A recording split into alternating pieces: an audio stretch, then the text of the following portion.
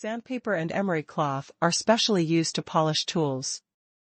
Even in the technological era as advanced as Luo Chong's previous life, there was still nothing that could replace the role of sandpaper and emery cloth.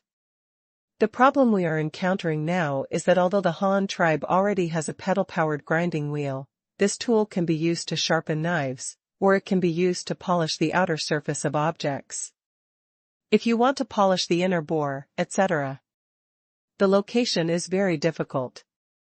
Although the sand filling and mixing method used by the researchers is similar to modern sandblasting and grinding technology, it is not sandblasting after all, so he urgently needs soft grinding tools such as emery cloth to grind the inner bore of the cylinder. Even if you don't know how to make something like emery cloth, it's not difficult to analyze it based on its structure. First, you need a carrier, either paper or cloth, and then apply a layer of glue on its surface, and then stick a layer of fine, just let the sand dry. It's really that simple. The next step is to analyze the material of the load-bearing material and the fine sand. First of all, no matter what it is, it must not be elastic, otherwise the gravel stuck to it will definitely break due to stretching. And almost all the existing fabrics of the Han tribe are. If you can't do this, you can only use paper to carry it. The next step is the abrasive, that is, what kind of sand to choose. First of all, since you want to use this thing to polish steel, the abrasive must be harder than the steel. Looking for materials that meet this point must be easy to obtain and affordable. It cannot be too expensive, and the hardness must also meet the standards. Luo Chong thought for a long time, and it seemed that only clay could meet these standards. Clay is everywhere. It is worthless and easy to obtain. The clay is hard enough to polish steel. In other words, the ceramics sintered from clay are hard enough to polish steel. Isn't there a saying that if you don't have diamonds, don't do porcelain work? The hardness of ceramics that can rival diamonds is obviously not low. Thinking of a way, Luo Chong just did it. Of course, he didn't do it himself. Instead, he temporarily stopped the research and development of steam engines and sent all the researchers to make sandpaper. Buy a batch of relatively strong and thick window paper from the paper factory, and then have people crush the mixed particles with clay and sandstone and take them to the kiln for sintering. After cooling, they are smashed and ground with a millstone. After several times of sifting, the different sizes of gravel were separated into series. Finally, glue was applied to the window paper to start attaching the gravel. After it was completely dry, the sandpaper was finally obtained. Although it is still very rudimentary, as an emergency research and development tool, it took only 2 days to come up with the plan and complete the first batch of samples, which is very fast. Although there is a bit of sand loss when using it, but the effective use is also very significant. To put it simply, it will shine wherever you grind it, and it will slip wherever you rub it. Luo Chong first asked someone to cast a new cylindrical piston, then polished it smooth with sandpaper, and then asked the craftsman of the institute to dismantle a wooden hand lathe, put the steam engine cylinder on it, and then asked someone to make another and the piston. A thick wooden rod with the same diameter as a hair is installed at the position of the coaxial turning tool. Glue is brushed on it, and a layer of sandpaper is stuck on it. Finally, a grinding rod is made, and then the grinding rod is stuffed into the cylinder using hand power. Rotate and polish the inner wall. After changing the sandpaper twice, the cylinder came out with a mirror-like effect. If Luo Chong hadn't known its material, he would have thought it was made of stainless steel at first glance. It reflects people like a mirror. Finally, the separately polished cylinder and piston are assembled together, and it is no exaggeration to describe them as a perfect fit. Stand the cylinder vertically, and then put the cylindrical steel ingot piston horizontally into it. Without applying any lubricant, the piston weighing several kilograms will slowly move along the vertical cylinder as if it is floating in the air. It fell, as if something was holding the heavy steel ingot below, and finally slowly fell to the bottom of the cylinder without making any sound the whole time. Seeing the scene in front of them, more than 30 people in the entire institute jumped up with excitement. They finally succeeded, and a great invention was finally made in their hands. Such a heavy steel ingot can still float and slowly fall when there is nothing underneath. This undoubtedly proves the airtightness of the combination of the two parts. The air holding the piston underneath can only move along the ingot. This situation occurs when the gaps invisible to the naked eye are squeezed out bit by the piston affected by gravity. If the air tightness is poor, the air will be discharged very quickly, and the result will be that the piston will fall directly into the bottom of the cylinder with a bang. The fact that there was no sound during the whole process fully reflects that the friction between the piston and the cylinder has been successfully controlled to a very low level. The contact between the two presents a very smooth situation, which will lead to this situation. If there is any surface, if it is uneven, there will definitely be noise like a cat scratching the glass. The researchers were very excited and praised the great invention of sandpaper. Some even said that the emergence of sandpaper would bring the manufacturing level of precision instruments of the Han tribe to a new level. However, Luo Chong knew that the sandpaper accounted for only a small part of the credit for this matter. With such rudimentary equipment and only a few vernier calipers, these craftsmen were able to polish the precision of the pistons and cylinders by hand.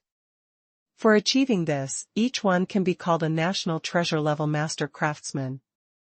Even in Luo Chong's previous life, they must have been the same group of people in the aerospace science and engineering industry. They carved hair with naked eyes, welded spacecrafts with bare hands, and knocked on sheet metal with hammers. All countries were vying for talented people. After the most precise cylinders and pistons were completed, everyone could not resist assembling them with the steam engine to see what the complete form of the steam engine looked like. To be honest, although there were problems with the previous piston design and manufacturing process, it is undeniable that these prototypes were able to operate very normally during the trial operation, except for the noise being a bit loud. And the researchers also it was precisely after seeing the unparalleled power and advantages of the steam engine that they would rather endure the harsh noise than stop this violent machine that demonstrated the aesthetics of industrial technology. Now that they can immediately see a complete product that makes no noise and runs smoothly, how can they not be excited? So these guys didn't even bother to eat dinner, so they just lit the carbide lamps and continued working. Luo Chong is also in a relatively excited state now. An artifact that can change the future of mankind is about to be born. He is too excited to eat, so he simply waits in the research institute and asks his bodyguard to give instructions to the school cafeteria. Prepare a big meal as a reward for the heroes of these institutes. Tang Yao, who was also at the college, had just finished a busy day of compiling medical books and was pushing his bicycle to go home. However, when he passed by the stables of the college, he saw a guard with a long knife on his waist washing Luo's horse there. So he walked over curiously and asked, "Why is Luo Chong's horse still here? Hasn't he gone home yet?" "Ah, sir, our leader went to the research institute to inspect the work today. It seems that he is not planning to go back today." The guard put down the brush in his hand and gave Tang Yao his hand. They were both very familiar with each other, because Tang Yao, he has always lived in Luo Chong's home. "That's it. Then I'll go see him." Tang Yao nodded curiously and rode his bicycle to the research institute in the corner of the college. Luo Chong set up a research institute in the college in Shuifu County, saying that it was to facilitate his participation in the research and development of something. Tang Yao had known about this for a long time, but she was not interested in blacksmithing, so she never went to see it. She happened to be free now, and Luo Chong happened to be there, and the matter was so serious that he refused to go home for dinner. She was also very curious, so she was ready to find out.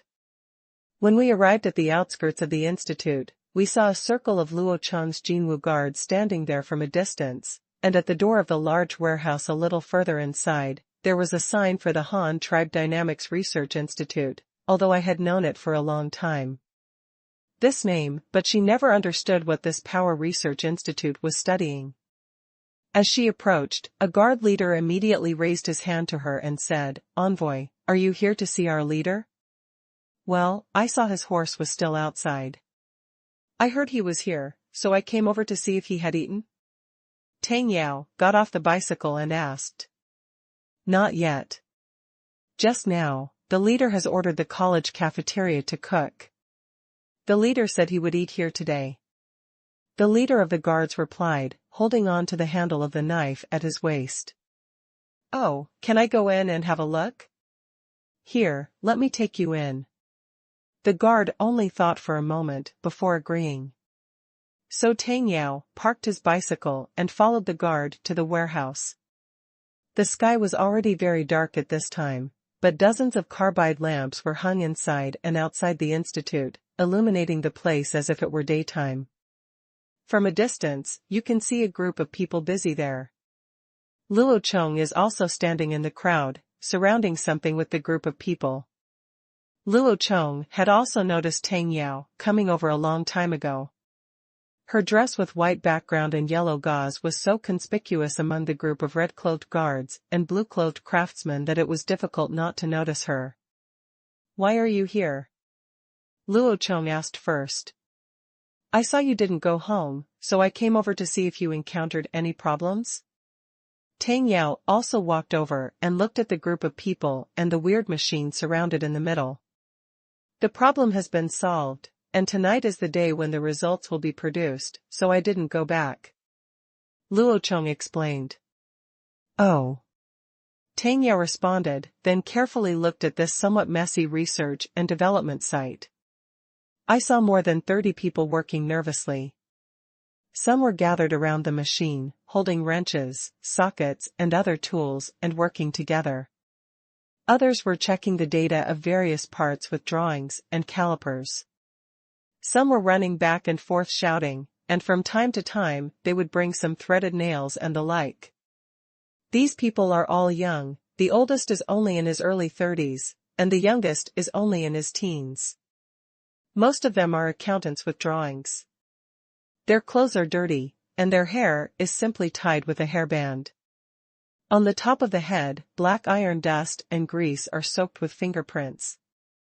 Some craftsmen even have black and white streaks on their faces, but these people all have one thing in common, that is, they have energetic eyes and work very hard." In fact, what Tang Yao didn't know was that among the more than 30 people present, there was not a single one with a white body. They were all with titles. The most outstanding master craftsman had a 6th-level title, which was higher than some newly promoted county guards. It's just that they think it's a hindrance to their work. Let alone crowns, they don't even wear hairpins. Just looking at their appearance, they look like low-level craftsmen of the Han tribe. Look at the strange-looking machine they were surrounding. It seemed to be no bigger than the 8 Immortals table. There was a large iron stove next to it. Someone was adding coal and water to it from time to time. There was a black iron wheel on the other side, which was connected to the stove. There were several iron rods with joints, and a gray iron bucket was connected to the other end. There was an iron rod protruding from one end of the iron bucket, and the whole thing was just an iron lump. I don't know what it was used for. Just looking at the appearance, the wheel and connecting rod together look like a spinning machine, but there are many things with this structure in the Han tribe, not just spinning machines. There are many things that have the structure of wheels and connecting rods. Judging from experience, she thought it might be done by turning the big wheel and then driving the connecting rod. She didn't see the specific function, so she asked, curiously. "Luo Chong, what are they doing?" "Haha, a machine that can change the world. We call it the Iron Horse Type 1 steam engine." "Oh, and the one over there, that one is called the Iron Ox. Don't you think they are beautiful?" Luo Chong pointed to the warehouse with a smile. Said the 2 steam engines inside. Tang Yao looked along Luo Chong's finger and saw that the thing Luo Chong called the Iron Cow looked basically the same as the one in front of him, except that the iron bucket on it was thicker than the one in front of him, and there was nothing else. See what a difference it makes. This thing is so dark, it's either oil or soot, it's made entirely of iron, and it's heavy and heavy. How on earth is it so beautiful? No matter how beautiful you are, can you still look good on me? Steam engine, she asked confused. Well, a steam engine is actually a type of external combustion engine. It is specially used to replace cattle, horses, livestock, human power, wind and water to help us with work. As long as the water in this furnace is boiled, it can help us work. Work? It doesn't use livestock, people, wind or water, so how does it turn? Tang Yao said with some disbelief. Relying on the heat emitted by the flame, heat is also a kind of power, and it is a power that can really be controlled by people. As long as we have this machine, we can use it to do many things that we could not do before. Luo Chong, he said proudly. Oh? What can it do? Tang Yao didn't understand this thing either, but considering that Luo Chong had produced so many good things in the past, she didn't dare to completely deny Luo Chong's words. It can do a lot. It can pump water to irrigate farmland, it can replace dozens of female weavers working day and night at the same time, it can also drive the millstone to run very fast, and one day it can even be mounted on a car. No need for cows and horses to feng shui. As long as you keep adding coal to it, it can pull the cart and keep running. Tang Yao was stunned by Luo Chong's words, but she couldn't believe that the black iron lump in front of her could really do this. If this thing could do everything, then why would anyone do it? Just keep adding coal to it? At this moment, the group of researchers surrounding the machine threw the objects in their hands to the ground and spoke excitedly. Chief, the iron horse type 1 is assembled and can be tested. Okay, let's give it a try. Luo Chong also nodded excitedly and said. After Luo Chong gave the order, the researchers began to test the machine. They first opened the air inlet of the boiler, then poked it inside with a fire hook, so that the coal inside could fully enter the air, and then filled it with for some new coal. Just wait for the steam pressure to come up after the water boils. When Luo Chong first proposed to develop a steam engine, he immediately launched 3 research projects. These 3 projects were the Iron Horse Type 1 and the Iron Bull Type 1, as well as the narrow-gauge steam locomotive project that was intended to provide power for locomotives. Although they are both steam engines, you can still tell their differences from these names. As the name suggests, the Iron Horse is a steam engine that pursues horsepower and speed. It is mainly used to power light machinery and machinery that require fast speeds such as table saws, lathes, etc. The Iron Bull is mainly used to provide power for some machinery that requires strong traction, such as driving millstones, pull carts, cranes, automatic forging hammers, rolling mills, stone crushers, and other heavy machinery. The output power is large enough, so the Iron Cow's cylinder is much thicker than the Iron Horse's cylinder.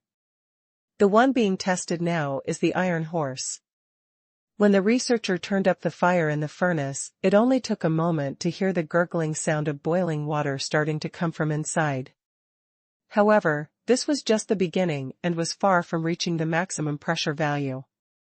Luo Chong designed this kind of steam engine.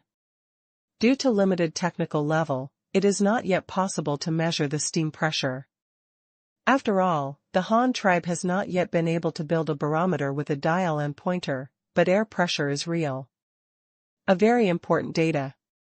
So Luo Chong also has his own way to deal with it, which is to use a device similar to the gravity valve of a pressure cooker instead of the barometer. When the steam in the boiler reaches the high pressure that can do work, the steam will push open the gravity valve on the boiler, and then it releases high-pressure steam outwards and makes a buzzing sound. This has 2 advantages. The first is that it acts as a pressure gauge, which allows you to know how high the steam pressure in the furnace has reached. The second is that it is a safety device. When the pressure in the furnace is too high, it will be unbearable. It will automatically open the gravity valve above and release excess steam to avoid boiler explosion due to human error, which is safe and convenient. Everyone waited around the machine for a while.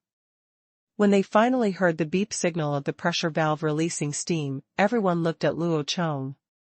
Let's get started. Also make a record. Record the time when the iron horse Type 1 starts up, and how long it can run after being filled with water. Luo Chong nodded and ordered everyone. Yes, don't worry, Chief. A person in charge in his 30s agreed, and immediately pulled down a lever that controlled the steam pipeline. The hot and violent high-pressure steam finally found another breakthrough. The moment the valve was opened, it immediately poured in involuntarily, and then something incredible happened immediately. The steam poured into the cylinder, and finally, with nowhere to go, it began to push the piston to do work. The piston drove the connecting rod, and the connecting rod drove the flywheel. So, in Tang Yao's incredible eyes, the man just moved with just one iron rod. This ugly and hideous machine began to move slowly on its own. When the piston finally moves outward to its maximum stroke, the air-regulating valve coaxial with the connecting rod also starts to work, quickly blocking the entrance of steam into the rear of the cylinder, and at the same time opening the entrance to the front of the cylinder. A large amount of steam pours in, and pushes the piston to retract inward, finally completing a reciprocating motion process. After that, the same action was repeated continuously, and as the steam heated the pipes and cylinders, the solid butter in some grease iron boxes originally installed above began to melt, and then slowly dripped into the connecting rods below. Joints, or piston crankshaft, to provide lubrication. After only 5 round trips, the steam engine reached its maximum speed. The piston continued to expand and contract, and the flywheel also rotated rapidly. Even when you were close, you could hear the whine of the wind caused by the flywheel, and above the cylinder from the exhaust hole, white-hot steam also began to come out. Everyone present was shocked by this situation. The appearance of the iron horse also has the common characteristics of early industrialization, that is, it is stupid, big, black, and thick, but no matter how ugly it is, its function cannot be ignored. Once the neglected, dynamic revolution is formed, people will realize its importance. Tang Yao was already dumbfounded. He looked at the machine in front of him that could turn quickly without water, wind, livestock, or manpower. Then he thought of what Luo Chong said just now: it's enough to change the world, pump water for irrigation, weaving cloth, grinding flour, even replacing livestock to pull carts. If all these can be realized, she simply can't imagine what the world will look like in the end. No, it should be what the Han tribe will turn this world into, because as long as these can be achieved, then this world belongs to the Han tribe. The researchers were equally excited. The operation of the complete steam engine was beyond their imagination. It had sufficient power, fast rotation speed, and smooth pistons. In addition to the sound of the boiler boiling water, there were also the unavoidable sounds of steam eruption and mechanical transmission. Besides, it makes almost no other noise, which shows that they really succeeded. Seeing everyone trembling with excitement, but not daring to speak, for fear of disturbing the iron horse as it ran willfully, Luo Chongkai smiled at them and said, "Why are no one talking? Aren't you happy? This is what you created." He he he. Everyone present burst into laughter immediately, with expressions of pride and satisfaction on their faces, just like seeing their own child finally born. It was the joy of becoming a father for the first time. No, the leader has the greatest credit. The design of this thing was all done by the leader. We just took on the production. Someone immediately put the biggest credit on Luo Chong. That's right, if the leader hadn't brought out the sandpaper, we might not have been able to solve the piston problem. Others immediately realized something. Okay, you don't have to be modest. Although I came up with the idea, without you, it is just an idea and cannot become a reality. So you don't have to belittle yourselves. Everyone here is my great hero, and your contributions will be recorded in the annals of human history. There is no need to be modest or questionable about this. Luo Chong waved his hand and immediately set the tone for the distribution of credits. Of course, scientific researchers are the most important. Although they can only be regarded as great masters now, it does not prevent Luo Chong from cultivating them. After the steam engine ran for a while, the food was delivered. Luo Chong asked his guards to clear a table and began to have dinner with the researchers. The guards set up another table outside, and they would also eat during shift. In the warehouse, with the operation of a steam engine as the background, Luo Chong and others had filled up the food, then stood up and held the tea bowl and said, "We don't have alcohol here, and for everyone's safety we don't allow alcohol, so I can only serve you with this bowl of tea. The success of the steam engine makes me very happy. You all contributed a lot to this research. However, this is not the end, but a beginning. We will make more steam engines in the future. I hope that in the near future, the Han tribe there will be steam engines turning every moment on our territory. For this great goal, I toast you all. Come on, cheers." "Thank you, Chief." Everyone raised their glasses in the same manner, and after a moment's greeting to Luo Chong, they also bumped their tea bowls together. The atmosphere at the scene was peaceful. Everyone worked nervously for 2 days and didn't eat much. They were already hungry now. After Luo grabbed his chopsticks, he immediately wolfed down the delicious food, while Tang Yao sat in Luo Chong in a daze.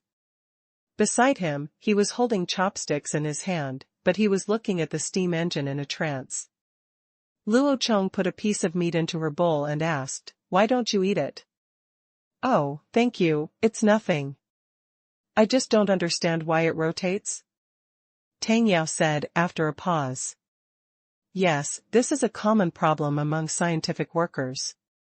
Why are you so worried? A person's energy is limited. The medicine you study is equally important. Doing your own thing well is already a great success."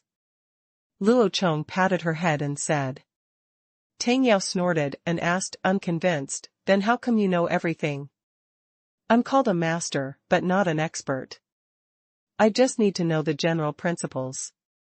If you ask me to memorize the compendium of Materia Medica, I can't recite it. Besides, I'm the leader, so I don't need to know that much. As long as I can grasp the general direction and the fine details, things can be left to the clansmen," Luo Chong also said while eating. "Then you just said that this steam engine can do anything, then does it have any medical use?" Tang Yao curled her lips. Her intuition told her that Luo Chong was not telling the truth. His whole body was full of secrets, but she was not yet a member of the Tang tribe, so she was not entangled, so she took the initiative to change the topic. "There should be no direct uses, but there are many indirect uses. The steam engine mainly provides power for machinery. It can serve all aspects of life, and it can also be used in medical treatment. Although it cannot directly cure diseases, it can be used to making medicine, or producing medical equipment. Isn't this also helpful?" Luo Chong thought for a moment and explained. "But you can't see anything like this. When it really comes in handy, can I go and have a look?" Tang Yao looked directly at Luo Chong with expectant eyes. "Of course, if you want, you can see it put to use in less than 2 days. When Luo Chong said this, he actually had a plan in mind. After the meal, Luo Chong and Tang Yao rode on a horse and went home with the guards cheering them on. After arriving home, it was inevitable to share the joy again. Luo Chong was so happy that when he was lying on the bed at night, "I am also trying to recall all aspects of information about the steam engine in my previous life. Now that it has been built, how can it be used to maximize its effect, and how to use it so as not to have an impact on the people of the Han tribe?" At this time, he was even a little lucky. Fortunately, the population of the Han tribe was not that large, and the sudden appearance of steam engines would not cause the people to lose their jobs. Early the next morning, Luo Chong ran to the Power Research Institute again, taking Tang Yao to work. After arriving, he immediately put his first practical plan in front of everyone. This thing designed by the leader is a table saw? It looks very simple. The master holding the blueprint said easily. That's right, it's just because it's simple that we can see the effect as quickly as possible. Luo Chong nodded and said. Don't worry, leader. As long as the belt is in place, we can get this thing out in 2 days at most. The researchers all said, patting their chests. Luo Chong nodded and stopped participating. Instead, he found a table in the warehouse and began to draft the planned economic plan he had thought of last night. It was also the future national development strategy of the Han tribe. This idea had been in his mind a long time ago. However, the steam engine has not yet been manufactured, so it has been delayed until now. The researchers on the other side immediately took the drawings and assigned work. The table saw is really simple. Generally speaking, it requires a desktop operating table, and then cut a long slot on it and install a circular one. There is a small power wheel on the blade saw. The power wheel is connected to the flywheel of the steam engine with a V-belt to accelerate the rotation of the circular saw. They all know this with large wheels and small wheels. The Taima 1 steam engine is originally designed to pursue high speeds. Coupled with such an acceleration design of large and small wheels, the speed of the table saw will be very impressive. And in order to make the most of the steam engine, Luo Chong designed this as a multifunctional table saw. There is a circular saw of different sizes on both sides of the operating table, which is used to process wood of different sizes. At the same time, there is a circular saw near the edge. 2 automatic planers are used to smooth the burrs of wood. The circular saw is easy to make. You just need to punch out the discs from the off-the-shelf steel plate and then file the teeth. The drive shaft and V-groove power wheel can be cast directly. The overall frame is made of wood, which is not difficult to make. The belt is made of lake courtesy of the rubber team at Hart Island Research Institute. After allocating all these tasks, they even had half of their manpower used to perfect the Teniu Type 1. 2 days passed by in a flash, and all the parts were produced. After Luo Chong's consideration, the final assembly location was placed at the Luoyang County shipyard. They were the place where this kind of table saw was most needed. There is just too much wood to deal with every day. When a huge ox cart pulling a steam engine drove into the shipyard early that morning, it immediately attracted the attention of many people. In the wood processing workshop of the shipyard, the wind-powered sawmill next to it was huge and eye-catching. There were 2 of them. A huge wooden machine with a floor height is pulling the saw blade to cut the wooden planks in an orderly manner. However, this originally synonymous with advanced has now become a representative of backwardness in the eyes of researchers. This thing is too slow. It takes a cup of tea to cut a wooden board. If we use our steam table saw, it will only take a few breaths. A young researcher said proudly. However, the people at the narrator's shipyard were not happy to hear it and immediately scolded, "You dare to boast even though your hair is all grown up. You are not afraid of the wind blowing your tongue. Our windmill was built by the leader. He knows it is for us." How much work was done in the shipyard? The people at the research institute didn't refute, they just smiled indifferently. They just hadn't seen it before. When these people see the power of steam engines, they will probably be the first to lift steam engines to the sky. Luo Chong came to the scene as usual that day because he also wanted to see with his own eyes how the steam engine was used for work. "Let's start assembling." He arranged, and work started over there. The table saw's operating platform has already been prepared, and the space has been cleared in advance. The researchers only need to install the steam engine on it. In order to facilitate later maintenance, according to Luo Chong's request, the steam engine was placed outside the operating table. In this way, in order to extend the distance between the flywheel and the table saw power wheel, a relay power shaft had to be used to connect the two. The ends are respectively covered with belts on the relay shaft to ensure the long-distance transmission of the steam engine and the table saw. Because the Iron Horse Type 1 has been pre-installed, the assembly was very fast. It only took about half an hour to install all the parts in place. On both sides of the long table saw, one side is an oversized circular saw blade with a diameter of 1 meter and a height of 45 centimeters protruding from the operating table, which is enough to split logs of normal size, while the other side is a circular saw that is half the size, with a diameter of 60 centimeters and a height of 25 centimeters above the surface. It is specially used to cut materials in some delicate parts. Although it is still a bit larger, it is enough for a large wooden product, such as a sailboat. Seeing this strange new saw being installed, many workers in the wood processing workshop gathered around, because whether it was a water-powered saw machine or a windmill saw machine, the Han tribe had always used long saw blades.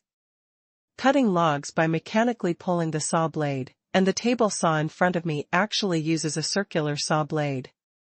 This is the first time I have seen it. Chief, is this thing for us? A workshop leader ran over and asked Luo Chong. Otherwise, why else would I leave it here with you? Luo Chong asked with a smile. Then how to use this thing? The man asked again. We're going to test the machine soon. Just arrange some workers to help. Just listen to the instructions of these researchers.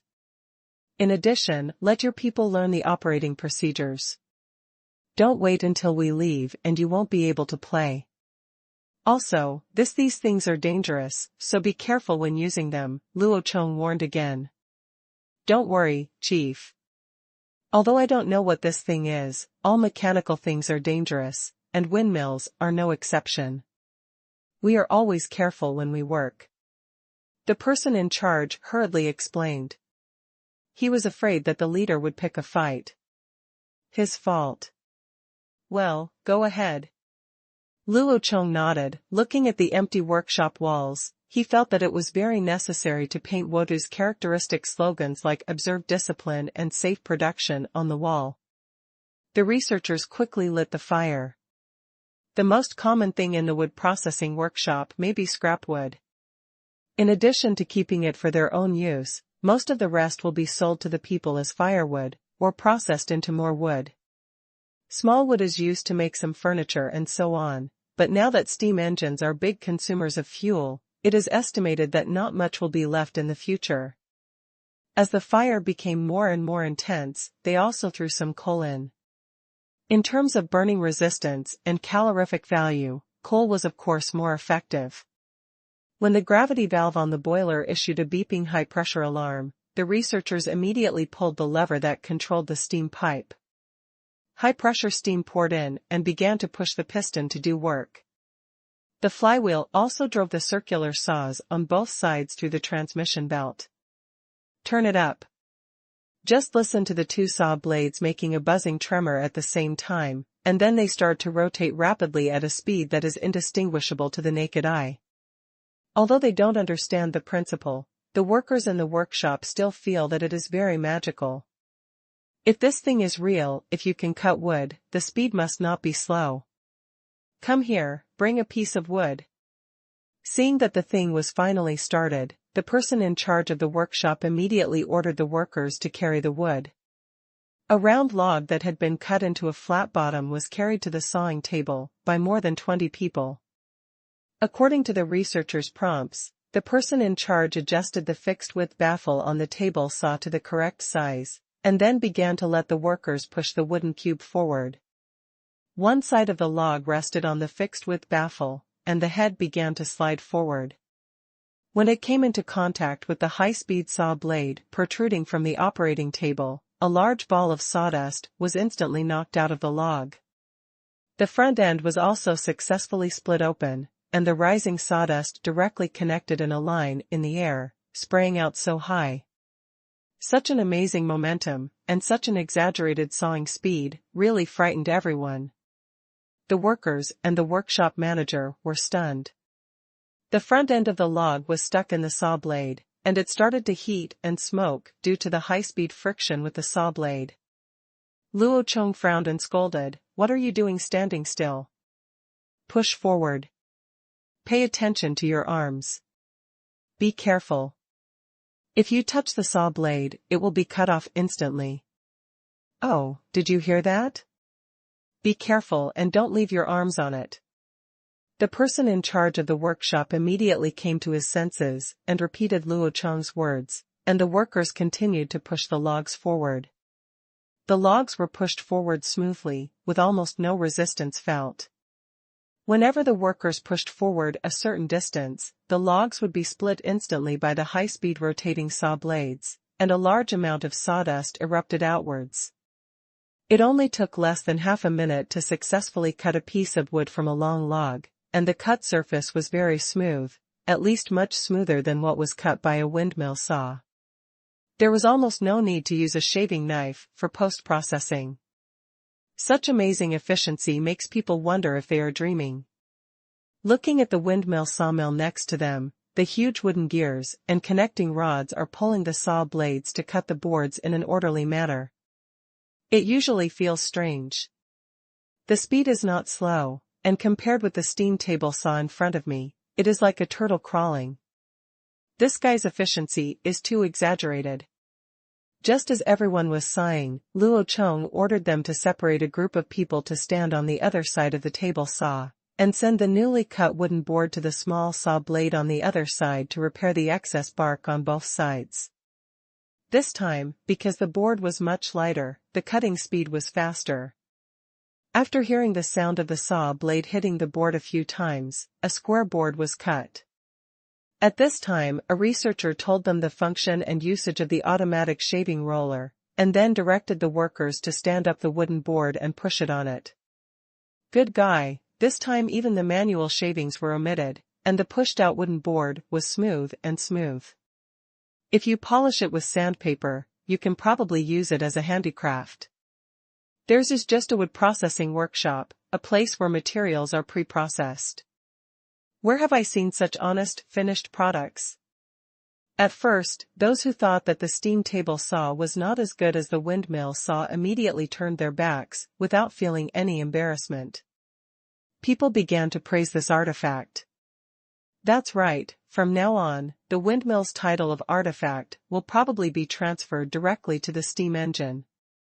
Seeing the success of the steam table saw in front of him, Luo Chong finally felt relieved.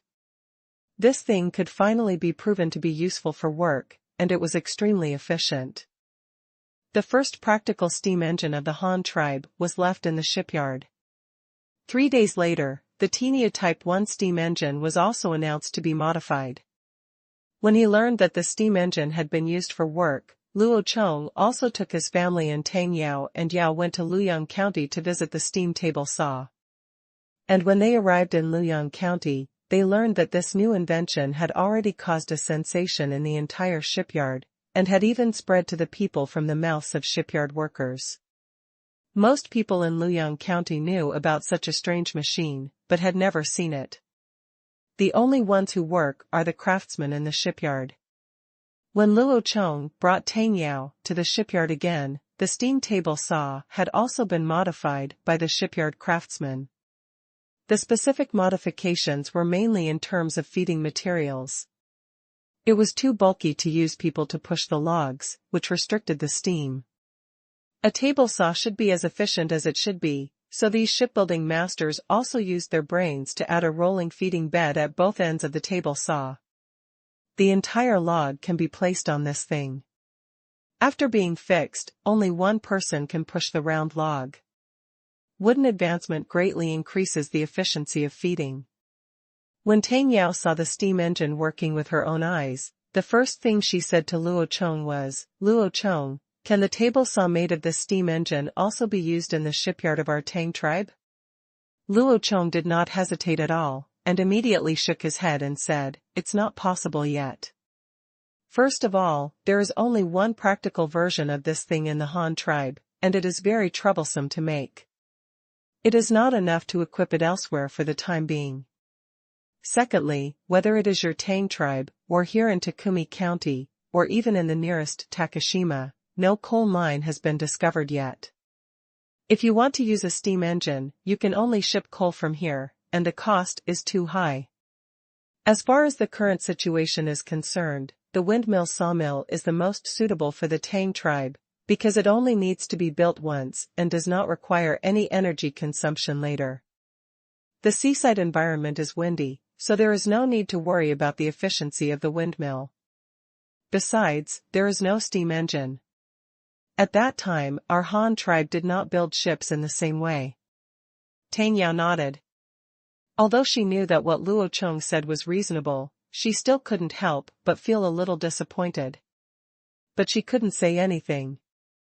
After all, the Tang tribe didn't belong to the Han tribe, so it was understandable that Luo Chong wouldn't give it to them.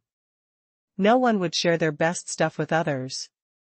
In comparison, Luo Chong was very generous if he agreed to give them the windmill technology. Luo Chong secretly thought to himself that the Han tribe's development strategy in the next few years is counting on steam engines. He doesn't have enough, so how can he give it to you? Steam engines are the most important part of this strategy. After everyone visited, Luo Chong also returned to Hanyang County and began to continue to improve his development plan. At the same time, he urged the Power Research Institute to speed up the replication of steam engines. The first goal was to replicate an iron horse Type 1 as it was, and let's not talk about it for now. Let's build a steam boring machine first, so that in the subsequent steam engine manufacturing process, the steam engine boring machine can also be used to manufacture cylinders, saving a lot of time for the duplication of steam engines. At the same time, the Han Tribe Power Research Institute was relocated again under Luo Chong's order, and was moved entirely to Industrial County, a new county under Qinghong County. Although Industrial County is a county-level administrative unit, this county does not have city walls. For the purpose of later expansion and development, a steel rolling mill larger than the city will be built here. It is also the only factory in the Han tribe that can roll steel. It will be the cradle of steam locomotives of the Han tribe and a hotbed for the growth of railways. However, these are Luo Chong's goals. It is not known how many years it will take to achieve this goal. Luo Chong's most urgent need now, which is also the most urgent need of the Han tribe, is to fully steam the Han tribe mint on Huxin Island as soon as possible and quickly improve the coin manufacturing capacity to deal with the problems of Zhudao and Tang tribes. The new market demand of nearly 200,000 people. This would be an astronomical sum of money, which would make Luo Chong breathless, because the current mint, which is mainly powered by windmills, cannot produce coins at a speed that can meet the current demand. This may be the impact of too fast expansion. It is for this reason that Luo Chong had to develop the steam engine plug-in to deal with the crisis of lack of coins. While the Han tribe was engaged in power reform, the Qingshu tribe far across the strait was not idle either. They were still carrying out their original resistance plan, which was to learn the advanced technology of the Han tribe and be able to build their own sailboats as soon as possible. Complete the transaction between Han Qingshu and the three brigs as soon as possible, and finally go to the grassland to recruit a large number of soldiers to form their own army. The first two plans have been completed in an orderly manner. Now the Qingshu tribe has used the exchanged steel to imitate all the carpentry tools brought by the Han tribe mission, as well as how to use these tools. Coupled with the technical assistance of the Jinwei spies, their woodworking skills have come a long way. At present, they have successfully copied the first-generation fully manual loom that the Han tribe once assisted them, achieving the first stage of self-production and self-marketing of looms, making it impossible for the Han tribe's mission to make any more money. To a penny for selling the loom. At the same time, regarding the most critical vehicle, the Qingshu tribe has also been able to successfully produce a four-wheeled heavy-duty carriage. This is a brilliant achievement in the transportation history of Zhudao. As for shipbuilding, although they don't have a clue yet, they have accumulated a lot of carpentry experience in the process of building cars and looms. They believe that in future shipbuilding projects, they can quickly imitate a usable sailboat. Everything seemed to be developing for the better, but just when the senior officials of the Qian tribe were excited, the recruiting teams who crossed the strait from the hidden bridge and went to the grassland to recruit soldiers also brought them bad news. What do you mean? Iron ball? Fire? And a loud noise like thunder? How could the Han tribe have such a weapon? Looking at the people he sent to the grassland to recruit soldiers in front of him, as well as the Maodan defeated soldiers they brought back from the grassland, Commander Qian asked with some disbelief. I'm not lying to you. If the Han tribe hadn't suddenly come up with this weapon that we haven't seen before, our leader's 60,000 coalition troops wouldn't have lost so miserably. In the battle that day, our large group of people hadn't even gotten close to Kaiyuan City, even just vaguely seeing the figures of the Han army, they launched an attack on us. It's that kind of fire, and there's thunder like a punishment from heaven. Do you know how far that thing can hit? The distance between us at that time was the time it took a bowl of rice to ride a horse, and the iron ball was hitting us. Everything in front of the iron ball, whether it was people or horses, was beaten into pulp. They were immediately frightened by that thing, and no one was willing to take a step forward. Maodan's subordinate, who had 2 braids on his cheeks, painfully recalled the battle that day. What about your leader, Maodan? Commander Qian still asked with some disbelief. The leader died 3 months ago. On the way to retreat, he was hit by an arrow from the Han tribe in his arm. We failed to cure him, said Maodan's men. Commander Qian sat down on the chair with extremely complicated emotions. He couldn't tell whether it was because of his sympathy for Maodan or because he saw his own future in him. A man who could gather tens of thousands of troops died so easily. How much population does the entire Qian tribe have? Let alone an army of 60,000, they may not even be able to provide 60,000 men. There are also war horses. How many war horses are there in Maodan? How many can they provide? Commander Qian's heart suddenly went cold. He even had the intention of giving up resistance, but he was unwilling to give up. From the bottom of his heart, he didn't really believe what the guy in front of him said. How could the Han tribe have such exaggerated weapons? But if he didn't believe it, Maodan clearly had tens of thousands of coalition troops, even if he couldn't defeat the Han tribe. As a Kaiyuan county, there was no way they could have a tie, but they just lost, and they lost so quickly and miserably. Seemingly sensing the low mood of their leader, the elders next to them also became excited. They finally got into the good situation they are in now. How could they give up just like that after hearing a few words from others? Then I heard Elder Qi admonishing Commander Qian. General, don't worry. No matter how powerful the weapons of the Han tribe are, as long as we don't let their troops come ashore, they can't do anything to us. And even if they do come up, we won't lose so quickly or so miserably, we have a chance to win. How do you say this? Commander Qian straightened up immediately when he heard his elder say this. He was still reluctant to give up this tribe. Has the commander-in-chief forgotten our original intention? We don't want to do anything to the Han tribe. The Han tribe has always been interested in us, so we just need to guard our bamboo island and live our lives safely. Elder Qi explained. But the other elders and Commander Qian around him were all confused. Seeing that no one understood what he meant, they calmly continued. Everyone, we don't want to take the initiative to attack the Han tribe. In this war, we are only on the defensive side, and Judao is our hometown. In terms of familiarity with Judao, the Han tribe is by no means as good as us. In this case, we can carry out active defense, first send people to surround the Han tribe's mission, build a wall, and then form an army to garrison. We can also preset other places on Judao where we can land. Obstacles prevent the Han tribe from landing anywhere else except the mission station. This will reduce the pressure on our defense a lot and eventually allow the Han tribe to come to our preset battlefield. Our advantage is that we can arrange it in advance. As this person has said just now, the weapons of the Han tribe can hit far and are powerful, but they are only a threat to dense battle formations. Even if such a larger iron ball is, no matter how powerful we are, if we disperse our people into the woods and deploy more archers, they can't do anything to us. They can only send infantry to fight us. Whole network.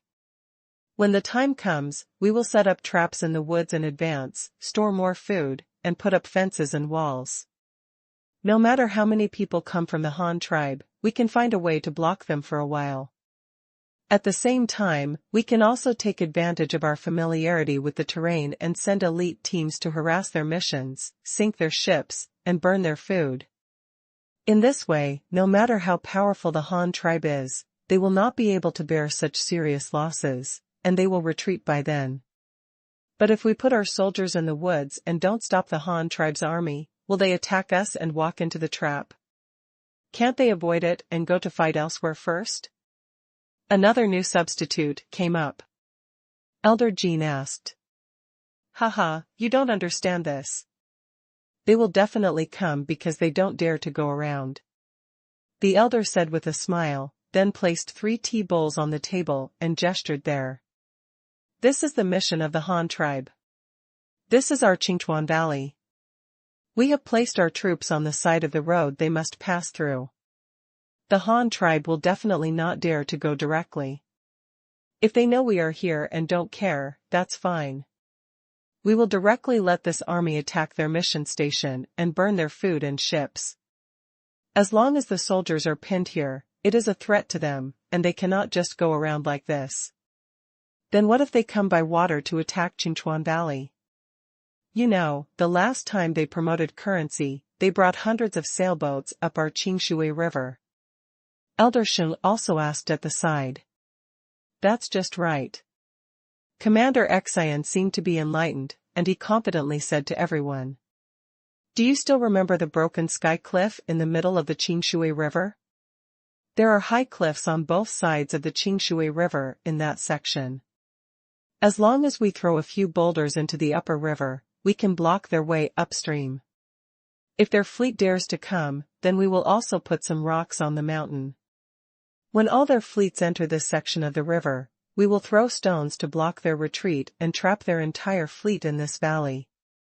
Inside, when the time comes, we will shoot arrows, throw stones, and set fire from the mountains, and we will definitely be able to kill all their fleets. Commander Xian seems to have seen the scene of his own victory. He seemed very excited when he said this. The other elders couldn't help but nod after hearing this, thinking that this method is very feasible. Elder Qi also added on the side, yes, what the commander just said is our advantage. We are familiar with the terrain of Bamboo Island and know every place. There are too many places where we can set up ambushes for the Han tribe. As long as we can attack after a few great victories like this, the Han tribe will know that we are not easy to mess with, and they will naturally retreat when they cannot bear such losses. That's right, the Commander-in-Chief and Elder Qi still have a way. Elder Sheng also praised this time. The other elders, Mi and Do, also praised him repeatedly. Then we should decide on the ambush location as soon as possible while we still have time, so that we can prepare for the required troops, tools and weapons, etc. The newly appointed Elder Jean Anvil also added on the side. This man was one of the craftsmen who were abducted from the Han tribe by Niue. He had been Elder Jin's confidant before. Ever since Elder Jean went to sea and capsized and was killed, this guy was in charge of most of the things managed by Elder Jean. As he was one of the few technicians who knew the blacksmithing craftsmanship of the Han tribe, he was promoted to the new Elder Jean by Commander Xian. Hearing the Xian tribe's senior leader's battle plan to resist the Han tribe, Mao Dun's subordinates were also greatly moved. They could not avenge their leader's defeat by themselves, but if they relied on the Xian tribe, there might be another way. So after making up their minds, Maoduan's men also expressed their support for their plan and prepared to return to the grassland to reunite the scattered old tribes. When the time comes, they will come directly to Zhudao to fight with them. If they all ambush this time, then the Han tribe will mysterious weapons may be of no use. All our people are hiding in the mountains. I don't believe that the Han tribe can hit all the iron balls into the mountains. But what they didn't expect was that the Han tribe not only had spies within their ranks, but also had such a high status that they were directly involved in the formulation and execution of their plans. Well aware of the great impact this plan would have on the Han tribe, the newly appointed elder Jean Anvil did not dare to be careless. While listening to everyone's arrangements, he carefully remembered the locations of the ambush sites, preparing to carry out this important mission when he returned. Information is passed on. At the same time, in Hanyang City in the north of the Han tribe, Luo Chong had just returned from work at the Industrial County Guidance Research Institute when he saw an unexpected scene at his doorstep. In front of the leader's residence in Hanyang City, a huge white rhinoceros was standing there. Luo Chong's 2-year-old son, Xiao Luoqing, was feeding the giant beast with a bunch of grass. His daughter Luo Lan was being supported by her mother and sitting on the rhinoceros neck. Next to it was Chu Bing, who was teasing Xiao Luoqing. We hadn't seen him much for a year, and this kid had already grown to 1.82 meters. When everyone saw Luo Chong coming back on horseback, they hurriedly came up to greet him. Xiao Luoqing was the first to run over, calling him daddy. Luo Chong quickly reined in his horse and stopped where he was, then turned over and caught him. Little guy, the guards took the horse away in time. Dad, look, Ben, I fed it grass. Xiao Luoqing, who was held in Luo Chong's arms, put one hand around Luo Chong's neck and pointed to the white rhinoceros in front of the door with one hand. Well, my son is so brave, but you are not allowed to stand in front of the horse next time, you know? Luo Chong said, tapping his son's little head. Xiao Luoqing held his head in his hands and responded hurriedly, Daddy, don't hit me, the child knows. Luo Chong frightened him, then walked to the door and said to Chu Bing next to him, I didn't expect that you have already grown so tall after not seeing each other for a year, and so does Ben. He is already an adult, right? Yes, leader, Ben is 7 years old. He is an adult thunder beast. I am also an adult. Although Chu Bing has grown almost as tall as Luo Chong, his face is still young and his energy level is not bad. Standing upright in front of Luo Chong, he answered the question. Really, but I remember you are only 13 years old, not yet an adult. Luo Chong glanced at him, then hugged his son and walked towards Ben. This little guy who only weighed 100 pounds 7 years ago has now grown into a behemoth with a length of more than 5 meters, a height of 2 meters, and a weight of nearly 2 tons. It is bigger than Ruru and Huishan in the past. The thick milky white armor was a little yellowish, but the rhino's body structure was such that its head was lower than its shoulders, so Luo Chong didn't have to look up at it. When Ben saw Luo Chong coming over, he also recognized Luo Chong's identity, and rubbed Luo Chong affectionately with the huge 1-meter-long horn board on his head. Although Luo Chong didn't often go to the breeding farm to feed it, but as someone who brought it back, I was very impressed. That's not because the leader has changed the adult standards, otherwise I would already be an adult. At this moment, Chu Bing's quiet complaints came from behind Luo Chong. Haha, you must have come to me specifically. Tell me, what's the matter? Luo Chong asked with a smile, not caring about his complaints. The reform of the system was not aimed at him alone, after all, it was for the sake of the entire society. Good Han tribe. Chu Bing hesitated for a moment and saw Luo Chong staring at him, so he made up his mind to speak out. Chief, I have learned all the things taught in school, and I have also learned how to ride horses and archery. I would like to ask you to arrange something for me to do. Luo Chong looked at the serious boy in front of him. Chu Bing was 13 years old. If converted into the Earth years of Luo Chong's previous life, he should be exactly 15 years old now. He was in the 3rd grade of junior high school when he was 15. Well, he can be considered an adult.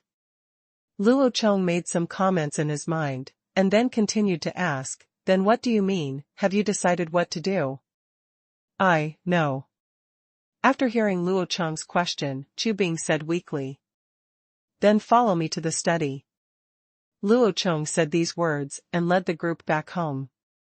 After placing his naughty son on the solid wood sofa in the hall, Luo Chong took Chu Bing and the two of them walked into the study. This was Chu Bing's first time in the study room of Luo Chong's new home. The furnishings inside immediately aroused his great interest, including several models of sailboats, palm-sized field artillery ornaments, and astronomical telescopes set up in front of the glass windows. The map of the Han tribe hung on the wall, as well as the copper rails and a pile of messy model parts scattered on the low table used for drinking tea. Luo Chong looked at Chu Bing, who was standing there looking around, and he couldn't help but feel a little funny in his heart, as if he saw a child drawing lots when he passed 100 days. Whatever he caught would know what the child would do when he grew up, so he also felt very playful. Since then, I decided to find something for him to do in this way. Have you seen anything in this room? See if there is anything you are interested in. If so, I can arrange to go in the relevant direction. Luo Chong sat behind his desk and looked at Chu Bing in front of him. Said, "Oh, Chief, can I touch these things?" Chu Bing asked cautiously. "Well, of course, but this is your own choice, so you'd better think about it carefully." Luo Chong reminded again. "Yeah." Chu Bing nodded and began to carefully look at the things in the room. Whole network.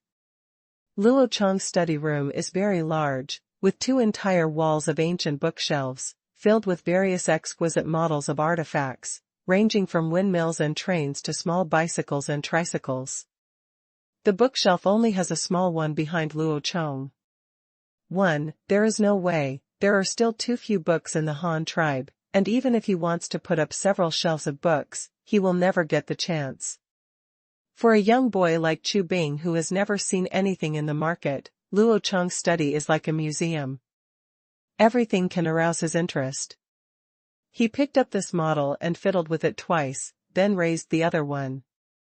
Looking out through the telescope, he was amazed by the dazzling array of exquisite ornaments. But when he finally saw the long sword on the shelf next to Luo Chong, he still hesitated to make a decision. When Luo Chong saw him looking at the long sword, he smiled and knocked on the table. "How are you doing? Do you have any ideas? Sit here and talk." Luo Chong pointed to the chair opposite and said, "Yes, thank you, Chief." Chu Bing sat there holding his clothes, but still hesitant, looking at Luo Chong's table in a daze. "Why, is there anything else you're confused about? Tell me and listen." Luo Chong asked again. "Chief, you taught me how to wield swords and sticks, ride horses, and shoot arrows since I was a child. I also like those weapons. Before I came to you, I also thought about joining the army to fight. But our Han tribe is too powerful. No one is the opponent of the Han tribe. Especially after you create the artillery, the advantages of the Han tribe will become even more obvious.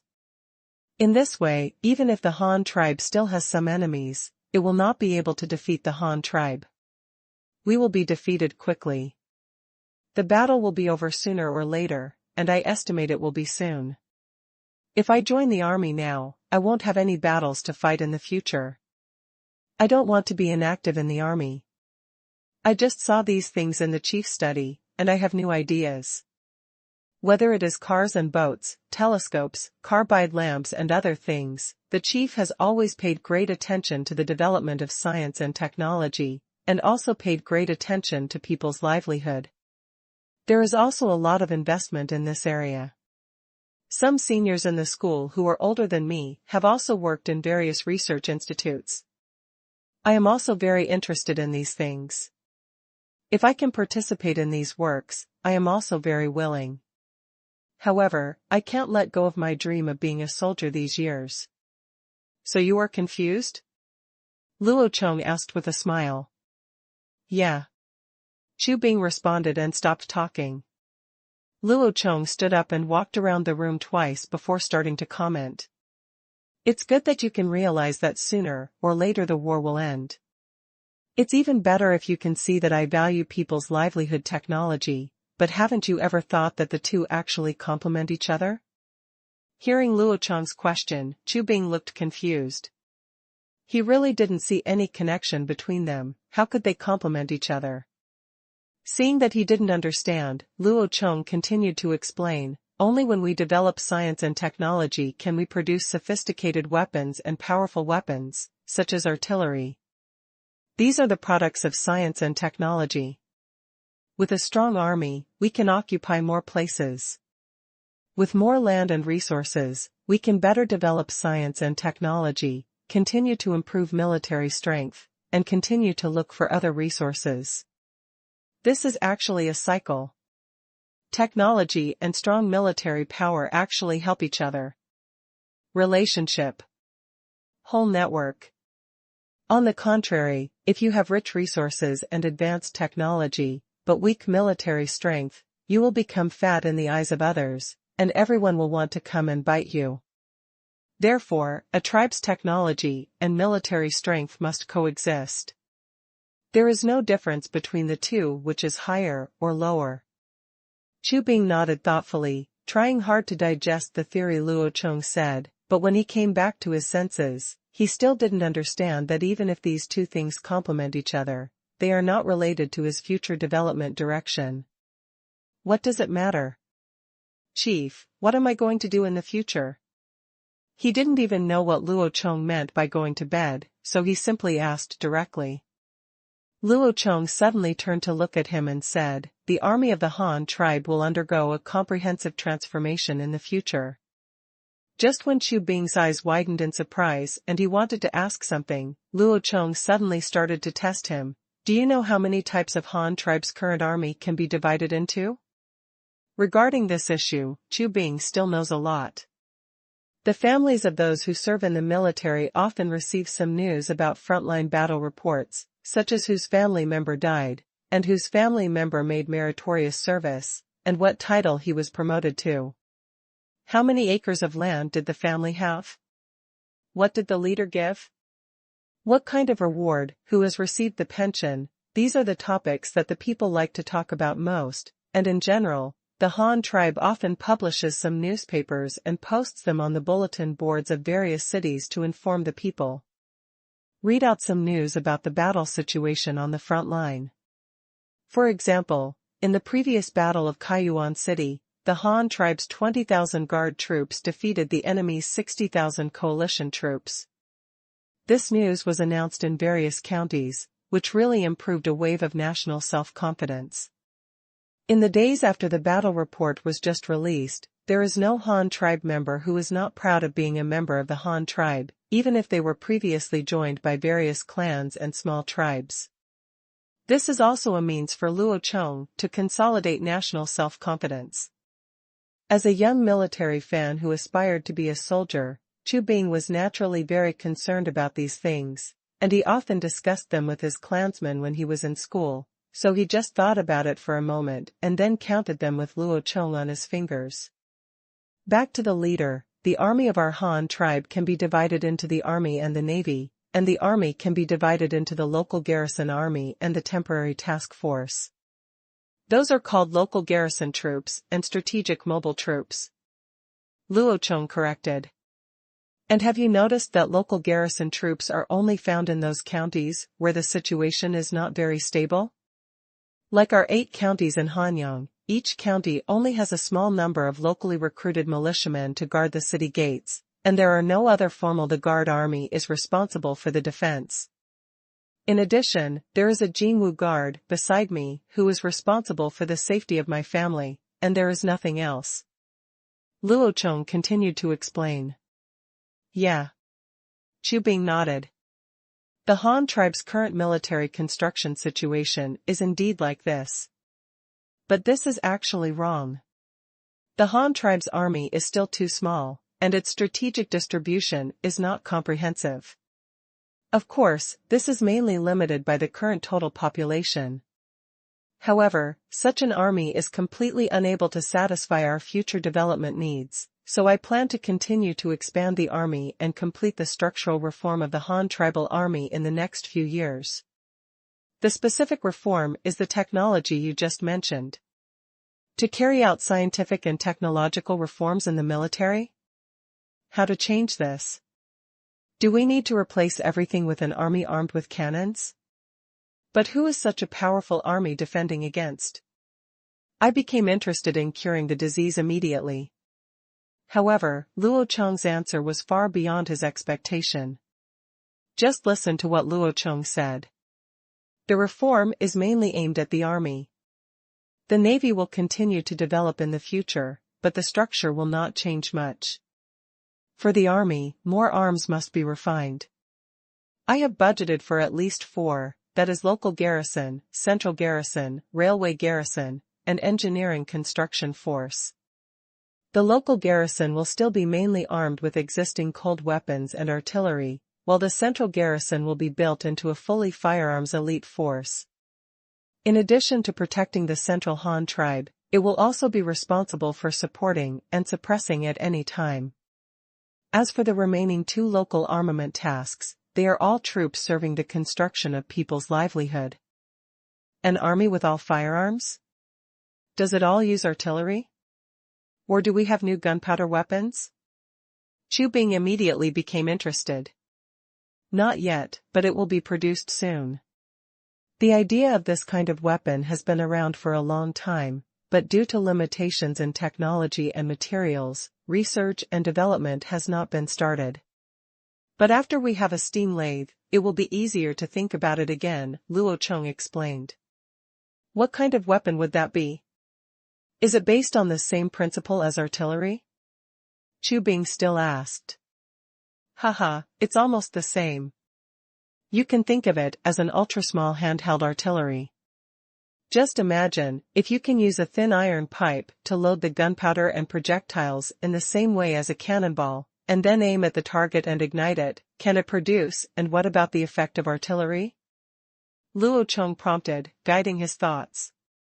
That's definitely possible, but this should be a long-range weapon similar to a bow and arrow, but it cannot be thrown like a bow and arrow, because the projectile is too light, and the rate of fire is definitely not as good as that of a bow and arrow. The artillery loading process is too troublesome. Chu Bing imagined it in his mind and immediately discovered many problems. Well, not bad, it seems you really understand.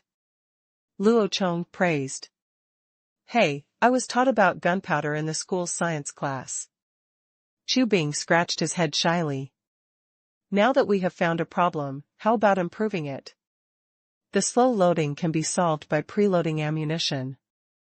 We can make it into a submunition, encapsulating the projectile and gunpowder in a small copper tube to make a bullet. When using it, put it in an iron pipe and launch it, and then create a system to facilitate reloading, and the problem of slow firing speed can be solved. Moreover, the range of this weapon may not be much closer than that of artillery. It may be able to completely crush bows and arrows. In order to increase his interest in curing the disease, Luo Chong once again drew a pie for him. The range is as far as that of artillery? Then if it can shoot 1,000 meters, it can't be seen clearly with just the eyes. By the way, we can add telescopes to this weapon to aim at distant targets.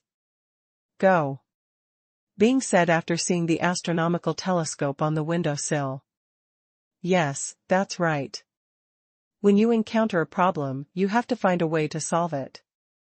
As long as you really want to solve it, are you still afraid of the little difficulties? Luo Chong affirmed again. Then the leader wants me to develop this kind of weapon? Chu Bing asked tentatively, a little excited. Luo Chong thought for a moment before answering his question. If you are interested, of course you can participate, but my real idea is to let you be responsible for forming this army that specializes in using firearms. After a slight pause, Luo Chong continued, the Han tribe still has a big war to fight this year. Even if you join the army now, I'm afraid you won't be able to catch up. But within the next 5 years, we will still have a big war in the north. By then, we will face a stronger enemy. I hope that by that time, the Han tribe can come up with an elite force equipped with all firearms to join the battle. Now, you can participate in the development of gunpowder weapons if you want, but you can't take up too much time. Chu Bing immediately understood what Luo Chong meant, and also knew that Luo Chong was cultivating him. Others might not get this opportunity, so he also knew that this opportunity was rare. He could not only participate in scientific research that he was interested in, but also being able to fulfill his dream of joining the army again. This is probably a task specially set for him by the leader. However, due to curiosity, he still asked Luo Chong about the other 2 newly established military services. Then what are the railway garrison troops and engineering construction troops that the leader just mentioned? Well, in fact, these 2 armies are also a pair of complementary forces. The Engineering Construction Army, or Engineering Corps for short, is specially established to build railways, erect bridges, and construct some large-scale construction projects. It has unified military management and controls. The tribe has the most advanced engineering technology and machinery, but they are still workers at heart. As you can tell from the name, the railway garrison troops are mainly responsible for opening up a safe working area along the railway for the engineering troops in advance. After the engineering troops repair the railway, they will also be responsible for the garrison tasks along the railway to prevent someone from damaging the railway, as well as daily patrolling and maintenance must also be undertaken by this force. After listening to Luo Chong's introduction, Xu Bing felt that he was not very interested in this. Although he didn't know what a railway was, he was not interested in anything related to paving roads and building bridges, because my dream is to be a soldier, not to be a coolie on a construction site. Although the engineering soldier was also labeled as a soldier, to put it bluntly, he was still engaged in construction, so Xu Bing immediately made up his mind. Chief, I want to participate in the research and development of new firearms, and join the army you mentioned that uses all firearms. Well, that's fine. Luo Chong nodded. Cultivating young military forces is something he has long written in his development plan. The current generals of the Han tribe are basically around 30 years old, which is not young in this era. Rat De and Xue too, they are all about the same age, and those who are a little younger have to count Chai Duo. Chai Duo, the commander of the Qianyu Guards, is currently in his 20s, and has made great achievements in commanding the Battle of Kaiyuan. He is a general that Luo Chong attaches great importance to, and has been privately included in his list of future military bosses. Alternative list. Luo Chong's idea is also very simple. First, if you want to be transferred to the Central Military Department, you must have military merit, and then there is the age ranking. According to Luo Chong's plan, he is going to let Xue Tu and Xu De command the attack this time. The war to conquer Bamboo Island opened up 6 new territories for the empire.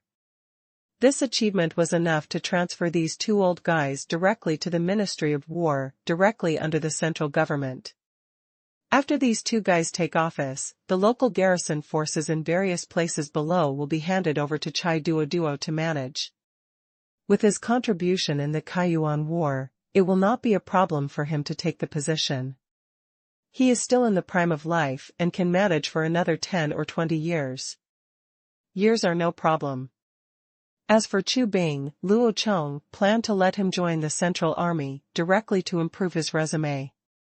He would first form the firearms unit and wait 3 or 4 years before sending them to the north to participate in the war to exterminate the cannibals, and then transfer them back. Give yourself command of the Imperial Guard. In this way, this boy is young and has enough military merits.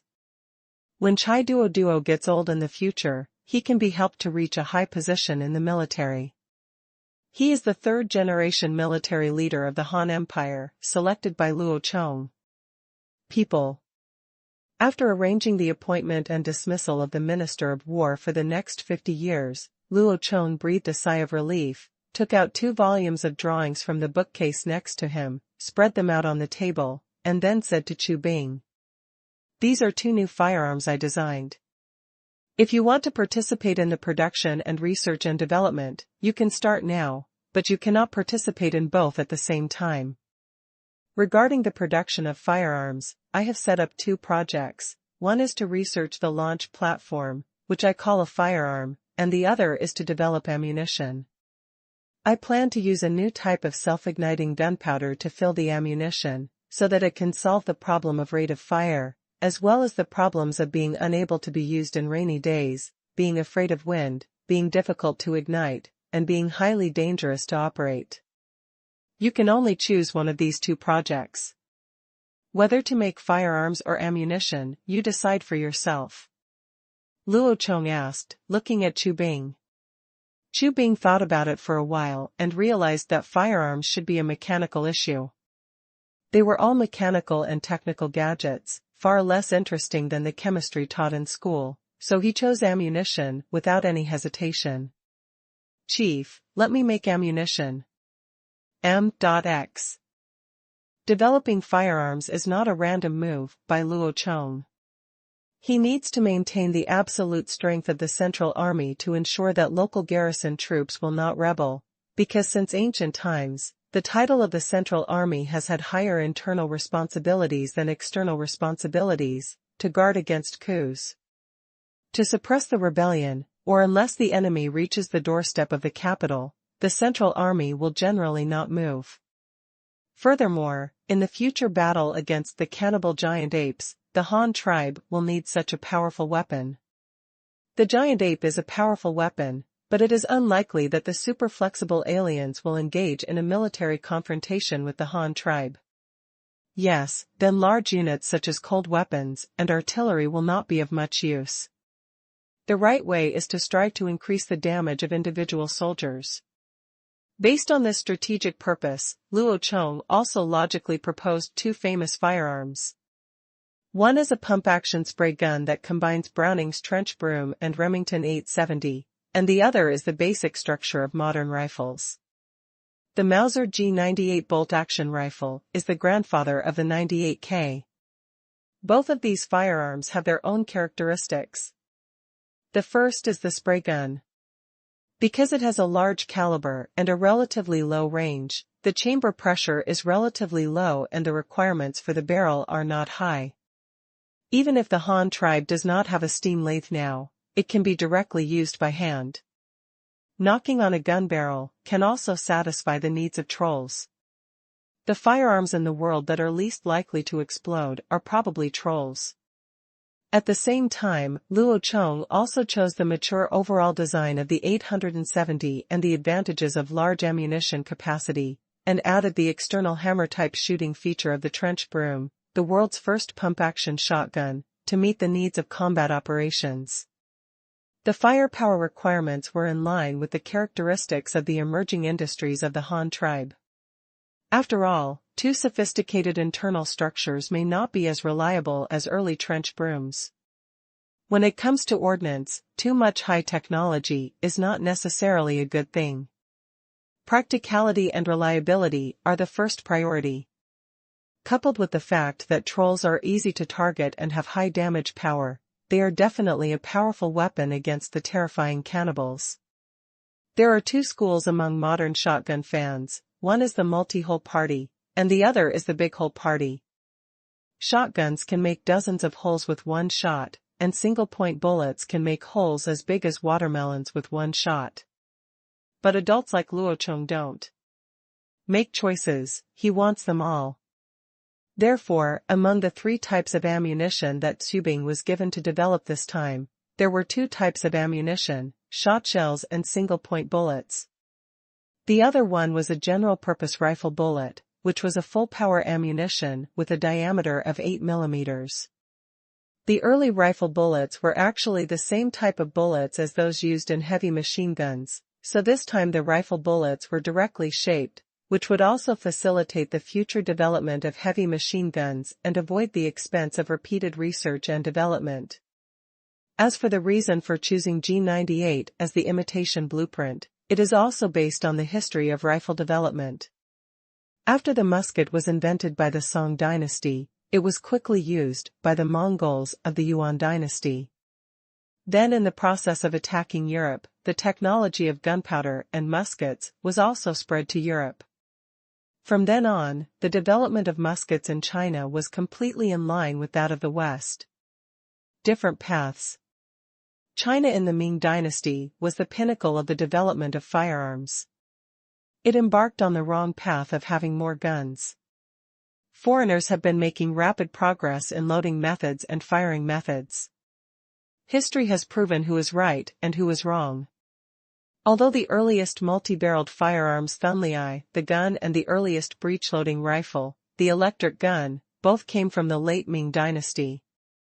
Unfortunately, the political situation at that time was too chaotic, and those in power did not pay attention to it, so the invention was wasted. At the same time, the West had already completed the transformation of firing methods from the era of muzzleloaders such as muskets, matchlocks, flintlocks, spring-loaded guns, and percussion guns. At the beginning of the Industrial Revolution, ammunition was quickly reformed. A series of reforms had been carried out from paper-packed fixed charges to metal-cased fixed charges, from black powder to smokeless powder, from side firing to bottom firing. There were also famous firearms in the breech-loading era, such as the Martini and Schneider, but they were only fleeting in history. It was the Mauser brothers who finally determined the bolt-action loading mechanism. But Luo Chong is different. He is a person who knows history. Naturally, he does not need to take hundreds of years of detours and wrong paths. He can get it right in one step, saving resources and money. As for the automatic weapons that suddenly emit blue fire, Luo Chong also wants it very much. Unfortunately, the Han tribe is not even an industrial society now, and cannot afford such luxurious weapons. Whether it is in terms of technology or economy, they are all very uneconomical. A machine gun firing for 1 hour is enough for a squad of riflemen to fight the entire World War II. The ammunition consumption is really terrifying. And this is also Luo Chong's last resort. If the situation really gets out of control, if he takes out the automatic weapon, he will be able to quickly eliminate all problems. Now, let's pull the big bolt first. Pulling the big bolt is a man's romance. Looking at a thick piece of information in front of him, Chu Bing blinked and looked through it carefully for a while before asking Luo Chong in surprise. The leader has already figured out the shape of the bullet and the gunpowder formula.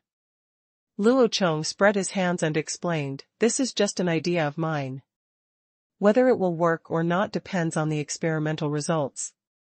In fact, the most important design problem for bullets is gunpowder. Once the gunpowder is solved, the rest will not be a problem, so for the project, for the 2 kinds of gunpowder, you should also add more snacks. Among them, the colloidal double-base propellant must be paid attention to during the experimental preparation process. When preparing collodion, it must be placed in a water bath and simmered with ice water. That thing is very sensitive to temperature and may explode if not done properly. Damn it, so you'd better not do it yourself, because you are not familiar with the laboratory workflow. There is also the final gelling process, which must be carried out with windows open for ventilation and under supervision, because the collodion catalyst ether is a powerful aerosol anesthetic, and you will faint immediately if you smell it. However, although it is a little troublesome to make, I think this thing should be more powerful than black powder. The most important thing is that its smoke is very small and will not block the shooter's field of vision. In terms of trigger medicine, I have put forward 3 ideas, namely mercury nitrate, silver nitrate, and lead azide. I have written down the preparation methods of these 3 things. Theoretically speaking, these 3 things are all it will automatically fire after being hit, but the sensitivity is high or low. Which one is safer and which one is more suitable requires experiments to verify. Chu Bing, who was opposite, was confused as he listened to Luo Chong's instructions. Why did he feel that the leader was so familiar with the preparation of these new gunpowders? Could it be that he had done these experiments long ago? But facing Luo Chong, he didn't dare to ask. After nodding his head to show that he remembered it, he was ready to go to work in the chemical laboratory on Hushin Island. But before that, Luo Chong also gave him the status of a member of the Jinwu Guard, which was regarded as giving him a military status. The research and development of military equipment must be led by the military. This is an iron rule, even in the future. Luo Chong just wants to regulate it from now on. Chu Bing was very happy to receive a red military uniform and a waist sword. He rode his benben and went home. When he got home, Chu Bing's mother was weaving in the house and saw her eldest son coming back with a military uniform and a waist sword. He immediately asked in surprise, "The leader asked you to become a soldier?" "Well, mother, but I don't have to go to the front line to fight for the time being. The leader asked me to be his personal guard, and I don't have to follow the leader all the time. He gave me a military status and then asked me to work in the research institute." Chu Bing put down the military uniform in his hand, squeezed his mother's shoulders, and said, "Oh, that's it. It's good that you don't have to go to the front line. It's good that you don't have to go to the front line." Chu Bing's mother hurriedly muttered, and her whole body seemed to be relieved, and suddenly fell soft in Chu Bing's arms. "Mom, look what you are saying. Isn't it necessary to fight as a soldier? If the leader asks me to go to the front line, I will definitely go. Otherwise, I will be a deserter and my head will be beheaded. Go." The illness quickly started to blame him with dissatisfaction. "Isn't Mom worried about you?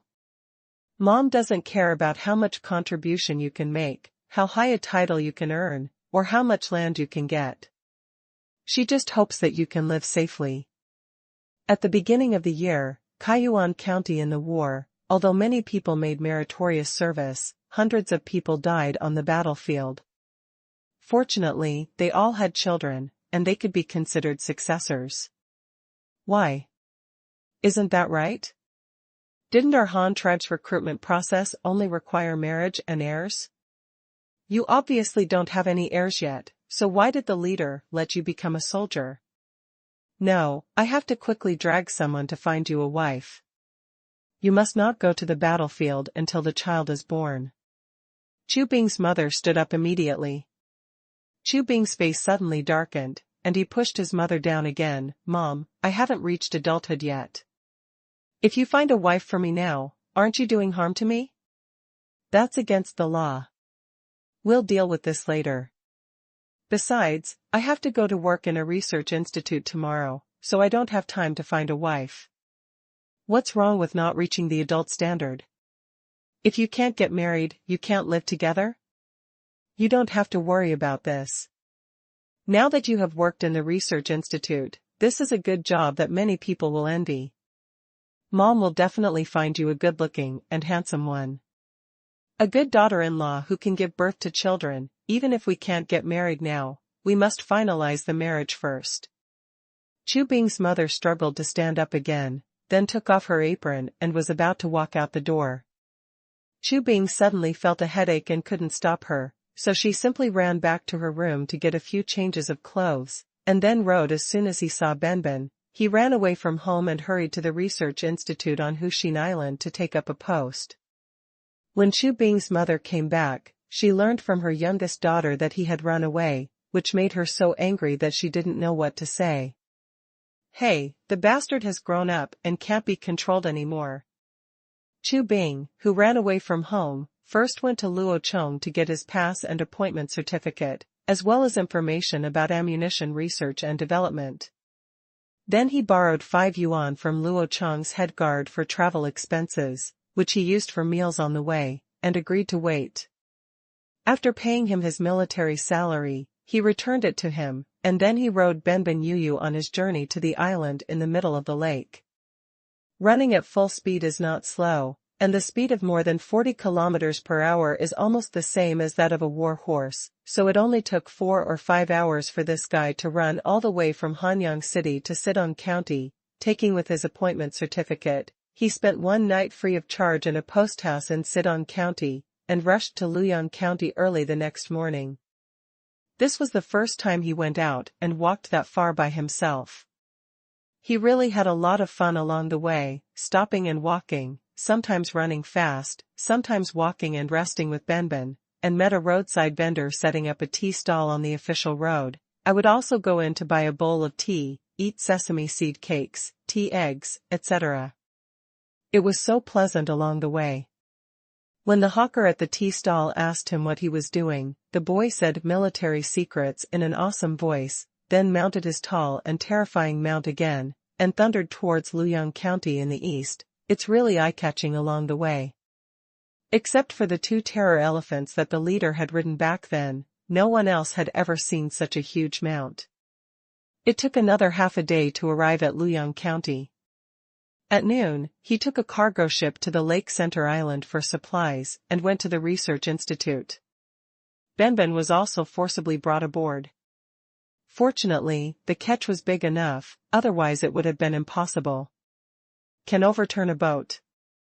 When he finally arrived at the research institute, Chu Bing was immediately attracted by the research projects here. Different from the Power Research Institute in Industrial County, the research institute here is comprehensive. Whether it is physics or chemistry, everything is available here. According to Luo Chong, it is a scientific research group. When Luo Chong comes up with a new idea, it will be jointly produced by these R&D groups. Each group will study their own part of the matter, and finally summarize the results into one thing. This is the so-called research and development process of the Han tribe.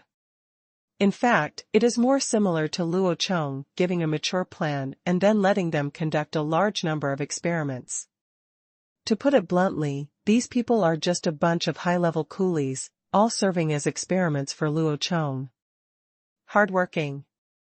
However, after Chu Bing came here, he quickly integrated in, because there were many senior brothers he was familiar with in the institute, most of whom were the best in senior mathematics in the school. They were all classmates and had common topics. This relationship naturally matures quickly. Hey, isn't this a cure? Why are you here, dressed in military uniform? Why, are you here to announce a new project for the leader? A young researcher named Ao Fei saw Benben's huge body and immediately then he recognized Chu Bing's identity. Just kidding, this is the only guy in the school who was personally named by the leader. He was also given a precious mount. He is definitely a celebrity in the school. Everyone in the school doesn't know him. Everyone knows that he has a good relationship with the leader and that he is Han. The earliest group of elders of the tribe, even though this boy is young, he was hugged by the leader when he was a child. Hey, senior brother, you are right. I really brought a new project, and the leader also asked me to personally participate in the research and development process. I just don't know if it is your responsibility, senior brother. Chu Bing said jokingly. What project? My group studies optics and lenses. They are currently writing a book. Does it have anything to do with us? Ao Fei asked, curiously. Optics, lenses, you still write books? You didn't make the telescope, right? Chu Bing asked in surprise. Hey, what else? Then who do you think did it? Ao Fei immediately became proud when he heard someone mention the telescope. Really? Senior brother is really awesome. Unfortunately, the project I led this time has nothing to do with you. The leader asked me to develop new gunpowder. He explained with a regretful look on his face as he spread his hands. Since it was a research and development project for new gunpowder, it must have nothing to do with optical lenses. Ao Fei couldn't help but be disappointed. However, it is not boring to have such a new junior student. If Luo Chong did not assign specific project research and development tasks, these researchers would spend most of their time doing research on their own, and then compile the research results into a book, and finally give them to after Luo Chong's approval, it may be added to new textbooks. This is also the scientific exploration that Luo Chong often talks about, and it is also his own way of being lazy and inspiring his people to explore on their own. To say that the busiest groups in the entire Huxindeo Research Institute are probably the rubber group and the chemistry group. Luo Chong had brought a lot of things from the Tang tribe before, and they all had to be handed over to them for analysis and testing. There were a lot of soups. The tribe's ore was limited by the conditions of Takumi County at that time, and could only be subjected to a simple calcination test, which could not measure all the ingredients and potency. These two groups are busy with these things now, but since Luo Chong has given him a new task, they naturally cannot refuse. The researchers in the chemistry group are also very young. Most of these new subjects are young people, and they are all the top science students in the school, because those liberal arts students who like to study Han Law have gone to become officials, and a large number of people are concentrated in handicrafts. Older craftsmen and craftsmen. At the beginning of the next day, Xubing held a group meeting accompanied by his senior fellow from the chemistry group. Wen Nonglai, a supervisor who graduated from Luoyang County campus, presided over the work distribution. Xubing mainly explained the leader's requirements. What the leader wants us to develop this time is ammunition for several weapons, which is divided into two parts, gunpowder and projectile body. Our chemical group is mainly responsible for the development of gunpowder. The leader has already given the production method for the colloidal double-base propellant. We just need to be careful during trial production. The other thing is the production of 3 types of highly sensitive explosives. The data says that if too much pressure is applied, it will explode if there is a collision, so before the project starts, I still want to tell everyone, be careful, and be sure to strictly abide by the laboratory regulations. Rules and regulations. This time we were divided into 5 two-person teams. One of them was responsible for making collodion, one was responsible for purifying ether, and the other 3 were each responsible for a high-sensitivity explosive. We still followed the old rules, one old led the other new, and the new person was responsible for assisting. I will distribute the information to you in a moment, and whoever is interested can do it. The rest of the chemistry team will continue to be responsible for analyzing reagent number 17 with me. Reagent number 17 also has many functions. We must try our best to use all of it. All the uses have been discovered. Okay, that's it for the meeting. Let's look at the information and then divide it into groups. After Wen Nong read the information brought by Chu Bing, he quickly explained the new project.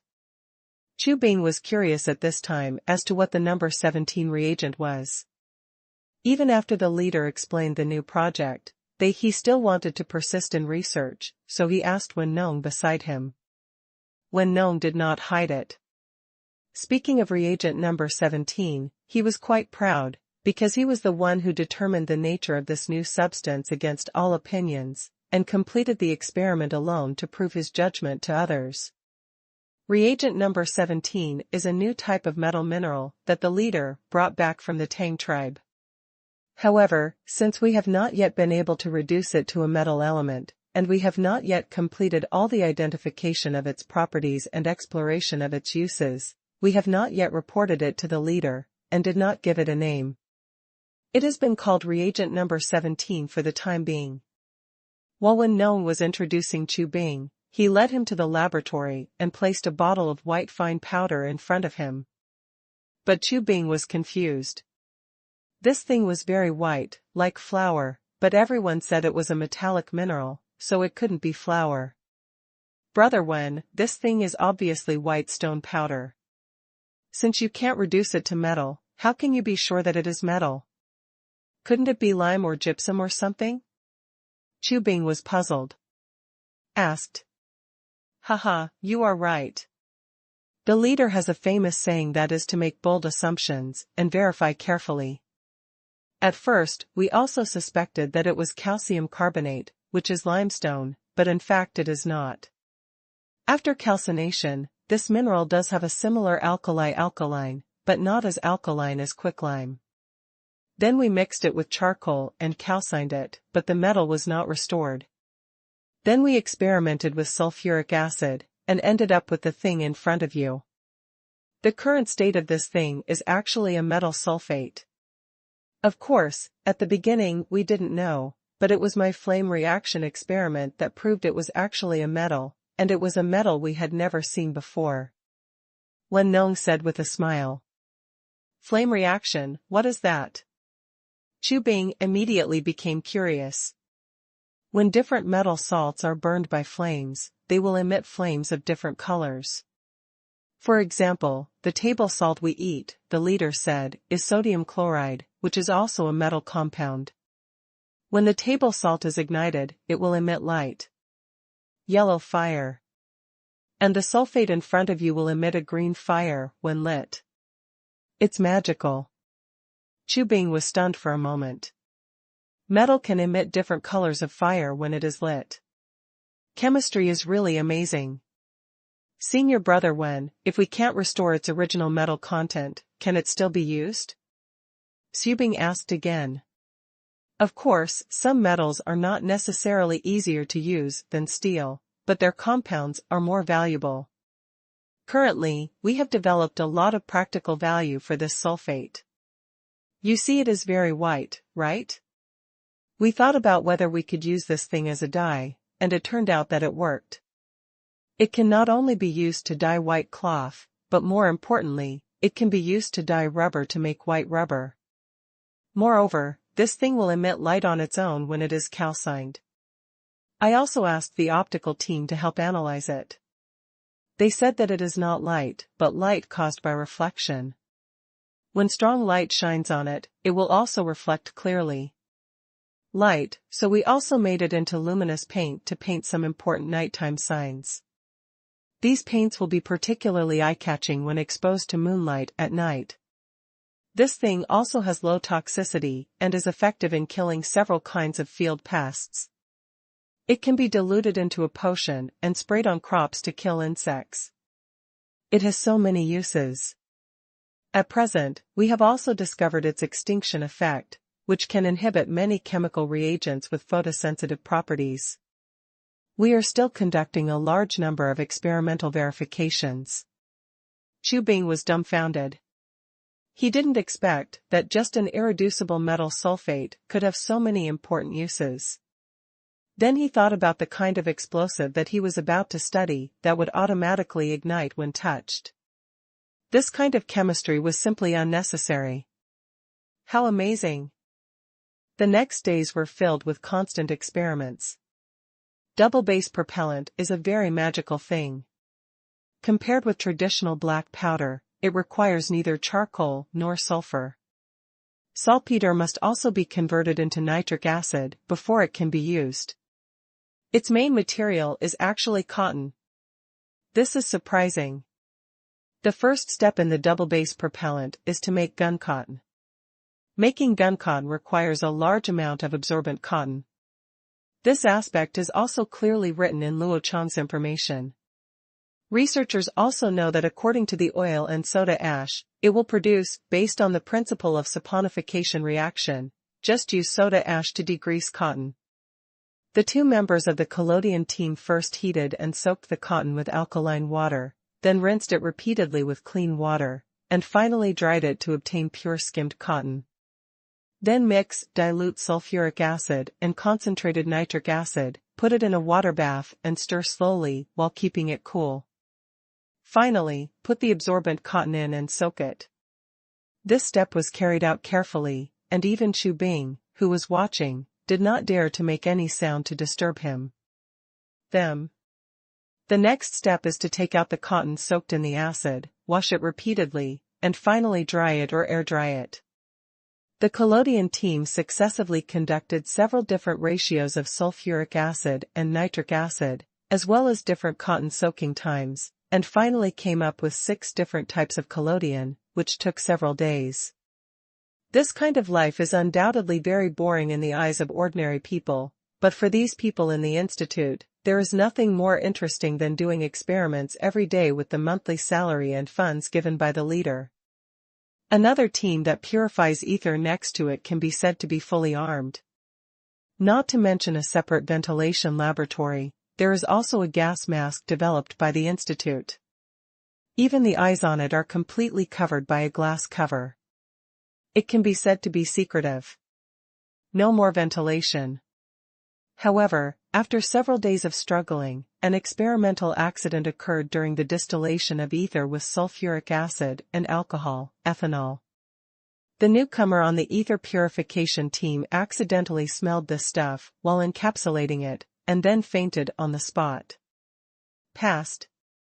Fortunately, this thing can only act as an anesthetic, and I woke up after 2 hours. During the final synthesis experiment, Chu Bing also wore a gas mask to watch, and then he saw an incredible scene. When the experimenter put collodion in the ether liquid and stirred it, the collodion in its original fluffy state, it quickly collapses when wet and then begins to solidify slowly.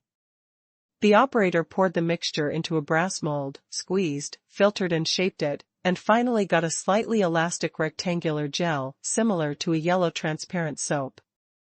After getting the final product, Chu Bing couldn't help but think about his life. Could this be the powerful smokeless gunpowder that the leader wanted? Did the leader make a mistake? If you want to know whether it is what the leader wants, why don't you test it? Our institute's method of judgment is to rely on the experimental results. Without experimental proof, it is useless no matter what you say. When Nong looked at it, Chu Bing explained with a look of disbelief. Okay then, let's find a place to conduct the experiment. Chu Bing nodded, and the two began to gather 4 people from the collodion group and the ether group to start analyzing and experimenting with the double-base propellant. The first is the safety test. This thing will not burn or explode whether it is hit hard with a hammer, rubbed, or exposed to the sun. It can be said that it is very safe during normal use and transportation. Then they cut it into thin strips and granules according to the drawings given by Luo Chong. The thin strips of double-base propellant are used to load rifle bullets, and they look like a handful of light yellow egg noodles. Or egg asparagus noodles, and then further chop the asparagus noodles into large particles of colloidal gunpowder similar to sesame seeds. They put the 2 forms of gunpowder in copper plates and ignited them with an open flame, and then made a rapid burning sound. Under the gaze of several people, the ignited colloidal gunpowder instantly lit up with a bright flame, and then there was also a smell of gunpowder smoke in the air, but there was no cloud-like white smoke that ignited the black gunpowder, only a few wisps of slight blue-black smoke. There were only some burn marks on the copper plate that carried the gunpowder, but not much residue was left. The experiment has been carried out to this point. In terms of the safety and smokeless effect of the propellant, it is still very successful. However, I don't know whether this thing can be ignited by another group of highly sensitive self-igniting gunpowder. At that time, an ammunition loading experiment will be carried out. Only then can we get the final result. However, the experiments of the other 3 groups were in trouble. Mercury nitrate, that is, mercury fulminate, requires extremely high concentrations of fuming nitric acid. This thing is quite laborious in industrial manufacturing, but it does not work well in a laboratory environment. It's difficult to make. At most, it will be finished by retorting it a few times. The difficulty is that the information given by Luo Chong said that alcohol should be used as the reaction catalyst, but Luo Chong did not say how much alcohol to add or what concentration of alcohol, which only allowed the 2 experimenters to risk being killed. After repeated experiments on the danger of being blown up, the propellant over there has been obtained, but the bottom fire here, anti-river crab, is still far away. The other group of silver nitrate, that is, thunder silver, is easy to make and easy to get out, but its properties are too unstable and too sensitive to light. It cannot be preserved by normal means, so it is useless for practical use. Value. The last group of lead azide is mainly because the preparation method is too cumbersome. Since the Han tribe does not yet have the ability to prepare synthetic ammonia, they can only use clumsy methods to get nitrogen-rich compounds.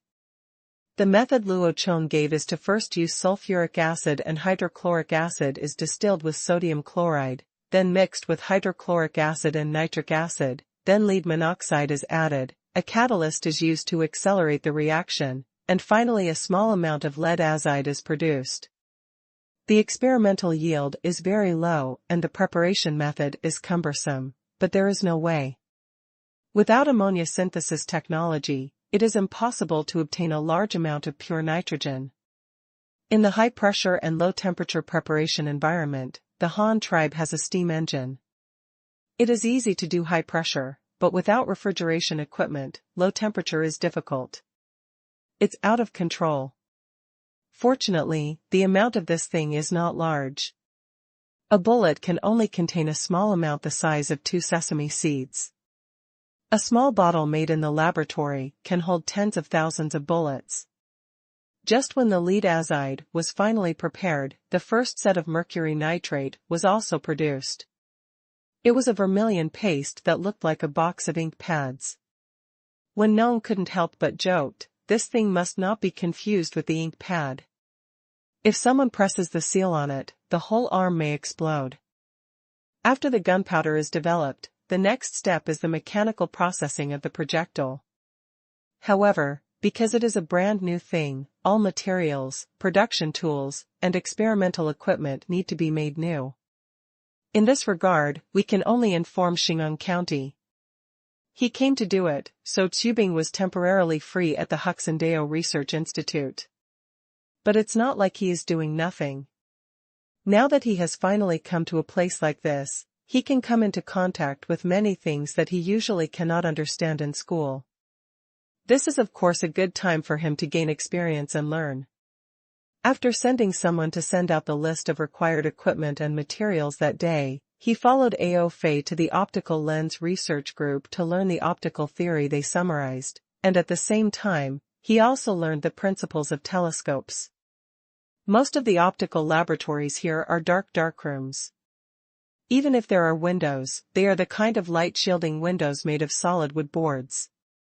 They are usually propped up with wooden sticks. When doing experiments, they can be temporarily set up according to the situation. Transformation. At this time, Xubing was staying in a darkroom with Ao Fei. The two of them were leaning against the window. The light-shielding window made of solid wooden boards had been closed, and a small hole was opened in it to let in light. Ao Fei placed a triangular prism-shaped glass block in front of the light beam that shone into the room, and placed a piece of white painted iron sheet behind it as a light-emitting board. He pointed at the 7-color spectrum on it and said to Qubing, "You see, this is the sunlight we see every day. Most people think that sunlight is white, but after our experiments, we can use a prism to separate the components of sunlight, and then it becomes the spectrum you see now is very similar to the rainbow that appears in the sky after it rains. In fact, it is the same principle." "That's not right. There can't be this prism you mentioned in the sky after it rains, right?" Qubing asked suspiciously. "But have you ever thought about why rainbows only appear after rain and not when it's sunny? What's the difference between the two?" Ao Fei asked suggestively. However, Qubing had been taken into the ditch by the prism, and he never imagined that these two kinds of weather had anything to do with the rainbow. Seeing that he couldn't think of it, Ao Fei had to explain, "The difference is that the air is drier on sunny days, but the air is very humid just after it rains. There is a lot of water floating in the air, and these tiny water droplets become the irregular lenses ultimately break up the sunlight into the rainbow we see." Qubing listened to what he said and was about to refute when Ao Fei interrupted, "You must want to say that this is just my hypothesis, and it cannot prove that it must be the case, right?" "Yes, this is a hypothesis, because there is no way to do this kind of experiment, so we can only use hypotheses to define it, and this is also a statement that the leader agrees with. This is how we conduct research, constantly putting forward new hypotheses, and then finding ways to verify our own hypotheses. If there is no way, we can only use the most reasonable hypothesis to define it for the time being. Senior brother, what are you studying recently? This should be your achievement a long time ago, right? Xubing agreed with this method, so he didn't hesitate and simply asked about other optical knowledge. We have recently been studying a strange light propagation phenomenon called small hole reflection. When light passes through a small hole, it will form an upside-down shadow, but when light travels in the same material, its propagation trajectory, it is always a straight line that will never change. We don't know why after passing through a small hole, the original scene turned into an upside-down reflection.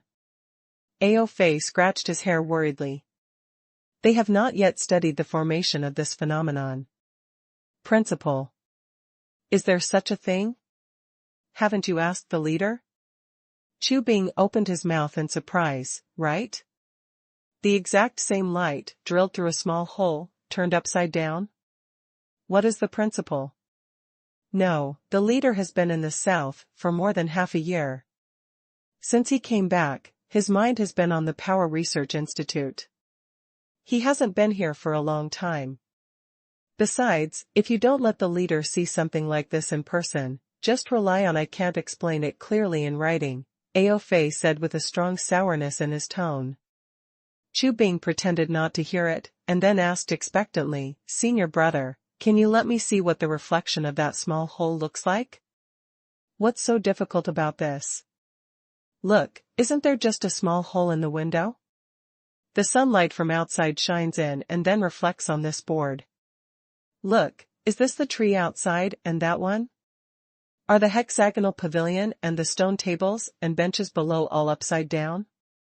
Ao Fei agreed, and then moved the prism in the middle to one side. The sunlight coming from the window shone directly on the light-emitting plate, leaving a circular picture on it. It was outside the window. The hexagonal pavilion and trees, and just as Ao Fei said, the images that appeared on the board were all upside down, with the sharp corners of the pavilion on the bottom and the stone tables and benches on top. Xubing immediately found it very interesting. This was the first time he had seen such a magical phenomenon. Looking at the lifelike inverted painting in front of him, Xubing couldn't help but sigh, "If only I could keep this painting on the board forever, all right." His casual sigh unexpectedly aroused great resonance in Ao Fei, as if he had finally met a close friend. With a snap, Ao Fei slapped his thigh excitedly, and then said excitedly, "Those who know me can cure the disease." I think so too. Ever since I discovered this strange phenomenon, I have been wondering if there is any way to cure it. The scene remains. If it can remain, it doesn't matter if it's upside down. We can just turn it upside down when we look at it. Xubing was shocked by his sudden reaction and had no idea what the senior brother was excited about. However, before he could figure it out, Ao Fei over there pulled his arm.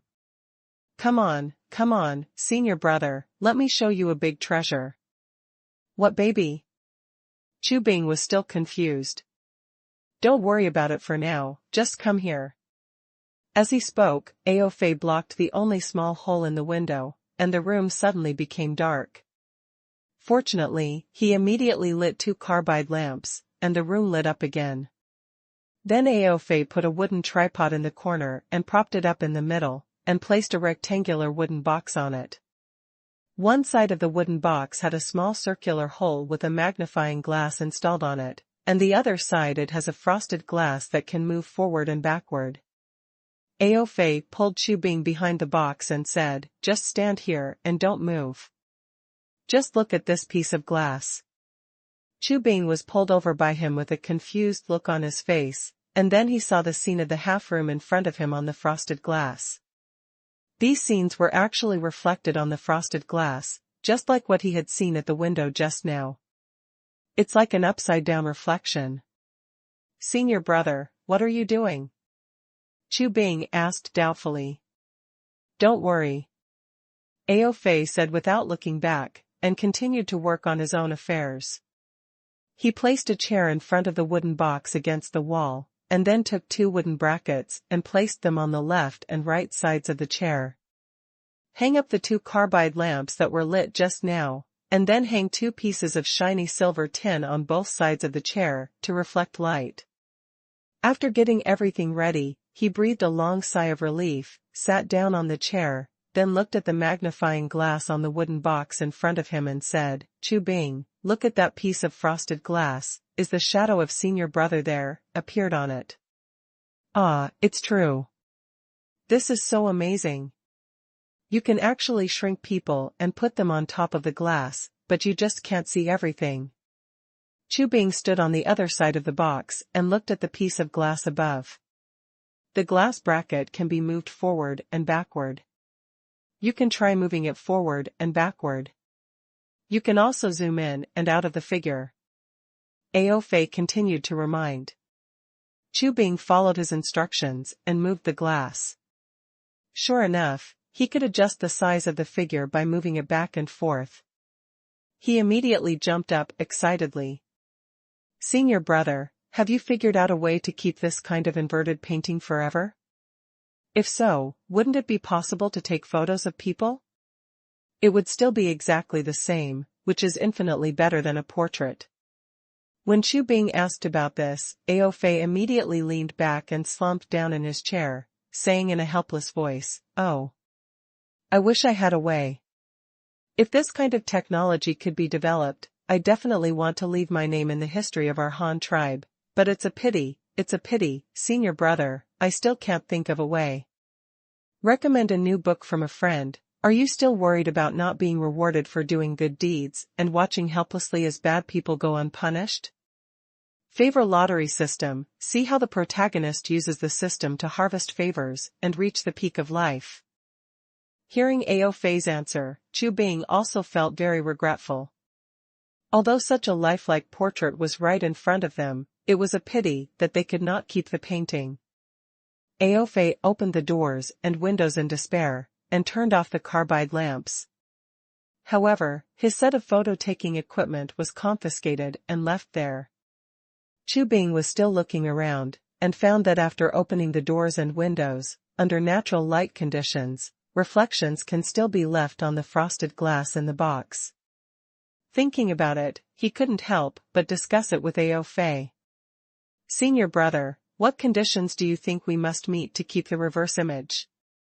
Although Ao Fei didn't know the solution, he had already come up with a clear idea, and listened to his analysis. "You said what we are seeing now must be an optical phenomenon, right?" "Yeah." Chu Bing nodded immediately. "Our purpose is to leave the illuminated inverse image on the board, right?" What next?" Chu Bing nodded again. "So we should think of ways on the board to make a board that can change as long as it is illuminated by light. Maybe it can play a certain role, even if it just has a direction. Like this, I also have the motivation to continue researching. You don't know, I have tried many kinds of materials, such as wooden boards, bamboo boards, copper boards, iron boards, lead boards, silver boards, gold boards, tin boards, glass boards. I have tried almost all the things that the Han tribe has now. I also did experiments with different exposure times, and also did contrast exposure experiments with natural light and light, but there was no response from those things at all, and I almost gave up." Ao Fei immediately clapped his fingers angrily and said several words to Chu Bing. "Then senior brother, haven't you ever thought of trying something else?" Chu Bing asked again. "What aspect?" "Chemistry. Chemistry can always make objects produce incredible changes. Why don't you ask the chemistry team to help with research? They also specialize in research on things like glowing, burning, etc." Chu Bing reminded. "You mean their number 17 metal sulfate reagent that can focus light at night? I tried it, but it's of no use. It won't help in taking photos at all." Ao Fei said helplessly, spreading his hands. "It's not that. To tell you the truth, when we were making explosives a few days ago, we actually made an explosive that is very sensitive to light. As long as it encounters light, it will quickly turn black in just a few breaths. Chu Bing said with a smile. Explosives have such properties? Are you kidding me? Ao Fei stood up excitedly. Of course, it's silver nitrate. Why am I lying to you? If you don't believe me, come with me to the chemistry team to have a look. Chu Bing immediately stood up and said without showing any signs of weakness. Then what are you waiting for? Let's go quickly. Unexpectedly, Ao Fei was more excited than him, so he dragged Chu Bing and ran to the chemistry team's laboratory on the spot. The two people explained the situation and wanted to use silver nitrate for photosensitivity experiments. However, because silver nitrate is too sensitive to light, normal experimental methods cannot prepare the finished product at all, or in other words, the finished product cannot be preserved at all, and it will soon become invalid after exposure. So there is no finished product in the laboratory. Ao Fei was not discouraged. He immediately said that he would move the experimental site to his darkroom and conduct it in the dark. However, the members of the chemistry team disagreed. Silver nitrate is a highly sensitive explosive and it is so black that nothing can be seen. How to ensure the safety of the experiment? If the things are not produced and people are killed by the explosion, they cannot afford this responsibility. Moreover, concentrated nitric acid is highly corrosive. Common metals would immediately melt into liquid when exposed to fuming nitric acid. Wen Nong rejected their experimental plan on the spot. Of course Ao Fei was not willing to give up like this, and finally Chu Bing suggested using a silver nitrate aqueous solution for experiments.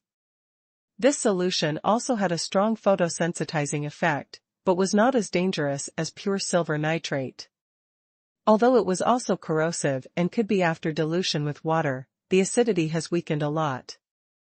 The most important thing is that it will not explode. After listening to the suggestion of curing the disease, Wen Nong finally agreed to give them a bottle of silver nitrate aqueous solution for the experiment. The two of them immediately felt like they had found a treasure. They took the dark brown light-proof glass bottle containing the solution and ran to the darkroom to start tinkering. Brother, why don't we start experimenting with glass first? Glass is relatively stable and not prone to danger. Chu Bing suggested. Okay, I'll listen to you, but we still have to turn on the lights, otherwise we'll really be blind and can't see anything. Ao Fei asked inquiringly. No, you can't turn on the light. This solution can only be put in a dark brown light-proof glass bottle. It will be over as soon as it is exposed to light. Chu Bing immediately objected. But the dark brown glass bottle is also light transmissive. Could it be that only dark brown light doesn't work on it? That's easy to handle. Our optical team happens to have a carbide lamp of this color. Just wait, I'll get it. As he spoke, Ao Fei went to the equipment room not far away and took out a carbide lamp with a dark brown glass shade. He then lit the flame, put down the lampshade, and closed the doors and windows. Immediately, only a dark red was left in the room. Although the light is very dim, they can still see objects clearly and provide them with experimental lighting. Chu Bing thought for a while, and since the experimental material was liquid, he suggested simply pouring a layer of silver nitrate solution on the glass plate to form a film, and then take it to the back of the photo box for exposure, saying there may be some reactions. Ao Fei immediately agreed to this method, and the two began to experiment. First, I poured the silver nitrate solution evenly on the glass, then dried it in the shade and took it to a photo box for exposure in a wooden box to protect it from light. But the result was that nothing happened. The glass was still the same piece of glass, and there was still no reaction on it. Both of them were a little disappointed. However, Chu Bing was very positive about this, so he went to ask Wen Nong, the boss of the chemistry team, and Wen Nong's reaction was that he couldn't laugh or cry. What are you trying to do? Even if nitric acid reacts with light and you don't need other materials to replace it and analyze the silver, it won't have any effect. What should we do? Chu Bing asked a little dejectedly. You want it to react, right? Take this sodium sulfite solution and mix it with your solution to ensure there is a reaction. Xu Bing doubtfully took the solution given by Wen Nongxin and left. According to what he said, if the silver nitrate solution was mixed with this, there would definitely be a reaction, but the two of them obviously didn't want it to react so violently.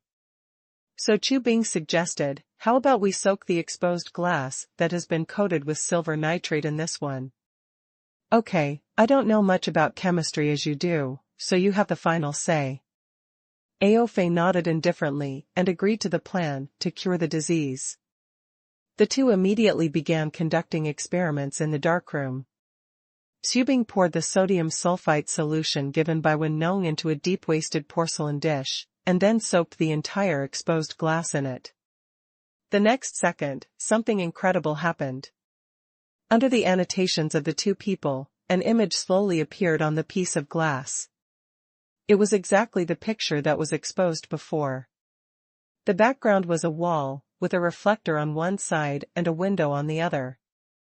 Ao Fei was sitting seriously on a chair, which just formed the perfect image. A full-length picture of a sitting position. The image on the glass became clearer and clearer until it became lifelike, and both of them trembled with excitement.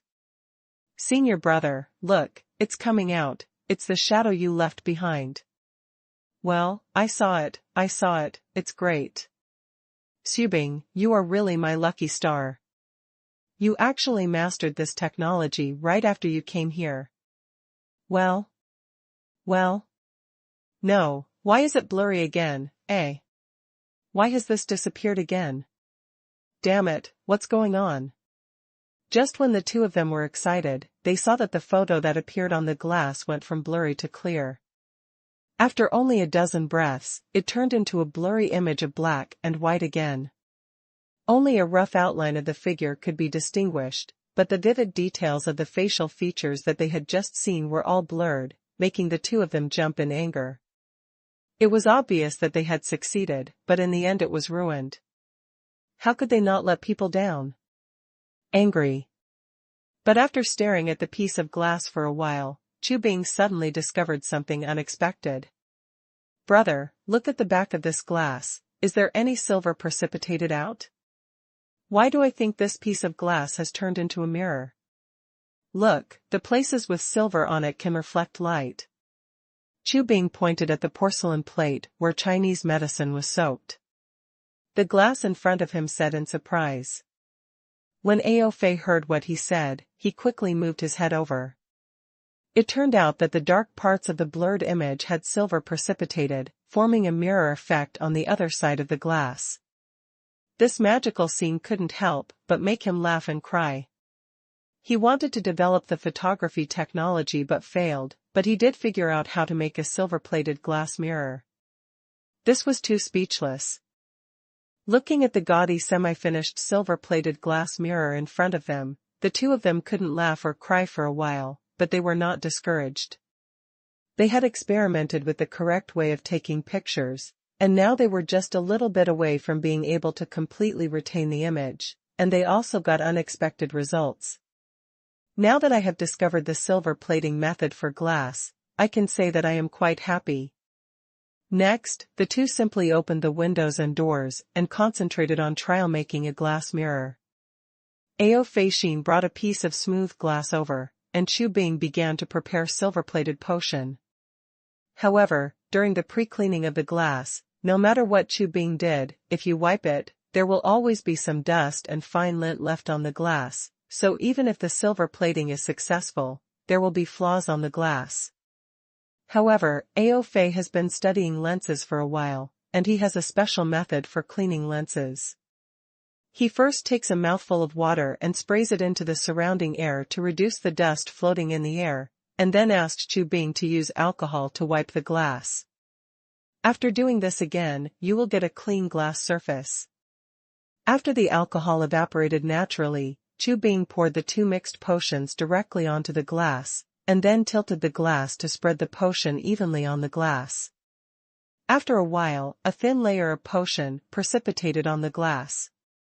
The silver-plated coating was then washed away with water, and the two got a complete silver-plated glass mirror. This mirror reflects people so clearly. I don't know how much better it is than a bronze mirror. If I sell it, there will definitely be a lot of people vying for it. Chu Bing said with emotion. A mirror with such a strong reflective ability can definitely be used even for our optical experiments. Seeing the reflective effect of this thing, I have already thought of several ways to improve the lighthouse lamps. Aofei also started thinking. Acts like a glass mirror. When he took the glass mirror from Chu Bing's hand, his nails accidentally scratched the silver coating on the back, and a pattern also appeared on the front of the mirror. Aofei immediately complained, "It's good, but it's too weak. The silver plated on it will fall off as soon as you rub it. It seems that we need to take some protective measures, or maybe apply a layer of paint." He turned around, he looked at Chu Bing and asked. "I think it will work. There is nothing to do anyway. Let's try it more. Once we get it done, maybe we can sell it in the Han tribe." The two then took out a few more glass mirrors, and painted a layer of iron red paint on the silver-plated coating on the back. The protective effect was indeed much better, at least it wouldn't be damaged by just touching it, but like this the thin piece of glass was still not suitable for use, so I suggested asking a carpenter to make a frame, then get a base plate, and frame the mirror directly. After struggling for 2 days, the two finally came up with a few useful mirrors, but they were only used to reflect people. As for other uses, they had not figured out yet. Putting the mirror aside, the two repeated the previous photo-taking experiment, but the result was still the same. Although the image could be left on the glass plate, it would only appear for a few dozen breaths at most, before the image would be blurred again. Although it was still, the outline of the image can be vaguely seen, but such a thing has no practical value at all. However, these experiments did not waste materials in vain. The two of them still figured out many rules in the experiment through constant mistakes. For example, a glass plate coated with silver nitrate solution can only be soaked in the potion when it is wet. Revealing the image, if it dries out, results in a gaudy silvered mirror. Also, the glass plate coated with silver nitrate solution can only be exposed to light in the photo box. It cannot be exposed to light at other times. If it is exposed in the middle, it can be declared scrapped. In addition, the length of exposure behind the lens is also important. If the exposure time is too long, the final image that appears in the potion will be extremely white or even blurry. If the exposure is too short, the image will be too dark and you will not be able to see clearly. This exposure, the time, based on their repeated experiments, determined that it is best to control it within the time of 4 to 5 breaths. Moreover, they also discovered that even if this method of taking photos was successful, they would only be able to obtain black and white images, but some images were better than no images, so the two decided to continue. "Brother, there are still problems with our current photography technology," Chu Bing said, leaning on the table with his face in his hands. "Then there must be a problem. The key is where is the problem and how can we improve it?" Aofei also sat there with a headache, obviously seeing success right in front of him, but he couldn't grasp the last bit of inspiration. Chu Bing thought about it for a while and then began to analyze. "Senior brother, if nothing else, I think there is something wrong with the box where you took the photo." "What's the problem?" Aofei asked confused. "Look, you made that box using the principle of small hole reflection, right? But in terms of adjusting the size of the image, you can only control it by moving the photo plate back and forth. I think this is unreasonable. Think about it, our exposure time is so short that we don't have time to move it back and forth to adjust the size. So what you should move is not the photo plate, but the lens in front. It's best to make it retractable like a telescope, adjust the focus by telescopic lens, and the photo plate at the back is best fixed, so as to facilitate our quick operation." It's best to get a card slot, insert the photo plate into it, open it, expose it for a few breaths, then close it and pull it out, and then take it to the darkroom to develop it with chemicals. Chu Bing said in imagination. Ao Fei also conceived a plan to cure the disease in his mind, and immediately clapped his hands. You are right. This is indeed much more convenient, but the development aspect is still not good. Even if the photo machine is improved, it will not be able to retain those in the end. Image. Then our method must be wrong. I have already thought about it. Glass plates are not suitable for taking pictures, but they can be used when looking for pictures at the beginning. Also, since silver nitrate can react with light, then we might as well use silver. Would it be better to use the board as a photo board? The last problem is that we obviously have a way to make the image stay on the board, but it will disappear quickly. This should be a chemical reaction caused by the silver nitrate being exposed to light, and then soaking it in sodium sulfite solution to remove the part covered with it. The silver changed by light was analyzed, but this reaction process is irreversible. Once the reaction starts, it will not stop. That's why the image we see changes from blurry to clear, and then disappears again quickly. This means that the reaction has been overdone. We have to find a way to terminate the reaction when it is halfway through, so that the image can be preserved forever as stay. Chu Bing said while analyzing the problem. Ao Fei was confused after hearing this. He was very interested when you asked him to study optics and lenses, but when you asked him to study chemistry, he became confused, so he quickly slapped the table and made a decision. You come up with a way to do the chemical treatment of the photo plate, and I will improve the photo box. We will divide the work and cooperate. That's it. The two people who had assigned the work quickly became busy again. Ao Fei went to improve his photo box, while Chu Bing went to the mechanical group to order a bunch of silver plates to use as experimental materials. Fortunately, the institute had various kinds of materials in stock. All materials are sufficient, and even precious metals such as silver are available in sufficient quantities for them to squander. The Han tribe did not lack silver, and the Han tribe did not use silver as currency for transactions. As long as the silver was not made into silver coins, it would not be circulated on the market, so there was no need to worry about the two sides embezzling these experimental materials. After preparing the silver plate, Xu Bing went to the chemistry team again to find team leader Wen Nong.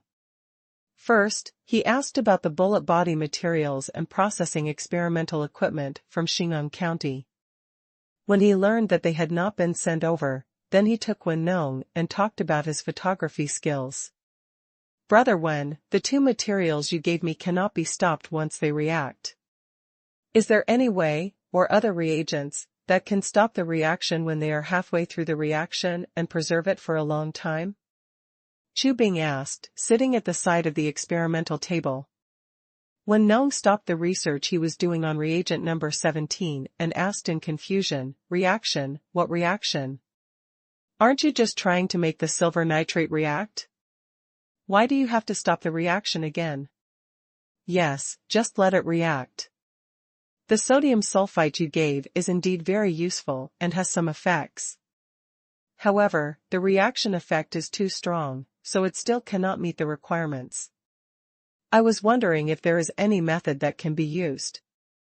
Stop them in the middle of their reaction. Has the reaction stopped halfway? Wen Nong frowned. How did he know what to do? How could he do an experiment and still finish it halfway?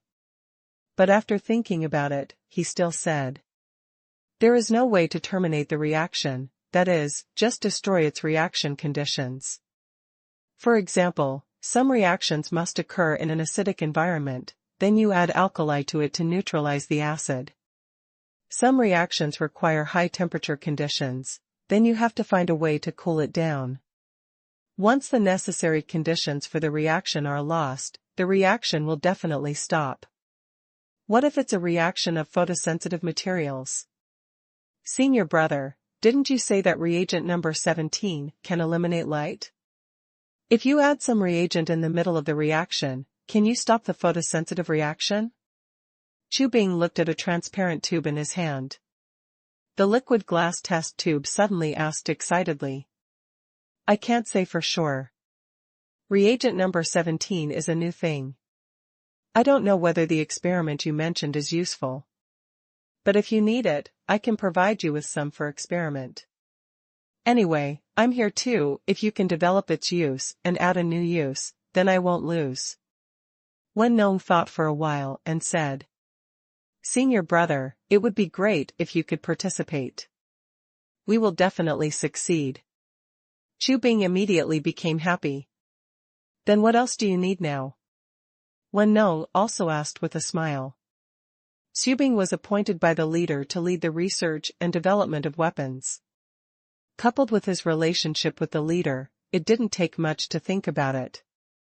He would definitely be a powerful figure in the future. Dweha, there is nothing wrong with dealing with such a person, so Wen Nong doesn't mind giving him some help if he can.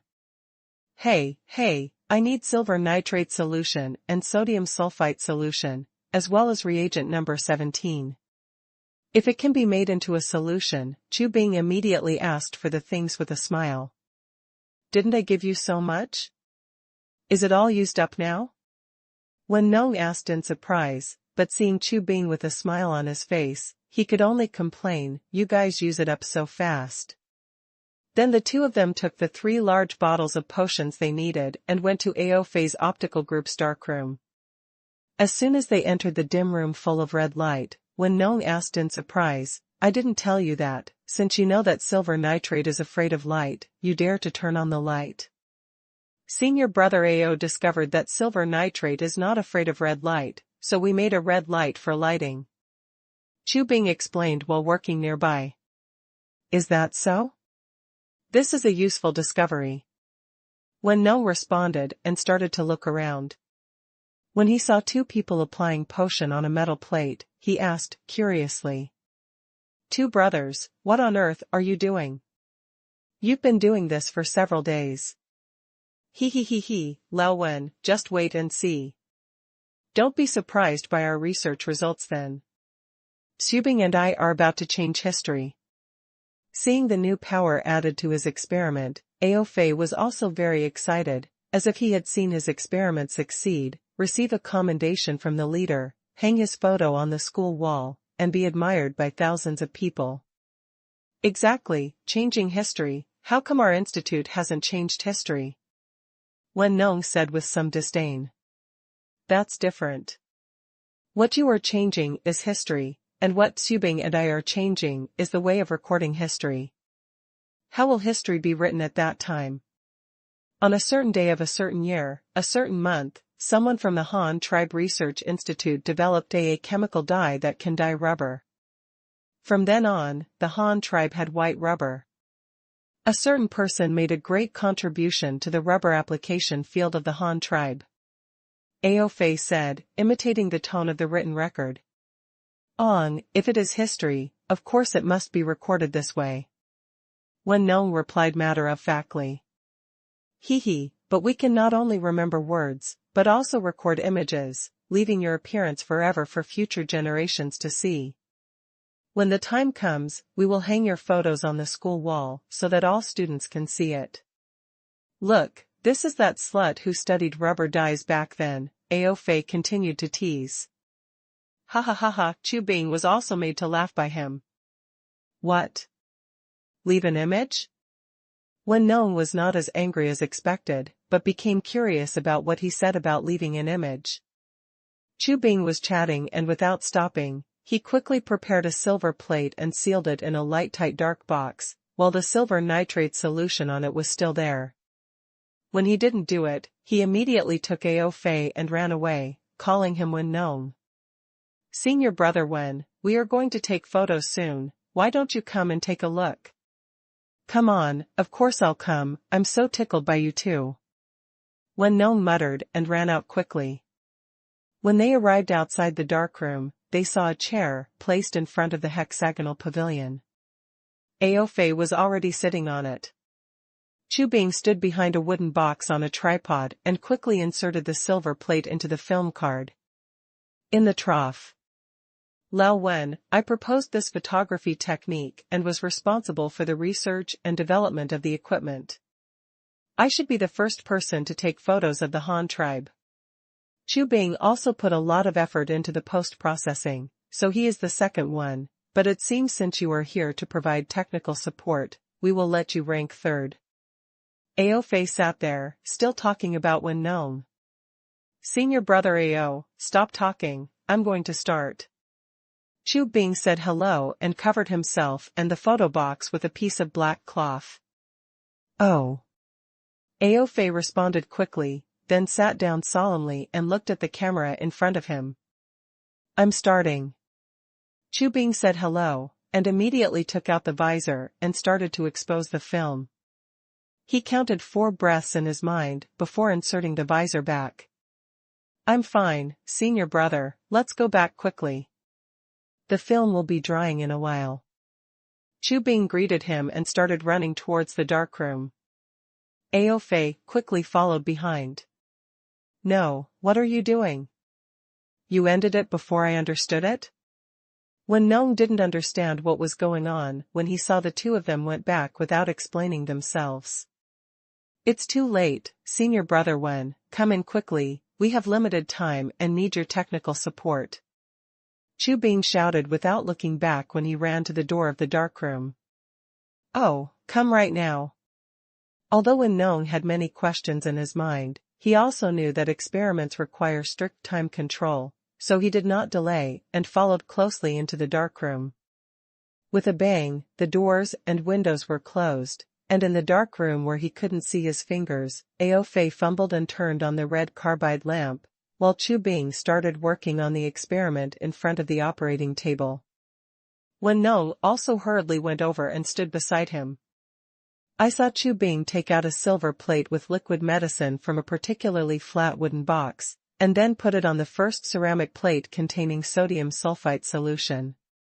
He also held a bamboo tweezers there. Move the potion back and forth. What are you doing? Let me go. This is the scene I saw outside just now.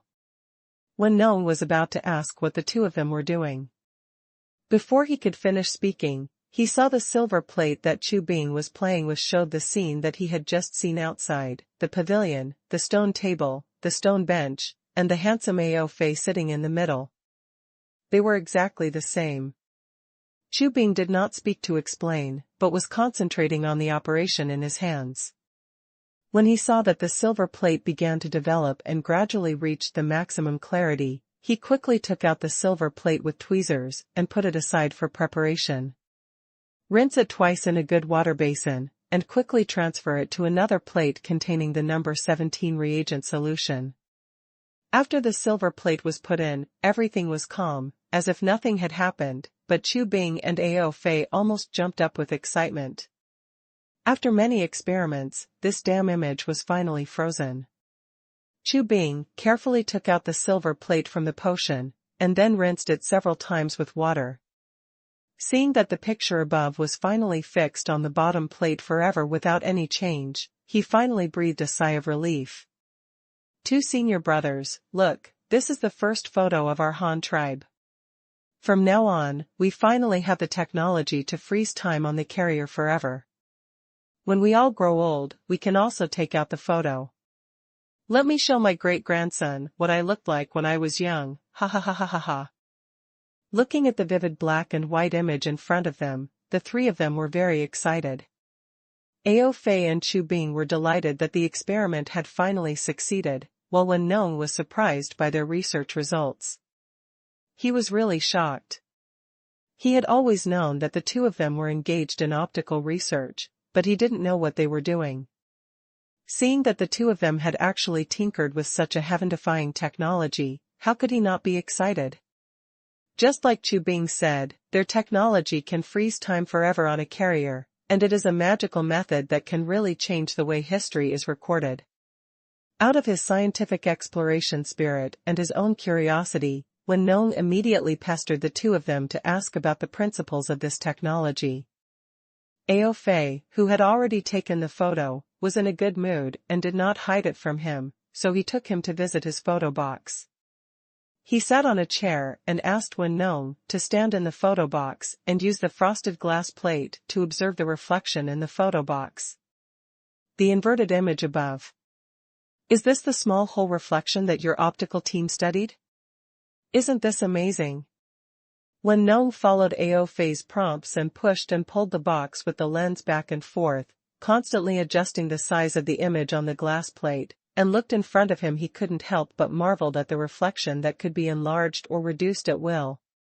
Then how did you leave the image on the silver plate? Wen Nong continued to ask. The idea I came up with is to go to the hospital. A few days ago, I showed him the reflection of the small hole, and he asked me if I could keep the reflection. I have wanted to do this for a long time, but I never had a clue. He said that your chemistry team should do it. When we were making explosives, we happened to come up with a photosensitive material. Maybe you can try it, and then you will know the rest. I was responsible for improving the box for taking photos, and he was responsible for the material selection and chemical cleaning of the film. It took several days to get this thing out. Of course, the chemical technical consultant you provided also contributed a lot. We will not covet your share of the credit, don't worry. Ao Fei said with a proud look as he sat on the chair with his legs crossed and gnawed on an apple. Oh, thank you then. But there's no need to stress me out. I didn't do anything, I just provided the materials. Wen Nong said his words of refusal, but he was still very happy in his heart. Such a shocking photo. Technology, they wanted to give themselves a share of the credit, so of course he had no reason to refuse. After looking at the box of photos, Wen Nong asked Chu Bing to learn about the production method of the film. Of course, Chu Bing did not hide it. Chemistry was not his strong point. He also hoped that Wen Nong, a chemist, could continue to improve the photography technique. Woolen cloth. After many experiments, I have now divided the technique of making photographic negatives into 4 steps. The first is to prepare the base plate. After testing, the best material currently is silver plate, but silver plate is too expensive. I am still thinking about it. Try plating silver on the surface of a copper plate or iron plate.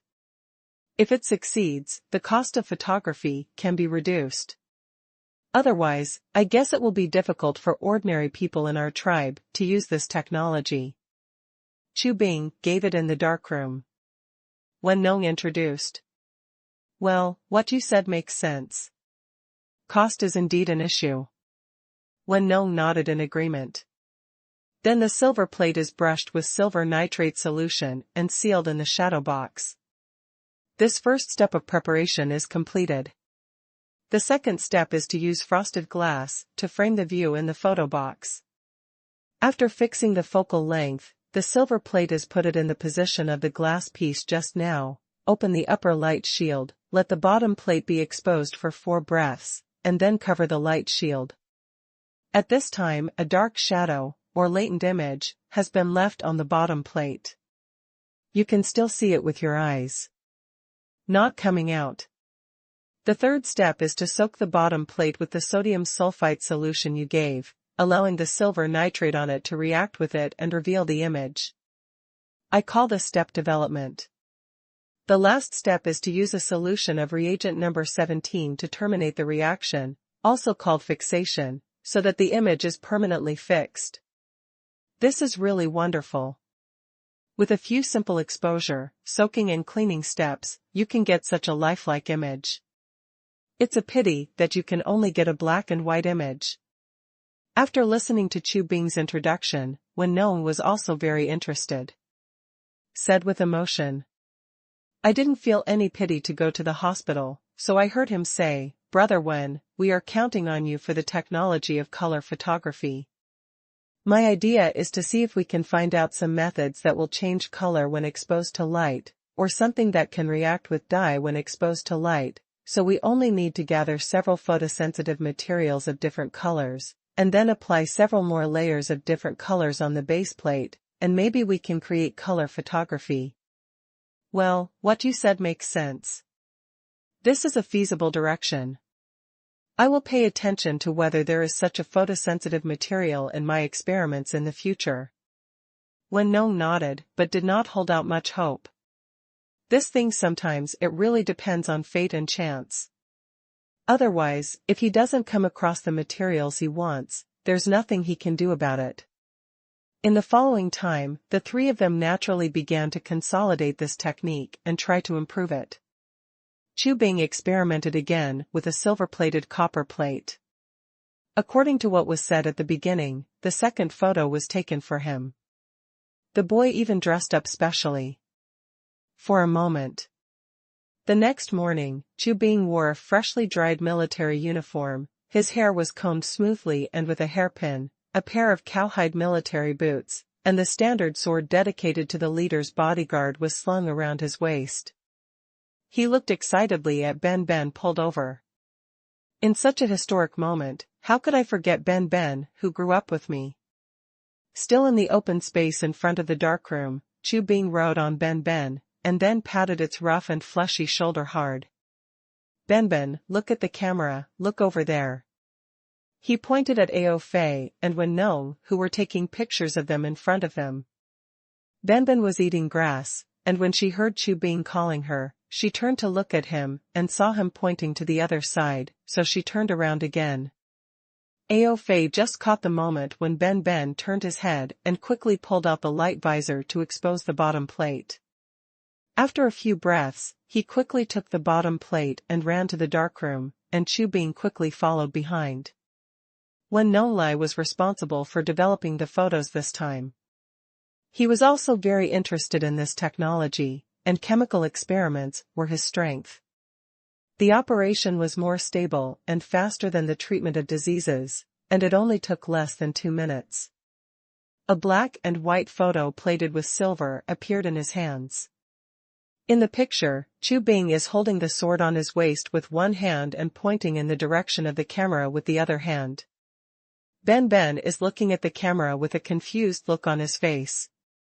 He has a big bundle of grass in his mouth and has forgotten to chew it. He has a naive look on his face. Look. Chu Bing was also very happy when he took the photo. Then the two of them took Wen Nong to take a photo for him. Then they found a researcher from the chemistry group and the optics group. After a simple training, they immediately started working. People have also been sucked into the trap of photography. The first thing I taught the newlyweds about taking and developing photos was to take a group photo of the three of them.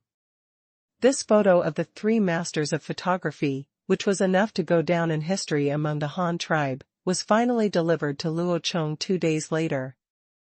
After developing mature photography technology, the three of them naturally wanted to report their merits to the leader. Such a magical technology would definitely be very useful. Even if it had no special purpose, even if it was just sold in the market, it would have great commercial value. Chu Bing even began to think that if he joins the army in the future and leaves his wife at home to open a photo studio, he will definitely have a very good income and find something for his wife to do. So the three of them immediately packed the 4 photographic negatives in packages, and wrote a long letter to send the research and development process to Luo Chong using a giant eagle. Because the cost of daguerreotype photography is relatively high, the three of them did not dare to use public experimental resources for private photography. The only serious thing was to report the results to the leader as soon as possible. Luo Chong received their letters that morning. At the flying speed of the giant eagle, it only took an hour to travel more than 100 kilometers from the island in the middle of the lake to Hanyang City. When Luo Chong opened the bag and saw the 4 photos wrapped in layers of cotton inside, he was shocked. He didn't expect that the group of people at the institute actually did it without any prompting from him. Such a meaningful invention. To be honest, after so many years, Luo Chong can't even remember what early photography technology required. He only remembers that he needed to take a negative latent image, then use developer to develop the photo, and finally use fixer to characterize the photo. It was just a negative, and then a lot of transfers on photographic paper. But it is obvious that the three of them have developed a one-time daguerreotype photography technology that is earlier than the negative photography technology they know. Such photos are one-time products that cannot be copied. No, they cannot be called products yet. Something that cannot be copied should be called art. Xiaodai and Zhang are pregnant again. They have reduced their work outside the home. Now they often stay at home, take care of their 2 children, or make small clothes and delicious food. Seeing Luo Chong staring at the letter, he giggled. Asked curiously. Husband, why are you so happy? Could it be that the motorcycle you mentioned has made progress? Xiaodai turned her head and asked, while watching Luo Lan and Luo Chong playing puzzles. No, that locomotive is still early. It will be good to have it ready next year. What I'm laughing at is that this guy Chu Bing has already come up with 2 new technologies in just half a month since he went to the research institute on Huxin Island. Come over here, take a look, there are gifts he gave you here. Luo Chong smiled and waved to Xiaodai. At this time, Zhang also came from the kitchen, holding a plate of cut fruits. When she heard that Luo Chong had good things here, she quickly came over. Wow, what is this? The one above is Chu Bing. Who are the other 2 people? Xiaodai looked at the photo and asked in surprise. Husband, is this a portrait? Why is it so well drawn? It looks exactly like a real person. Zhang also said in surprise. Haha, this is not a portrait, this is a photo. It does not require a painter, it uses a camera. You can take pictures of any scene you see. To use Chu Bing's words in the letter, it is to freeze time on the carrier forever, so that's it. When we get older, we can see what we were like when we were young, and those 2 little guys, when we grow up, we can also see what we were like when we were young. Luo Chong smiled and taught the 2 about photography techniques. Then this is awesome. There is also this picture of 3 people. It looks so real. Husband, can our family also take a picture like this? Forget it, let's wait for Qingshu and Lan or brother, let's talk about it after my sister is born. After hearing Luo Chong's introduction, Xiaodai immediately became interested in this thing. No way, photography is inherently charming. Who doesn't want to keep a photo of themselves when they were young forever? In other words, leave a piece of evidence that you existed in this world? This meaning is really important. Since the invention of photography, if you don't take a few photos when traveling, it will feel like you have never been to this place. The greatest charm of photography is taking souvenirs. It's not necessary. If you want to take pictures, I can just call them over and take pictures now. We will take pictures after the baby is born. This thing is not that difficult. When this technology matures, it will be very cheap. I will make it possible for all the people in the Han tribe to take photos. Luo Chong made a decision immediately. That's great. When can we take photos like this? No, I want to dress up the children. And husband, you also need to change into nice clothes. Zhang was also excited at the side. Stand up. Luo Chong didn't know whether to laugh or cry. These were all black and white photos. No matter how well you dress, they will still appear in black and white. Dressing well is useful, but he didn't say it in such a big way. Well, you have to dress up. By the way, they also developed a silver-plated glass technology in tubing and made several silver-plated glass mirrors. They said in the letter that they would give them to you as gifts. You just use them to dress up. Bar. Luo Chong said and took out a few glass mirrors from the bag and handed them to the 2 of them. It was the first time for the 2 of them to see a mirror that could reflect such a clear portrait, so they were naturally very happy. Xiaodai took the mirror and looked left and right, then smiled and said to Luo Chong, "Husband, with such a good thing, should I give one to Sister Tang Yao tonight, or should you go and give it yourself? Luo Chong's face darkened, and he said casually, go and deliver it. Zhang saw Luo Chong deflated, covering his mouth with the back of his hand and giggling. Seeing Luo Chong glare at her, he said, husband, it seems that Chu Bing is not married yet. How about I find him a good girl from the clan? Talking about marriage? It's rare that this kid knows how to give us gifts, so we can't help but express it. Luo Chong thought about it, but did not refuse. Zhang Ying's mother's clan had no status in the Han tribe. Although she was a relative, Zhang Ying was thrown into the river by them to worship the gods. Luo Chong was the one who brought her from. If she was fished out of the water, you can imagine what impression she would have on her mother clan. The child Chu Bing has no foundation, but he will definitely be in a high position in the future. Zhang Ying will think of using this method to ease the relationship and improve the status of her mother's family. Luo Chong has no objection. After all, so many years have passed, even if he has some thoughts in his heart. His anger had long since dissipated, so he nodded and agreed. You can take care of this. It's best to ask Chu Bing if there is anyone he likes. Well, thank you husband, I understand. Zhang Ying agreed, then took the mirror to amuse the two children. It was the first time for the two children to see such a clear mirror, and they couldn't help but play with themselves in the mirror. Luo Chong wrote a reply at this time, asking them to come to Hanyang City with all the equipment and medicines needed for taking photos. He also asked them to bring all the propellants and mines currently produced in the laboratory. Mercury and lead azide were asked to bring a few more people with them, and he wanted to conduct the bullet experiment here in Hanyang City. Regarding the research on firearms, how could Luo Chong, a man who has been playing with guns for half his life, be willing to let others do it for him? He wanted to have fun with it himself first.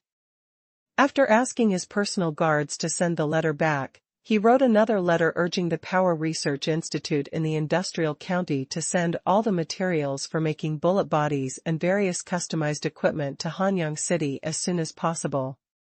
Come here, the only department in the Han tribe that is capable of developing these equipment is the Power Research Institute, a top mechanical research department. I believe that with the drawings provided by Luo Chong, they should be able to easily come up with these things. After the letter was sent, Luo Chong immediately sent a team of personal guards to the industrial county, ordering them to prepare there and be responsible for escorting this batch of military equipment safely, and then began to wait for Chu Bing and them to come to his door.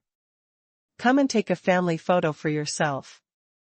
At the research institute in the center of the lake, Chu Bing and the others received a reply from Luo Chong at noon on the day they sent the letter. They were very happy when they saw that the leader wanted them to bring the equipment. This meant that the leader also wanted to go there. Let them take photos. The leader is so interested in this thing. This is a kind of affirmation and recognition. However, several people did not forget the business that the leader told them. While packing up the equipment and preparing the ship, Wen Nong asked the chemical team to get some more propellants and primers, and finally put together a large amount of ammunition before dark. Collecting gunpowder, shot shell casings, photographic equipment, and a group of researchers, they boarded the ship and headed toward the dock in Luoyang County overnight. Starter. The shotgun shell is composed of two parts. In the early black powder shotgun era, all copper shells were still used. However, in modern times, all copper shells are used for charging and plastic shells are split. Structured. It just so happens that the Han tribe now has plastic, which is unvulcanized eucommia gum. Eucommia gum is originally a plastic material. It is as hard as plastic in a low-temperature environment. Even if it is heated, it will only soften, not it is elastic and can only become rubber-like after vulcanization. But now that the Han tribe has a new source of rubber raw materials, there is no need to waste eucommia gum on making rubber. The cost of using this thing as rubber is higher than that of rubber. Luo Chong simply let them use it. Make plastic bullet casings, and use them as plastic to develop new uses. At noon 2 days later, Chu Bing and a group of researchers from Huxin Island finally arrived at Hanyang City after a long journey. Because this time they were carrying highly sensitive explosives, they did not dare to run too fast. Although they were anxious, but it's better to focus on stability. Don't get the credit and rewards and blow yourself up halfway. That would be too tragic. After entering the city, a group of people, led by their personal guards, temporarily stored gunpowder and other items in a warehouse in the city under strict supervision, and then went to Luo Chong's home with the equipment and medicines needed for photography. In the 3 days since replying to the letter, Luo Chong finally saw the world's first camera developed by the indigenous people of this world. The first time he saw this thing, Luo Chong couldn't help but complain. "What you did is too crude." Faced with the leader's complaints, they naturally had nothing to say. This was just a prototype that could just meet the shooting needs. The first purpose of production was to be usable, and how could they care about the appearance? "Chief, do we want to take a photo now?" Ao Fei didn't pay attention to the leader's complaints, but was eager to show it off in front of Luo Chong. Taking pictures? That's a bad word. I think it should be called photography, or taking pictures. Don't worry, you've been on the road for 2 days. It's already noon. Let's eat first and tell me the rationale behind your design of this thing. It's not too late for us to take pictures in the afternoon. Luo Chong immediately rejected their proposal, then asked the maid at home to prepare lunch, ate with the group of researchers in person, and chatted about the work and research during this period. After listening to Chu Bing and the other 3 stories, Luo Chong then asked Wen Nong among them, "So the one who finally fixed the image was the number 17 reagent you made?" "Yes, Chief. In fact, it was Chu Bing who suggested using that thing for testing. I didn't help much."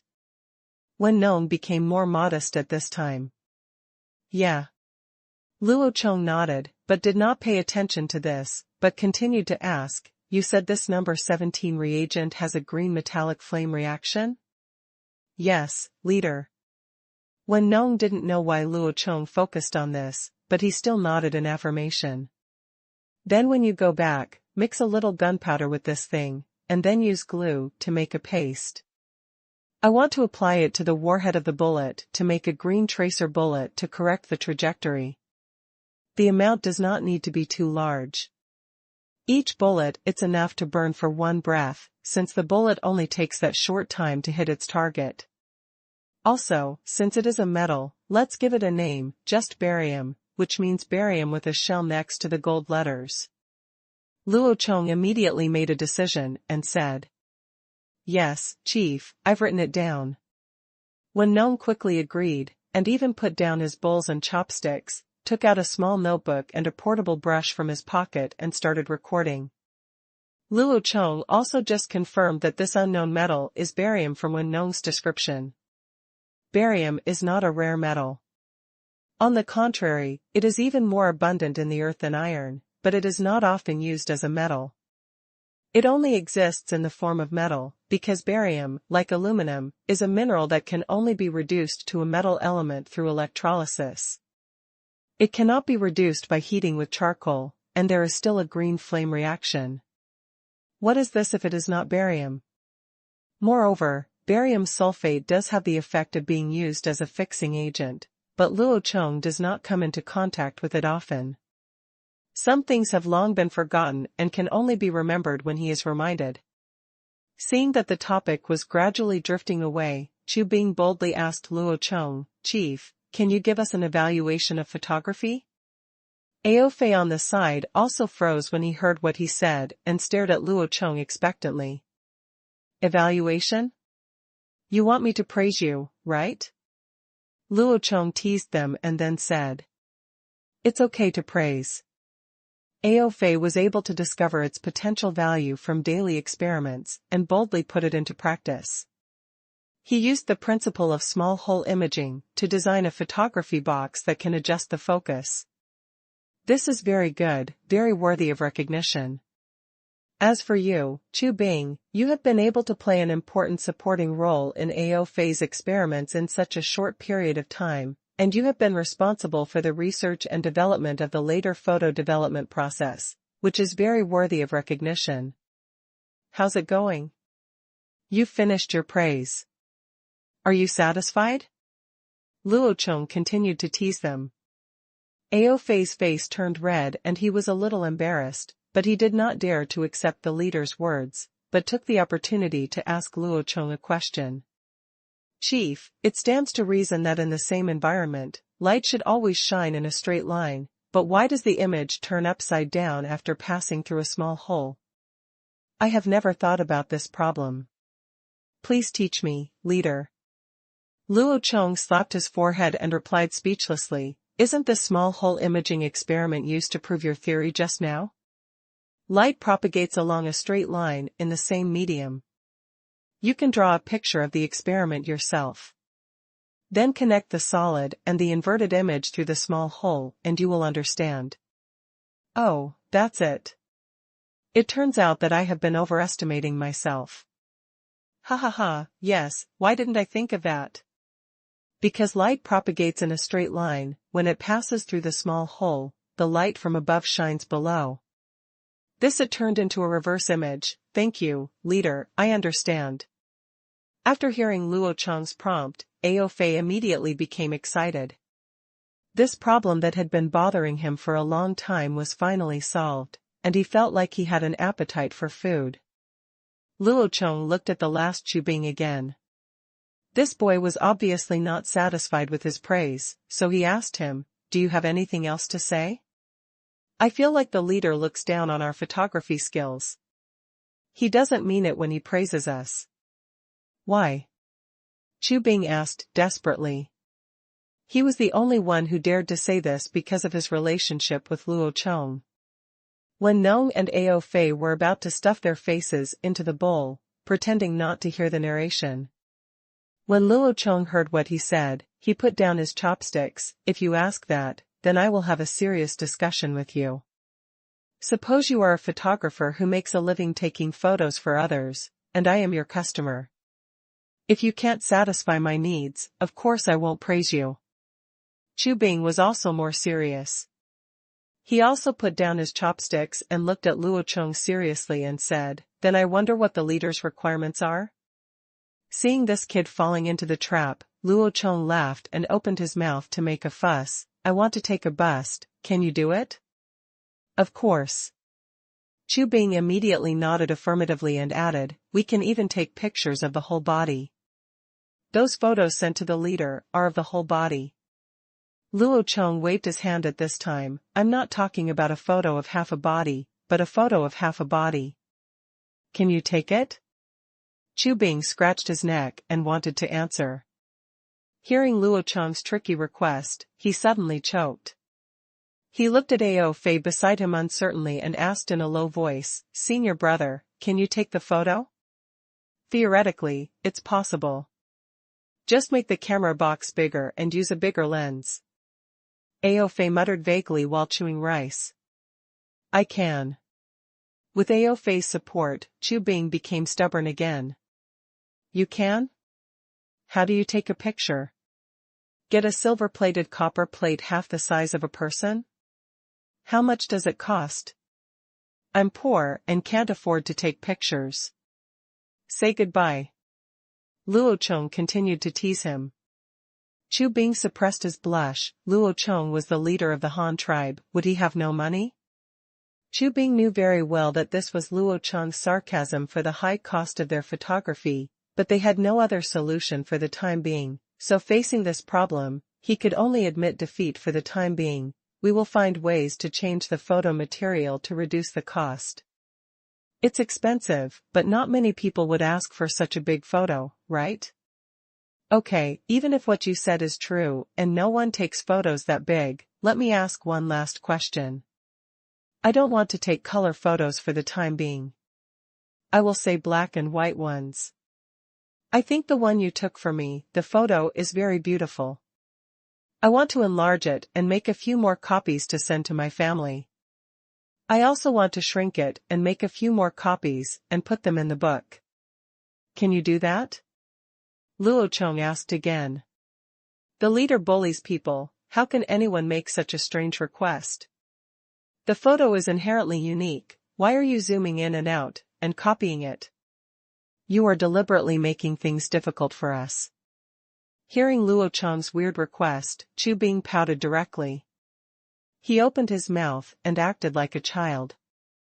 But Luo Chong said seriously at this time, but I can fulfill the requirements I just mentioned. The people across the dining table suddenly looked at Luo Chong with wide eyes. The leader had just listened to them explain the principles of photography. Now he had figured out a way to improve it to this extent?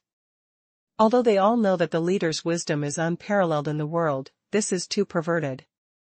What they worked on for more than a week to succeed, the leader improved upon listening to it once.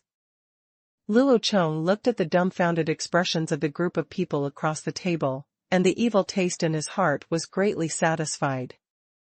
Before they could recover, he immediately revealed another big secret. Actually, your photography has another major shortcoming, and that is that the conditions are too restrictive.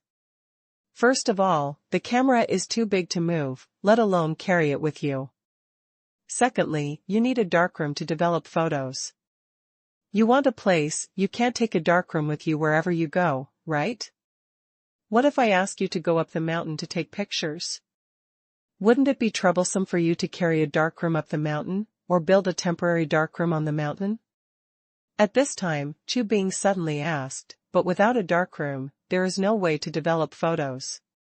The liquid in the film will have no effect after it dries. This is the biggest problem. What if you can make dry negatives? If you use it with an enlarger, you can make the camera as big as a palm and take pictures wherever you go.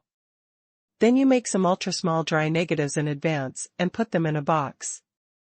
You can take hundreds of negatives with you at a time, put them in a palm-sized camera, go out and take a circle of photos, and then take them back to the darkroom when you come back.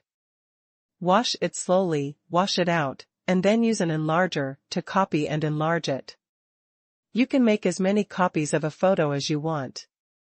Wouldn't it be better? The people across the table continued to be stunned. Although this was just Luo Chong's idea, it did sound very tempting, and once this technology could be realized, the impact on human life would definitely be huge. However, Luo Chong first led their thoughts to military affairs. If these technologies can be realized, can we equip the frontline scouts of the army with such a small camera, so that when they scout the enemy, they can directly take pictures of the target, and then bring the film back and develop it into photos? In this way, generals sitting in the military camp can directly see the situation on the front line. Or when we search for a person, we make thousands of copies of his photos, and then everyone goes to search for them one by one. Do you think if we had this kind of technology at the beginning of the year, would Mao Dun still be able to run away? Several people's mouths were almost numb. What kind of brain did the leader have? How could everything be used in military affairs by him? But Ao Fei didn't care about this. He was not a soldier. As a researcher, what he wanted to know most was whether the ideas Luo Chong mentioned could be realized. Chief, can these functional effects you just mentioned be achieved with current technology? Of course, but this thing will definitely take a few days to prepare. We will take pictures in the afternoon. I will be ready in 2 days. I will tell you how to enlarge the photos, how to make dry plate negatives, and how to make repeated copies. Luo Chong replied immediately. Hearing Luo Chong's words, several people on the opposite side suddenly became excited.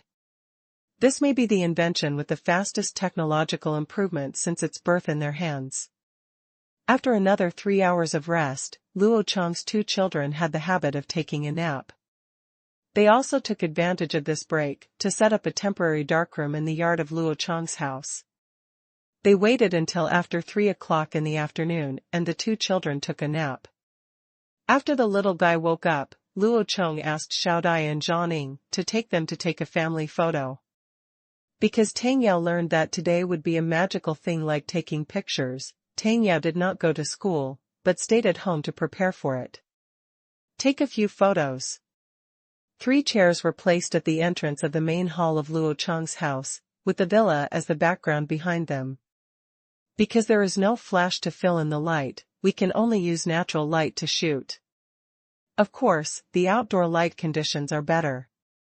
If you are taking pictures in the house, you can only use carbide lamps to fill in the light. While Chu Bing and others were making negatives in the darkroom, Ao Fei was playing with his camera in front of Luo Chong, first adjusting the angle, and then using the frosted glass as a viewfinder to take the view. Luo Chong was wearing a black and red robe and a gilt crown sitting on a chair. He was holding in his arms his well-behaved daughter who was wearing a pink and white dress and a double-ringed bun on her head, and was licking a lollipop. Only the calves were still shaking, while Xiao Dai and Zhang were red and red. Sitting on both sides of him in blue formal attire, his hair was almost covered with all kinds of eye-catching jewelry. Xiao Luoqing was also dressed very delicately, with a black gauze crown on his head and a bright red silk robe. Standing Luo Chong fiddled with the wooden sword hanging on his waist in front of him. At this moment, Luo Chong suddenly asked Ao Fei on the opposite side a question. Ao Fei, what are the 3 primary colors of paint? Ao Fei, who was adjusting the camera, was stunned for a moment and didn't understand why the leader suddenly asked this question, but he answered immediately. Looking back to the leader, the 3 primary colors of pigments are rose red, azure, and goose yellow. By adding these 3 pigments, you can create various colors. If they are all mixed, it will become black. The Han tribe has been using this method to prepare paint for several years. The basic knowledge of the 3 primary colors of paint has long been popularized. As one of the top people in the research institute, Ao Fei naturally knows about it. Yes, then you have been studying prism decomposition spectrum for quite some time. Let me ask you again, what are the 3 primary colors of light? Luo Chong continued to ask. This is a new theory that their optical team has recently experimentally analyzed. As the leader of the optical team, Ao Fei is of course very aware of it, so he answered it immediately without hesitation. Back to the leader, the 3 primary colors of light are red, indigo, and grass green. When the 3 are combined with each other, they can become light of various colors. If equal amounts of the 3 primary colors are fused, it will become white light. Luo Chong nodded, but suddenly reminded, since the 3 primary colors can make up various colors of light, do you think that if you make filters of these 3 colors and block them in front of the lens, can you take colorful photos? With a chirp, the frosted glass used to capture the view in Ao Fei's hand fell to the ground and shattered. He was stunned. Luo Chong's words seemed like a thunderbolt in his mind, and he was stunned. On the spot, he was still mumbling. So that's it, that's how color photos are taken. Luo Chong couldn't help but smile when he saw his reaction. People who are engaged in research are like this. They are just like crazy people. They always like to be surprised. I just put forward this idea. You can slowly experiment with how to do it when you go back. And let me remind you that even if this method can take color photos, if you don't have color negatives, you can't put the color on the photos. Presented. Go back and study it slowly, but I can promise you now that if you figure out color photography, I can upgrade you to 2 levels of knighthood. Thank you, Chief. Ao Fei will definitely live up to the Chief's expectations. Ao Fei immediately bowed his hands and said. At this time, Chu Bing also ran out with the wet film he had just made, and asked as he ran. Chief, what about me? What if I get it out? You are a soldier. Why are you comparing yourself to them? If you want to take credit, go to the battlefield. Luo Chong said to him, this kid has come up with some inventions. He has been getting more and more arrogant in the past 2 days. He must be suppressed. Oh. Chu Bing pursed his lips in dissatisfaction, inserted the film in his hand into the camera, and then began to instruct Luo Chong's family to adjust their postures and prepare to take a family photo for them. Click. Luo Chong automatically made up for the crisp shutter sound that didn't exist at all. The camera in front of him was too crude. There was no shutter or anything like that. Exposure was all done by manually unplugging the lens cap. But for humans at this time, being able to have this kind of black and white photography technology is already like a fairyland. Next, the family had a lot of trouble. First, they took a photo of Xiao Luolan alone with a handheld flower basket in the garden. Xiao Luoqing strongly requested to ride on his own wooden horse and took a photo with his sister holding a wooden sword. Then another photo of Luo Chong and Xiao Daizhenaying, a photo of Luo Chong and Tang Yao, a photo of Tang Yao and Xiao Daizhenaying, and another photo of Tang Yao herself. Because this daguerreotype wet photography technology must be washed out immediately before the chemicals are dry, they can see the completed photos up to 3 minutes after each shooting. This kind of instant photo photography technology is extremely important. This increases their interest because they can see the finished product immediately after shooting. Xiao Dai and the others had a great time playing, but the number of negatives they produced was limited. When there were only 2 left, Xiao Dai suggested taking a photo of Luo Chong alone, and then the 3 women pushed the bicycle to take the photo. One piece. At first, Tang Yao wanted to take the photo while riding a bicycle, but the exposure time of daguerreotype photography was at least 8 seconds, and during the exposure process, the subject should not move during the whole process, otherwise the photo would be blurred. It was all blurry and nothing could be seen. In the end, I had to take a group photo of the 3 of them in the position of pushing a cart. The 3 women who had taken a bunch of photos immediately began to chatter about which photo looked better, but Luo Chong called Zhaning over at this time. "Husband, what's going on? Come here." Luo Chong waved to her, whispering in front of so many people. Zhaning was still blushing, but she still followed Luo Chong's instructions. "You go and prepare some pig skins and bones, and then use lime like this, and then get some egg whites, add some salt to them, and then go to my study to get some white paper for drawing, like this." Luo Chong whispered instructions, while Zhaning covered her mouth and giggled, and finally looked at Luo Chong with wide eyes in disbelief. "Husband, is this really okay? Why, you still don't believe me?" Luo Chong asked, pretending to be dissatisfied. "No, then I'll do it right away." Zhaning covered her mouth and snickered, then agreed immediately. "You are pregnant with the child. Don't do it yourself. Just instruct the maids to do it." Seeing her turn and leave, Luo Chong hurriedly ordered. "I understand, husband, don't worry." After the woman and children returned to the house, Luo Chong called Chu Bing and others to make arrangements alone. "Ao Fei, go to the wood processing factory in Hanyang City, use the materials there to improve the camera as I told you, make a small handheld camera, sew a retractable zoom box with leather on the front, and then have this a photo enlarger. Just follow the structure I mentioned. When known, go back to the research institute immediately and get the barium sulfate tracer out as I asked. Chu Bing, you take 30 mounted guards to the foot of the mountain to the north of Hanyang City to clean up a shooting range and set up a cordon to prevent the common people from entering by mistake, as well as those who are hunting. Do not let the common people to enter by mistake. And then you can take someone to measure the land and make a mark every 10 meters from the shooting position to the target position for us to test the ballistics later." The 3 of them immediately agreed, and then they went their separate ways to work on their own tasks. Luo Chong also found his personal guard leader and asked him to send someone to the industrial county to rush for equipment. 3 days later, with many people working together, the things Luo Chong needed were delivered to him one after another. First, Zhaning brought over a large jar of light yellow translucent flake gelatin.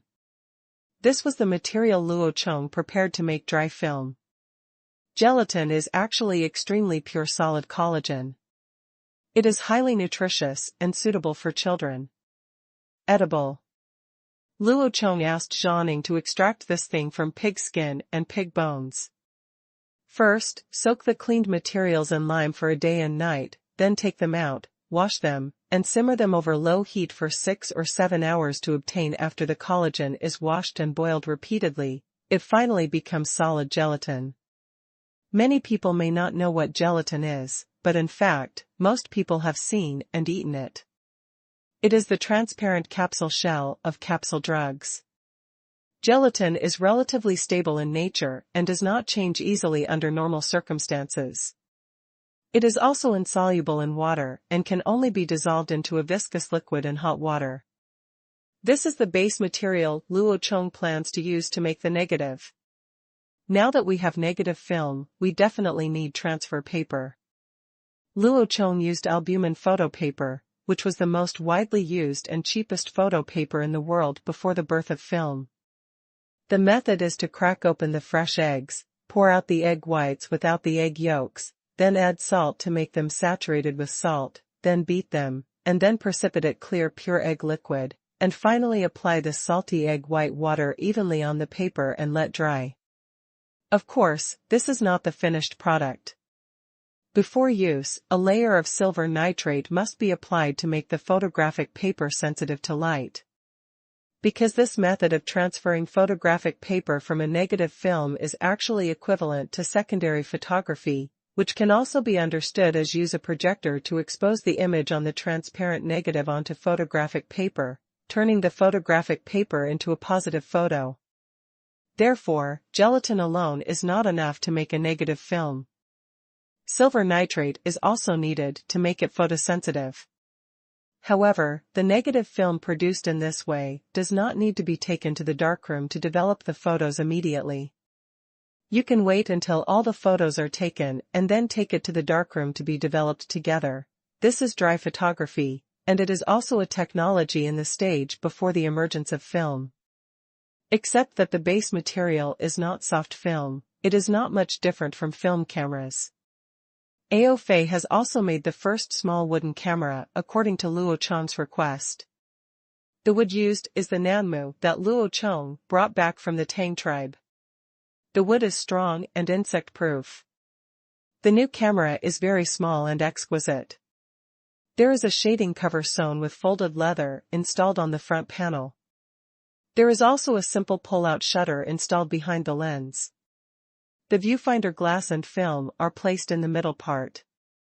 There is a card slot, and a small mirror is installed diagonally at the very back of the camera, which reflects the light from the lens to the top of the camera.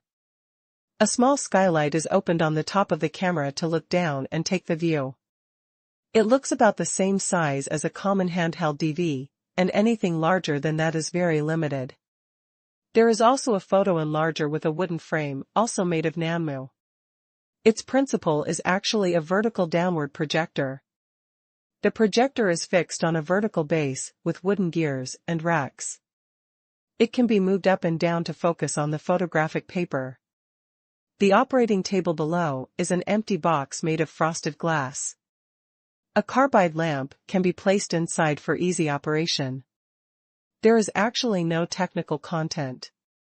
What really surprised AOFei and Chu Bing were the negatives prepared by Luo Chong. On the afternoon of the third day, a giant eagle flew from the glass workshop on the island in the middle of the lake and delivered a wooden box to Luo Chong. It is wrapped in layers with 600 sheets of flat crystal glass only 2 millimeters thick. Each piece of glass is a small rectangle 3 centimeters wide and 4 centimeters long. Chu Bing couldn't help but be dumbfounded when he looked at this thing. "Chief, isn't this your film? So small? It's not as big as an egg." "Yes, you have to be young to carry a lot. Look at such small negatives, put them in a box, can you carry hundreds of them with you? As for the size of the photos, didn't I tell you that they can be enlarged later?" Luo Chong explained. "That's right. With such small films, let alone hundreds of films, I can carry a whole box on my back." However, we have tried it with glass before, and glass cannot record photos. Chu Bing nodded in agreement, and then asked his own question. Luo Chong directly took out the jar of gelatin, pointed at it and said, "That's because glass cannot produce photosensitivity reactions, even if you apply liquid medicine, so my solution is to use gelatin to create a layer of gelatin on the surface of the glass. Photosensitive transparent coatings will not leave shadows on the glass, but the coating on top will. You melt this jar of gelatin with warm water, and then apply it evenly on these glass negatives. After drying, use silver nitrate for photosensitization, and then put it in the darkroom to dry. Remember, the negatives at this time can already be used for photography, must not be exposed, otherwise it will be directly discarded, so when the film is finally completely dry, you must also store it in a film box. I have had a special film box made." Xu Bing looked at these things in front of him and the solution given by Luo Chong, and couldn't help but extend his thumb. "The leader is really awesome.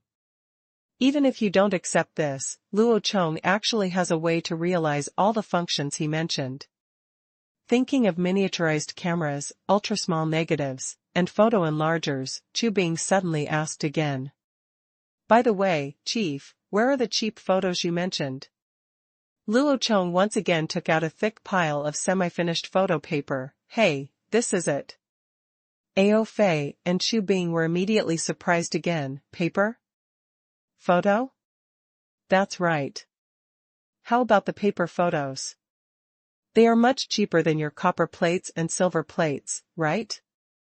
Luo Chong looked at their surprised expressions and immediately became proud. Seeing Luo Chong actually using paper base to make photos, both of them were surprised. If this could really be done, the cost of taking pictures would definitely drop significantly. However, looking at the slightly yellowed paper in front of them, they also knew that this paper, it must have been processed by Luo Chong using a special method, but I don't know if this special processing is expensive. If it is also very cheap, then photography can really be popularized among the people. "Chief, how did you get this photo paper? Is there something painted on it?" Chu Bing took a piece of photo paper and put it in front of his nose and smelled it. There was a faint salty smell. Then he looked at it. With this yellowish color, it must have been soaked in urine by the leader, right? But of course he didn't dare to ask such a conjecture, otherwise no matter how good the relationship with the leader was, the leader would personally beat him to death. Well, he definitely couldn't ask like that. Luo Chong didn't see his little thoughts, but he didn't tell them directly. He had to pretend to be mysterious for a while longer. "I won't tell you this yet. Let's try first to see if it works. If it works, I will reveal the formula to you. If it fails, wouldn't it be shameful for me to let you know?" Luo Chong raised his head proudly. Ao Fei and Chu Bing giggled for a while, and then started to make negatives and photo paper according to the method Luo Chong said. At this time, another personal guard outside sent Luo Chong 2 letters sent by Flying Eagle. Luo Chong asked while opening the letter, "Where are they all sent from?" "Back to the leader. One is from Governor Lin of Tuahai County, and the other is from our Jinwu Guard commander." The guard replied in a low voice. "Oh? Let me take a look." Luo Chong agreed, and then opened the letter sent by Yu Ji. Generally, this boy would not send a letter to Luo Chong easily. If he did, it would definitely be from Jin Wuwei. Bian had collected some important information, so Luo Chong paid more attention to Yu Ji's letter. But after opening the letter and scanning it, Luo Chong couldn't help but laugh out loud. The letter contained information sent to them by the new elder Jin of the Xian tribe, saying that the Xian tribe was actively preparing to defend against the Han tribe. Plans, and the ambush points prepared by the local government, as well as various plans to send elite troops to destroy the Han tribe's logistics, and even included a defense map. This information can be said to be truly conscientious, and it has indeed revealed the intelligence of those Jinwu guards. The attentiveness of the personnel. but Luo Chong sneered at this plan. The plan was good, but it was of no use. It was already the end of October, and the windy and rainy seasons at sea had long passed. The Han tribe was just waiting for the new recruits to be trained enough to send troops to Zhudao at any time. It's a good idea, but it's a pity that I won't give them any more time. Luo Chong immediately returned to the study with his personal guards, and then wrote a reply to Yu Ji, telling him only one way, that is to delay, try to slow down the progress of the Xian tribe's defense, and his side would soon send troops. Seeing Luo Chong seal the seal with his own hands, the guards immediately sent out the letter.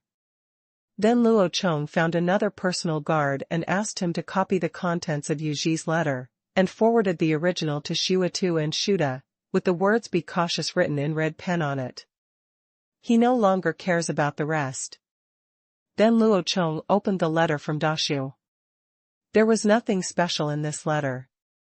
It just reported how far the cooperation terms with the Tang tribe had been completed. Then he used the troop dispatching authority given to him by Luo Chong to conquer several independent clan tribes recently, but no battle was fought.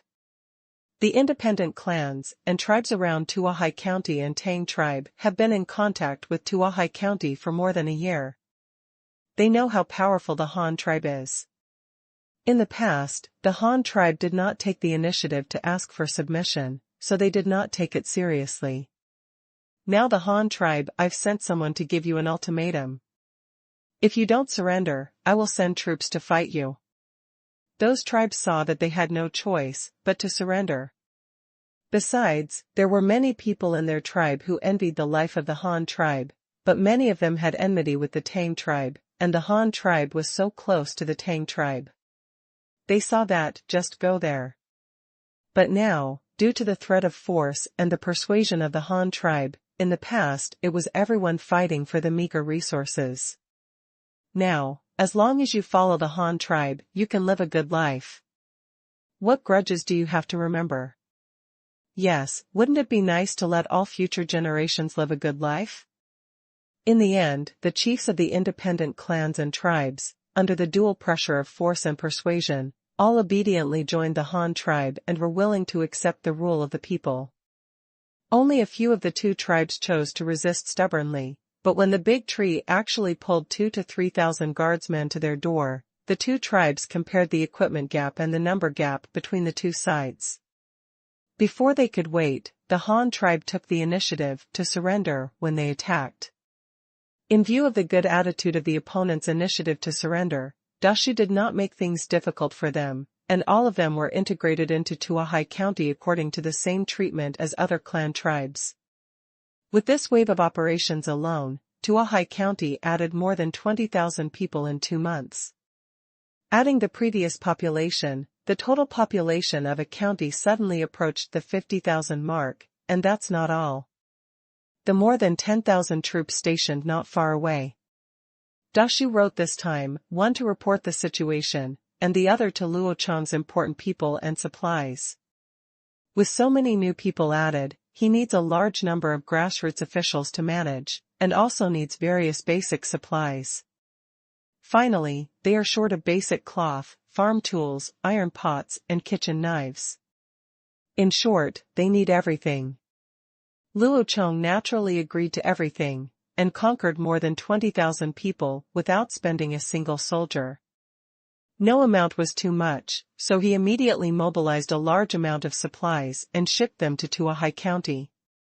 At the same time, Luo Chong also gave officials a batch of support. Helped the school. A large number of liberal arts graduates who were familiar with Han law were sent to Tuahai County, and Sancho, the former head of the Sang clan, was assigned to lead the team. Luo Chong directly appointed her to the jurisdiction of Tuahai County, and established the new position of Jingguan County Magistrate. Let her take office immediately with a group of minions.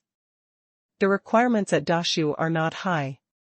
For so-called officials, if you can communicate fluently in Chinese, you can be a minor official.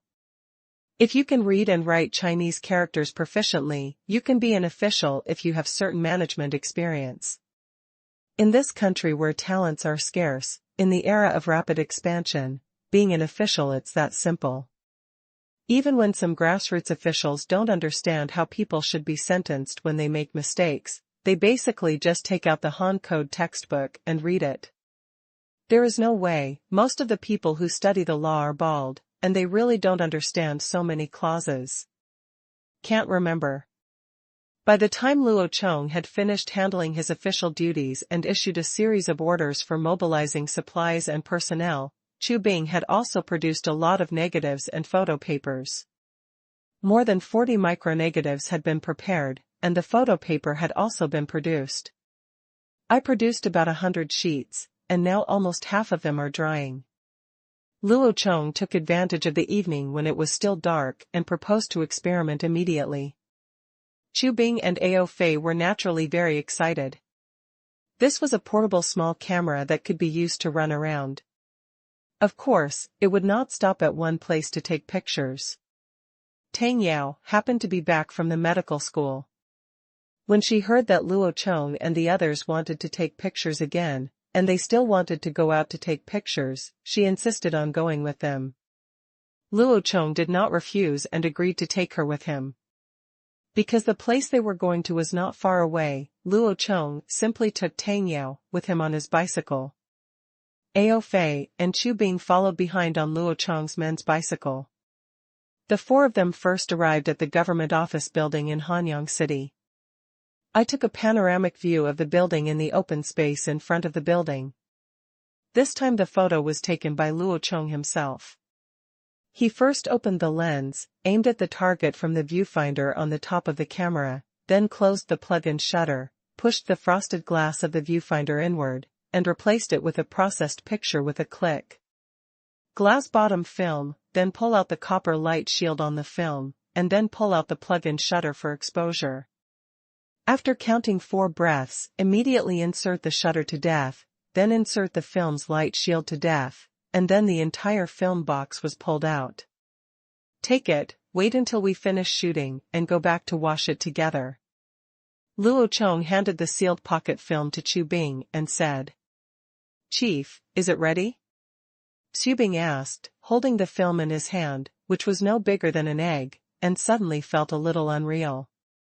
What was it like when they were taking pictures 3 days ago? Look at what they are taking now. How relaxed and comfortable the photo is, the contrast is too great. Of course it's done, otherwise what do you think?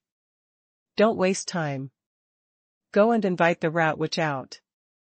I want to take a picture of his old man in front of this sundial. This is astronomy that has made a great contribution to our Han tribe. I don't know how many more years I can live, so I'll leave some photos while I'm still here, Luo Chong said solemnly. Now that photography technology is available, of course its ability to record history should be brought into play. Old people like Xu Wu, who brought calendars to the Han tribe, are fully worthy of being remembered by future generations. That's why Luo Chong thought of inviting the rat which came to take pictures. Otherwise I might not have the chance to take pictures again in the future. As a child who grew up in a Han tribe, Chu Bing was naturally very familiar with the rat witch. He immediately ran to the office area of Qingtian prison to invite the rat witch. The old man didn't understand what was going on, and Chu Bing didn't know what was going on. I didn't know how to explain it to him. I just said that the leader wanted to take a picture of him. But when the rat wizard heard this new term, he automatically understood it as a portrait. But when he followed Chu Bing downstairs, he found that Luo Chong didn't bring any drawing board, paper, or pen. Besides, even if he wanted to draw a portrait, shouldn't it be done indoors? With questions all over his head, the rat witch was pulled directly in front of the sundial by Luo Chong, and he asked in confusion, "Chief, shall we draw here?" "It's not a painting, it's a photo taken. It's much clearer than the painting," Luo Chong explained, and quickly inserted a new negative in his hand. "Oh, how can I cooperate? Can you find me a stool? I'm old and can't stand for such a long time," the rat wizard said, holding on to the crutch in his hand.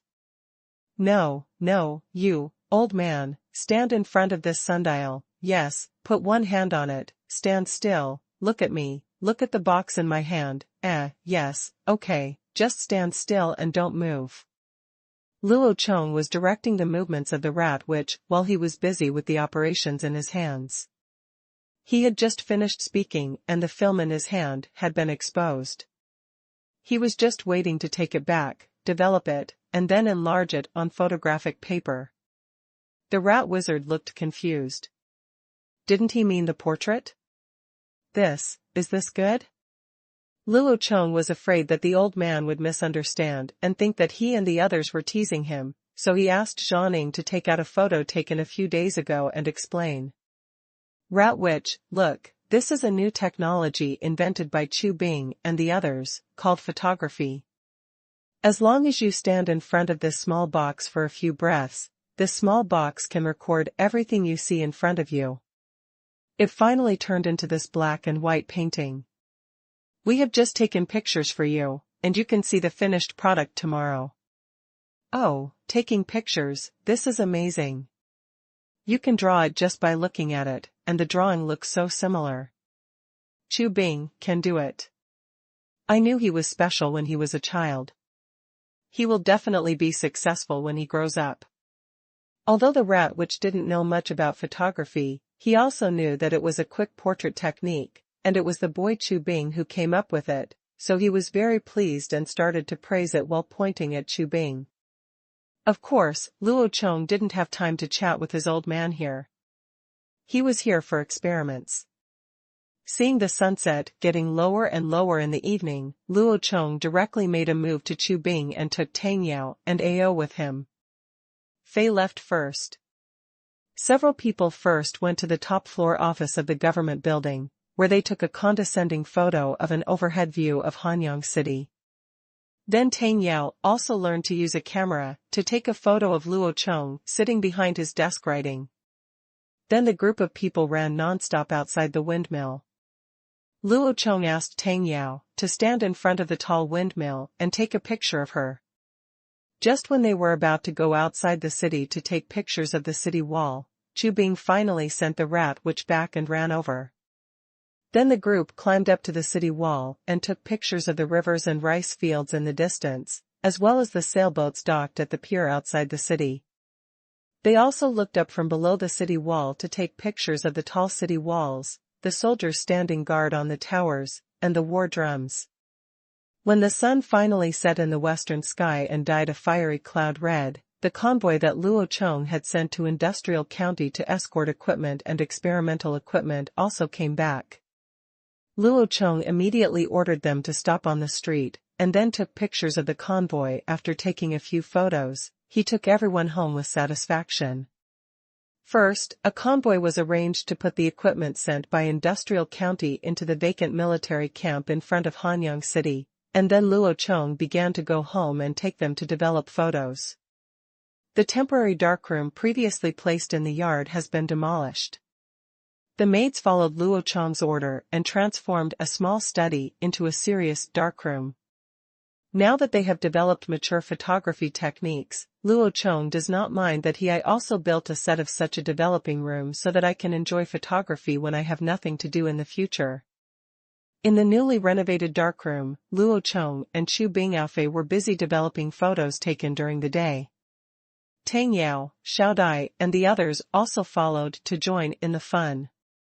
In a dark room full of red light, Chu Bing was developing those miniature glass negatives in front of the operating table. The images of the small negatives quickly emerged one after another, but they were obviously different from the daguerreotypes taken before, because it is a true negative film, which means it is the opposite of the black and white of the positive film. For example, in the photos of Tang Yao and Xu Wu, the hair was very bright, but the cheeks and other skin parts were very dark. The three women frowned and asked Luo Chong one after another. "Husband, is this photo bad? Why does it look so ugly?" Xiao Dai couldn't help but ask. "No, it should be like this. This is called a negative. It needs to be put on the enlarger and transferred to the photo paper. Then it will be positive."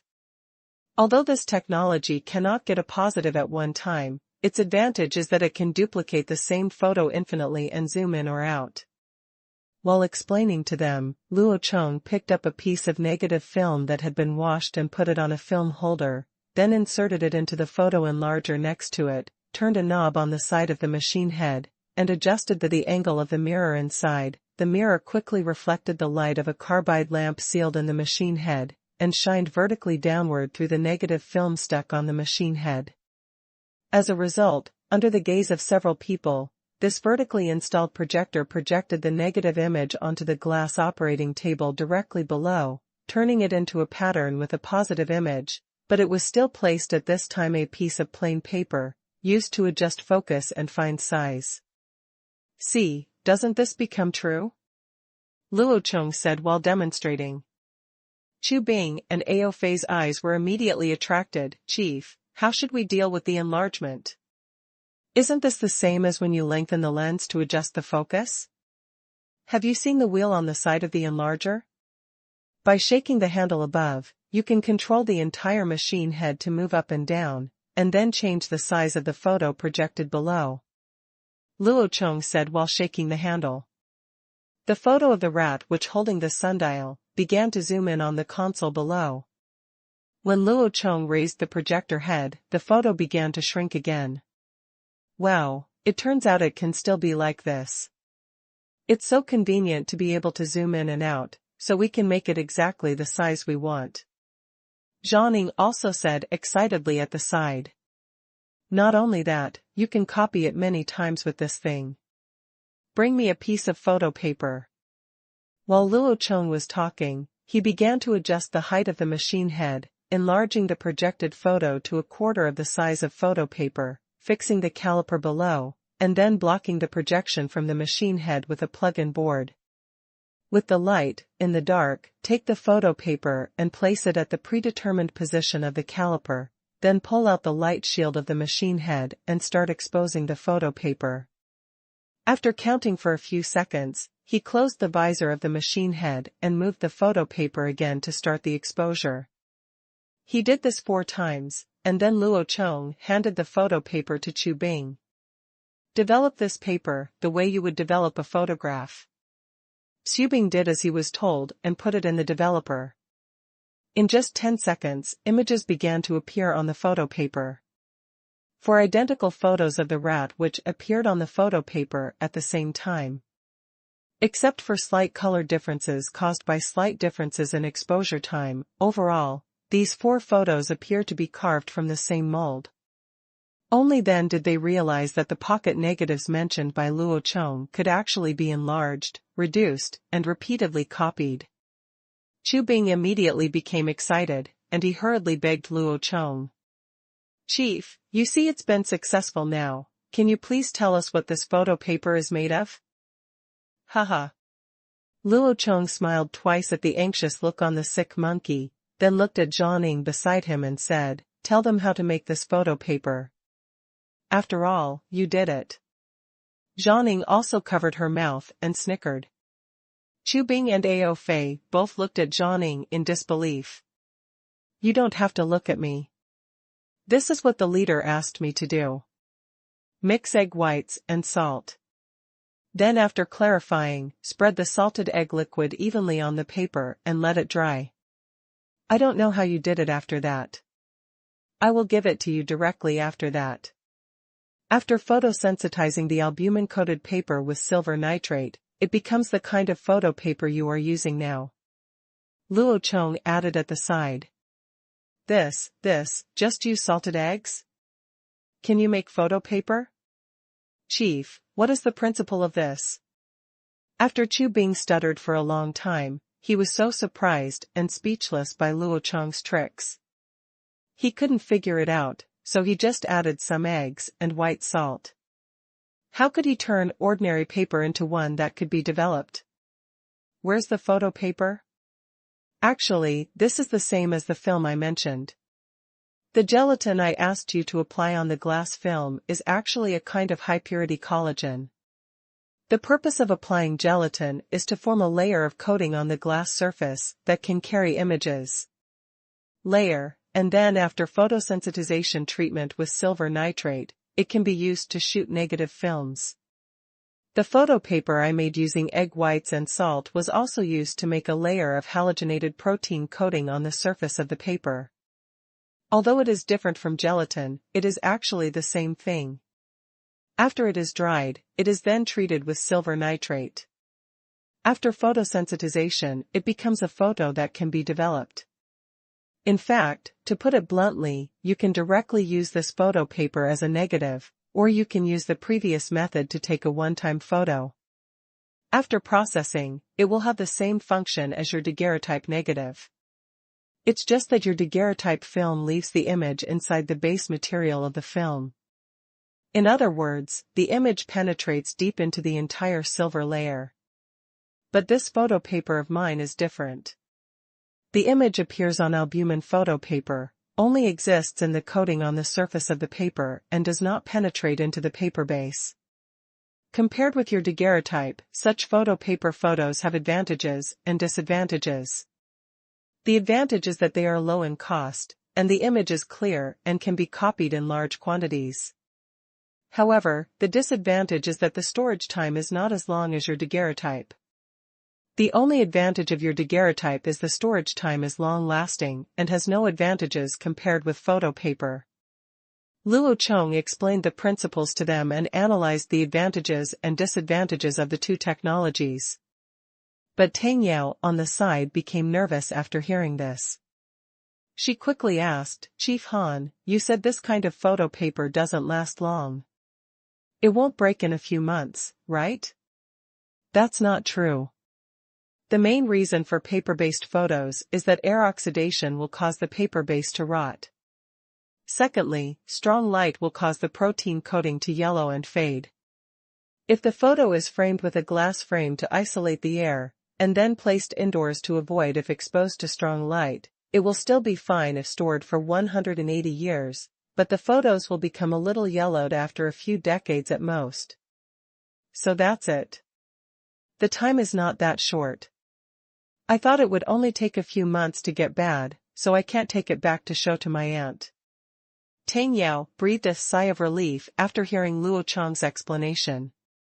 Yes, Chief, decades are really not a short period of time. The key is that it is cheap and can be copied and enlarged at will. It is better than the daguerreotype in terms of cost and function. This is it's a technology suitable for large-scale promotion, Ao Fei said with emotion. Carrot. That's right, this kind of photo paper only requires eggs, salt and white paper. This is something that every household in our Han tribe has. Who doesn't have a few hens at home? You can take a lot of photos for the cost of eating one less egg. A photo that can be preserved for hundreds of years is definitely something that every household can afford, Chu Bing also said with admiration. Naturally, he wanted to share the photography technology he invented with his family and take some photos for them. However, the cost of daguerreotypes is indeed very high, let alone whether he can afford to buy daguerreotypes with his salary. The key point is that such daguerreotypes need to be customized by the research institute. Would a high-end institution like the Research Institute make a few negatives specially for his own family? This is obviously impossible, but if he uses this kind of protein photo paper, there is no need to worry at all. As long as there is potion, he can buy the materials at home and make it himself. Husband, how do you plan to promote this kind of photography? Are you going to open some photography shops or specialize in producing cameras and photo paper for sale? Xiao Dai also asked at this time. What do you think? Luo Chong looked at her with a smile and asked. If I have any ideas, I'm just asking. Xiao Dai spread her hands. Based on her understanding of Luo Chong would definitely keep a set of things for taking photos at home. Watch him renovate this room. She knew about it in the darkroom, so she didn't even think about opening a photo studio. She just wanted to take pictures with what she had at home. As the official lady of the leader, she would not take photos of the people in person. Luo Chong thought for a moment, and then said, cameras are not troublesome to make, but not everyone can afford enlargers, so if we want to promote it, we should produce the equipment and sell it to others. But it must first meet the office needs of the government and then promote it to the private sector. The first stage is to promote developing equipment such as cameras and enlargers to every county-level city, and then to the military units of various health stations. Each guard station must be equipped with at least 5 cameras, and 1 enlargement and development equipment, and the film and photo paper are temporarily only we can do it, so we make it uniformly, then fix the packaging, and distribute or sell it according to the number of boxes.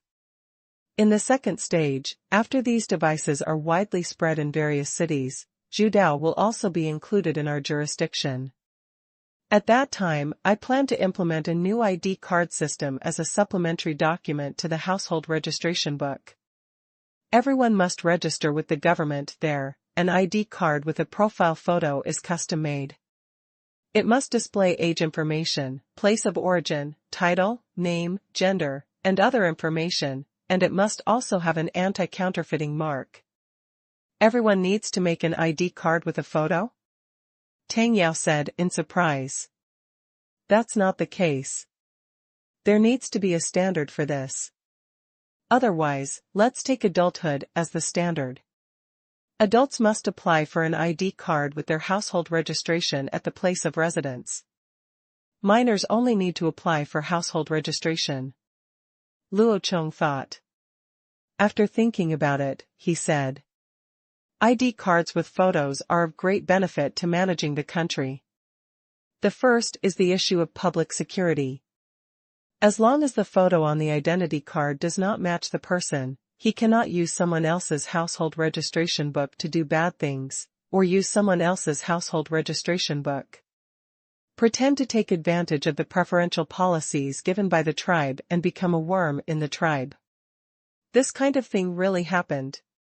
After being reported by the victim, the county magistrate tried it and the case file was sent to Luo Chong, and he only found out about it. The emergence of photo ID cards can solve this problem to a great extent and make it easier for tribes to control. In this way, when banks start to implement personal savings and remittance services in the future, and when trains are opened and tickets are sold, ID cards will be more convenient. Can play a huge role. After roughly clarifying the idea of promoting photography, a few people began to develop the photos again.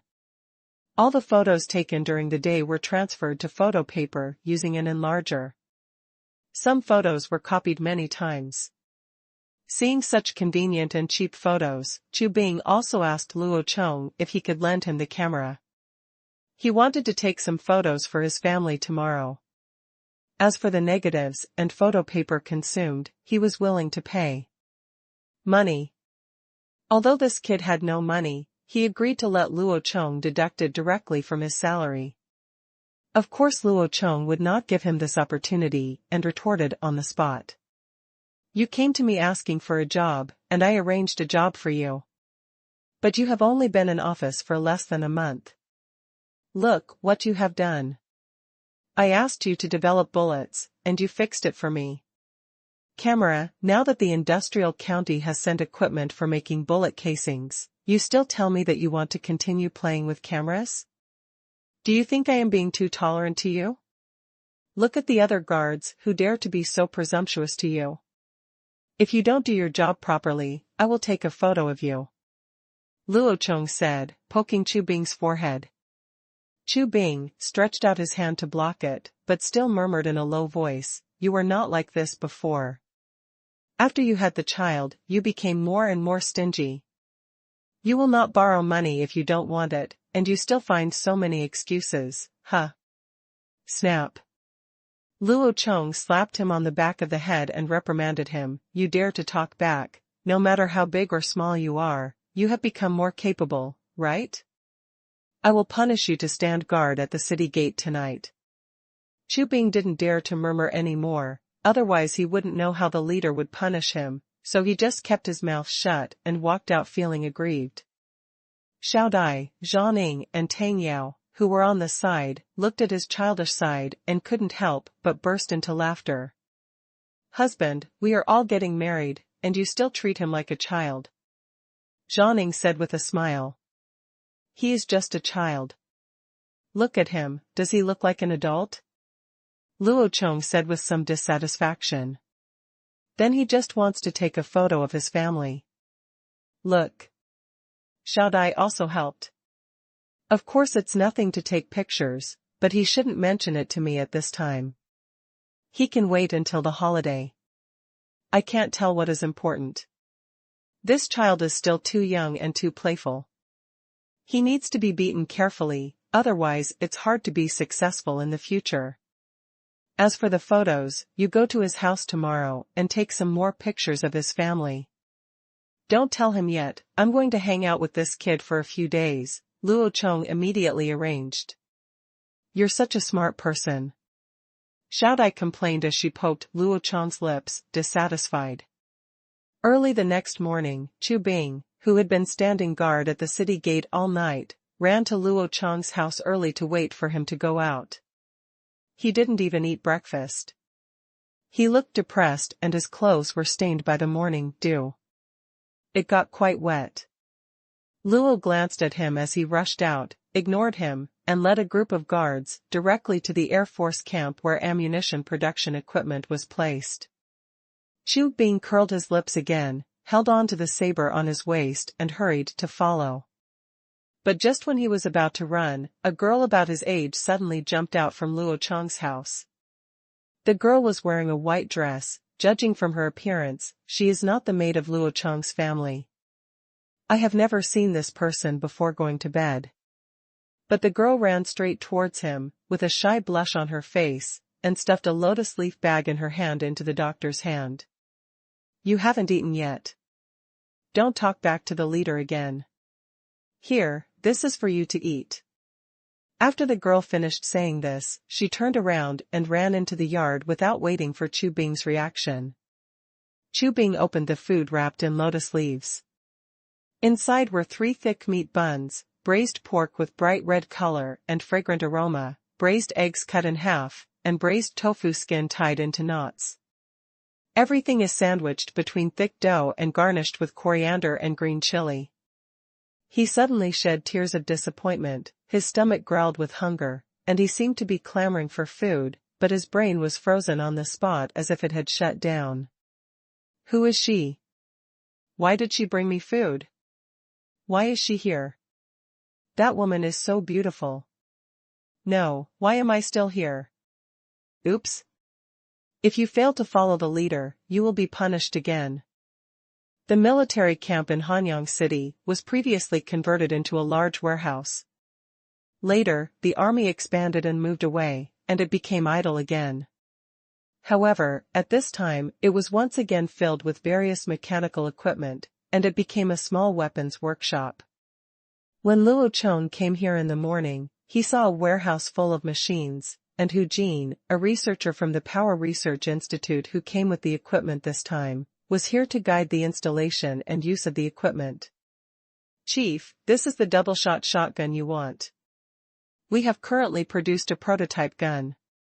The 2 barrels are thick steel pipes cast with sand and then forged and stretched into barrels with cold bone, and finally reamed and polished with a steam boring machine. There is no rifling in it.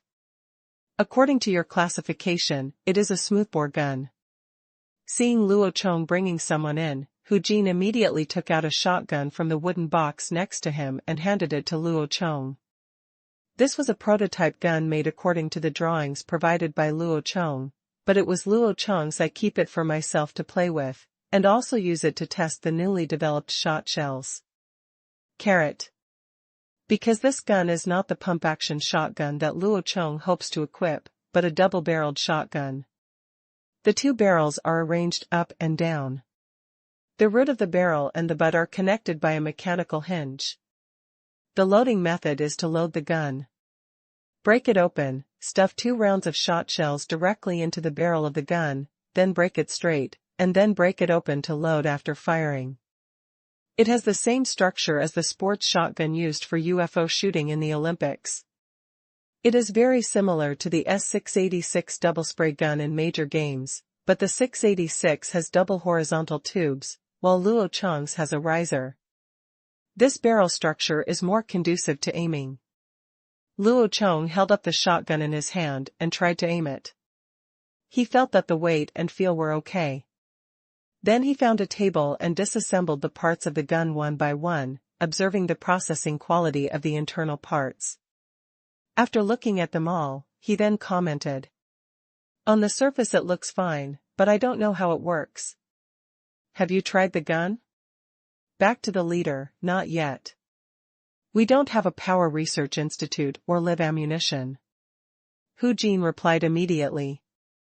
Luo Chong nodded, opened the barrel of the double-barreled shotgun and put it on his shoulder.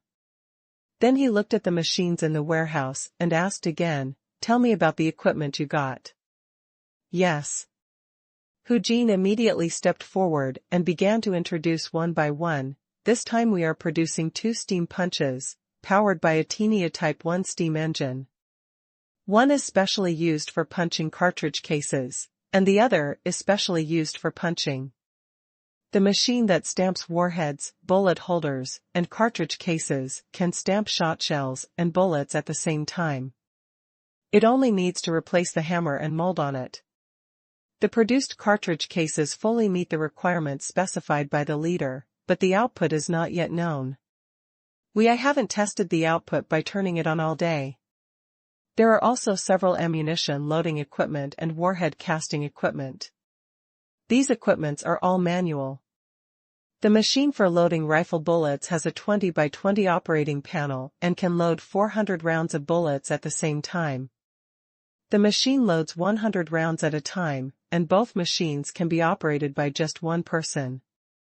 There is also a cartridge case washing and splitting machine, which is used to reload the recovered cartridge cases so that the cartridge cases can be used multiple times." Hu Jin introduced the machinery in the warehouse as he walked, and then pointed at the components and functions one by one. "Well, it looks pretty good. Do you have the trial-produced cartridge case? Show it to me." Luo Chong nodded in approval, and then asked him for the cartridge case. Hu Jin immediately moved out a box with a bright yellow color inside. All bullet casings stamped out of brass. Luo Chong grabbed a full-power cartridge case of an 8mm rifle point bullet. The length of the cartridge case was 5.7 centimeters. The charge of this cartridge was exactly twice the weight of the warhead. There was also a 3-centimeter long bullet mounted on the complete bullet. With the streamlined pointed bullet, the length of the entire bullet will reach more than 8 centimeters. Next to it was a small box of shotgun cartridges and a box of primer holders that were as golden as corn, making Luo Chong look even more friendly. Such a familiar modern weapon, but it's a pity that I haven't touched it for many years. He immediately asked Hu Jin beside him, "Has the prototype rifle been made?" Going back to the leader, the wooden structure part has been completed, the firing mechanism and the receiver and the gun have also been produced, but the rifling of the barrel has not yet been produced. We are still working on the rifling equipment recently. Before it was trial produced several times and several barrels were scrapped, but it was almost ready before I came here. I estimate that a sample gun will be delivered within a day or two, Hu Jin replied again. Luo Chong nodded and said, "Then you lead them to start debugging the machines, and get these machines started as soon as possible." "Yes, Chief, what about the workers here?" Hu Jin nodded in agreement, but instead of working immediately, he asked about the workers. Luo Chong looked around and directly arranged for a small flag guard to act as a temporary worker here. The scale of this small workshop was not large. 12 people were enough to handle the production. After these people mastered the operation of the machine, another group of injured and retired veterans will be transferred here to work, firstly for the purpose of military control, and secondly, it can also provide some jobs for the injured and disabled to satisfy their lives. After arranging these trivial matters, Luo Chong then asked someone to follow him to the corner carrying several boxes, and start loading bullets manually. The copper shell cartridges of the shotguns are all the same, but the plastic shells in the upper part are divided into 2 colors. One is a light blue single-headed shotgun, and the other is filled with 8 large lead bullets. The red cartridge case is used to distinguish the two types of ammunition. Luo Chong waved to Chu Bing, who had just finished eating the meat buns and was wiping his mouth at the door, and the boy immediately ran over. Leader. Well, follow the reloading.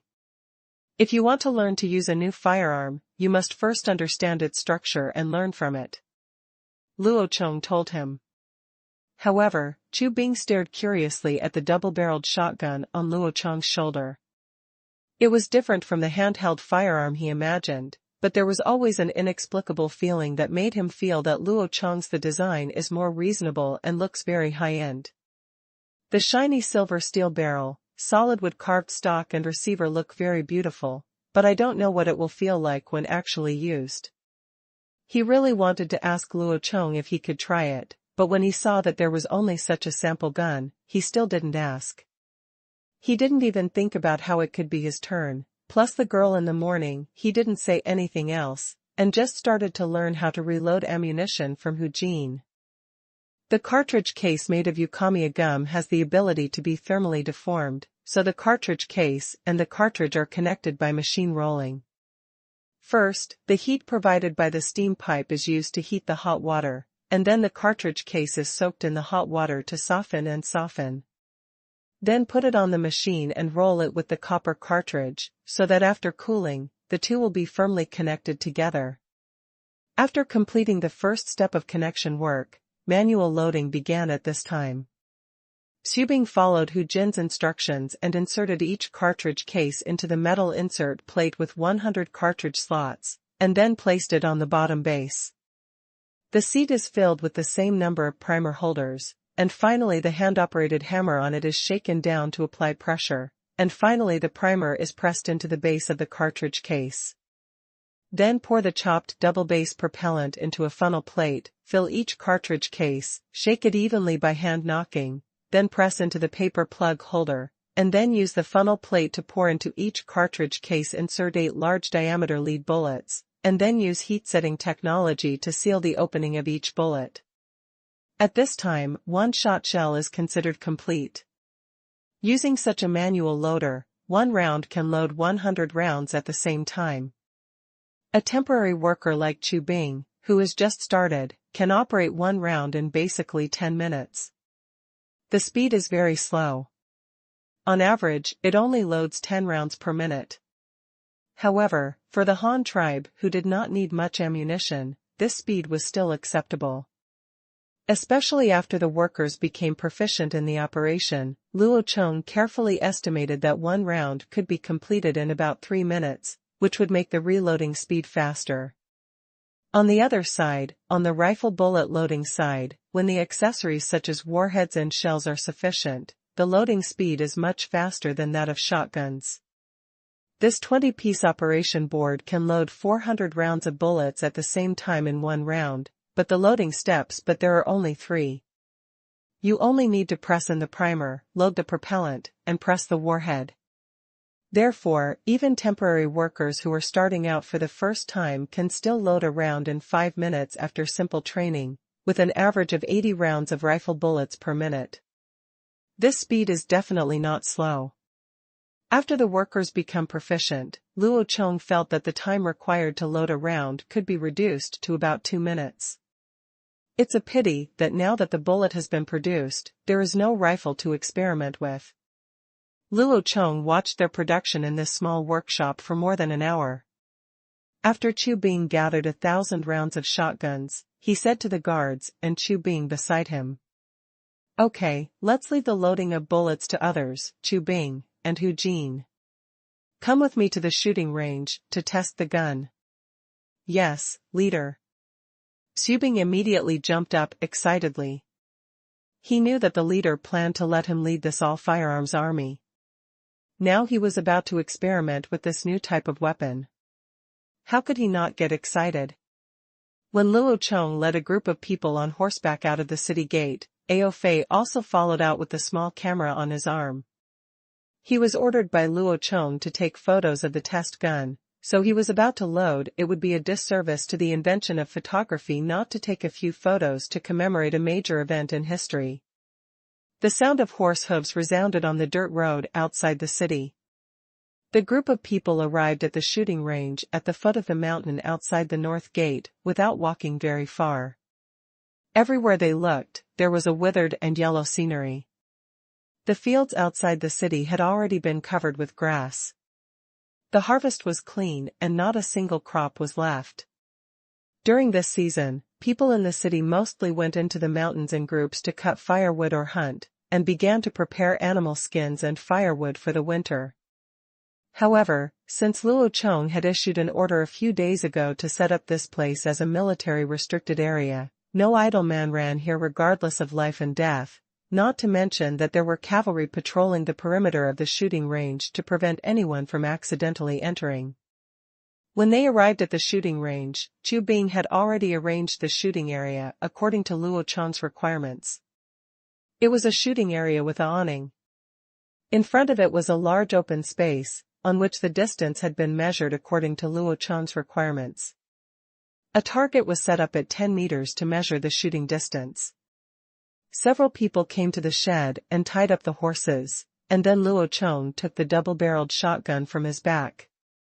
Chu Bing immediately walked closer and asked, "Chief, how far can this gun shoot? It looks a little different from the standard shotgun you showed me. Is this also going to be equipped for us?" "You asked so many questions at once, which one should I answer first?" Luo Chong rolled his eyes at him and said, "This is a double-barreled hunting gun. It has no cartridge storage tube and can only load 2 shotguns at a time.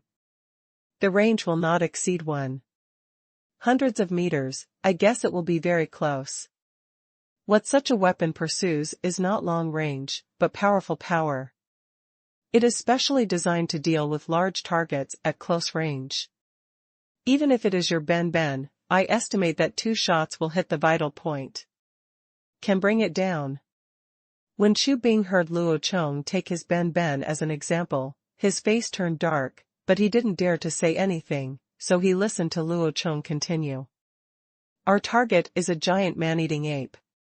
This creature is very powerful, but I guess it won't be able to withstand it if placed in front of a shotgun like this."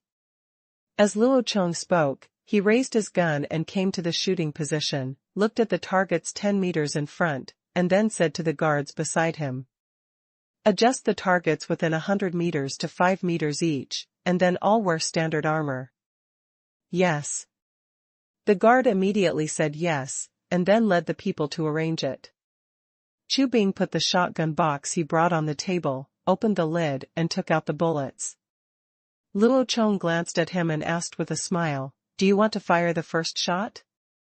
Chu Bing immediately opened his eyes wide, his face full of excitement and joy. "Really? The leader is willing to let me try the first shot?" "Nonsense, forget it if you don't dare," Luo Chong said contemptuously. I dare. I'm very brave. Let me try." The leader. When he went to the hospital to see Luo Chong, he was about to regret it. He immediately jumped up anxiously and shouted loudly, "Shut up, kid. Why are you howling? Just take it." Luo Chong handed him the gun directly and began to teach him how to use it. "See if you don't have this little wrench? If you turn it here, the barrel will fold down and open the chamber." Chu Bing did as he was told and quickly broke the shotgun into a dog-leg shape. Then, without waiting for Luo Chong to explain the next step, he took 2 red shotgun shells from the table and stuffed them in. With a click, he broke the gun. The barrel is straight and the chamber closes instantly. "Okay, kid, you know how to reload," Luo Chong said with a teasing smile. Chu Bing smirked proudly, and then looked at Luo Chong waiting for the next order. "If you see the hammer, pull it back. If you pull it all the way, it means it is ready to fire at any time. This step is called loading." Chu Bing followed the instructions again, and then naturally put his finger on the trigger.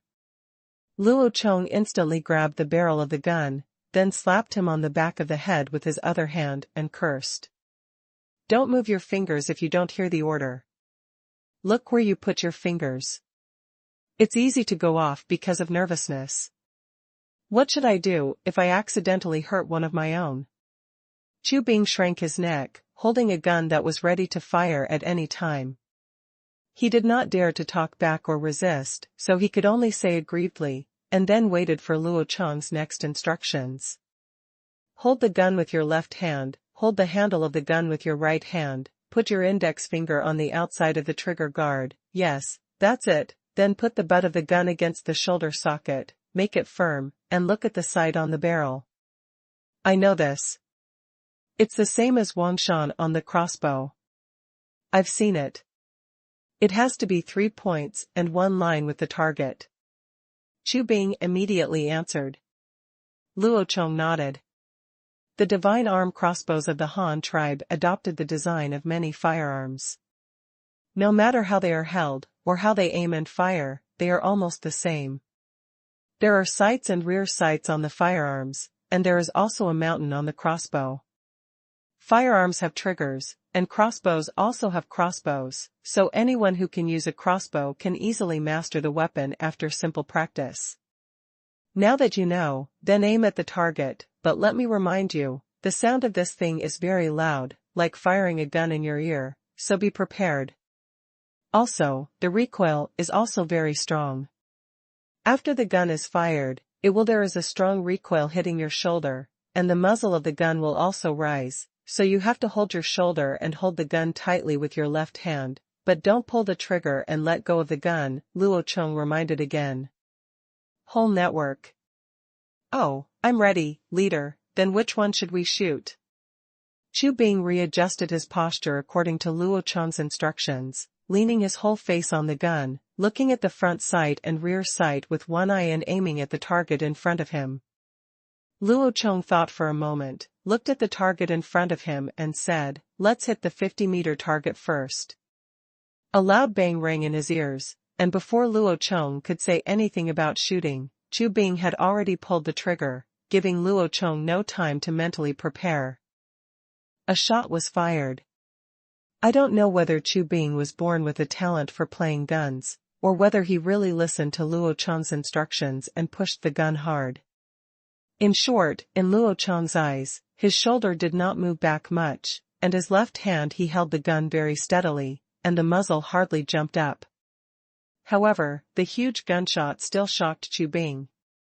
Even though he was mentally prepared in advance, he didn't expect the gunshot to be so loud. The most important thing was that he hit the chest target 50 meters away. Luo Chong could clearly see that several pieces of armor on the chest target were blown away. Chu Bing shook his head while holding the gun, and then asked Xiang Luo Chong without looking back, Chief, where will we hit next? 40 meters. Luo Chong simply ordered. Bang, there was another violent gunshot, and the target 40 meters away hit again. The chest target at this distance is really not that far, so it is not surprising that it can hit the target. The key is to correct the shooting posture of the gun. Luo Chong Zongjue felt that this kid was very talented. Put the gun away and open the chamber. Luo Chong ordered again. Chu Bing stood at attention as he was told, pulled the wrench and opened the barrel of the gun. With a bang, the 2 cartridge cases inside were ejected directly, leaving a faint wisp of gunpowder smoke in the air and falling to the ground. Chu Bing seemed very excited. How could a boy not love weapons? Although the weapon in his hand was not a common cold weapon, he felt that such a firearm was more suitable for him. 2 people come over and check the target. Luo Chong ordered the guards beside him. 2 people immediately ran over. However, they turned back to look at Chu Bing as they ran forward, for fear that the gun in this kid's hand would suddenly be aimed at. Call yourself. At this time, Luo Chong picked up the 2 shells on the ground and looked at them to observe the condition of the shells after firing. Fortunately, because the speed was fast enough, the shells made of Ukamiya gum did not soften as he imagined. There is also the possibility of reuse. He threw the bullet casing into the bamboo basket next to him and asked Chu Bing, tell me about your feelings. What do you think of this weapon? I think it's very handy, and it looks good. It can load 2 bullets at a time, and the loading speed is faster than reloading a crossbow. Chief, let's equip this. Chu Bing said with excitement. Haha. Luo Chong laughed twice. You don't know how powerful it is, and you just say that you want to equip the army with this weapon. This is not like being a general. As a leader, you must always protect yourself. The warriors are responsible.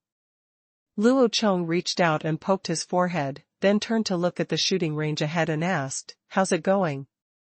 Reporting to the leader, 2 pieces of armor were blown away from the 50-meter target. The other 5 pieces of armor had dents on them but were not penetrated. The wooden boards were not damaged. A guard reported immediately. Reporting to the leader, 3 pieces of armor were blown away from the 40-meter target, 4 pieces were dented, 1 was penetrated, and there was a small hole in the board. Another guard also said. Luo Chong patted Chu Bing's shoulder and glanced at him. You see, it's not as powerful as you think. This gun only has absolute lethality when it fires shotgun within 30 meters. It can only injure people beyond 30 meters. But can't be beaten to death. Chu Bing opened his mouth and was a little dazed. How could such a powerful gun only have an effective range of 30 meters? Isn't this a joke? It was too disappointing. He couldn't help but complain in his mind. Luo Chong waved to call the 2 people who were inspecting the target back, and then ordered Chu Bing again, this time, use blue-cased single-point bullets to shoot at targets of 70 meters and 80 meters. Chu Bing did as he was told, and seemed to place all his hopes on these 2 single-headed bombs, hoping that their effective range could be further. Otherwise, they would be eliminated because of insufficient power and could not be deployed in the army. How could that happen? Not such a shame. Bang bang. 2 gunshots rang out one after another. This time Chu Bing did not ask Luo Chong about the specific time of shooting. After loading the bullet, he shot himself. After shooting 2 shots, he directly put the gun into Luo Chong's hand. Without waiting for others to check the target, he climbed over the railing and ran towards the target. Luo Chong smiled and took the telescope directly from the guard next to him. He could immediately see the details of the target in the distance, without having to run so far away to see it. But Chu Bing, who was in front of him, checked the target and immediately started shouting happily. "Chief, it's been penetrated. The 70-meter target has been penetrated, and a hole as big as a fist has been made. This gun can be used. From now on, we will all use single-point bullets," he shouted while running back. Luo Chong smiled and put down the telescope and said, "How about that?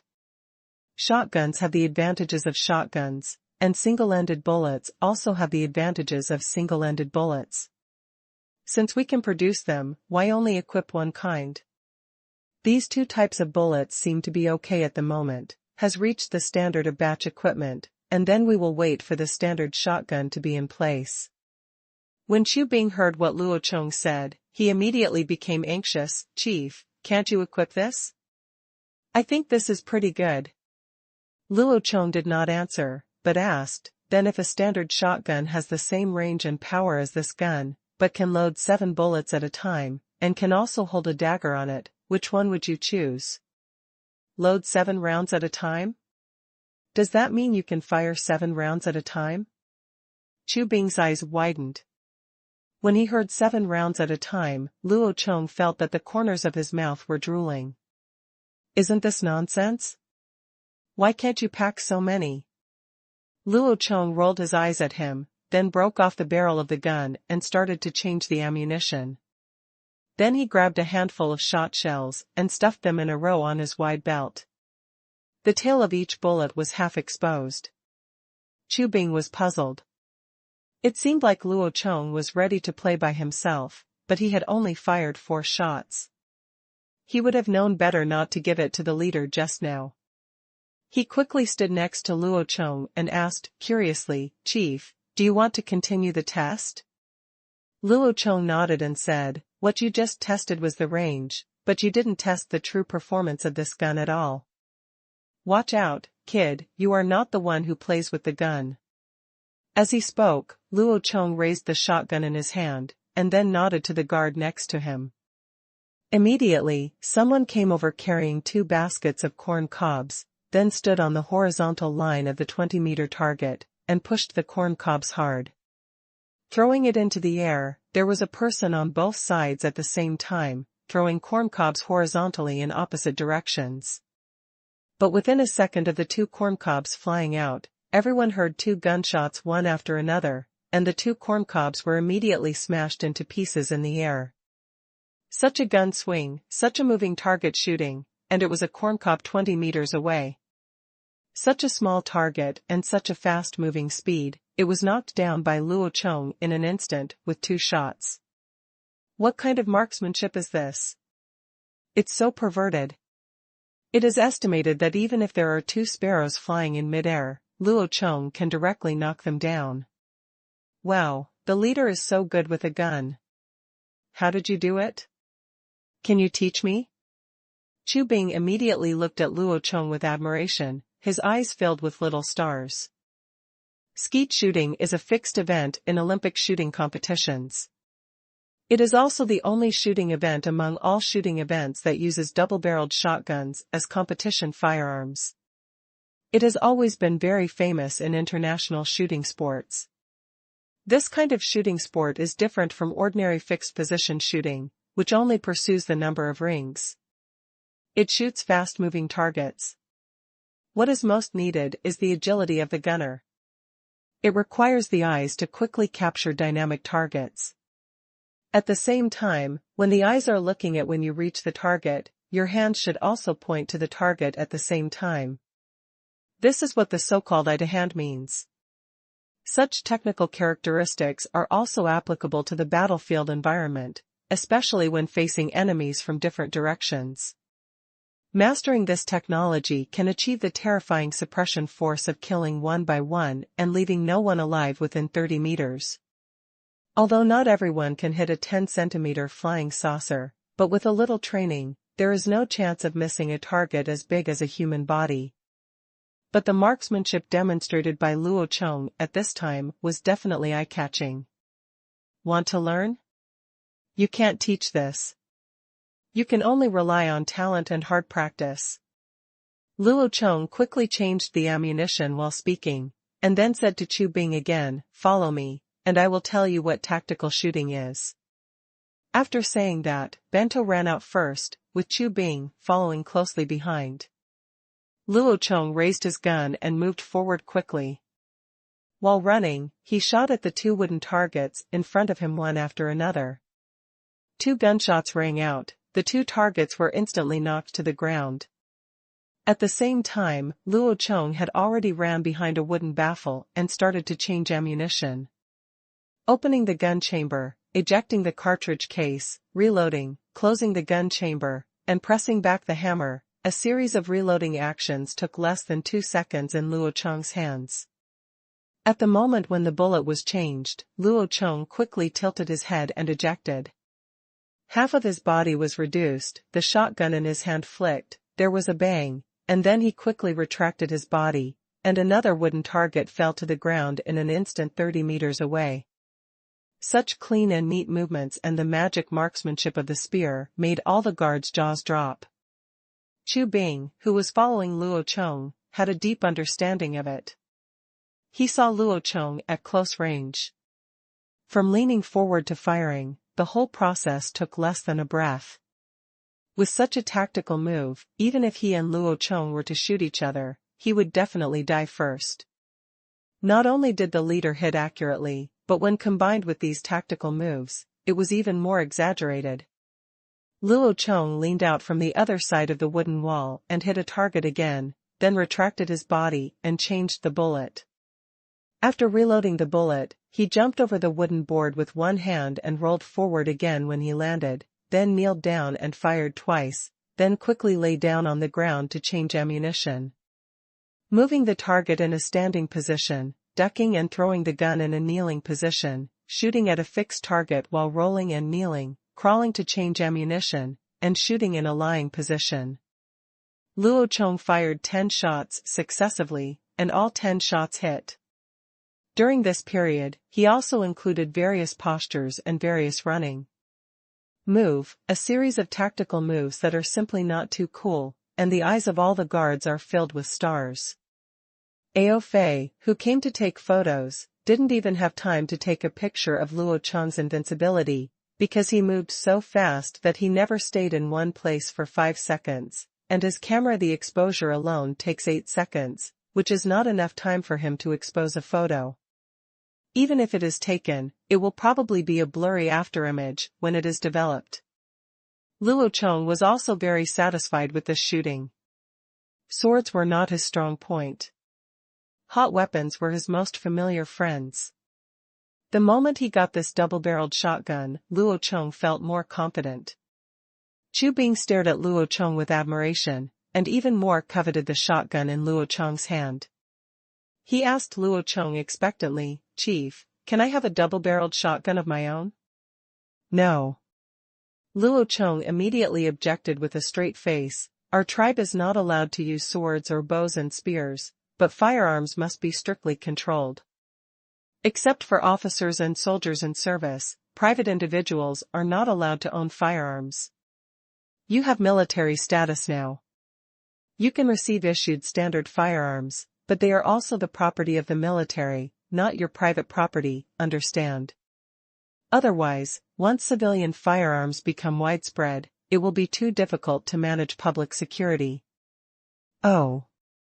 Chu Bing let out a disappointed sound, and then asked again, "Then leader, when will our standard weapons arrive? I don't even have my own gun. When will I be able to practice as well as you?" "Wait, it's only for these 2 days, I'll let you get familiar with this first. Don't let me break it. Remember not to point the gun at anyone, and don't pass the gun around when it's loaded with ammunition. You all come and try it, 1 person, 10 shots, all have a share, don't grab them." Luo Chong greeted a group of personal guards and said. A group of people cheered and gathered around. Seeing the leader playing with guns and thieves, they had long been greedy, and they were even more envious of Chu Bing. Now that they have the opportunity, of course they will give it a try. A group of people started lining up and started shooting. The first to get the moon was to go to the hospital near the water. They fired 10 shots to satisfy themselves. Then they stood aside and taught other guards how to use firearms, although they did not get the bullets later. It was a beating, but it was really satisfying to touch it. The first day of the test on the power and range of shotguns passed in the continuous sound of gunfire. The results of the test were also obvious. Shotguns can only have absolute lethality within a distance of 30 meters, while single-head bullets can achieve 70 meters. This is the farthest effective range. Although the range is indeed not very far, not even comparable to that of a crossbow, the power is very impressive. Whether it is shotgun or slug, it can be called the absolute overlord of the short-range battlefield. As for the farther ones, distance, there are rifles to suppress them. Luo Chong is also planning to equip this firearms army with a small amount of shotguns, and most of them will be bolt-action rifles. This will form a high-low mix in the army, so that the army can adapt to more combat tasks and battlefield environments. 3 days passed, with constant shooting and loading. When the ammunition workshop had accumulated more than 80,000 rounds of rifle bullets through manual loading, the industrial county finally sent the trial-produced sample gun. "Come over." The next morning after these sample guns were delivered, Luo Chong got up early again and took a group of guards to the shooting range. There were many sample guns, more than a dozen, so everyone was very excited. After these few days of simple training, after that, these Luo Chong's personal guards all fell in love with the new firearms. It has a beautiful shape, great power, and is relatively easy to train. In other words, it is quick to use, and it is much easier than learning to shoot a crossbow. This time, I heard that a standard musket was delivered, And everyone was even more excited, because Luo Chong had told them a long time ago that the standard musket could be reloaded with multiple rounds, so wouldn't it be more enjoyable to fight? There are 13 types of newly delivered sample guns, including 7 types of shotguns alone. There are also 6 different models of bolt-action rifles, not counting bayonets. Of course, so many models do not mean that Luo Chong has actually produced more than a dozen completely different firearms, but that they have made small differences on the same weapon platform. Take shotguns for example. They all have tubular pump-action magazines, manual loading and loading, side window ejection, and ammunition feeding from below. They look similar in appearance, but based on subtle differences, there are 3 bullpup types.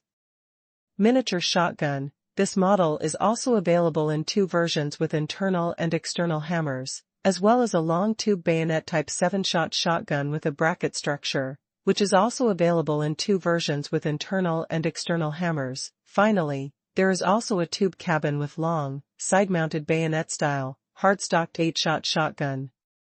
On the whole, they have the same mechanical structure, the same shape and caliber. The only differences are the different lengths, different ammunition capacities, and different bayonet installation positions. There are even 3 types of bayonets, but they are not included in the gun. Of types. Including another bolt-action rifle based on the G98, the overall structure of the gun is the same, with 1 caliber and 1 shape, but there are 4 different combinations of front sights and rear sights. There is also a difference between the straight and curved charging handles. The rest is the difference in bayonet style, and there is no other difference. The guns are all of the same type. The reason why there are so many different models is mainly for testing. After evaluating which one is more suitable, they can be finalized and unified equipment. 13 different weapons were placed on the table one after another, which dazzled the surrounding guards. Chu Bing had no choice but to stand in front of them, pick up a shotgun and play with it in his hands. "Chief, this batch of guns looks much slimmer than your double-barreled shotgun," Chu Bing said while holding the ultra-small 3-shot bullpup gun. Indeed, this batch of shotguns all use internal bolts, and the ammunition supply and shell ejection systems are also compact in structure. The previous bulky shotguns, which used folding of the gun body to load and eject shells, are completely incompatible with this. Compared with standard military weapons, of course they should be more compact and simple, so as to reduce the failure rate and improve the efficiency of use.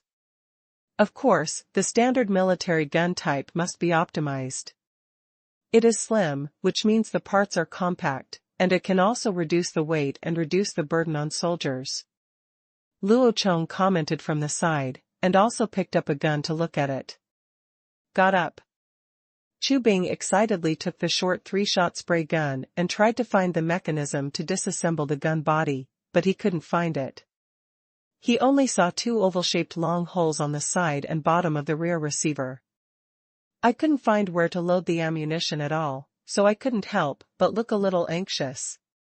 "Chief, where do you load this gun? Why can't the gun be opened?" Chu Bing looked around for a while and asked anxiously. Luo Chong couldn't help but smile when he saw his anxious look, then took the short spray from his hand and introduced it. "Look here, the hole below is where the bullet is loaded. You need to insert the bullet head in advance like this. This short barrel type can load 3 rounds at a time. If you put 1 round in the barrel in advance, it will be 4 rounds. As he spoke, Luo Chong took 3 bullets from the basket with bullets next to him, stuffed them into the loading port below, and then continued to introduce. Then hold the grip with your right hand, grab the handguard with your left hand and pull it back, then push it forward, and the bullet will be automatically loaded. At this time, you can fire." As Luo Chong spoke, he began to demonstrate to everyone. He pushed and pulled the handguard in front of him with his left hand, and then instantly pulled the trigger to aim at the target in front of him. Before others could react, he pushed and pulled the handguard in front again. Then another shot, and then the same operation again, until all 3 bullets in the bomb bay were fired. All the guards were dumbfounded. It turns out that a standard shotgun needs to be loaded with bullets like this? And loading is so simple, you only need to push and pull the front handguard to fire again. The short and powerful weapon in front of you is enough to crush the shotgun I played 2 days ago, in terms of ammunition loading and power. Chu Bing was more like getting a new toy. He picked up another 3-shot short spray gun on the table, then imitated Luo Chong and started loading from below, pushing and pulling the handguard, and fired a shot instantly. But at this time, he also discovered the difference between the gun in his hand and Luo Chong's, because the one used for medical treatment was of the external hammer type. The hammer was exposed at the rear of the receiver, and the handguard was pulled back. Sometimes, there will be 2 parts protruding from the back of the receiver. But in terms of other functions, it is no different from the one in Luo Chong's hand. "Chief, why are the 2 we got different?" Chu Bing asked, curiously. "Different?" "That's right. We have made so many different ones just for you to experiment with. You will all try them later. The one is safer, more reliable, easy to use, and convenient. Let's decide later which one to mass produce."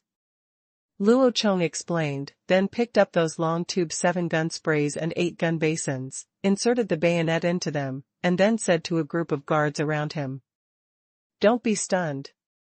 Come here and try one. Don't be afraid of wasting bullets.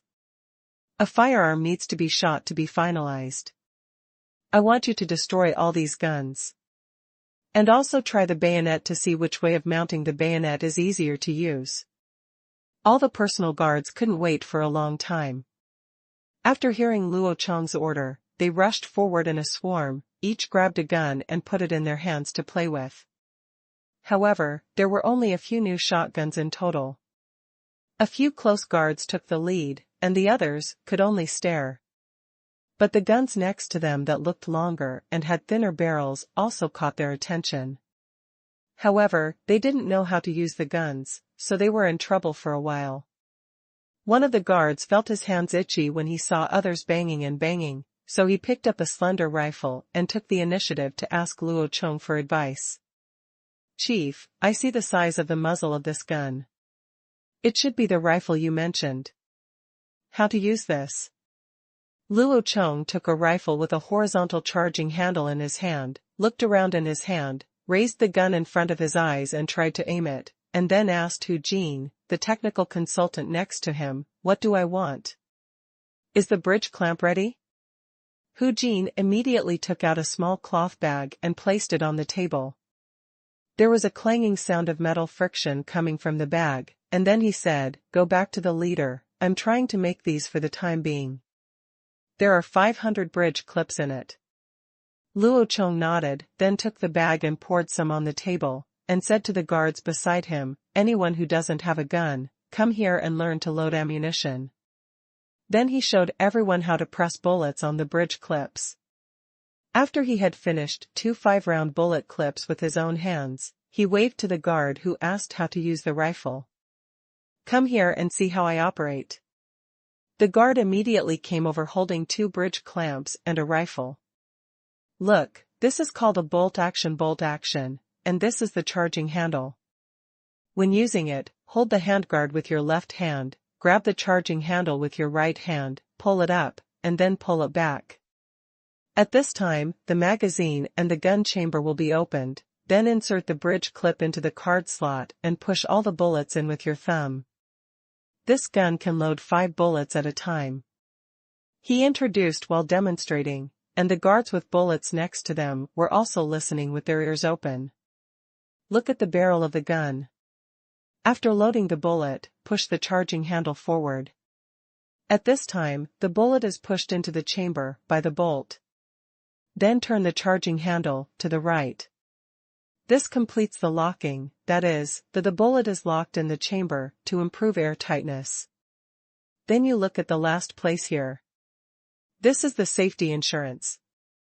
You need to open it before shooting, otherwise your trigger will not be able to be pulled. Turn the safety off when not in use or when you are marching to avoid accidental fire. This is very important. Important, remember everything. All the guards nodded, then picked up the empty guns without bullets and tried them, imitating Luo Chong's example of playing with the charging handle and safety. However, Luo Chong had already raised the gun at this time. On target. Load the gun, load it, and turn on the safety. Now you can fire. The way to aim is to aim at the target through the front sight and rear sight, and then pull the trigger. A bang, a gunshot no less than that of a shotgun, came from the muzzle of the big bolt in Luo Chong's hand. The fire flashed in front of the muzzle, and wisps of thin green smoke came out. However, what was embarrassing was that the targets in front of him there was no movement at all. It's lowered. Luo Chong muttered softly and pulled the bolt again. There was a crisp sound of the bolt being pulled, followed by a ding. The cartridge case was instantly thrown out, and the bolt was pushed again to lock it. This time Luo Chong adjusted the height of the rear sight, and then aimed again. A few seconds later, there was another gunshot. Everyone still didn't notice any movement from the target in front of him. This was too embarrassing. Could it be that the hit rate of this rifle was so low? Or that you can't hit anyone at all? But just when a group of guards looked at each other and were skeptical of the rifle, Hu Jin, the technical consultant from the Power Research Institute next to him, shouted excitedly with his telescope. "Chief, it's hit, it's hit." The 350-meter circular target was hit several times, and I saw the bullet hole on it. Luo Chong couldn't help but laugh with satisfaction, and he couldn't help but secretly say proudly, "Pull the big plug is the romance of a man, and the trolls are so weak."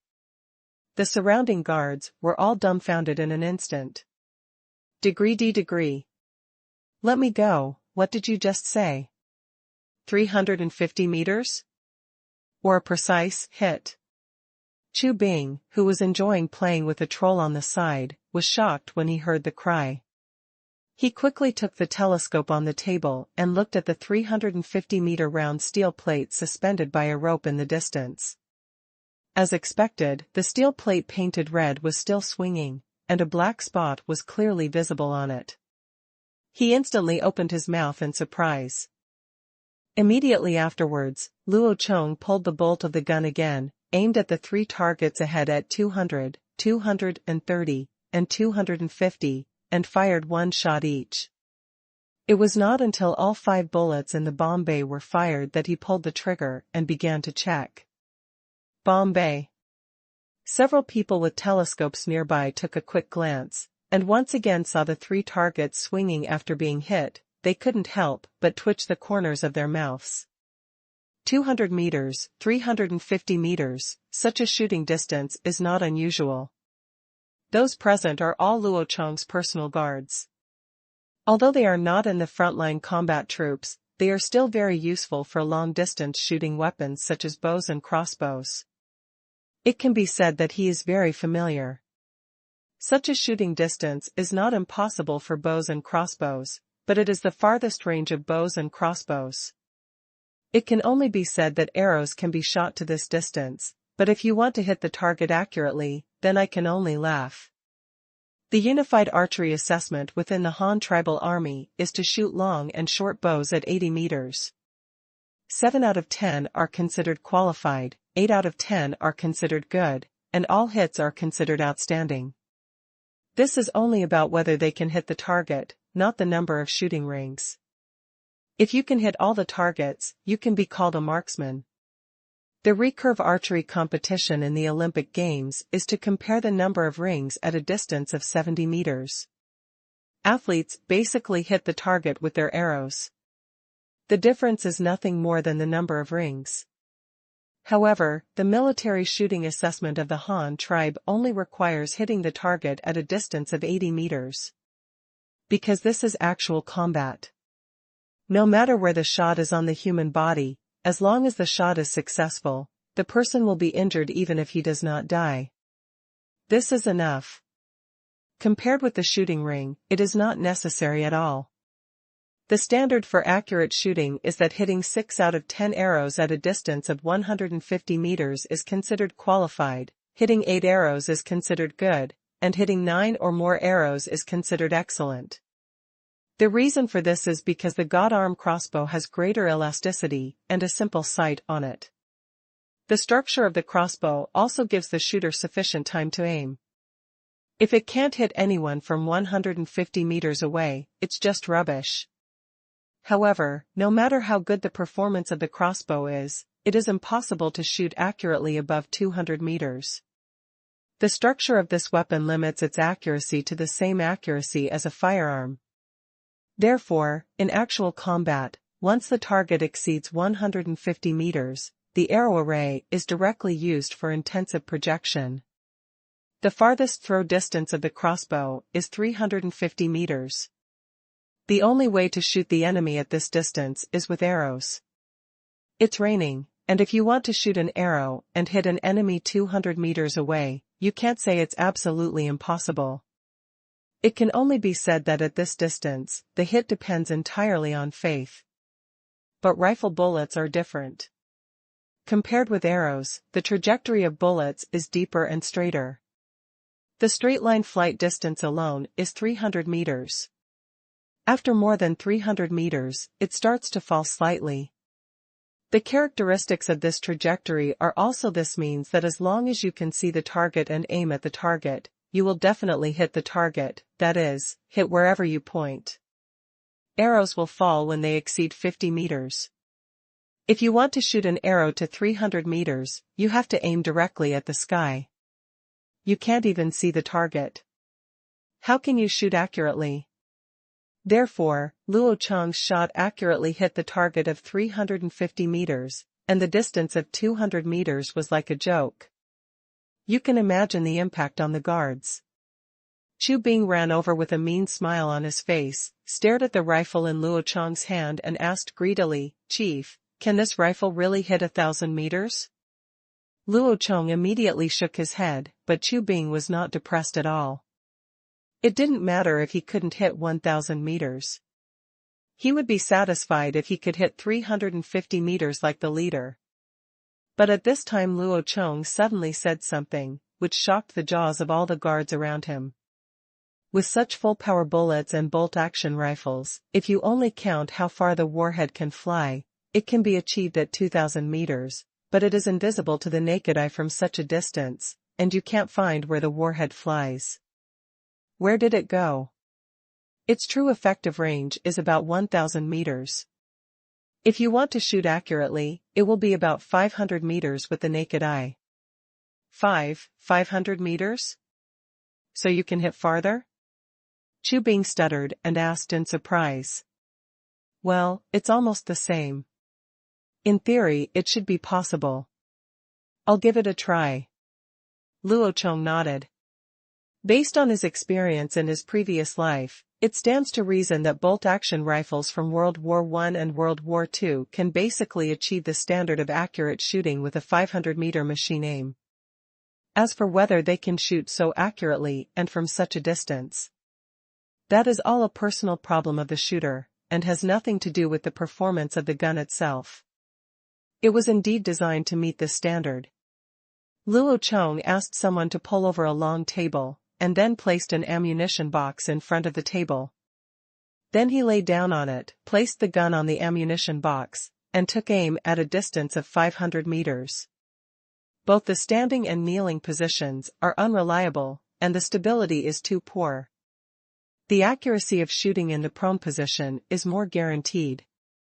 He reloaded 5 bullets, loaded the gun and prepared for shooting.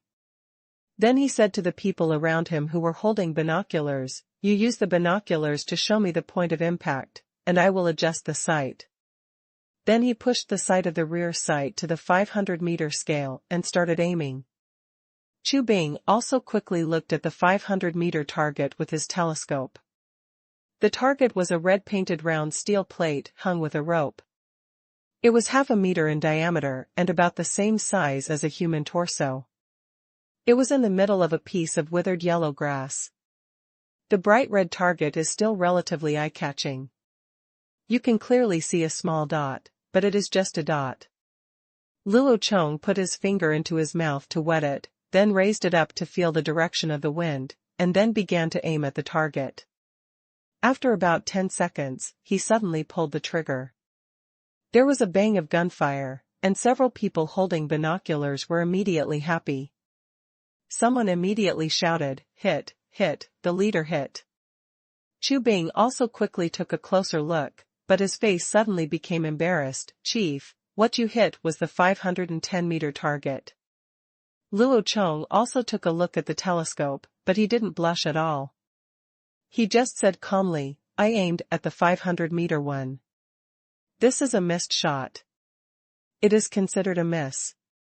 After saying that, he pulled the bolt again and took aim, and made slight adjustments to the control door. Then there was another bang. Chu Bing immediately reported, "Chief, this time it was almost 1 meter to the left. I saw the bullet flying. It went over and hit the ground behind." Luo Chong grunted, then pulled the bolt to aim again, and then fired 3 more bang-bang shots. All 5 bullets were fired without even touching the hair of the target. The guards next to them were a little embarrassed, but Luo Chong said, "This batch of sample guns all have silver-white barrels. The front sight and rear sight are too reflective and difficult to use. We must check all the guns before mass production in the future. Metal parts are surface blackened." Then he lay on the table and glanced at the guard next to him, and finally asked Hu Jin from the Research Institute, "Didn't I say to make one with a sight ring? There is also a rear sight with a U-shaped notch. Whoever has that gun, bring it to me." Hu Jin quickly checked the rifles in the hands of several guards, then found the one Luo Chong wanted and handed it to him. "Here it is, Chief." "Yeah." Luo Chong nodded in agreement, then lay there and tried to aim. The front sight with the guard ring looked much better. The shadow produced by the guard ring just covered the sunlight shining on the front sight, making it less reflective. However, the silver-white U-shaped gap was still quite eye-catching, so Luo Chong asked the guards around him again, "Whoever brought a brush, let me use it." Hu Jin immediately took out the portable ink storage brush he carried with him and handed it to Luo Chong. Luo Chong directly pulled out the cap, and then used ink to blacken the front sight and the rear sight gap. He cursed in his heart, "This is only pleasing to the eye." Then he lay there and took aim again. Xu Bing and the others with telescopes also quickly stared at the target. Luo Chong took a deep breath, aimed for about 5 seconds, and then pulled the trigger. After a loud gunshot, Xu Bing immediately said, "Leader, we moved about half a meter to the left." Luo Chong said nothing. He pulled the bolt and aimed again. This time he adjusted it slightly and clicked the trigger. There was a bang, and this time several telescopes simultaneously saw that the target 500 meters away was rotated, and then began to swing left and right. "Chief, it was hit. The one 500 meters away was hit." "Well, I also saw it.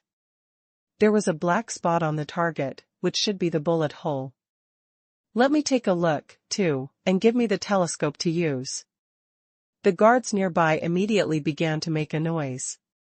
Luo Chong ignored them and continued to pull the bolt to aim. It was hard to say whether the shot just now was due to luck. If you want to measure the true accuracy of a gun, you can only shoot the same target repeatedly and see the number of hits. Find out if you are fooled or not. However, this gun did not disappoint Luo Chong, who had already found the rear sight. The third shot hit again, but the impact point was slightly to the right. "Hit again, there are 2 bullet holes in it." Chu Bing became excited again. One shot might have blinded him, but 2 shots hitting the same target couldn't still be blinded, right? Luo Chong continued to pull the bolt, aim and shoot, and fired 2 more shots until all 5 bullets in the magazine were fired. The final score was 500 meters, 3 out of 5. I wonder if the shooting range was scratched in the last 2 shots. In gushed, 1 shot missed the target again. After the last 5 shots were fired, only 3 bullet holes were left on the target. But this kind of machine-sighting performance is enough to make him proud. This is a 500-meter naked-eye machine sight without a scope. Fortunately, there is no light pollution in this world. After Luo Chong came to this world, although he could read and write, I have more time, but with what I learned in my previous life, compared with the habits and the poison of computers and mobile phones, the time spent reading is nothing. In addition, he is the leader of the Han tribe, the food is very good, and he is not lacking in various nutrients, so his eyesight is maintained very well. Which is why he can hit the 500-meter target. If you want to hit that accurately, you must first be able to see the target. A bolt-action rifle with full-power ammunition and machine sights can hit 550 meters. It has nothing to do with the gun. It all depends on the shooter's vision and experience. Don't come out to criticize me. Check the information yourself first. There is no charge for this sentence. The overall food standard of the Han tribe is pretty good. At least the people can have enough to eat, and meat is often available. This is also thanks to the rabbits and sheep raised. Of course, the Han tribe's black and white pigs are also gradually popularized. It's just that the castration technology has not been popularized yet, and there are not many types of vegetables, but at least some of them can be eaten. However, this level of food can only be achieved in the 8 old counties of the Han tribe. Other places are still somewhat inferior due to their late development. And the quality of diet directly affects people's vision, so the firearms force, which has extremely high requirements on vision, can only be recruited here in the 8 counties of Hanyang. While Luo Chong was playing with the rifle in his hand, he was thinking about the formation of firearms, the sources of soldiers, the selection criteria, and the organization of the army. The existing guard military system of the Han tribe is not suitable for a firearms force, so it needs to be reformed. The surrounding guards saw the leader's stunt of hitting 3 out of 5 at 500 meters, and their interest in rifles suddenly increased. Those with rifles in their hands also began to try to shoot at targets in the distance. He came back late from the illness, still holding a spray gun in his hand. Seeing that Luo Chong was holding a rifle and was still dazed, he wanted to go to Luo Chong to ask for it, but he was stopped by the leader of Luo Chong's bodyguards. Chu Bing looked at him in confusion, and then the guard leader said, "The leader is thinking about something. Don't go over and disturb him." Chu Bing just said, "Oh," unwilling to stand next to others and watch them shoot rifles. These personal guards who often follow Luo Chong know that the leader will think about problems from time to time, so they have long been accustomed to encountering such situations. At this time, Luo Chong was still analyzing which military system was suitable for the firearms army to be formed. The military system is still very particular. To put it simply, it is determined based on the different weapons and tactics used, followed by command considerations. Just like the 3-3 system used in the early days of the founding of the People's Republic of China, the standard infantry squad was 9 people per squad, pursuing the tactical purpose of firepower first. At that time, the country already had the ability to produce its own weapons and ammunition, so firepower first was really not a joke. The 9 people in a squad are divided into 3 combat groups, each group has 3 people. This is also the origin of the 3-3 system. Among them, there is 1 squad leader, 1 deputy squad leader, and 1 light machine gunner. During wartime, the 3 groups are composed of the squad leader, deputy squad leader, and machine gunner, respectively. Each team leads a group. The squad leader and deputy squad leader are equipped with Type 56 submachine guns to achieve fire suppression, which is the domestic AK-47. The remaining 2 members of the team use Type 56 semi-automatic rifles as precision shooters. The machine gun team is equipped with a light machine gun and 2 team members also use 5.5. During the battle, the 3 groups covered each other with firepower, and the distance was very wide. 9 people were a battle group, and one squad could control the entire 800-meter front. The entire battlefield looked sparse. Such a tactical group was very flexible. This will prevent the soldiers from being too concentrated and being focused on by the enemy's artillery fire. This set of tactics has been popular since the founding of the People's Republic of China. During the period of resisting U.S. aggression and aiding Korea, the 3-3 system was used to the extreme. Therefore, some of the so-called People's Liberation Army naval tactics reported abroad are all nonsense. The most glorious achievement of the 3x3 system was during the counterattack against India. One of the 3-man teams lost contact with the main force. Under the leadership of one of the squad leaders, the 3 men went 7.5 kilometers deep behind the enemy lines of the Indian Army and fought 5 consecutive battles. 3 artillery positions of the Indian Army were taken away, 2 artillery regiments were defeated, 7 artillery pieces, 2 cars, and long and short guns were not counted. Such an incredible achievement cannot even be written in a novel, but it actually happened. However, the enemies and situations faced by the Han tribe were different from those at that time. The reason why Luo Chong formed the firearms force was largely to use them to deal with the cannibals. The giant apes among them were extremely powerful individuals, so this sparse 3-3 system is not suitable for the Han tribe, and the Han tribe does not have powerful automatic weapons, which is different from the situation of the People's Liberation Army at that time. The best weapon to deal with the giant ape is of course the spray, but the spray can only be used in close combat. At this time, the rifle becomes a supplement. However, how many people are in a class, how many use sprays, and how many rifles? This ratio still needs to be well matched. One time, Luo Chong thought about it for a long time, and finally he suddenly slapped himself on the forehead and laughed. He didn't want to form a modern army of hundreds of thousands. The total number of people was only about 3,000 or 4,000, so there was no need to stipulate that each person only had one weapon. Well, the Han tribe used the entire industrial production capacity of the tribe to supply 3,000 to 4,000 people, which was more than enough. So in the end, Luo Chong still chose the 3-3 system of 9-man squadron tactics. However, unlike the tactical standard of pursuing firepower and reducing casualties, Luo Chong also divided the 9-man group into 3 groups, but they had different tactical purposes.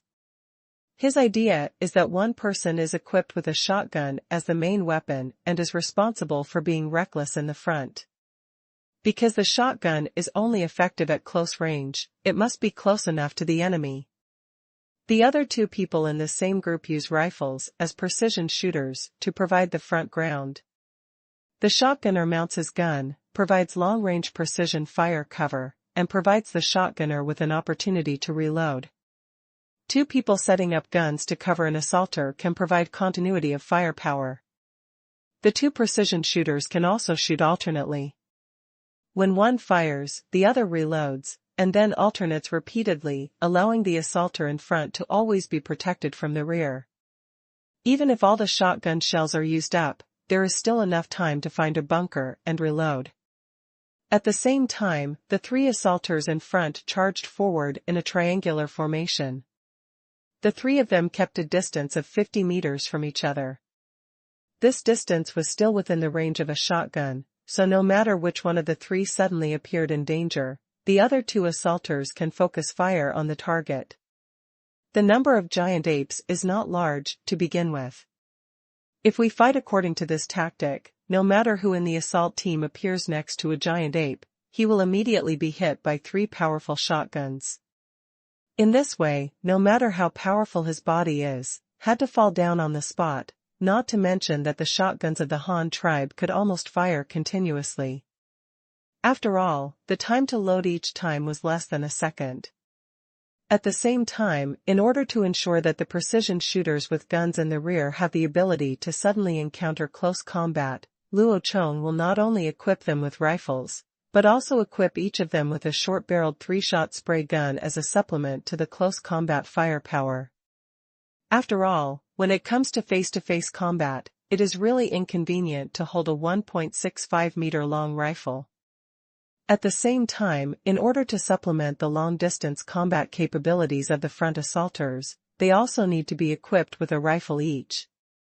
In other words, each person in the firearms army of the Han tribe must be equipped with 2 weapons, but the configuration of the primary and secondary weapons will be different.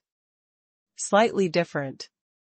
Each person in the 3-person assault team is equipped with a rifle and a small amount of rifle ammunition as a secondary weapon. The main weapon is an 8-shot shotgun as firepower output. At the same time, he carries more shotguns and a 40-centimeter-long sword. The bayonet can be mounted on a rifle or a shotgun at the same time. This purpose can be achieved by making the bayonet of the 2 firearms the same. Another 6-person precision shooter team is equipped with a rifle as the main weapon, multiple rifle ammunition, and a 3-shot short-barreled shotgun with a bullpup structure as a secondary weapon for firepower output in close combat, with 10 rounds of ammunition. The second shot, they have very few chances to use it anyway, so bringing more rifle bullets is the right way to go. In addition, the 6 people in the cover team must each be equipped with a multifunctional bayonet with a blade length of 25 centimeters. The role of assassination is not great, and it is mainly multifunctional. A knife is too useful in the wild, but a 40 centimeters long military spurs have almost no use other than stabbing. A short knife that can cut, slash, and sharpen is more suitable. After planning how to equip the soldiers, Luo Chong had an idea of the required production volume of the weapons, and then there was only the work of selecting and finalizing the weapons. Luo Chong soon led his guards to continue the firearms evaluation and stayed at the shooting range for 3 consecutive days. While evaluating the firearms, Luo Chong also had a certain concept of the quality of the thermal weapons produced by his tribe and proposed a series of improvement suggestions were made. 3 days later, Luo Chongkai said to Hu Jin in the same shooting range shed, looking at the row of firearms on the table, the neatly arranged guards around him, and the technical consultant from the institute. "I'll give you some suggestions for shaping and process improvements now. Please write them down carefully." "Yes." Hu Jin immediately took out a pen and paper and lay on the table. He glanced at Luo Chong to indicate that he was ready. First of all, in terms of model selection, there are 3 types of firearms finalized this time. One is an 8-shot side-mounted bayonet shotgun with a built-in hammer.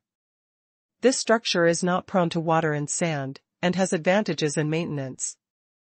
There is also a 3-shot short-barreled bullpup shotgun, which also has a built-in hammer action, and finally a rifle. Luo Chong glanced at the 6 rifles, and finally his eyes fell on one of them and said, "The rifle needs a downward curved charging handle, a U-shaped notched rear sight, a coaxial lamellar front sight, and a half-circle front sight guard ring. Firstly, it can prevent reflections. Secondly, it is wear-resistant and saves a lot of time. Time usage causes wear and tear on the sight, thereby reducing shooting accuracy." After Luo Chong finished speaking, he looked at Hu Jin, who finally stopped writing and then asked, "Have you written down all of what you just said?" "Remember it, don't worry, leader." Hu Jin immediately nodded affirmatively. "Well, let me talk about the process improvement plan next. First of all the wooden parts of these 3 firearms are made of red cedar wood.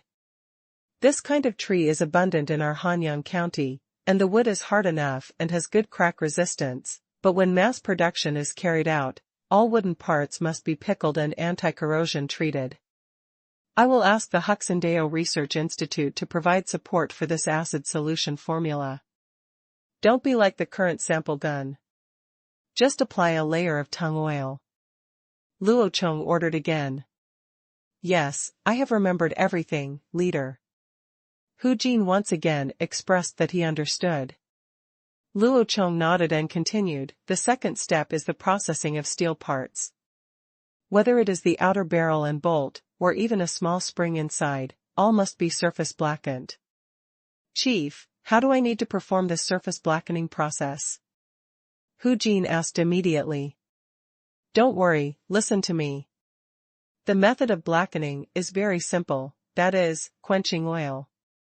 The oil should be mixed with animal and plant oils. All metal parts except the barrel must be burned red first, but it doesn't need to be too hot. Red, and then immerse it in oil. After the oil is immersed, the surface will naturally turn black, but the blackening of the barrel is more troublesome. Luo Chong wiped his forehead and continued, the current gun bore is still not hard enough. Smoothbore shotguns use pure lead soft bullets, and the wear is not obvious, but the inner bore of rifles that shoot armored bullets is too severely worn. The rifling showed serious wear after just 1,000 rounds. The shooting accuracy began to decline sharply, and the rifling was almost flat when it hit 2,000 rounds. This consumption was too great. If mass production is still at this level, then the guns we make may not be enough for training, so the hardness of the barrel must be increased. Hu Jin quickly wrote down the key points of Luo Chong's arrangement, and then immediately asked, Chief, does the barrel of the gun also need to be quenched? Of course. Luo Chong nodded and then said, but the quenching method is more troublesome. The inside and outside must be quenched separately. Seeing Hu Jin's confusion, Luo Chongkai explained, first process the mechanical shape of the barrel. After the rifling is finished, quench the barrel first. When quenching the barrel, you must first wrap the outside of the barrel with fireproof mud. Only the barrel is left, and then it is quenched with water after it is red hot. After the barrel is quenched, the two ends of the barrel are sealed with mud. After it is red hot, it is quenched with mixed oil, to blacken the surface. In general, two methods are used to quench the barrel shape and the inside of the barrel separately. After Luo Chong finished speaking, Hu Jin took note of it for a while, and then asked Luo Chong again, Chief, do the other two shotguns need to be produced in the same way? Of course, although the wear and tear of the shotgun is low, the higher the hardness of the barrel, the better. Only in this way can the overall service life of the firearm be improved, thereby saving money. Luo Chong nodded again to confirm. Finally, after seeing Luo Chong finalize the weapon and briefly describe the configuration required by each soldier, Chu Bing was completely relieved. After 3 consecutive days of live ammunition shooting and destroying thousands of rounds of bullets, it can be said that Chu Bing likes these weapons very much. If he was asked to choose, he would like to have all the firearms finalized and equipped, but he also knows that it was impossible, but he really wanted a rifle and a shotgun. Fortunately, Luo Chong finally said that each soldier would be equipped with 2 weapons, one each for a troll and a rifle, so he felt relieved. This way he doesn't have to worry about which weapon to choose. After arranging all these, Luo Chong also returned home to wait for the production of weapons. As for recruiting troops, there is no rush now. Luo Chong will wait until next year to consider forming a firearms army.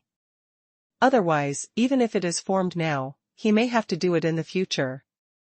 Faced with the embarrassing situation of insufficient firearms. In addition, the Han tribe will launch a conquest of Zhudao this winter. He wants to wait until Zhudao is completely pacified. Then he can mobilize some officers from there. It is impossible for Luo Chong to form a new army. I personally teach from the Q. It was already October when Luo Chong came back from the Tang tribe. After he came back, he first worked on the steam engine, and then he was busy with the research and development of firearms. In the meantime, he spent almost half a month on the camera. By the time the firearm was finally finalized, it was already ready. It's the end of December. After handing over the finalization standards of firearms to Hu Jin that day, Luo Chong ordered him to start stocking up on gun-making materials, but did not ask them to start production immediately because the Han tribe's current demand for firearms was not that urgent. The most urgent direction of the Power Research Institute now is to mass-produce the Iron Horse Type 1 and Iron Bull Type 1 steam engines, and then install them on various machines, especially to replace all existing mint equipment with steam engines to increase currency production. To cope with the market gap created by the impending population surge. Luo Chong's idea is just like the process of the People's Liberation Army liberating the whole country. After conquering a place, the RMB will immediately follow. Of course, the currency of the Han tribe will follow in the place he occupied. Hu Jin also understood the importance of the matter, so he ran back without stopping and started working. At present, the industrial county of Qingshu County is still very small. Basically, it can be said that there is only one research institute and one factory that mainly produces steam engines. The research institute is still doing various research on steam engines, and at the same time, it also needs to separate out some technologies. Personnel are required to train workers to learn and use steam engines. The research institute itself has few people and it is impossible for it to participate in production itself. But even so, the research institute with only more than 30 people is still short of personnel. They have too many places to employ people. The mint in the center of the lake needs to send people, and the training workers also need to send people. People also need to participate in the research of new models, and there has been a serious shortage of personnel. As a last resort, the institute had no choice but to write a letter to Luo Chong for help. Luo Chong had no choice but to go to the school to find a solution. A while ago, a group of liberal arts students were transferred to follow Sancho to become officials in Tuahai County, and now they have transferred several more students. 10 people went to the institute. The method of selecting candidates is still the same as before. For schools in Hanyang City, Ruyang City, Shuifu County, and Luoyang City will hold temporary examinations at the same time to select those with outstanding results to serve in the research institute. This time, a total of 100 people were selected from the 4 schools, and then Luo Chong asked people to take them to visit the 2 research institutes. Finally, after their own selection, some went to the Power Research Institute that specializes in machinery. And some went to the Comprehensive Research Institute of Hushin Island. These 2 places have their own development, and the treatment in either place is not bad. As for which one to choose, it depends on their own interests. After allocating manpower, Luo Chong mobilized some metallurgical craftsmen to supplement the Power Research Institute, thus solving their problem of insufficient manpower. However, just after this arrangement, Yun Ji, who was temporarily appointed as the governor of Ruyang County, also found Luo Chong. "Chief, are you a little short of candidates from schools in various places this time? Our 2 schools in Ruyang County and Shuifu County in Ruyang County only have more than 40 people in total, and there are hundreds or even thousands of people in the school. What about the students who are waiting to be assigned jobs? They have finished their elementary courses. This school has been open for more than 3 years. Why do you ask this suddenly? Are those students making trouble?" Luo Chong asked, sitting in the office on the top floor of the Hanyang City government building. There were no troubles, but there were still complaints. I heard a petty official complaining to others when he was on duty. He said that his younger brother's grades were not bad, just 1 point lower. Otherwise, he could go to the graduate school, and finally said that the leader selected too few people this time, and only more than 20 people were selected for such a large school. Speaking of this, Yunji secretly took a look at Luo Chong's reaction. Seeing that he didn't even raise his head and was still looking at the documents on the table, he continued. I asked about it later and found that there are quite a few people complaining like this.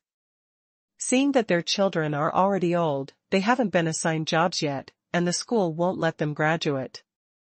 Others who have gone out have started to start families and live a life together. I think such discussions may cause trouble, so let's report it to the leader. Yeah.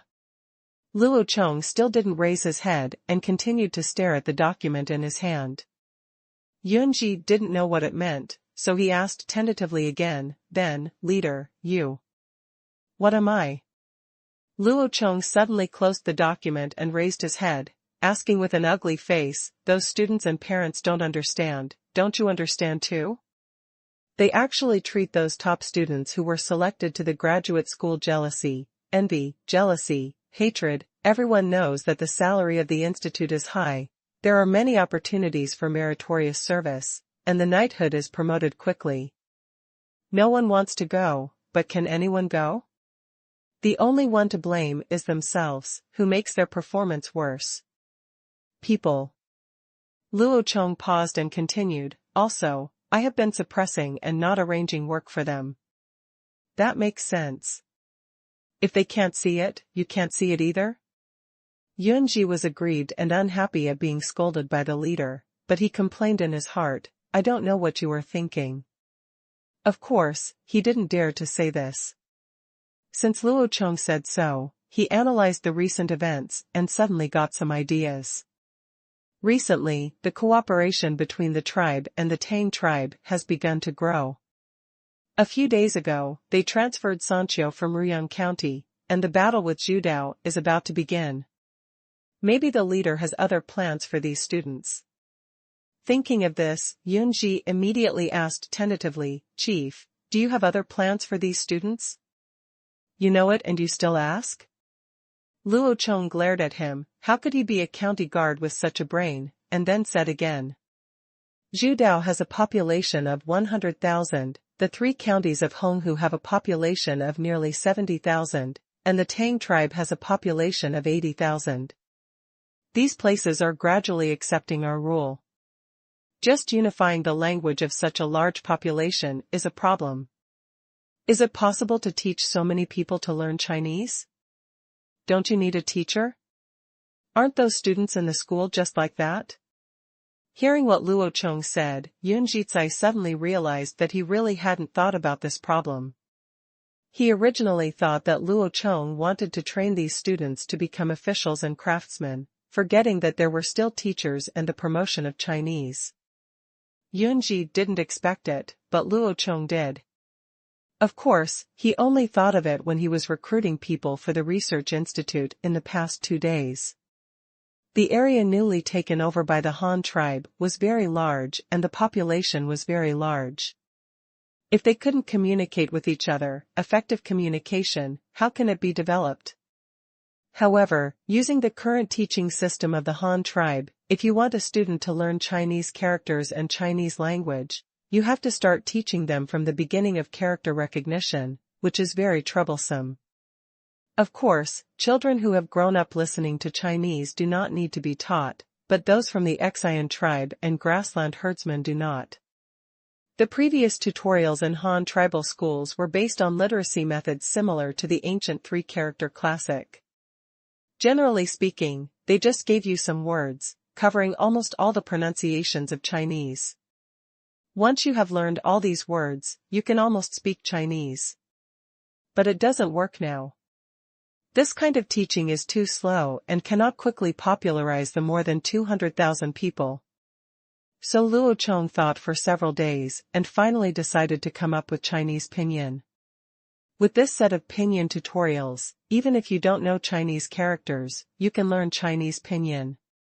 Let them learn Chinese pronunciation as quickly as possible, and he has spent the past 2 days writing this set of Chinese pinyin tutorials, and has already made a promotion plan. In fact, pinyin was also taught in ancient Chinese teaching, but the Latin alphabet had not been popularized at that time, so the straight note method or the reverse cut method was used. The difference between this phonetic notation method and modern Chinese pinyin is that it must first memorize common characters by rote memorization, and then use common characters to notate unknown new characters. The ancient Enlightenment teaching was the three-character classic. Basically, if you memorize all of the 1,000-character classics, you can use these characters to phonetically add new characters to learn new characters. To put it simply, the whole process is to learn the characters first, and then learn the pinyin. However, the teaching method of modern Chinese pinyin is exactly the opposite. Learn the pinyin first, and then learn the characters according to the pinyin. In ancient pinyin teaching, the direct notation method is similar to the way some modern students like to use Chinese characters to phoneticize English words when learning English. For example, the word for apple is phoneticized as get a gun, and the word for orange is phoneticized as boil moistening juice. The same is true in ancient Chinese.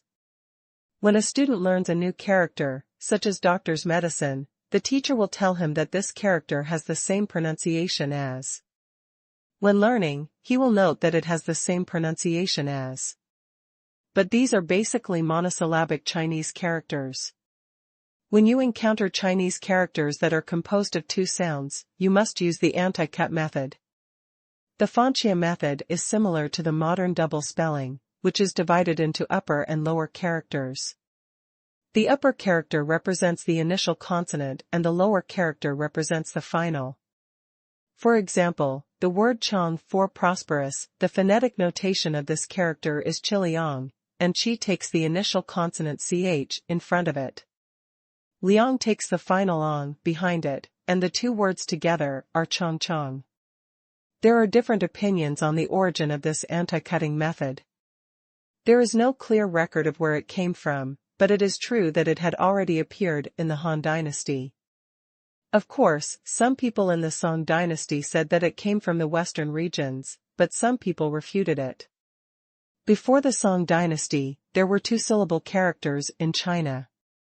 How did our ancestors learn Chinese characters? Everyone has their own reasons, and in the end there is no conclusion, but one thing is for sure, the ancestors are really smart. However, this Fanxia method has undergone several improvements, but it still has certain limitations and is not as clear and standard as the phonetic notation of modern Chinese pinyin. The earliest use of letters to notate Chinese characters and publish them in books was in the Ming Dynasty. Matteo Ricci, a Western missionary at that time, invented it based on the Latin alphabet. At that time, he creatively came up with 26 initial consonants and 44 finals. Then another missionary, Jean Nige, officially published a vocabulary with alphabetic notation, similar to a dictionary, called Shiru Ermuzi.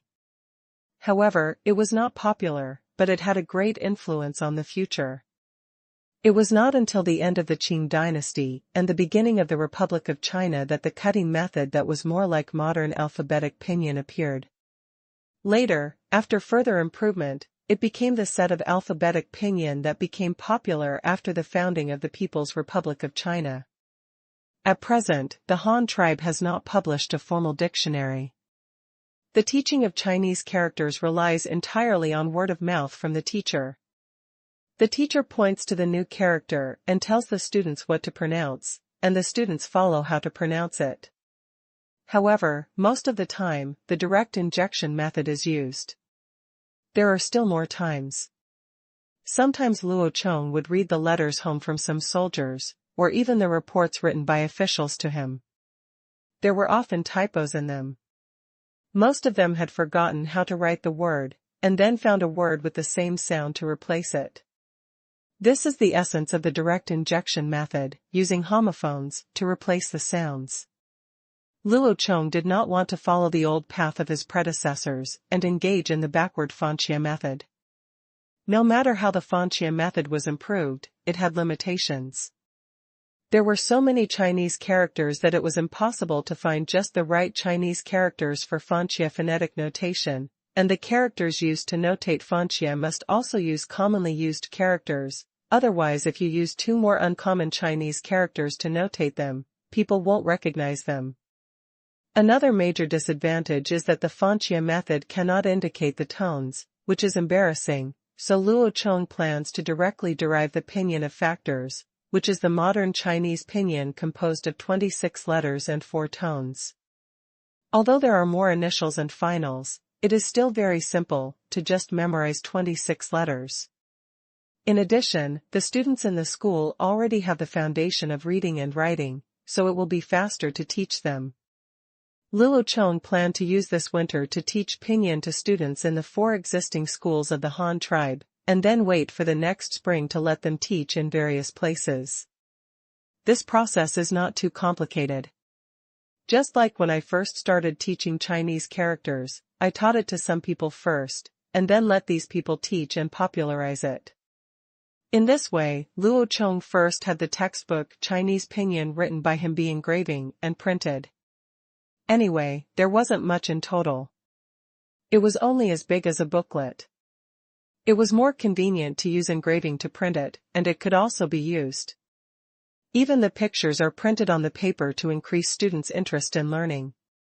It can be regarded as a pinyin booklet for quick literacy.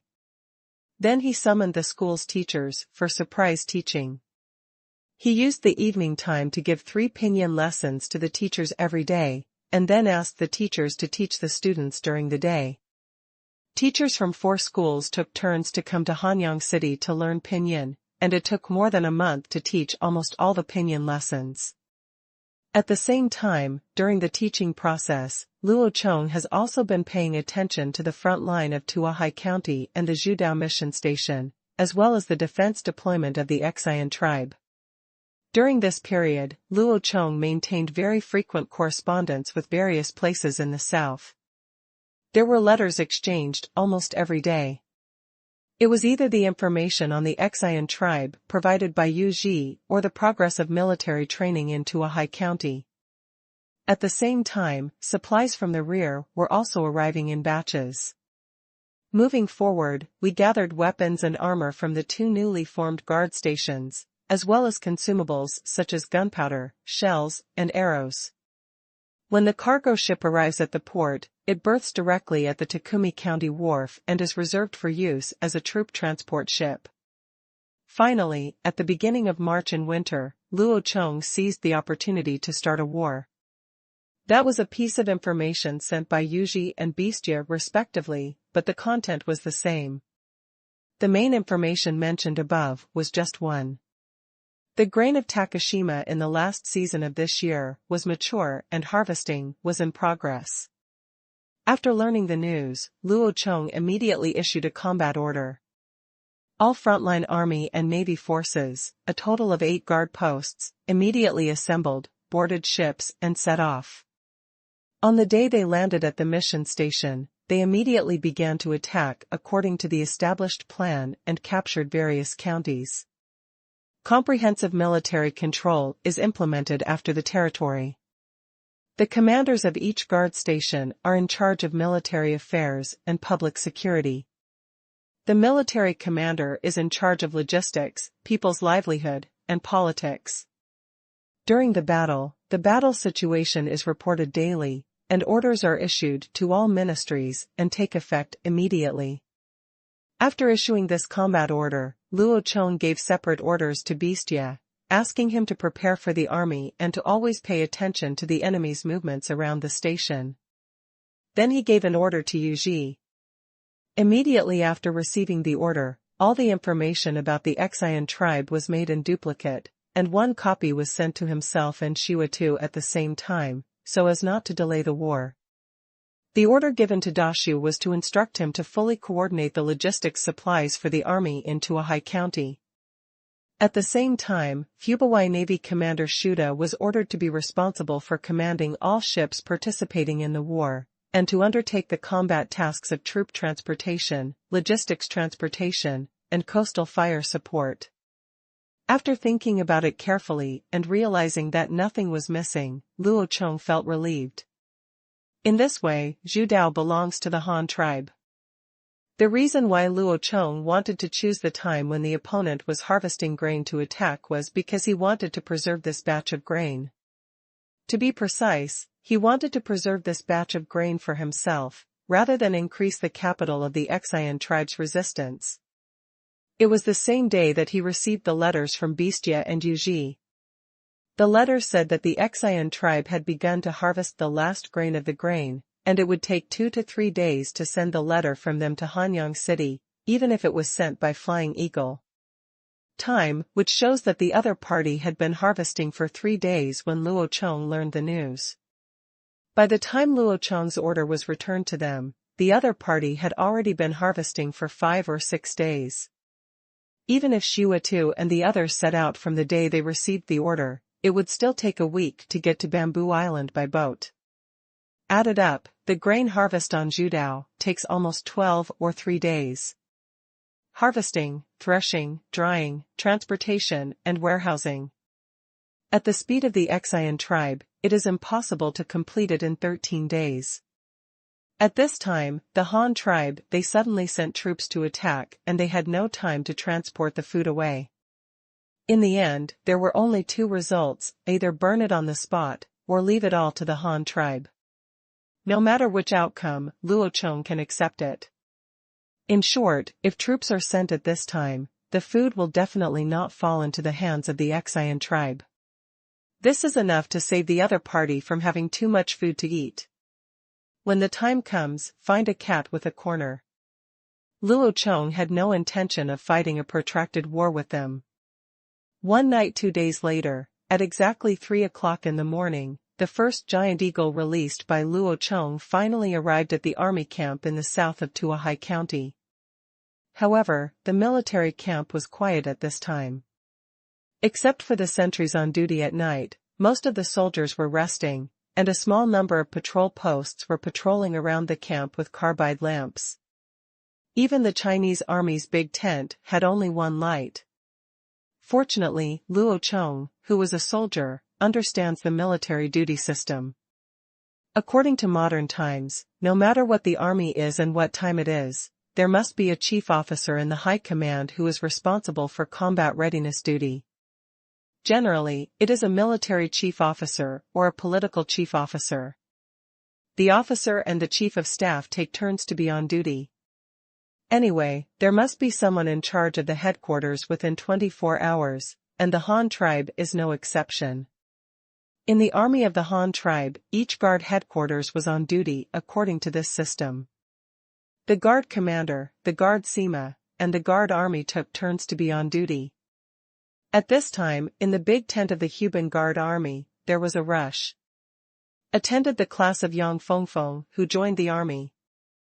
At 3 o'clock in the middle of the night, Yang Feng was lying on the table in the big tent, nodding his head, feeling drowsy. At this moment, the tent door was suddenly lifted, and a cool breeze rushed in along with the messengers, letting the soldiers rush in. The drowsy Yang Feng suddenly shivered and woke up immediately. Reporting to Yang Kenjun, a letter from the leader has just been delivered, and it says urgent. Yang Feng frowned, stretched out his hand, and said, "Bring it here, and let me take a look." The messenger hurriedly delivered the letter. It was a bamboo tube sealed with fire paint, and there was indeed an expedited seal affixed to the interface. He did not dare to neglect, so he quickly opened the bamboo tube, poured out the roll of letter paper inside, and walked under the lamp. Check. After just a brief glance, his eyes widened in surprise. He was afraid that he had seen it wrong, so he quickly looked at it again carefully, then looked at the leader's seal stamped on it several times, and finally looked at it from the table. He pulled out a piece of paper covered with a precious seal from the wooden box, and after comparing it with the one on the letter many times, he finally confirmed the authenticity of the letter. He did not dare to delay, so he quickly put away the letter and said to the messenger, "Go and wake up the commander and Sima. Tell them that the leader has important orders and ask them to come to the big tent immediately for discussion." Yes. The messenger surrendered, turned around and ran out of the tent. Within 5 minutes, there was a sound of footsteps outside. Xuetu and Sima walked towards the Chinese army tent while wearing their belts, followed by a group of personal guards. Before entering the tent, Xuetu asked at the top of his voice, "Old Yang, what's so urgent? Could it be that the leader wants us to send troops?" Yang Feng heard the footsteps of everyone and had already come to the door to wait. When he saw Xuetu approaching, he didn't ask him any riddles and immediately nodded, "Come in quickly and say, this is the leader's urgent military order. You two have a look." "Look, I've seen it." Xuetu has been in frequent contact with Luo Chong these days. He knew that Luo Chong might send troops in the near future, but when he actually got the order to send troops, he still felt a little uncontrollable excitement. Yang Feng and Sima next to them were no exception. They had known for a long time that they were going to fight this battle, and they had also been looking forward to fighting this battle. After waiting for more than half a year, they finally got this order. Here comes someone. After reading the letter, the excited Qingshu immediately yelled. Yes. The two guards immediately appeared at the door of the tent.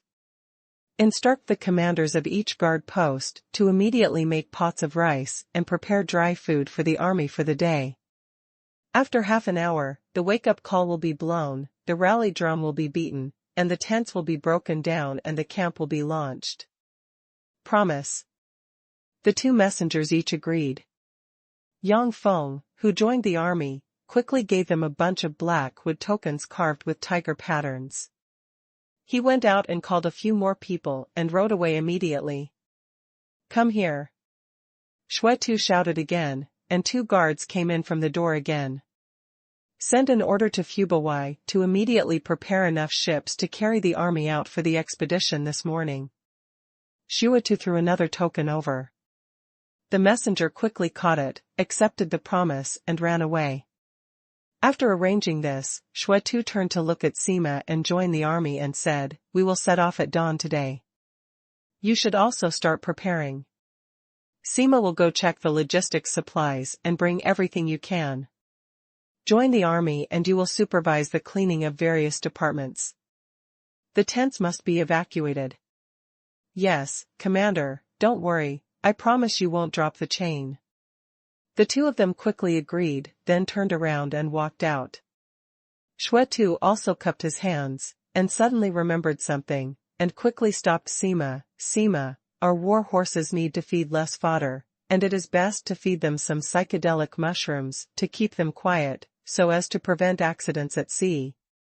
Commander, don't worry, our Han tribe has not only shipped horses once or twice, we have experience.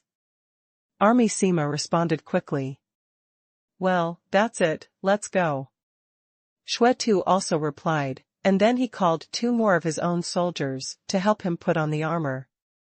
After putting on the armor, he started to let the remaining soldiers tear down the tent.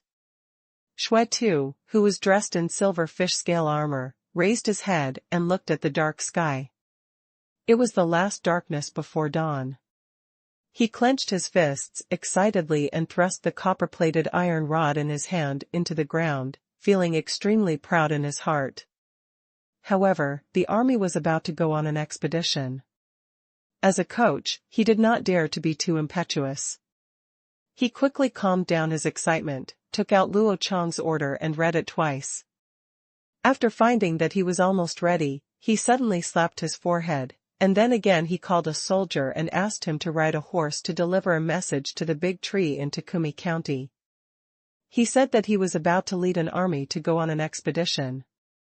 He specifically informed him. In addition, he also asked him to prepare logistics and wait for news from him at any time to prepare for the army. Provide material replenishment. After arranging this matter, he felt completely at ease. The messengers who were sent out also arrived at the camps of each ministry one after another. All the guards who received the order took action, but the first to take action were the logistics leaders of each ministry. In fact, they had already wake up. Even if there is no expedition today, the fire-headed soldiers will get up early to prepare breakfast for the entire army, but today it has been temporarily changed to a marching meal, and they are also required to prepare dry food for the day, so they have to increase the amount immediately.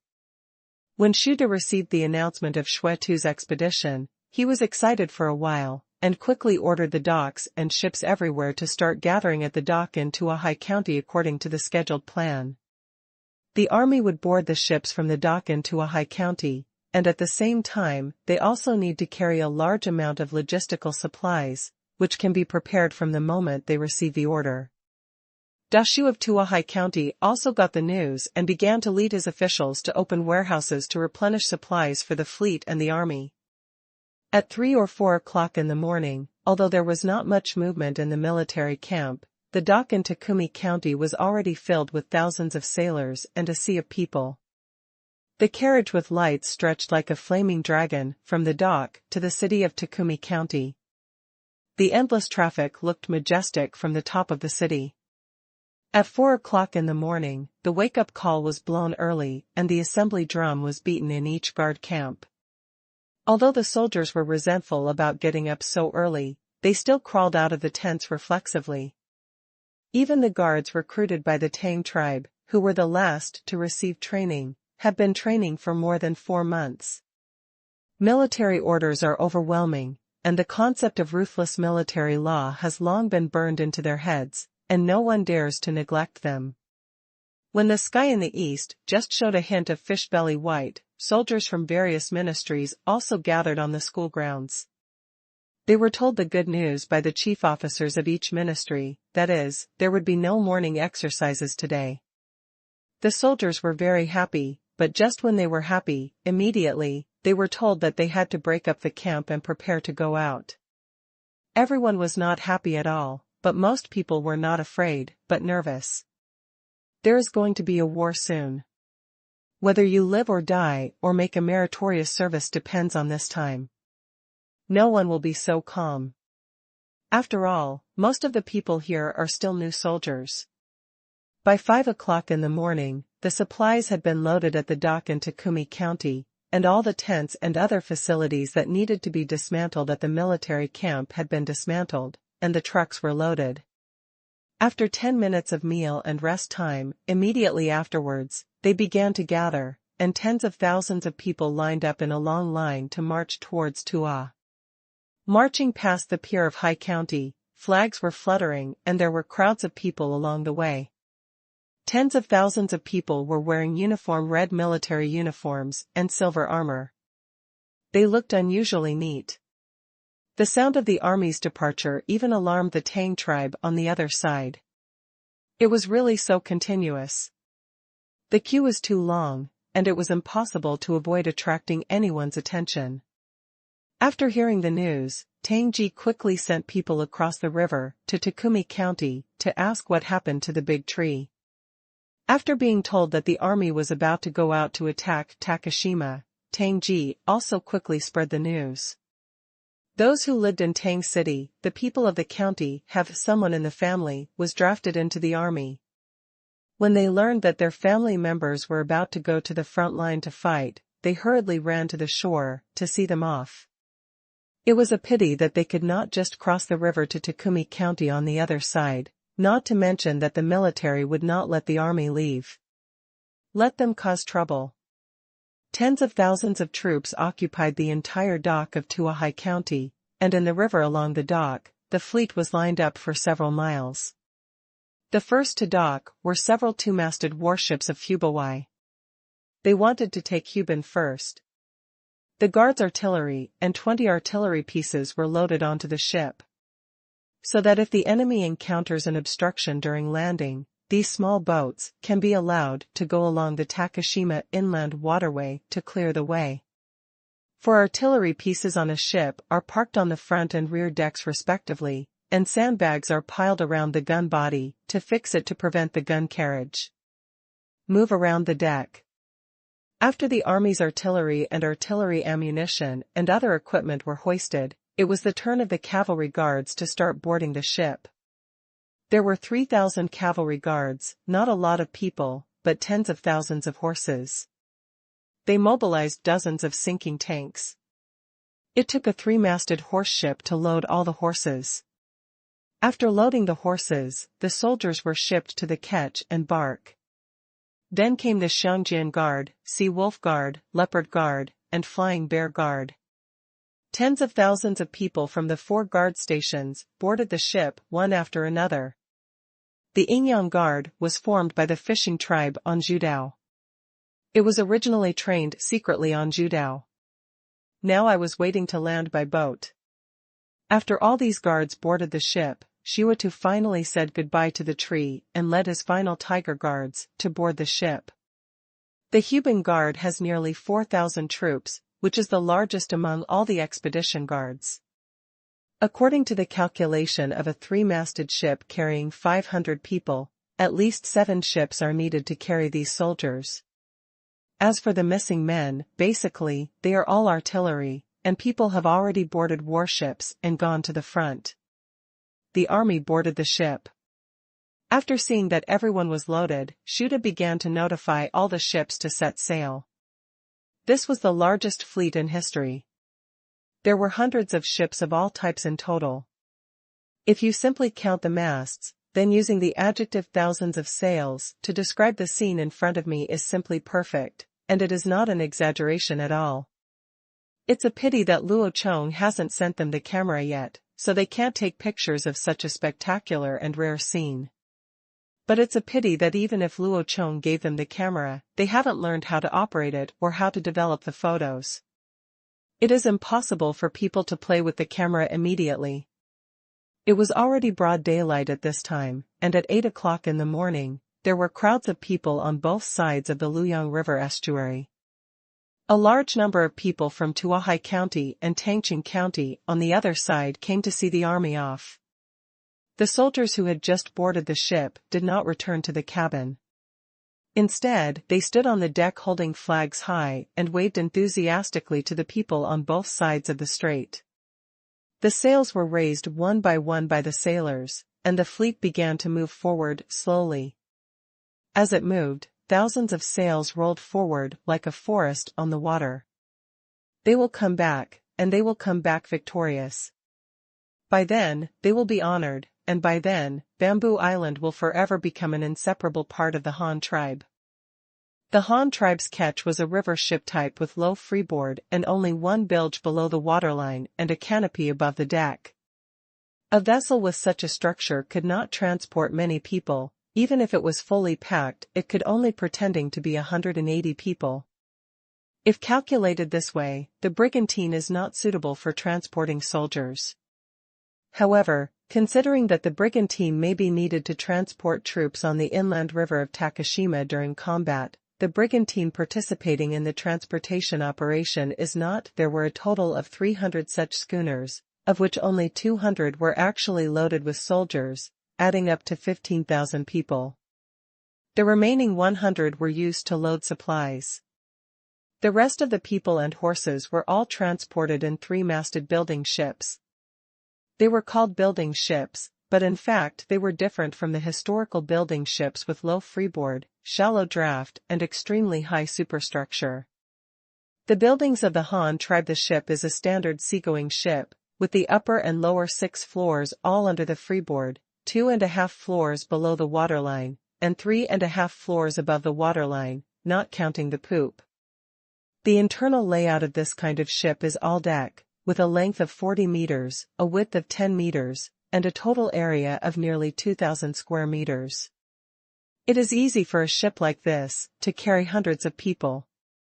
Yes, according to the upper limit of 500 people per three-masted sailing ship, only 50 ships can transport all the remaining soldiers and horses.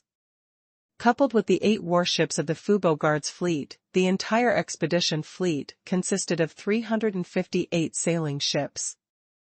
After these hundreds of boats lined up in a long queue and walked out of the estuary, they began to form a formation and march towards Bamboo Island. All the 2-masted boats were lined up in the center, with Fubawai in front and rear, and larger ones on both sides. The 3-masted sailboat was escorting, and the entire fleet formed a slender diamond shape and moved forward quickly. March in the South China Sea is not the windy season, but the wind is not light compared to the inland area. Most sailing ships of the Han tribe use the power layout of longitudinal hard sails. As long as the sail surface is kept at a certain angle, no matter which direction wind can propel ships to move, so this is the best opportunity for the Han tribe. The sea is calm and there is not much danger, but it does not affect the navigation of the fleet. This is why Luo Chong deliberately chose to start the war in winter. Smooth sailing excites most soldiers who are sailing on a ship for the first time. After spending their first day at sea, they have gradually adapted to the feeling of rocking in the microwave of the waves, and are not interested in the new experience of riding a ship, which also diluted some of their nervousness. But accidents are always unavoidable. Even with such a smooth sailing, there were still many people on board who had strong seasickness reactions. But there was no way but to let them adapt as soon as possible. The fleet was rushing to Bamboo Island day and night, and the people on Bamboo Island were not idle either. Bestia is preparing for the arrival of the army in accordance with Luo Chong's order. The most important thing is of course the dock and station. Although this time the army will start attacking as soon as it gets off the boat, the temporary station place must be selected in advance. Even if it only takes one night, you must prepare in advance. The garrison positions prepared by Beast Tooth for the army are farmland where food has just been harvested. The farmland is large enough to set up temporary camps for tens of thousands of people. However, those permanent barracks must be carefully planned after the war. When the time comes, it will also be carried out based on the consideration of people's livelihood construction, and the military camp garrison cannot be allowed to affect people's livelihood construction. In terms of docks, it is obviously impossible to dock hundreds of ships at the docks, controlled by the mission. For operational reasons, only two-masted boats will be allowed to enter the inland rivers, and other large ships will be allowed to dock first. Unload, after that you need to exit quickly, and then let other ketch boats park in the inland river. If the dock cannot stop, then anchor directly in the middle of the river. This is why all military supplies are loaded in ketch boats, because they can directly enter the inland river and provide supplies to the large army at any time. As for the Qingshu tribe, they are also actively preparing. However, in order to rush to transport and store food, the construction of defense fortifications has been temporarily stopped recently. The staple food of the Qingshu tribe is corn. After harvesting, the corn needs to be completely dried before being threshed, bagged, transported, and stored. It took more than 10 days before they reached the stage of bagging and waiting for transportation. The people of Zhudao have to store part of their own grain, and the grain handed over to the tribe must be collected and counted uniformly at each settlement, and then transported by vehicle. In the past, the Qingshu tribe relied on pack horses to carry out this kind of transportation, but now I have a lot of vehicles. I bought a lot of them from the Han tribe before. Now that I have mastered the ability to build vehicles, the number of carriages is even greater. However, because vehicle transportation was popularized too late among the Qingshu tribe, many roads were still inaccessible to horse-drawn carriages, and some steep sections could only be transported by pack horses, which undoubtedly slowed down the progress of food transportation. Shipping? That is impossible. In the past, the Qingshu tribe had no boats, only bamboo rafts. The bamboo rafts themselves could not carry much, not to mention that they were leaky, and could not be used to transport food that was afraid of moisture. In this way, the food transportation is even slower. Of course, there are also reasons why some people deliberately slow down the progress. However, the top leaders of the Qingshu tribe are not in a hurry. The Han tribe's envoys have been very happy with them recently. They have no intention of attacking them immediately, and they don't seem to evacuate or escape. This shows that the Han tribe has not planned to do so yet. I officially broke up with them.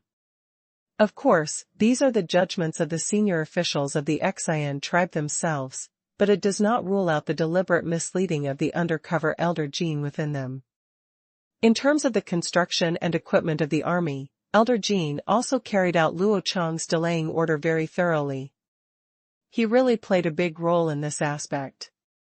Through his unique insights into technology, Elder Gene brought the entire Qingshu tribe to the top. They have all been fooled into the wrong path. Previously, Commander Qingshu and Mao Dun's subordinates reached an intention to cooperate. The two sides gathered together Mao Dun's old troops on the grassland.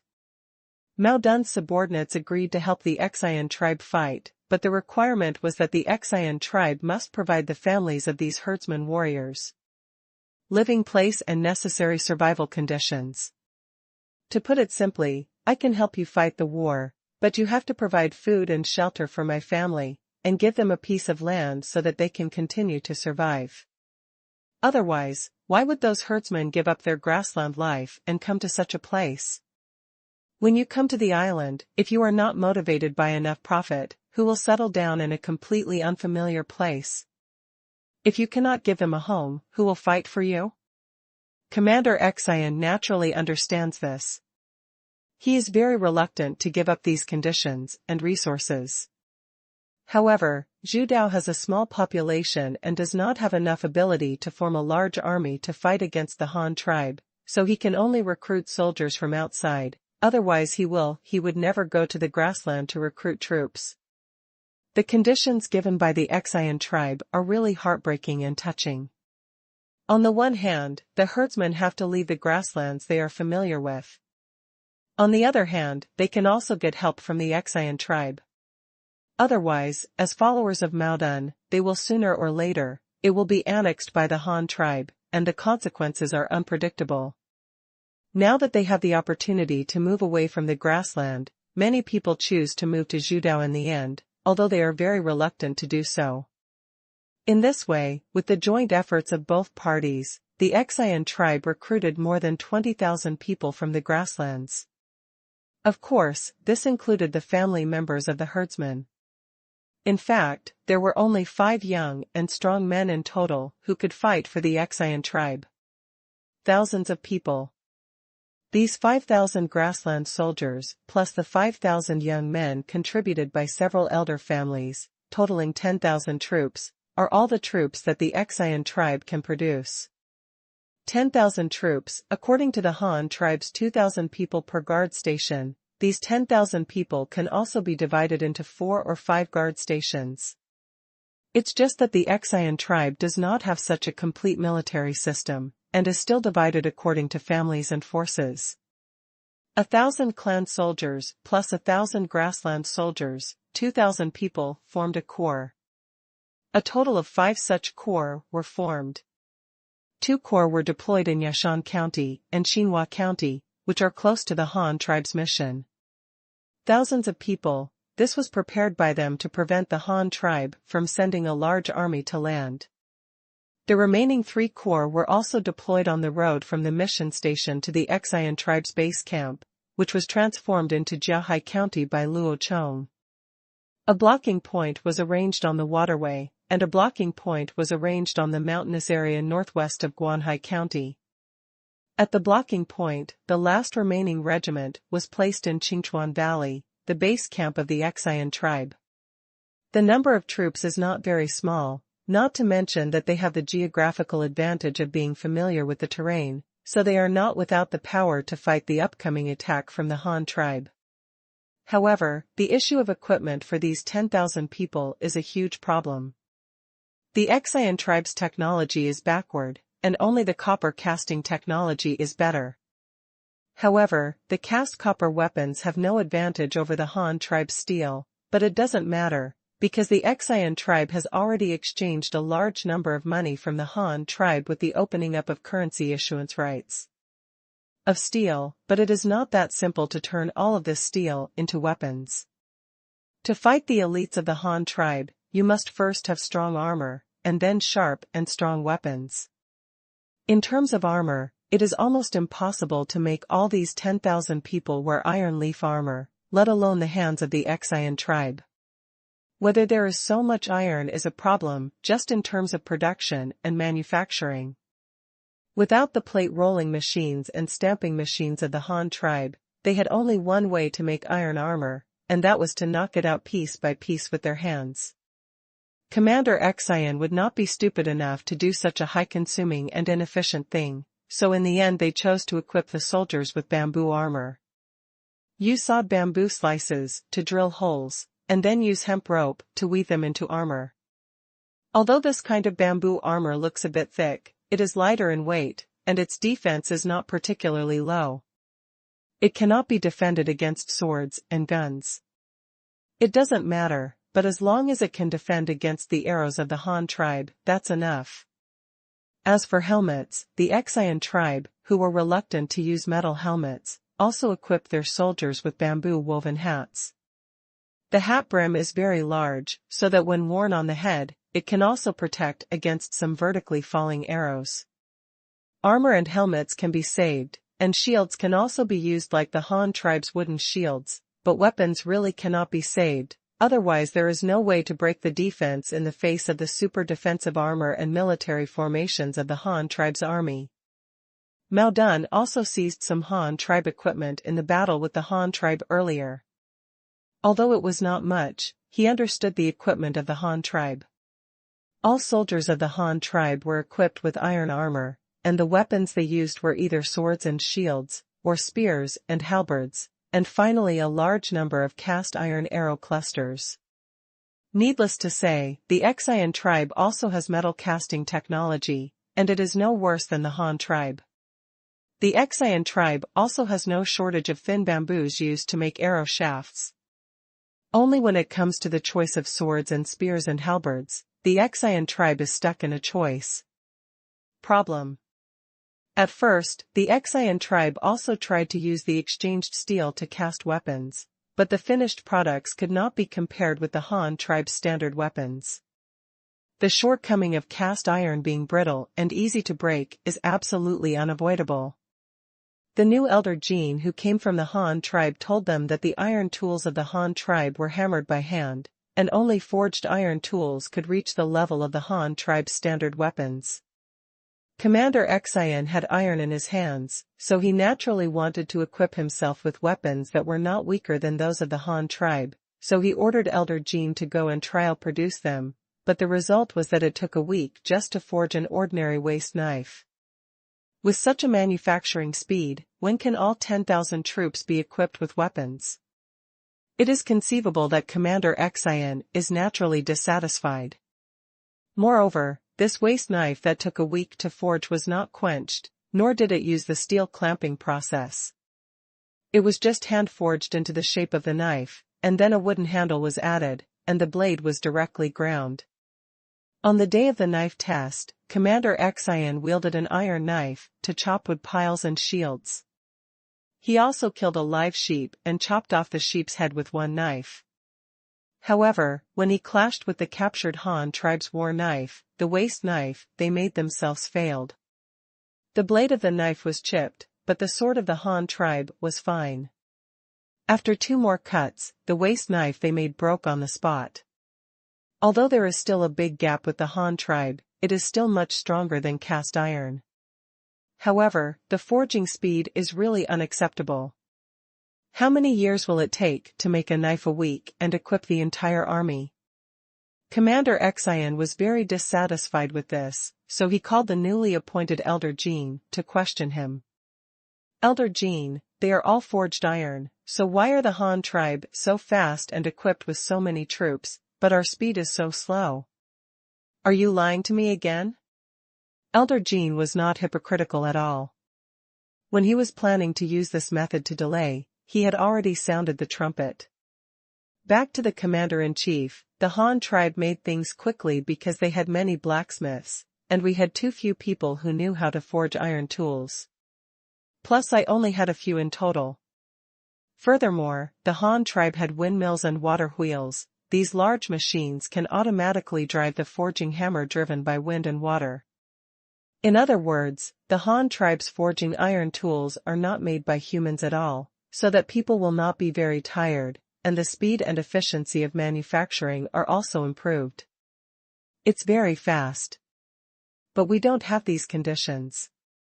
If the commander-in-chief wants our Qian tribe to have this kind of weapon production speed, I suggest that we directly make a request to the Han tribe mission and see if we can exchange it for them.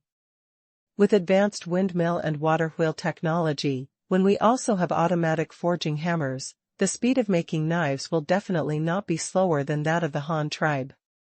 Having said this, Elder Jin showed a sly smile. I recommend a friend's new book, We Wild Monsters Don't Want to Die. Travel through time and become a black dragon, but the world is full of players. In order to survive, gather wild monsters around you, build the most difficult dungeon in history, and strive to become the undefeatable Black Dragon boss and the great savior of the wild monsters. Behind the scenes of the game, if you are interested, you can check it out. There is a link below. Commander Qian, who was eager to equip the army with weapons, of course, also wanted water wheels, windmills, and automatic forging hammers, so he agreed to Elder Jin's suggestion and negotiated with the Han tribe's envoys to ask for these technologies. The mission's attitude was unclear, and they did not say anything about it, but they did not explicitly refuse it. The two sides began to engage in daily wrangling. Of course, these were the cover provided by Beast Tooth for Elder Jin's intelligence transmission. Elder Jin would arrive at the mission every few days. Tuan came to Beastia once, with the apparent excuse of seeking the technology of automatic hammer forging, but in fact, he revealed the Xian tribe's defense deployment to Beastia again and again. Elder Jin frequently visited Han tribe missions, which of course inevitably led to Commander Xian's suspicion. In fact, he was anxious. It wasn't that he really didn't trust Elder Jin, but that he had gone to talk to him so many times, but nothing happened. Commander Xian is certainly anxious about the actual progress. Whenever this time comes, Beastia will perform a double act with Elder Jin, slightly revealing some skills, and at the same time, he also proposes a high reward to the senior officials of the Xian tribe, that is, how many copper ingots the Xian tribe should provide. Use copper ingots in exchange for windmill and water wheel technology, and make it clear that these are only agricultural water-lifting or mill-type water wheels and windmills.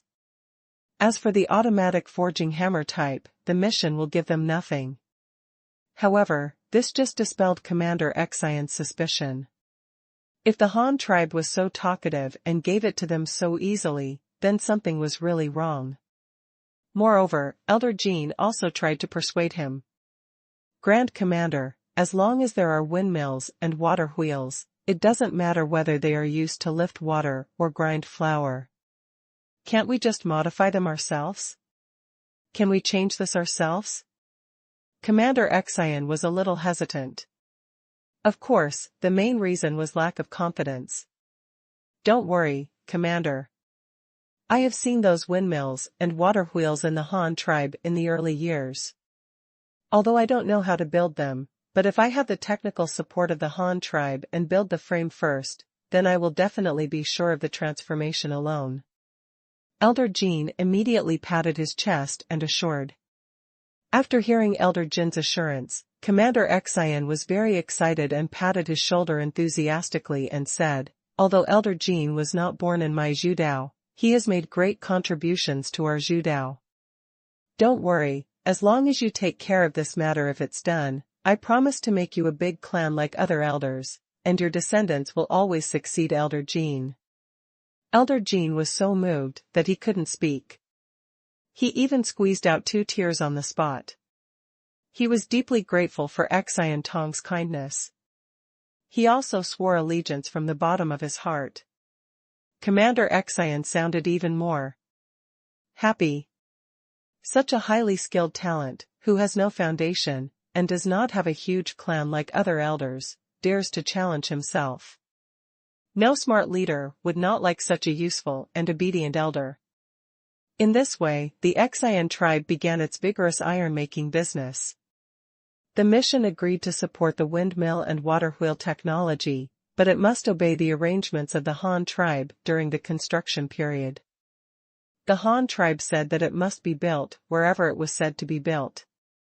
Beastia also took advantage of this opportunity and cooperated with Elder Jin many times to carry out reconnaissance, and continuously sent a large amount of defense deployment information to Luo Chong's desk. At the same time, the delaying plan here is still going on. Elder Jin sent people to help build windmills and water wheels according to the instructions of the beast's teeth.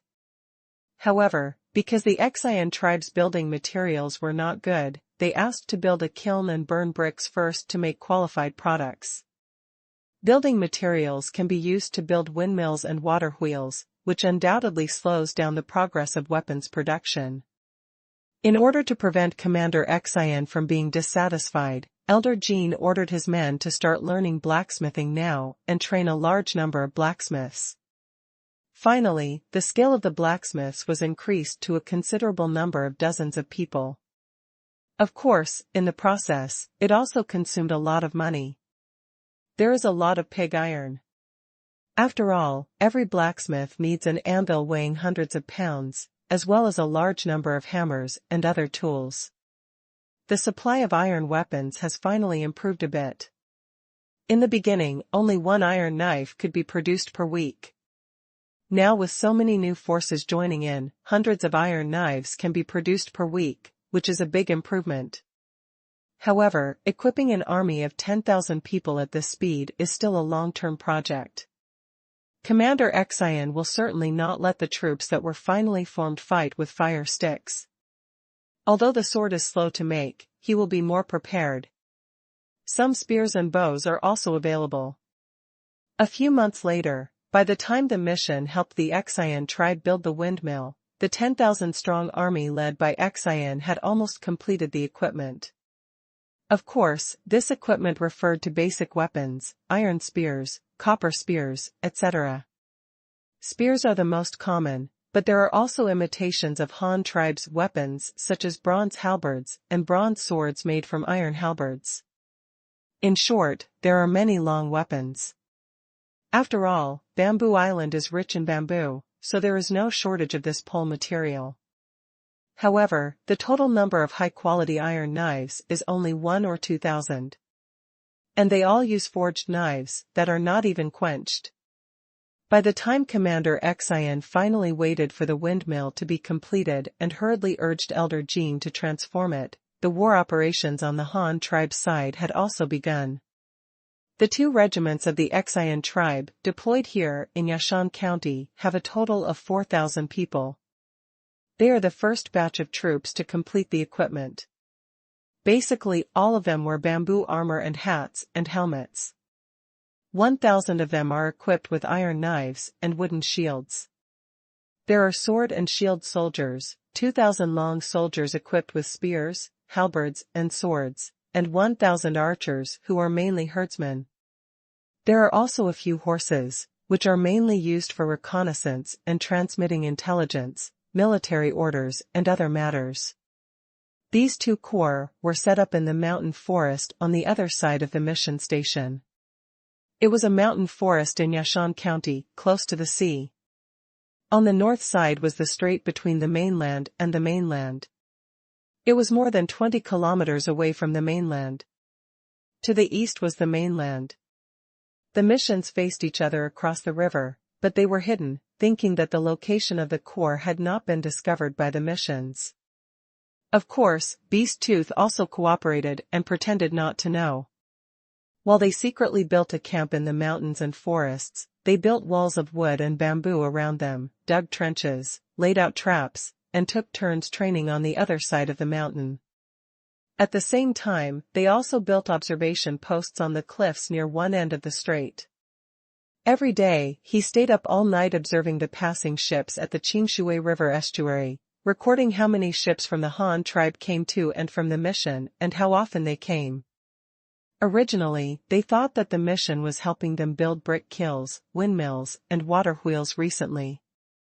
The relationship between the 2 parties seemed to have eased, and the Han tribe would not send troops so soon. However, the Han tribe's actions were greatly unexpected.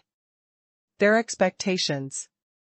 A very large fleet consisting of more than 300 ships is traveling on the common route between Han and Qingshu. Because this route has been running for more than 2 years, the Han tribe is already familiar with it. In addition, it happens to be winter again. Although the southern coast is not as cold as the northern Han dynasty, the season without hurricanes and heavy rains is very suitable for ship navigation. Under the leadership of the Fubawai Navy, the fleet rode the wind and waves towards Takashima. The whole process was non-stop day and night. It originally took a week to cover the one-way route, but with the fleet moving at full speed, it took only 5 days to arrive. The mouth of the strait is a place covered with rocks. This is the area where the Zhudao fishing tribe often operates. At the same time, the fishing tribe has surrendered to the Han tribe, so this reef area has naturally become the actual territory of the Han tribe. The fleet docked here and first transferred some necessary supplies to the fishing tribes at sea. At the same time, they issued orders for coordinated operations. Yu Jiao, the leader of the Yu clan, was also ordered to wait here to receive the supplies. 2 of the 4 special fishing boats promised by the Han tribe to the Yu clan have been delivered. When the entire Yu clan saw the 2 fishing boats sailing in front of them, and the crew members on board personally admitted that these 2 boats belonged to the Yu clan, they all got excited.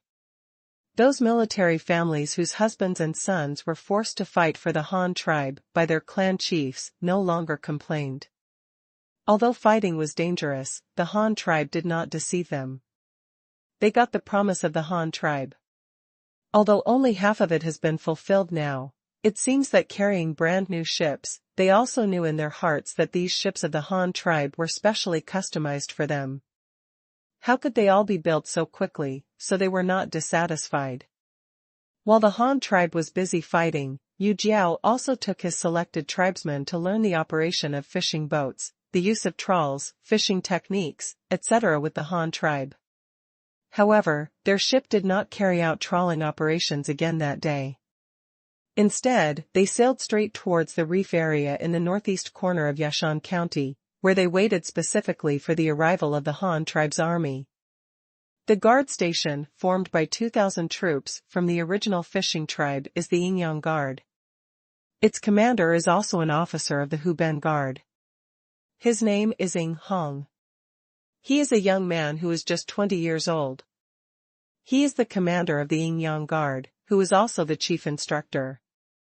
At that time, when Yu Jiao clearly surrendered to the Han tribe and agreed to send troops to cooperate, he was sent to Zhudao by Luo Chong, leading a group of instructors and officers to the fishing tribe to lead the army and be responsible for training. This time he also took a fishing boat with Yu Jiao, come and get installed. It was almost evening. Inghong stood on the bow of the fishing boat and looked towards the northeastern route with a telescope. They had contacted the fleet yesterday and made an appointment to meet here this afternoon, but it was almost dark now. However, there was still no sign of the fleet. Inghong, who had been away from home for several months, missed his relatives in his hometown very much. Of course, what he was more eager to see now was the army of the Han tribe, so he couldn't help but be a little anxious. The old patriarch Yu Jiao next to him patted his shoulder and comforted him. "Commander Ing, don't worry, the sea is very stable this season, there is neither strong wind nor heavy rain. Besides, the Han tribe has the most experience in using ships. This route I've been running for 2 years, and nothing will happen." Well, what the old patriarch said is, "Haha, I'm not worried, I just miss them a little." Inghong said with a helpless smile. "Ha ha ha ha, young people are prone to homesickness. I heard you have several children." Yu Jiao smiled and chatted with the young officer. "Yes, I have 3 children at home. Unfortunately, I haven't been home for several years. I guess the children won't know me as their father when I return." Inghong sighed helplessly. Yu Jiao couldn't answer, so he took the opportunity to pick up the telescope given to him by Luo Chong and looked northeast. Suddenly he saw a large sail on the sea, which shocked him. Yu Jiao has been on a fishing boat for 2 or 3 months. Of course, he has seen the sailing boats coming and going from Takumi County to the mission. When he sees the ships from a distance, the first thing he sees is definitely the upper part. Although he didn't understand the reason, he had become accustomed to this situation. However, the number of sails that appeared in the field of view of the telescope this time was frightening. From a distance, it seemed as if a curtain appeared out of thin air on the sea. He quickly reminded Takahiro, who was alone and homesick, next to him. "Commander Ing, look over there. Is there a fleet coming? Why are there so many?" Inghong quickly raised his telescope and looked, and sure enough, he saw a large shadow of sails, too dense to count. Not long after, the outline of the ship's hull also appeared from the sea. The huge fleet was really scary, but there was only strong pride and excitement in his eyes. He suddenly sighed, "Who else in the world can come up with so many ships except our Han tribe?" Yu Jiao nodded in agreement. If this was not the case, he would not have resolutely chosen to join the Han tribe. People are always so realistic. Only by following the Han tribe can his people live a good life, so what is there to hesitate about? Seeing so many large ships, Yu Jiao knew that the Han tribe would definitely not have less troops. This made him feel more at ease. At least with so many soldiers on the bamboo island, the Han tribe would definitely not easily if you fail, your clan will be safer. Yu Jiao ordered 2 fishing boats to set sail and go to support the fleet. It didn't take long for the 2 parties to meet together. The Han tribe's fleet is headed by the battleship Fubo. Yu Jiao has seen this large ship before when he went to Tuahai County, and he also knows that this is the current flagship of the Han tribe. The fleet commander and the commander-in-chief of the battle are also there this time. On this boat, the 2 boats intersected, and Shude ordered someone to put down the ladder to pick them up. When they saw Shude, he said with a smile, "I have kept you waiting for a long time." In addition to replenishing supplies for Yingyangwei at the command of the leader, we have also brought you the remaining 2 fishing boats. They have just come out of the Luoyang County shipbuilding yard. They are sailing after 2 months. We finally caught up with our expedition. The leader was afraid that the old patriarch would be worried, so he asked me to deliver the fishing boat to you first. When Yu Jiao heard this, he was immediately overjoyed. The 4 trawlers promised by Luo Chong were finally in place, and his last worry was put to rest. No, the leader is unparalleled in his benevolence and righteousness. How can I not be reassured? If the leader needs our clan's cooperation in this army operation, just tell him. We, the Yu clan, are obligated to do so. Yu Jiao immediately thanked him excitedly. There's no rush. I've already had the supplies loaded on 2 new fishing boats in advance. You can just take over when the time comes. Let's rest here for the night first. Shude immediately replied. Oh? Aren't the troops going to land today? Inghong also asked from the side.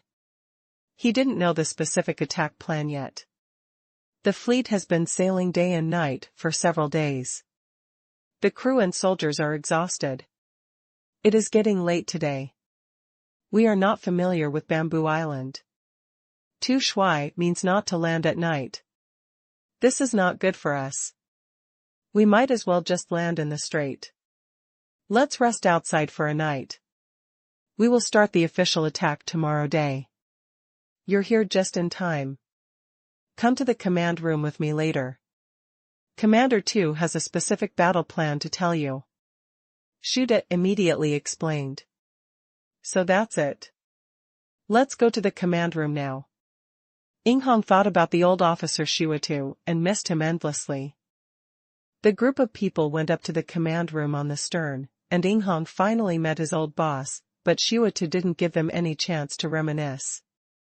When they saw someone coming, they quickly took them to the sand table. The current location of Yingyang Guard is here.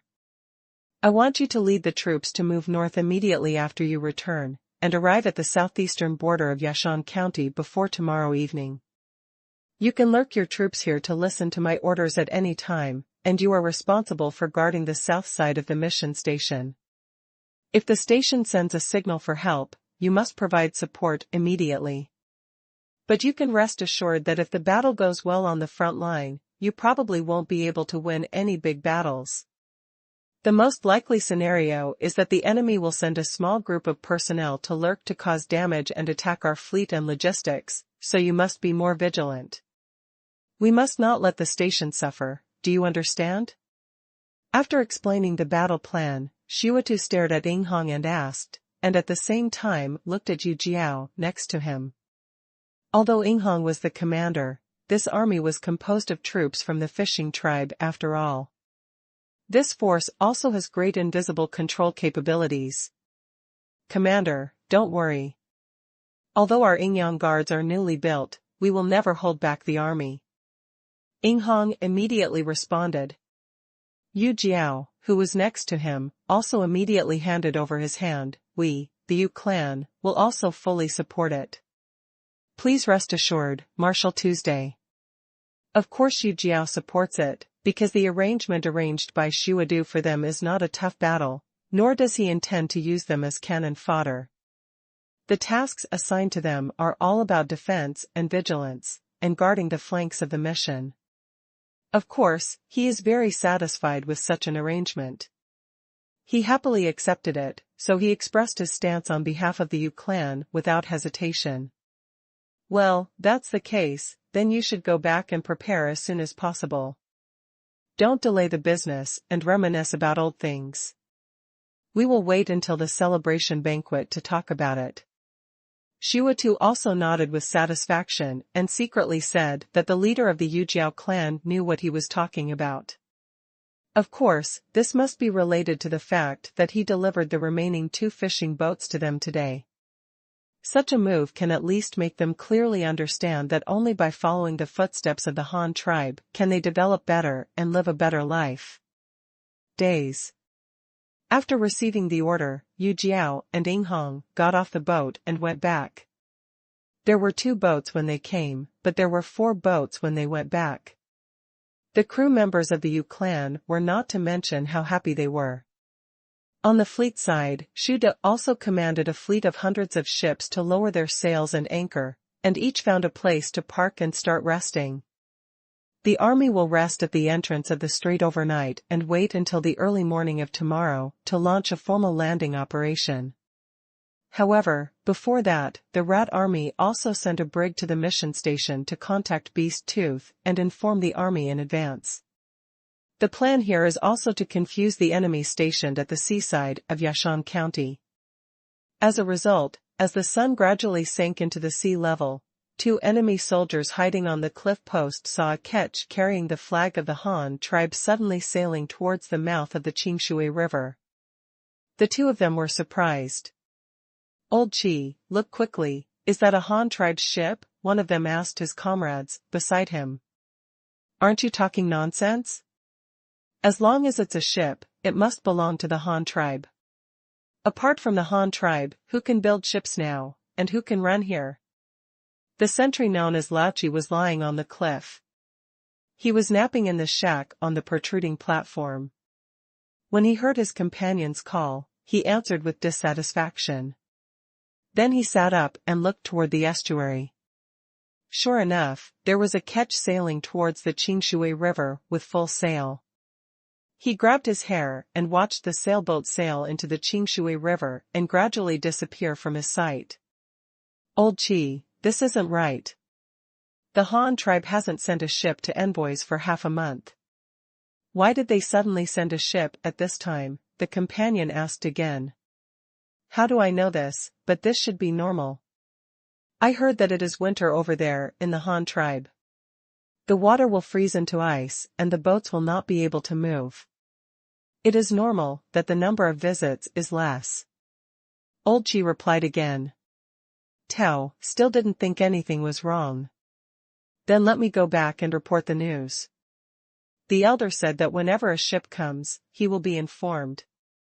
The other person still became nervous, and as he spoke, he stood up and prepared to run back. "You said what are you worrying about? Isn't it just a boat? Even if it is full of soldiers and how many people it can hold, I think you just want to be lazy. Tell you, you can report the news. Come back quickly." Old Chi said again. He said something dissatisfied, and then lay down in the shack again. "Why should I be lazy? Isn't that what the elders told me?" Another person murmured in a low voice, and then pushed the old man's shoulder. "I'll be back in a moment, don't fall asleep." "Oh, I got it. If you want to go, hurry up." Lao Chi waved his hand impatiently without even opening his eyes. The other man sighed and said no more. He turned around and ran along the mountain wall path that was only 1 person wide toward the rear regiment station. He had to report the news to the elders as soon as possible. Although Lao Chi is lazy, he will still do what he needs to do, but his reconnaissance method is more comfortable. He twists his body and adjusts himself to a comfortable angle, where he can lie down and see the opposite side. Estuary. But he kept waiting for his companion to come back, and he didn't see any other situation. The two continued to follow their previous arrangement, taking turns observing the entrance to the sea not far from the cliff. Until the next morning, they still found nothing. The ship that sailed to the mission station last night did not leave again, but it was no different from the past. Every time the Han tribe sent a ship to Zhudao, it would rest for a period of time. No matter how urgent it would definitely wait until daytime. Leaving again, although the Han tribe had boats, they were more careful than anyone else in using them. Lao Chi cursed a coward in his heart, and then took the initiative to go back and get breakfast. Just as he was eating with his companions, he sighed with dissatisfaction. Hey, when will these days end?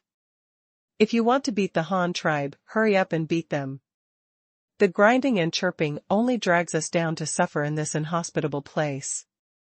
He complained to himself, but suddenly realized why his companion didn't respond at all, and he was already hungry but didn't eat the breakfast he brought back. Hey, are you stupid? Shoo, Lao Chi, look over there, what is that? Is that a Han tribe ship? I'm a good boy, why are there so many? Before Lao Chi could finish his question, he heard his companion's extremely suppressed shout. Although it was clear that no one could hear what they said here, their companions still lowered their voices very nervously. Huh? The Han tribe sent a boat again? Old Chi was confused, and he also stuck his head out of the shack and looked towards the strait. It didn't matter. It almost frightened him so much that he fell off the platform on the cliff. He saw densely packed shadows of boats in the distance, heading towards here at high speed with their backs to the rising sun. Oops, the tortilla in his mouth suddenly fell off the cliff and finally fell into the sea. At the entrance of the strait, at a glance, countless sailing ships are rolling towards the mouth of Qingshu River like waves. The dense shadows of sails block the rising sun that has just emerged from the sea. What does it mean to be like a forest of thousands of sails? What is meant by banners covering the sun? It's the scene in front of you. Oh my God! The old man was so frightened that he got up. Now he wanted to slap himself in the face. This damn crow's mouth. Why do you say that you are so stubborn that you can't stop nagging the Han tribe to come here? I only complained a few words, but the Han tribe really came. Hey, you don't have to give me face like that, okay? The two of them were horrified. Seeing the Han tribe's fleet rolling over, they did not forget their duties. They just looked at each other and immediately started running back together, hoping to report to the elders. This is not to say how responsible the two are, but facing the torrent of sailboats from the Han tribe, they simply have no courage to stay here. What if they are discovered? As for the Han tribe fleet, after about 12 hours of rest, the fleet began to rush towards the estuary at full speed and full sail at 5 o'clock in the morning, and finally arrived at the estuary at around 6 o'clock in the morning. There are more than 300 large and small sailing ships, with a total displacement of more than 120,000 tons, and a full load displacement of more than 150,000 tons. So many ships may not be very conspicuous on the sea, but there are only two of them rushing in.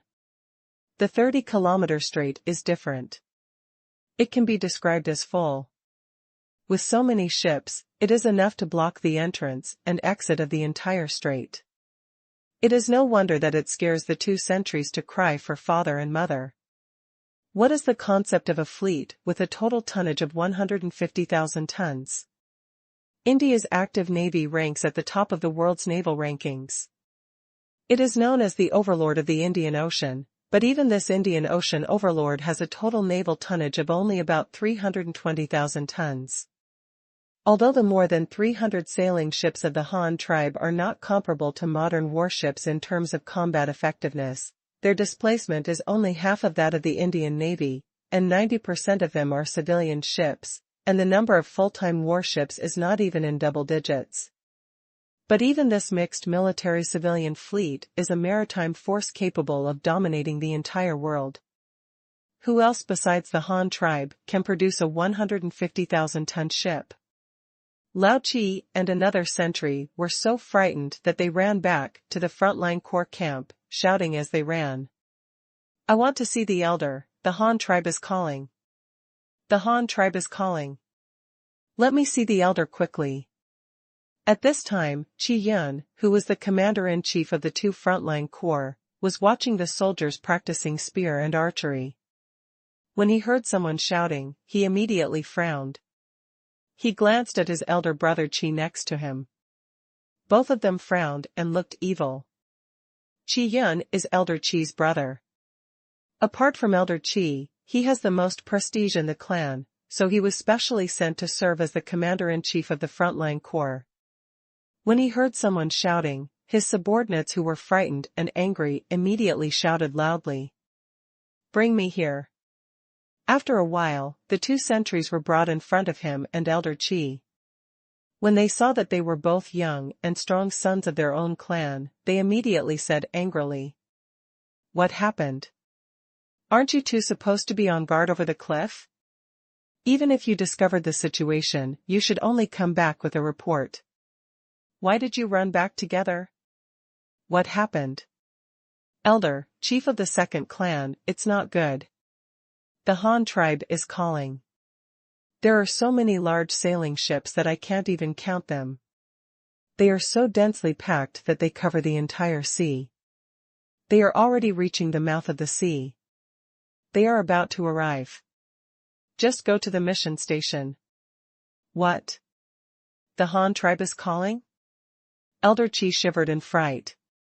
He almost forgot to breathe and felt that his legs were shaking uncontrollably. Qi Yun on the side is not much better, but he is better than Elder Qi after all. His eldest brother was also named the elder in charge of equipment manufacturing because he is good at making equipment. He usually doesn't manage the affairs of the clan at all, no. Like Qi Yun, although he is the second clan leader, he single-handedly controls all the affairs of the entire clan. In terms of his courage, to remain calm in the face of trouble, he is really much better than his eldest brother, who is an elder.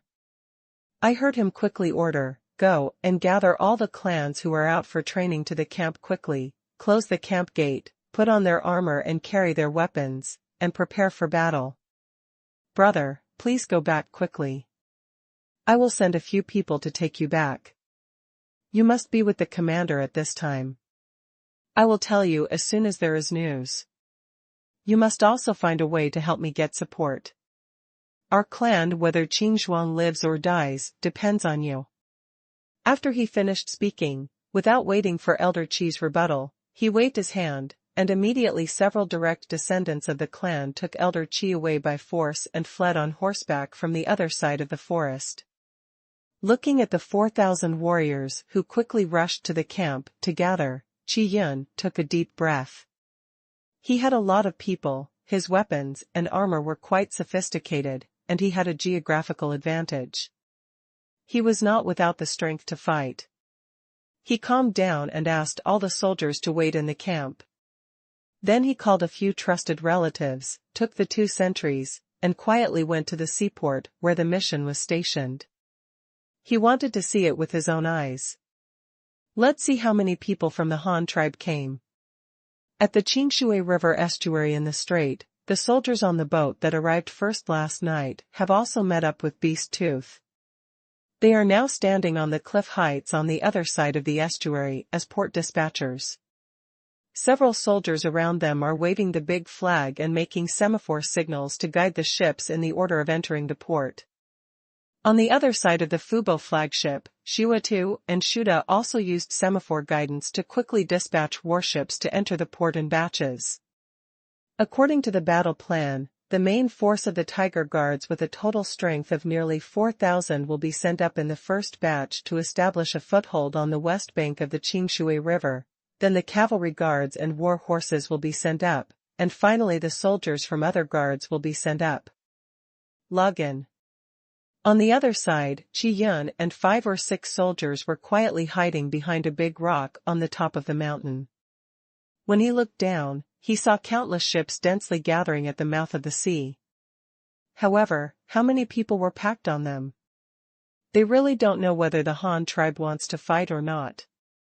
At this moment, the fleet in the strait suddenly moved. More than 23-masted large ships suddenly broke away from the formation, raised their sails and headed towards the inland river of Takashima at full speed. Looking at the river section near the mission station, Qiyun and the others were immediately frightened, because on the west bank next to them, a dozen floating trestles were suddenly erected at some time. Those 8-meter-long floating trestles. There are hundreds of small sampans. Neatly, they are arranged on the shore, and each closely connected sampan is covered with thick wooden boards. In the water on both sides of the trestle, some figures soaking in the water can still be vaguely seen. Those thinly clad figures are swimming in the water together. Together, they maintain the condition of the pontoon. Qiyun looked at the scene in front of him, and his eyes suddenly flashed with light. He knew where the Han tribe's weakness was. Qiyun knew that this was the ship the Han tribe was preparing to land on, but what he didn't expect was that the Han tribe would choose to land directly on the west bank of the Qingshu River instead of going to the mission station to rest first.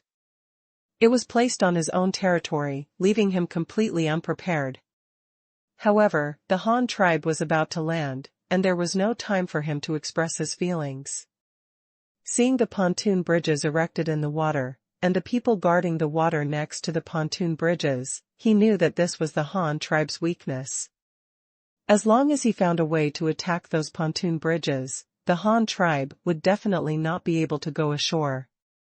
They could only find a way to retreat to the pier where the mission was stationed to land, so that they would have time to think of countermeasures. Thinking of this, he did not hesitate at all. He immediately asked his 2 confidants to return to the camp to mobilize troops, called all the archers, brought more torches, and prepared some rockets. He wanted to take advantage of the Han tribe to cross the river and attack, burn all those pontoon bridges. Seeing that the ships of the Han tribe were getting closer and closer, and when they were about to start landing, Qiyun once again discovered something was wrong. Not all of the dozen or so ships coming from the Han tribe were landing troops, and some ships passed by the pontoon. He didn't stop at all, but rushed straight over, as if he accidentally overdid it, but he knew that the Han tribe would never make such a stupid mistake, and they must be preparing for something. However, the current situation did not give him any more time to prepare. The first batch of more than 20 ships entering the port quickly spread out along both sides of the pontoon. The tall hulls of those 3-masted sailboats seemed like city walls standing on the water, giving people an inexplicable sense of oppression. The Qing's armored warriors began to pour out of the cabins and assemble on the deck. Several ships in the middle had already aligned their sides with the pontoons. The soldiers also began to build simple gangways, stretching out several wide and thick wooden boards to stand on the pontoons. And we are about to start landing on the pontoon bridge. At this time, the Qian tribe corps, which had already begun preparing for battle, was finally mobilized. More than 1,000 archers, holding torches and holding bows and arrows, suddenly ran out of the forest in a scattered formation, shouting and shouting as they ran. Cheer yourself up. Although these soldiers of the Qian tribe were nervous, they were not particularly afraid, because they had just received the order and did not need to engage in close combat with the Han tribe. They only needed to use rockets to attack the pontoons, soldiers, and ships of the Han tribe, plus their own. There is strength in numbers, and when more than 1,000 people gather together, they naturally become more courageous.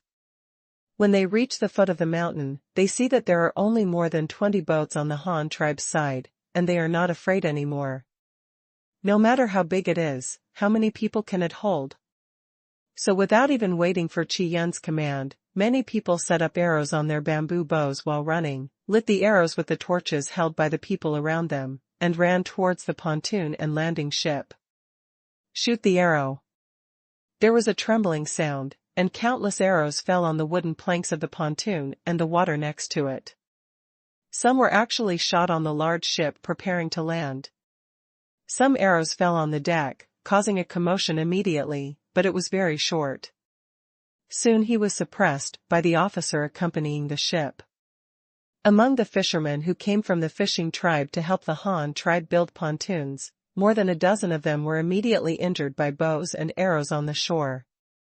They soaked in the water, relying on their excellent water properties, and quickly dived into the water to escape, and some simply swam. Go under the pontoon to avoid the arrows falling overhead. The open flames from the arrows quickly ignited the pontoon deck and some of the gunwales, but the fire did little damage to the damp wood due to lack of fuel. The officers on the ship looked at the more than 1,000 enemy troops getting closer and closer to the shore, and immediately launched a counterattack against the enemy in accordance with the previously agreed-upon plan. I heard the loud beating of drums on the boats on both sides of the pontoon that were not planning to land at all, and there were also shouts from some people, but the Qingshu tribe archers on the shore couldn't see anything on the boats at all, because the viewing angle is too low. Those sailboats are like city walls on the water. If you want to see what is above, you can only look up. But it doesn't matter if you don't look at it. When you look at it, you are immediately startled. You hear the people on the boat shout, "Sirs of the sounding arrow guards, obey the order," and the targets on the shore are free to shoot. The next moment, on several boats at both ends of the pontoon, a dense row of figures immediately emerged from the side of the boat. Those Han tribe warriors in red robes and iron armor held the strung-up God's arm crossbow in their hands, and suddenly half of them emerged from the side of the boat. They stood up and, under the orders of their respective commanders, aimed at the enemy archers on the shore and fired their crossbows. In an instant, the sound of flying crossbow arrows and the clang of the bowstring being released resounded across the shore. The Qingshu tribe archers who had just ran to the shore and shot 2 or 3 rounds of arrows were knocked down by this volley. There were more than 100 people, some of whom were hit by multiple arrows, and their entire chests were shot like hedgehogs. Even at such a close distance, even through bamboo armor, they could still block the overbearing crossbow machine. The length of the deck was limited, and it was not possible to deploy the entire Qingshu guard force. After a small number of soldiers fired the first round of arrows, more soldiers were still lining up behind them, so the first row had no time to wind up and change arrows. Immediately retreating to the back, the second row of soldiers quickly appeared on the side of the ship and fired a second round of arrows at the enemy troops on the shore. Qingshu didn't know when he had already run behind the archers. In fact, he was lying behind a higher stone just now.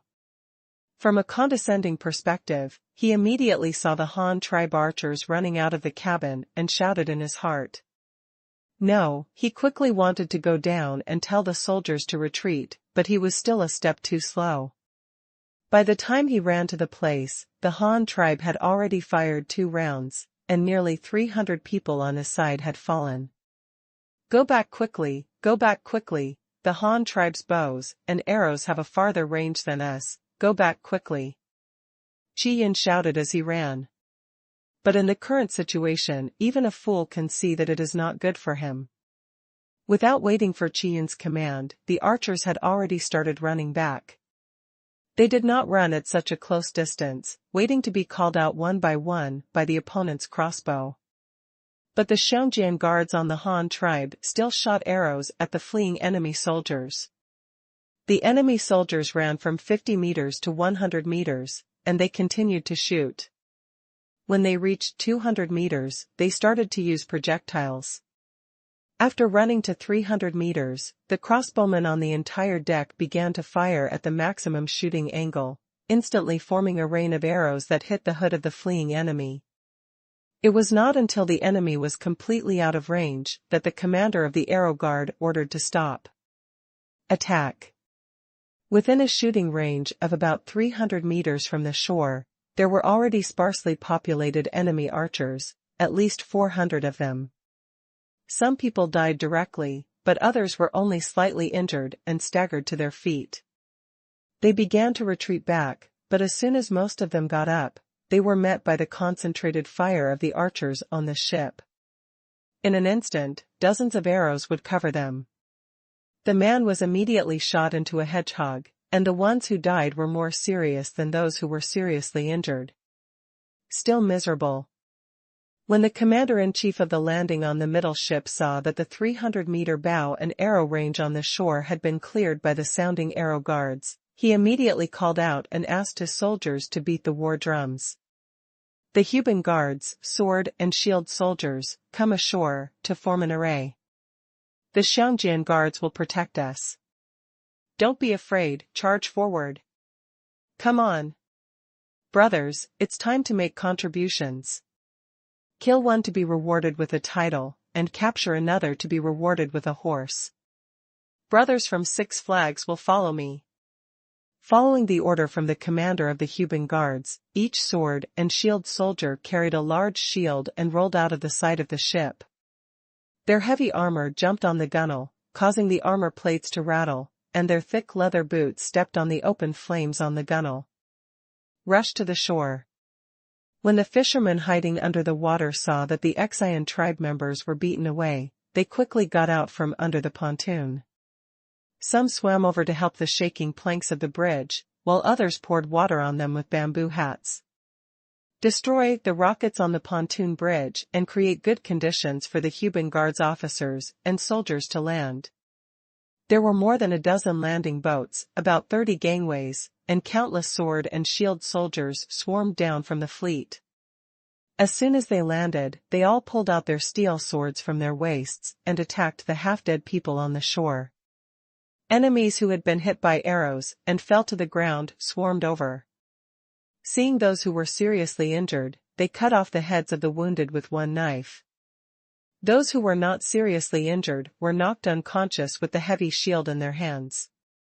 The reward for capturing an enemy was higher than killing one, because the Han tribe there was a shortage of labor force, so Luo Chong set such a rule in the first place. A slightly wounded man with an arrow in his leg fell to the ground in the second round of arrows. When he tried to escape later, he saw those who stood up and ran away were instantly hit by dozens of arrows. He was heartbroken. He was so scared that he just lay on the ground and pretended to be dead. As a result, before he had been loaded for 2 minutes, the sword and shield soldiers of the Han tribe came ashore and began to massacre the half-dead and seriously injured people. He lay there trembling, and next to him, a brother who had been hit by 2 arrows in the chest was lying there to vent his anger. Advance more, he was short of breath and was about to die. Suddenly a shadow blocked their sight, and then a white light flashed, and the wounded man's hot blood spurted into the face of the man who was pretending to be dead. It was such a big shot. The head also rolled to his face. When he opened his eyes, what he saw was the tragic scene of the separated corpses of his companions. He was immediately frightened and screamed. He struggled to stand up and tried to escape. This also frightened the Tiger Guard soldiers who had just taken one of their heads. Jump. Oh my God, this kid actually pretended to be dead, I was shocked. Cursing angrily, he waved the oak shield with his left hand and slapped the man on the back of the head. There was a dull thud. The poor kid who was pretending to be dead was almost frightened out of his mind, but he still didn't run away and eventually became a member of the Han tribe. Of prisoners of war.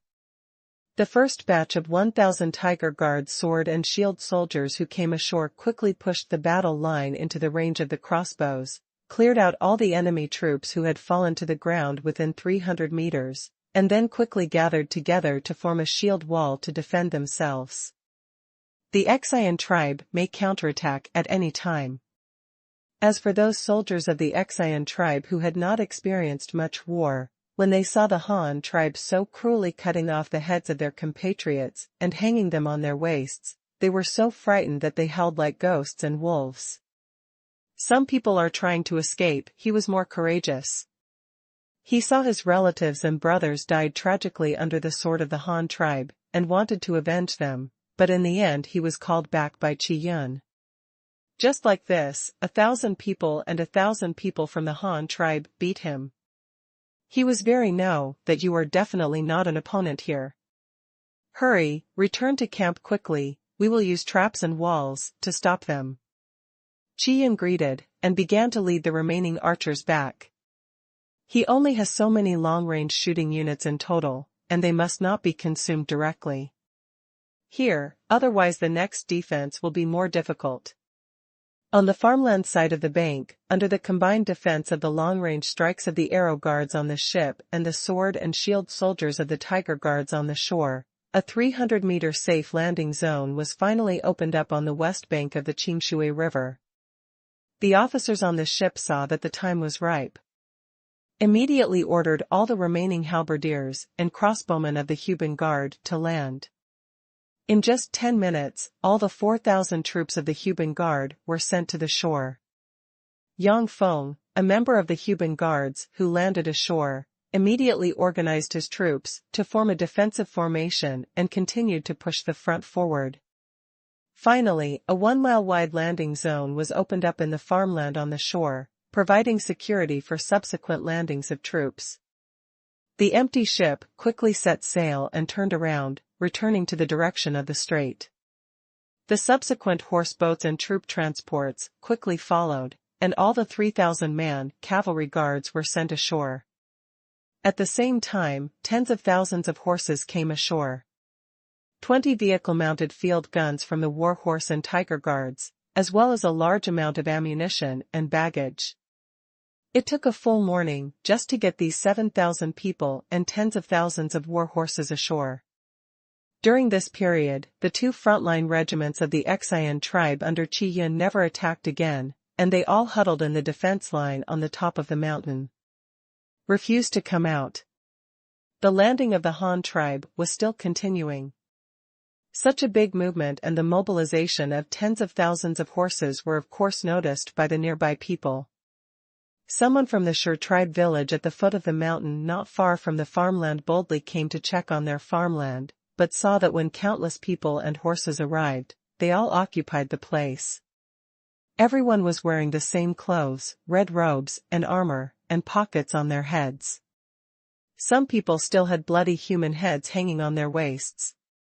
They were so frightened that they rolled and crawled again. He ran back to the village and hid. Shuatu, who had already landed with the army, ignored it and continued to direct the landing of the follow-up troops. The 2,500 leopard Tao guards recruited from the Tang tribe were also sent to the shore, followed closely by the Sea Wolf guards and Feixiong Wei, Xiangjian Wei. So far, all participating troops, except the Fubo Wei of the Navy, have all landed ashore. Although the Yingyang guards formed by the fishing tribe are not here, they have already arrived at the flanks and rear of the mission and are ready to guard the flanks of the mission. After all the people landed, the following two-masted sailing ships continued to move towards the Qingshu River, delivering boatloads of supplies to the shore. In addition to grain and grass, there were also carriages and currency. Shuetu was only responsible for fighting and could not care about anything else, but Army Sima was responsible for the local political situation. The Han tribe army had just arrived. Of course, the first step was to appease the local people and explain the legitimate reasons for their tribe's attack on Zhudao. The most important thing was not to let the local people felt that the Han tribe was here to cause destruction and massacre, so as not to provoke unnecessary resistance. So after all the troops and supplies landed ashore, the army commanders of Huban guards immediately took the logistics troops and commanders from other guards to several nearby villages to give gifts to them. On Shuatu's side, he wrote today's battle report, writing down the battle process and details, and immediately sent it to Luo Chong using a flying eagle messenger. He had not forgotten Luo Chong's original request to report 1 day at a time. It would take 2 or 3 days at the fastest for the battle report to be flown back. Let's not mention it for the moment. Let's just talk about the army commander Xue Qingyao of the Tiger Guards leading people to appease the people of Zhudao. Xue Qingyao is the second Sima of the Huban Guards. He is of the same clan as his predecessor, Shuedongliang. Both of them were members of the Cave tribe who joined the Han tribe in the early days. What they have in common is that they have organized engineering projects for thousands of people, such as building cities and digging river, building schools, and other big projects. To put it bluntly, he is a contractor. The identity of the contractor is a big advantage. They all have logistics support experience in large units, so they are also the first choice for Sima of the regular army. Xue Qingyao first led people to the nearest village. In order to reduce the panic of the local people, he also specially transferred some soldiers who had not directly fought with the enemy just now. These soldiers were clean and had no blood stains on them. Among them, there are even some soldiers who came to promote currency in caravans not long ago. It can be said that they are familiar to the local people and they are easier to talk to. Accompanying them are interpreters jointly dispatched by the Jinwu guards and the mission to provide communication guarantee for both parties. If the local people are not familiar enough with these warriors, then the interpreters of these perennial activities in Zhudao and the mission are absolutely, it's cooked and can't be cooked anymore. A group of people rode horses and drove cars, and a total of about 100 people arrived at the nearest village. However, no one could be seen in the villages, where there were obvious traces of activity just now. The numerous bamboo buildings in the village are closed, but many pairs of peeping eyes can be seen through the gaps in those bamboo buildings. Apparently, the people did not escape, and some even hid simple weapons in the bamboo buildings. In the livestock pen downstairs, the family's most important assets, cattle and sheep, are guarded. Xue Qingyao couldn't help but smile when he saw the reaction of the local people, and then waved his hands. Immediately, 2 soldiers posted notices on the trunks of big trees in the village to calm the people. This was also Luo Chong's explanation, because he was talking to a strange tribe. When dealing with people, Luo Chong adheres to a formal written communication method. Whether you can understand it or not is your business. Anyway, we are a written and cultured Chinese nation. If you can't understand it, then you are a barbarian. First, crush the opponent with momentum and let them know that they are facing a what kind of existence.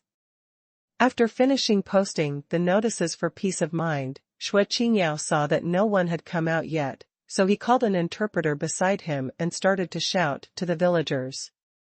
When he said something, the interpreter would shout something. Can the village elder come out and talk to me? We, the Han army, have just arrived, no offense intended. The reason why we are recruiting troops on Zhudao this time is because Commander Xian is treacherous and daring. He colludes with the grassland tyrants and colludes with him.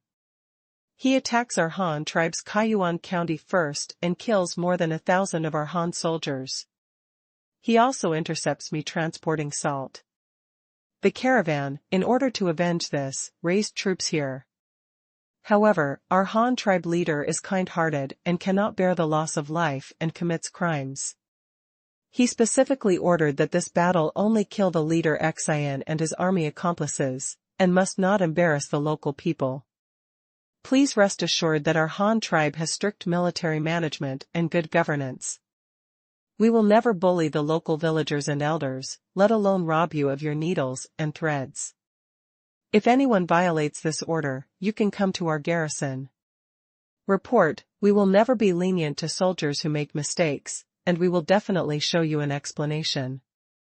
This passage was what was written on the notice for peace of mind, and Xue Qingyao just read the contents of the notice once.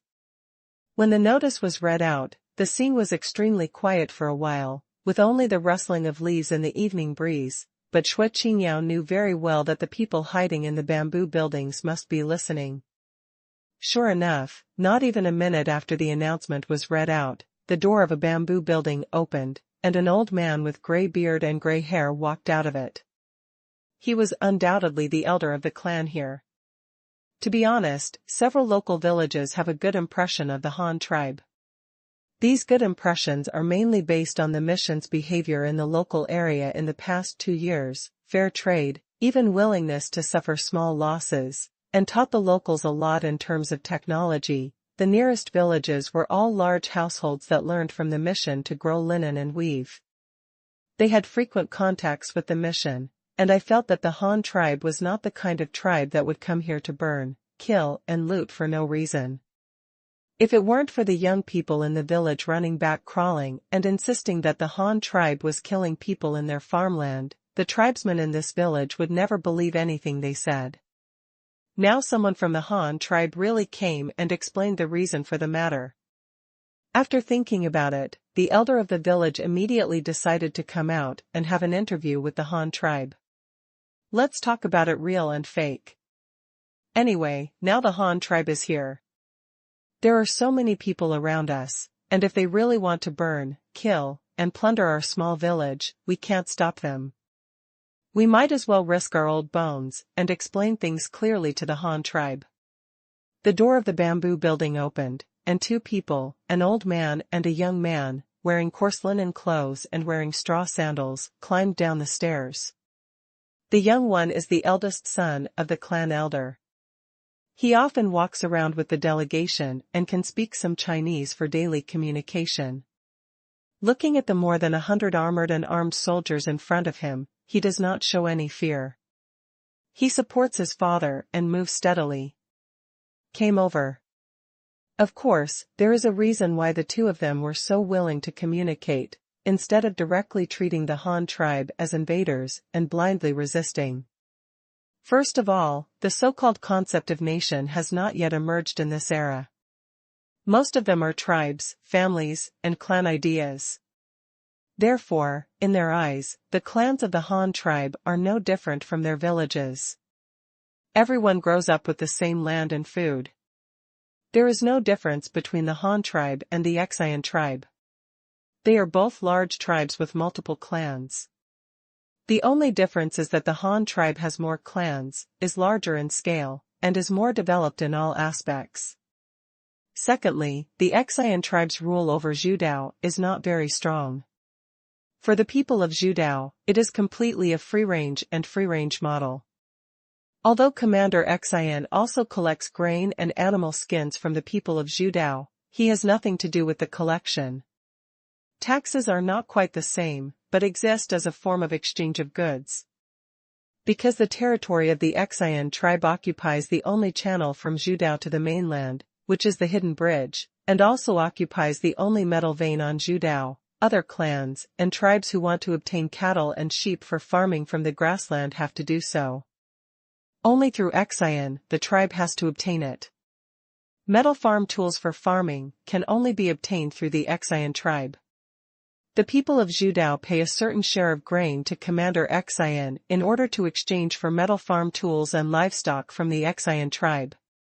This is the relationship between the two parties. Relation.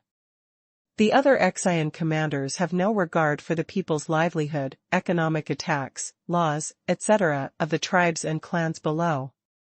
Similar to the patriarchal system, the small tribes and clans below have considerable autonomy. Instead of being like the Han tribe, Luo Chong's rule over the Han tribe was really in charge of everything, from household registration, to land distribution and farming, to recruiting soldiers to defend the tribe, and collecting taxes for tribe infrastructure construction. That's right. Baying's national business model and strong control are completely unmatched by the Qingshu tribe. This also resulted in the people of Zhudao not having much identification with the Qingshu tribe, while the people of the Han tribe clearly understood the fact that they paid taxes to the Han tribe, and they enjoyed all the welfare policies of the Han tribe, and they jointly build the obligation to defend the tribe, so they all agree that they are members of the Han tribe and the fact that they are Han people. This is the difference between the two tribes of Hanshin. Therefore, the father and son of the clan are not opposed to communication with the Han tribe. Of course, this must be based on the fact that the Han tribe will not harm them. I dare to ask this chief envoy of the Han tribe, is what you just said true? Can it be counted? The gray-bearded clan elder asked Shui Qingyao's first sentence when he came to him. Of course, old man, you can rest assured. What I just said are orders from our leader. Of course we will not disobey the leader's orders, otherwise we will also bear the responsibility. The elder nodded in agreement. He had heard about the status and power of the Han tribe leader in the Han tribe. After all, it was the village closest to the mission. He could often hear people from the mission talking about their leader. No matter what, they did whatever their leader asked them to do. In short, the clan elder felt that the people in the Han tribe worshipped their leader very much. They did whatever the leader said and were very obedient. According to this theory, if what the person just said was really the order of their leader, then they should really not harm their village. The stone in his heart eased slightly, and the old man asked again, I just heard from the young men in the tribe that your Han tribe's army has occupied our farmland. When will you be able to leave? You won't occupy our land forever. Tian won't leave, right? Shui Qingyao answered with a smile again, trying to show his affinity. Elders, please rest assured. Our army has just landed and has no place to stay yet, so we chose empty farmland to temporarily station, but the army will not stay too long. Soon, most of the troops will be evacuated tomorrow, and the rest will be evacuated within 7 days, which will never affect the farming of the folks. In addition, as compensation for temporarily occupying your farmland, our Han tribe is willing to provide a batch of rice seeds for free and send technical personnel to help you promote rice planting. I wonder if the tribe elders are satisfied with this answer. The Han tribe is willing to withdraw from the farmland as soon as possible. This is undoubtedly the most satisfactory answer for the two people. They can also accept the 7-day time limit. Anyway, they have just harvested the last grain of this year. Even if they want to grow grain, they will have to wait until next year. The bottom line is to let the Han tribes evacuate their farmland before next spring, otherwise they will have to find ways to reclaim wasteland.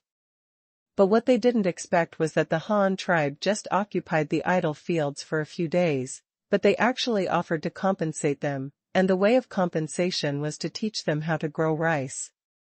Rice is a good thing. I heard that it is the staple food of the Han tribe. It is not only high yield, but also delicious, easy to eat, and good for the body. The people in the mission eat that white rice every day. Because their village is close to the mission, the eldest son of the clan leader was also lucky enough to receive some shelled rice as a gift from the mission. He and his father both tasted this strange food when he returned home. Zhudao is an area where corn is the main food and soybeans are the supplementary food. Therefore, the history of eating corn is very long. The corn yield is high. Although there is no worry about filling the stomach, there is always a problem, that is, the difficulty of eating. This is not to say that eating corn is very strenuous, but because after all, corn is also a miscellaneous grain. Eating it in a short period of time or intermittently is good for the human body. However, if you eat it for a long time, it will also wear down your teeth. Very big, not to mention that these people have grown up eating corn. Old people who can live to the age of the clan leader are basically full of rotten teeth. If they want to eat corn, they will be really powerless. Want to eat meat? All we can do is look at the meat and cry. It's not that it's not there, it's that it's hard to chew. In the end, we can only drink some soup and water for the rest of our lives. The rice noodles of the Han tribe are different. Rice noodles are refined grains. Not only are they highly nutritious, they are easy to eat and are less harmful to teeth. More importantly, I heard that rice noodles are more durable than corn and can be stored. For several years, once rice noodles appeared on Zhudao, they have been a fairy food that the locals are eager to eat. Although the mission brought them wheat seeds and planting methods when they came, and they successfully grew wheat, wheat still has great disadvantages compared with rice. First, the yield is not high, and secondly, if wheat, it doesn't taste good when eaten directly as grains. The most suitable way to eat it is to grind it into flour and then make it into various pastas. The favorite Han tribe food of the local village elders is noodles. If you want to eat meat, you can chop some meat residue with a steel knife to make a paste and pour it on the noodles. You don't need to chew it with your teeth, just suck it and eat it. This is the most suitable meal for the elderly. Unfortunately, making flour requires a stone mill, which they cannot make themselves.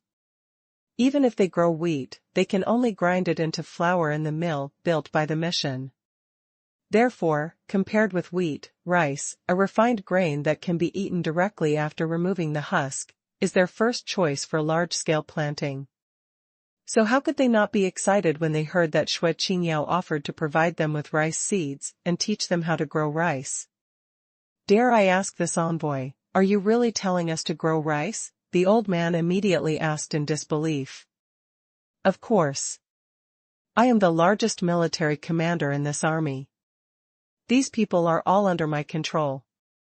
Of course, what I say will count. Don't worry, elders. When this battle is over, our Han tribe will definitely fulfill its promise and teach you plant rice. Qingshu immediately promised the clan elders and his son, patting his chest. After saying this, the doors and windows of the bamboo buildings around me also opened one after another, and many figures poked their heads out from the doors and windows. Men and women, old and weak, women and children, adults and children all stretched out their heads and looked at this side, their eyes no longer filled with confusion.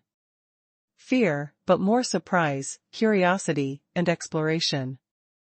The young men and women who were the main force in growing grains were even a little excited. The Han tribe was actually willing to teach them how to grow rice. How could they not be excited? Many local villagers came out of the bamboo buildings and gradually gathered behind the clan elders and his son.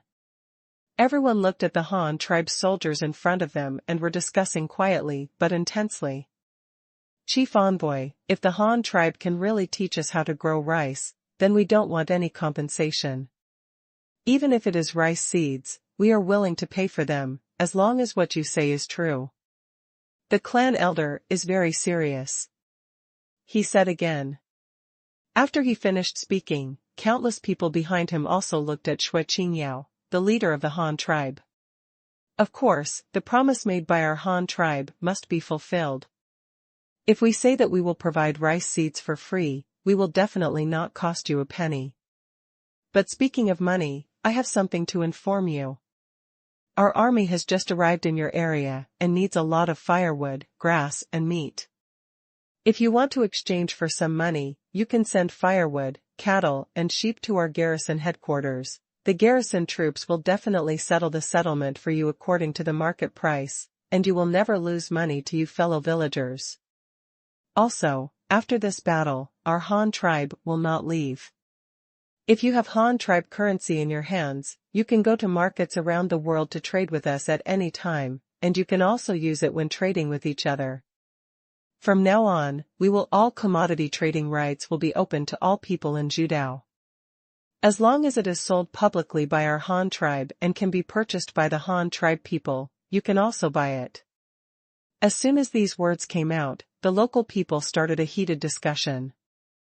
You must know that although the mission had always sold some things before, the variety of goods was very rare. Many things from the Han tribe were not open to their Judao, even if I want to buy it, I can't buy so many good things. Everyone knows that the Han tribe is developed and has everything, but they can't get it. How can this not be frustrating? But now, the Han tribe actually said that they would open all the rights to trade goods to them, which immediately made everyone's minds active. Got up. May I ask the envoy, can we buy a car and a boat? The clan elder's son asked first. Of course, as long as you can afford it, we will sell it, just like the people of our Han tribe. Qingshu immediately replied. Then, if you drive Commander Xian away, will you sell us cattle and horses in the future? We won't be able to farm without the livestock. Another young man from the crowd next to him asked. Ha ha ha, why are we the same as Commander Xian? He sells you cattle and horses, and has to exchange them from the prairie people. But our Han tribe has 3 large counties on the prairie, with lush pastures as far as the eye can see. To the extreme, the cattle and horses we raise ourselves are enough for hundreds of thousands of people to use. Therefore, it will only be more convenient for you to buy cattle and horses from the Han tribe in the future. Moreover, in our Han tribe, even if the family is poor and cannot afford to buy cattle and horses, they can still rent cattle and horses from the local government for use, which will not delay every family's farming work. Farming, clothing, and food are the top priorities for the people. When they heard that the Han tribe had such good conditions and such good policies to benefit the people in the village became excited. This was what they enjoyed during the rule of the Qingshu tribe. There is no such benefit. The common people chattered for a while and asked Qingshu some details about the Han tribe's policies and commodity transactions. Qingshu responded calmly. After this conversation and understanding, the Han tribe immediately stood in the hearts of the local people. His favorability has greatly increased, and he is no longer as scared as he was at the beginning. He is even vaguely looking forward to the Han tribe, hoping that they can really defeat Commander Qingshu and end the Qingshu tribe's rule on Judao. There was constant chattering in the crowd, and from time to time someone was discussing with the people around them. It turns out that Commander Qingshu colluded with the grassland people to attack the Han tribe first and killed so many people from the Han tribe. No wonder the Han tribe sent troops to attack him. Then you just believe what the Han tribe said? Can't it be that the Han tribe deliberately made excuses to stir up trouble? One person retorted in disbelief. You know nothing. Are you blind or stupid? You can't even see the facts in front of you? Let me ask you, this time Commander Qingshu sent elders to collect grain, why did he let our village collect the grain and send it directly to the military camp on Beishan? Who are the people in the military camp? Didn't you see them? Are there thousands of prairie people inside? Prairie people wear 2 braids on both sides of their heads. They look different at first glance. Can't you tell? Isn't this irrefutable evidence that Commander Qingshu colluded with the grassland people? If they had not colluded, why would the prairie people help Commander Qingshu fight the war? This series of questioning immediately left the person who had just suspected the Han tribe speechless. He didn't understand the truth of the matter, so how could he possibly know why? And think about it, when did they take the grassland people to camp on the Beishan side? It must have been 2 or 3 months. At that time, the Han tribe had not sent an army over? In this case, Qingshu will lead them. Why did you prepare there with a group of prairie people so early? The person who retorted raised a doubt again, and then continued to speculate without waiting for others to answer. It's not because they felt guilty and wanted to attack the Han tribe first, but they were also afraid of the Han tribe's revenge, so they started making preparations early. Otherwise, how could they have sent people to fight the Han tribe when they first landed here? A battle? After the man finished his guess, he looked at the people around him who were looking at you with such powerful eyes, and immediately became proud, as if his guess was the truth, and what he said was all the truth. But these words are only meant to fool ordinary people. People like clan elders will obviously not be fooled. The Han tribe said that Commander Qingshu attacked them first, so the Han tribe came to take revenge. He couldn't comment on this, because he didn't see the truth with his own eyes. It was hard to say who was right and who was wrong. But what does it have to do with whether the Han tribe is right or wrong? The elders only know that the policies of the Han tribe are more beneficial to them. The currency of the Han tribe is more convenient to use. The Han tribe can give them better food seeds and planting technology. The manufacturing industry of the Han tribe is more developed and can bring them more rich material conditions. Knowing this is enough, so even if the Han tribe made up an excuse, the clan elders decided that this excuse was true. It was more advantageous to be ruled by the Han tribe than by the Qingshu tribe. Fools knew how to choose. So when he heard the tribesmen discussing Commander Xian's collusion with the grassland people, he didn't say anything and just let them discuss it, which just confirmed Commander Xian's charges. But even so, the clan elders have no intention of helping the Han tribe. The competition between the two forces of Han and Xian is not something that a small village like them can get involved in. It's okay if the Han tribe wins, but they still have something to lose. Gong, but if the Han tribe loses, who knows whether Commander Xian will send someone to retaliate against them. Therefore, the old man could only hedge his bets and help no one. Anyway, he couldn't afford to offend either of these two powerful forces. Since the Han tribe wanted to dominate Judao, let them fight it on their own. It happened to be a good time to take a look at the Han tribe. Do you have this strength? After thinking for a moment and making a decision, the clan elder said immediately. Mr. Sir, don't be surprised. Our village is small and weak, so we can't help you much. The Han army needs firewood, grass, and meat. You can send people to pick it up. We can sell it if we can, but we have to send it to the military camp ourselves. That's never, just in case, the people led by Commander Xian will attack our village if we fail to protect it, so we can only ask you to work hard. As the clan elder spoke, he also imitated the etiquette of the Han tribe and bowed his hands towards Xue Qingyao. Bow down and apologize. Xue Qingyao naturally knew what the old man was worried about. He cursed in his heart, but said with a smile on his face, "Old man, there is no need to be polite. Look at what you said. It's us who have disturbed your lives. Are you willing? Sell firewood and meat to the Han Fairly army, that is a great help. How dare you put all the fellow villagers in danger? Don't worry, we will send people to contact you first if you need anything, and then send people to pick it up after we have discussed it. We will never cause you too much trouble."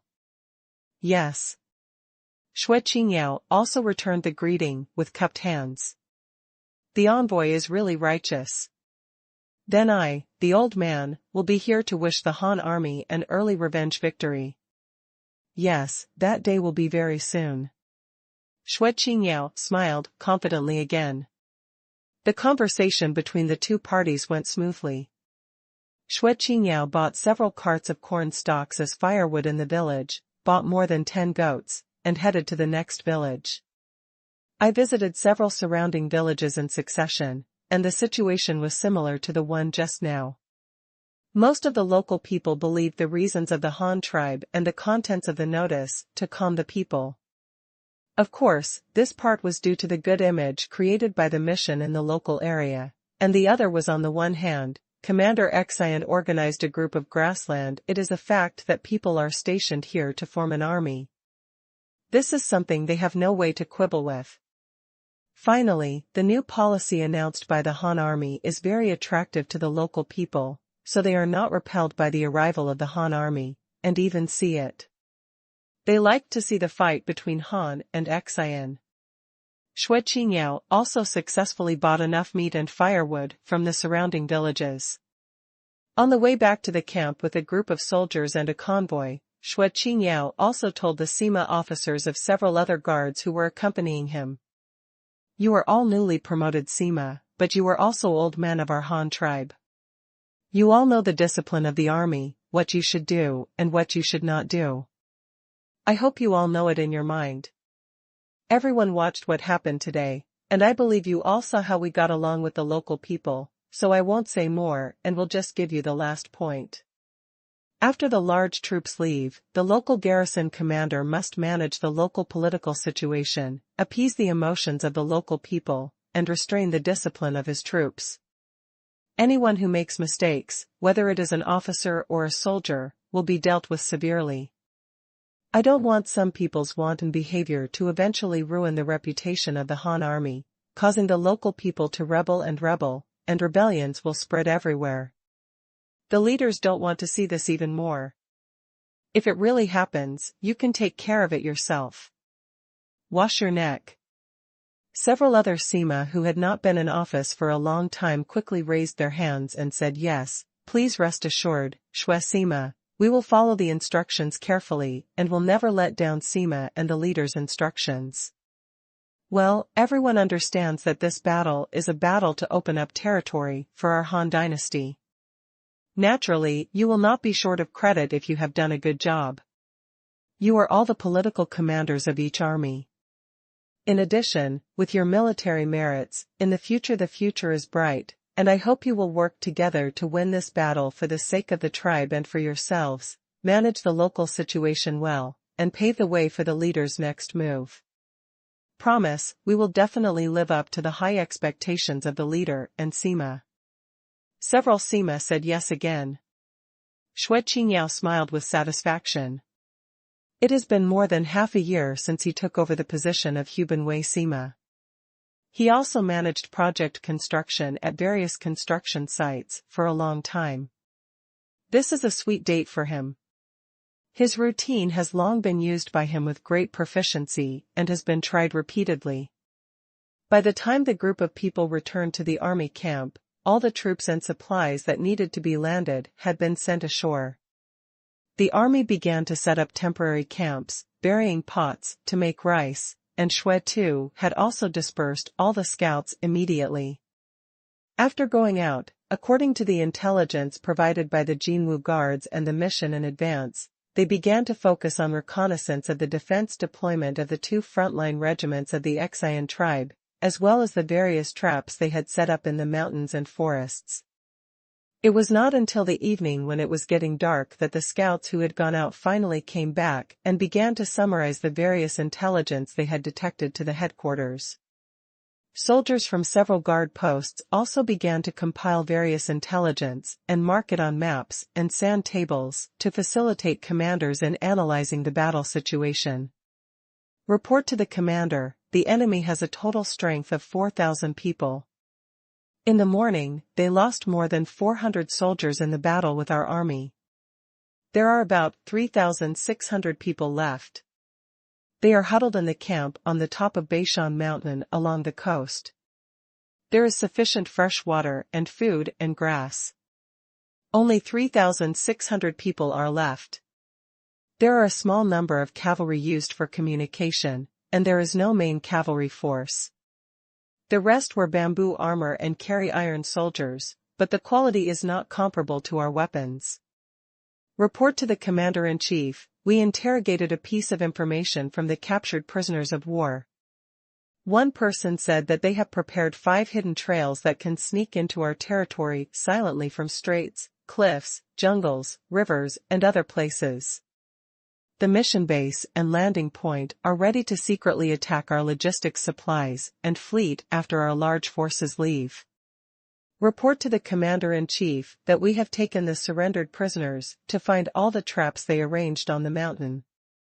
The traps have been cleared by the reconnaissance troops, and the army can launch an attack at any time. One after another, the scouts sent information to the headquarters of the Chinese army's tent. Xuetu also quickly analyzed the enemy's deployment and his own attack methods, and how to maximize the results. Annihilating them all was not the purpose of the blood massacre. He knew that what Luo Chong liked most were prisoners who could work, so it was the right way to find ways to capture more prisoners, and the process of capturing prisoners should not cause excessive losses to one's side. Looking at the sand table in front of him, thinking and analyzing, Xuetu had an idea, and soon a trapping plan appeared in his mind. Come here, call the 4 commanders of the Flying Bear Guard, the Ringing Arrow Guard, the Sea Wolf Guard, and the Leopard Tau Guard. The Cavalry Guard will restore the war horses to combat capabilities as soon as possible. There is no mission for the time being. I will arrange other guard posts. Xuetu immediately ordered. Here.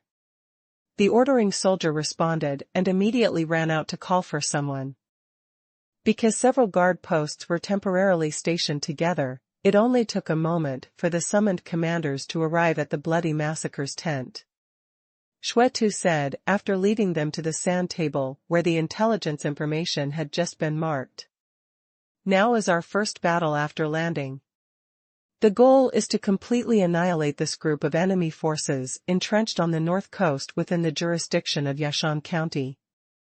According to intelligence, this army is mainly composed of the backbone of several super clans under the Xian tribe, as well as the remnants of Moton from the grassland.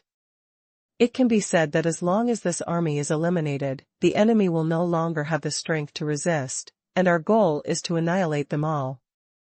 Of course, this total annihilation does not mean killing them all. Regardless of whether they are killed or surrendered, as long as no one is allowed to escape, it can be called a total annihilation. However, in this way, you all know that what the leader values more prisoners are labor force. After all, after we take over Takashima, there will definitely be many places that need to be constructed, and construction will require a lot of manpower. Therefore, in the battle, we should try to capture as many people as possible alive. Several commanders all nodded. The blood slaughter could be regarded as setting the tone of the battle before the start, annihilating all the enemy troops, and focusing on capturing prisoners. However, in this way, the difficulty of the battle will undoubtedly be magnified. Fools all know that it is easier to kill directly than to capture prisoners. This will definitely increase the casualties of our own soldiers, so several commanders began to frown. Seeing them like this, Shuatu couldn't help but smile and said again, although the main purpose is to capture people alive, it is definitely not as difficult as you think.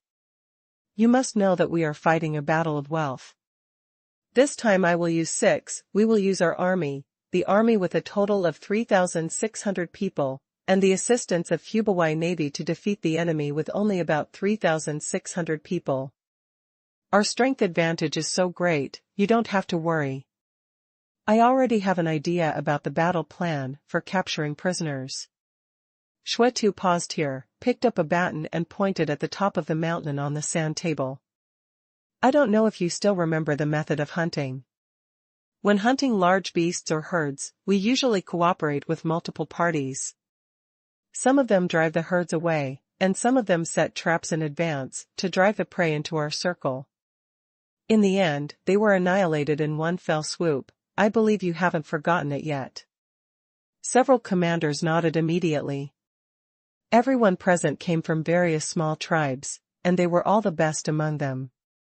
Who had not hunted before?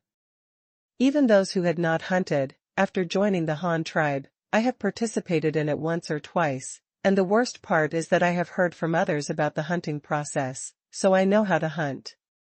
So what the commander-in-chief means is to take advantage of our military strength to set up an encirclement first, and then the remaining people will drive away this group of enemy troops and drive them into our prearranged ambush circle. But the intelligence shows that the enemy, they have built a lot of fortifications on the top of the mountain and have stored a lot of food and grass. They just don't want to hold on and fight a war of attrition with us. Will they abandon the camp so easily? The commander of the Sea Wolf Guard asked first. Of course it won't be that easy. Shuetu nodded to express his approval of his point of view, but then said again, but we are not vegetarians. Their fortifications, are they called fortifications? They have no tall walls, no personnel or material assistance, and they rely on a circle of wooden fences to block our attack. Haha, it's not that I look down on them. Even if we don't attack and just surround them, in such an isolated and helpless situation, we can kill them, but this time is too long and it is completely unnecessary. A wall like theirs made of wooden fences can neither prevent fire nor block our bombardment. What can they use to stop our Han army?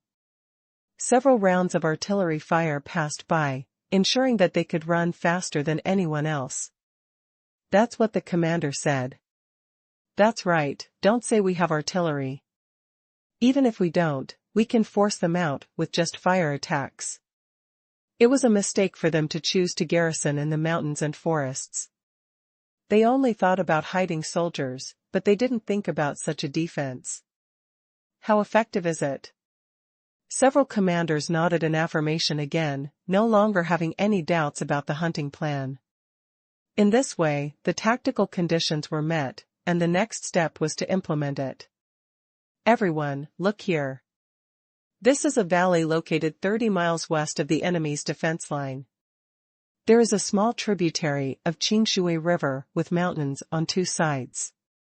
An entrance is facing the enemy's defense line in the east. The battlefield was set up here, and 3,000 soldiers and horses of Feixiong Guard were ambushed here, preparing to close the net.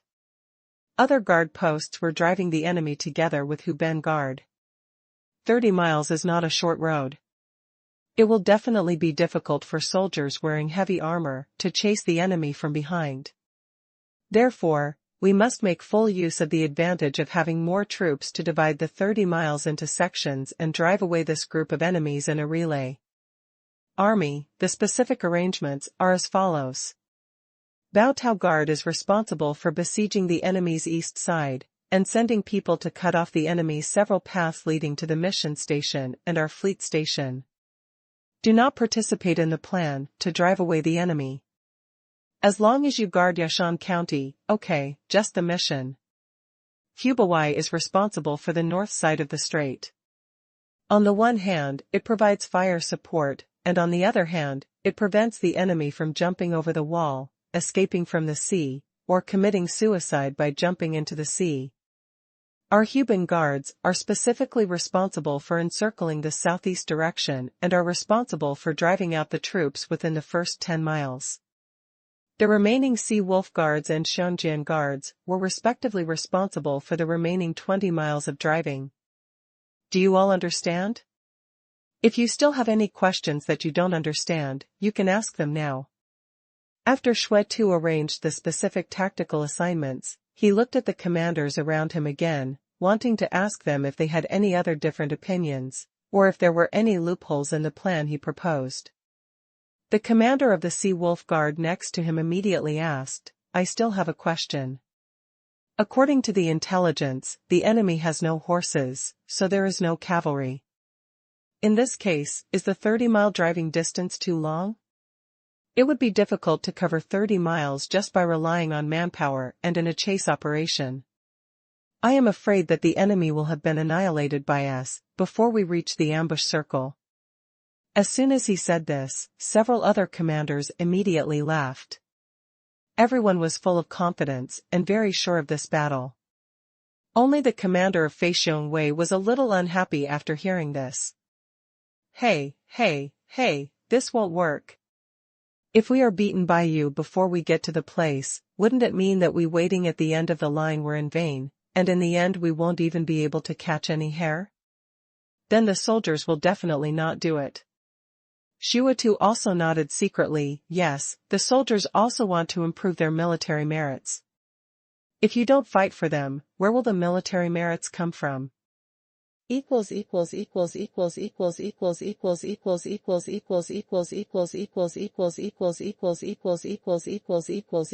rest will be refreshed tomorrow morning.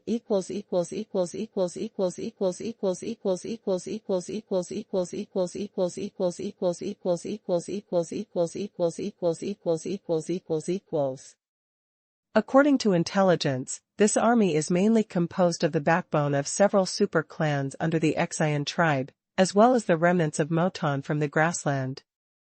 It can be said that as long as this army is eliminated, the enemy will no longer have the strength to resist, and our goal is to annihilate them all. Of course, this total annihilation does not mean killing them all. Regardless of whether they are killed or surrendered, as long as no one is allowed to escape, it can be called a total annihilation. However, in this way, you all know that what the leader values more prisoners are labor force. After all, after we take over Takashima, there will definitely be many places that need to be constructed, and construction will require a lot of manpower. Therefore, in the battle, we should try to capture as many people as possible alive. Several commanders all nodded. The blood slaughter could be regarded as setting the tone of the battle before the start, annihilating all the enemy troops, and focusing on capturing prisoners. However, in this way, the difficulty of the battle will undoubtedly be magnified. Fools all know that it is easier to kill directly than to capture prisoners. This will definitely increase the casualties of our own soldiers, so several commanders began to frown. Seeing them like this, Qingshu couldn't help but smile and said again, although the main purpose is to capture people alive, it is definitely not as difficult as you think. You must know that we are fighting a battle of wealth. This time I will use 6, we will use our army, the army with a total of 3,600 people, and the assistance of Hubei Navy to defeat the enemy with only about 3,600 people. Our strength advantage is so great, you don't have to worry. I already have an idea about the battle plan for capturing prisoners. Qingshu paused here, picked up a baton and pointed at the top of the mountain on the sand table. I don't know if you still remember the method of hunting. When hunting large beasts or herds, we usually cooperate with multiple parties. Some of them drive the herds away, and some of them set traps in advance to drive the prey into our circle. In the end, they were annihilated in one fell swoop. I believe you haven't forgotten it yet. Several commanders nodded immediately. Everyone present came from various small tribes, and they were all the best among them. Who had not hunted before? Even those who had not hunted, after joining the Han tribe, I have participated in it once or twice, and the worst part is that I have heard others talk about the hunting process, so I know how to hunt. So what the commander-in-chief means is to take advantage of our military strength to set up an encirclement first, and then the remaining people will drive away this group of enemy troops and drive them into our prearranged ambush circle. But the intelligence shows that the enemy, they have built a lot of fortifications on the top of the mountain and have stored a lot of food and grass. They just don't want to hold on and fight a war of attrition with us. Will they abandon the camp so easily? The commander of the Sea Wolf Guard asked first. Of course it won't be that easy. Qingshu nodded to express his approval of his point of view, but then said again, but we are not vegetarians. Their fortifications, are they called fortifications? They have no tall walls, no personnel or material assistance, and they rely on a circle of wooden fences to block our attack. Haha, it's not that I look down on them. Even if we don't attack and just surround them, in such an isolated and helpless situation, we can kill them, but this time is too long and it is completely unnecessary. A wall like theirs made of wooden fences can neither prevent fire nor block our bombardment. What can they do to stop our Han army? Several rounds of artillery fire passed by, ensuring that they could run faster than anyone else. That's what the commander said. That's right, don't say we have artillery. Even if we don't, we can force them out with just fire attacks. It was a mistake for them to choose to garrison in the mountains and forests. They only thought about hiding soldiers, but they didn't think about such a defense. How effective is it? Several commanders nodded in affirmation again, no longer having any doubts about the hunting plan. In this way, the tactical conditions were met, and the next step was to implement it. Everyone, look here. This is a valley located 30 miles west of the enemy's defense line. There is a small tributary of Qingshu River with mountains on two sides. An entrance is facing the enemy's defense line in the east. The battlefield was set up here, and 3,000 soldiers and horses of Feixiong Guard were ambushed here, preparing to close the net. Other guard posts were driving the enemy together with Huben Guard. 30 miles is not a short road.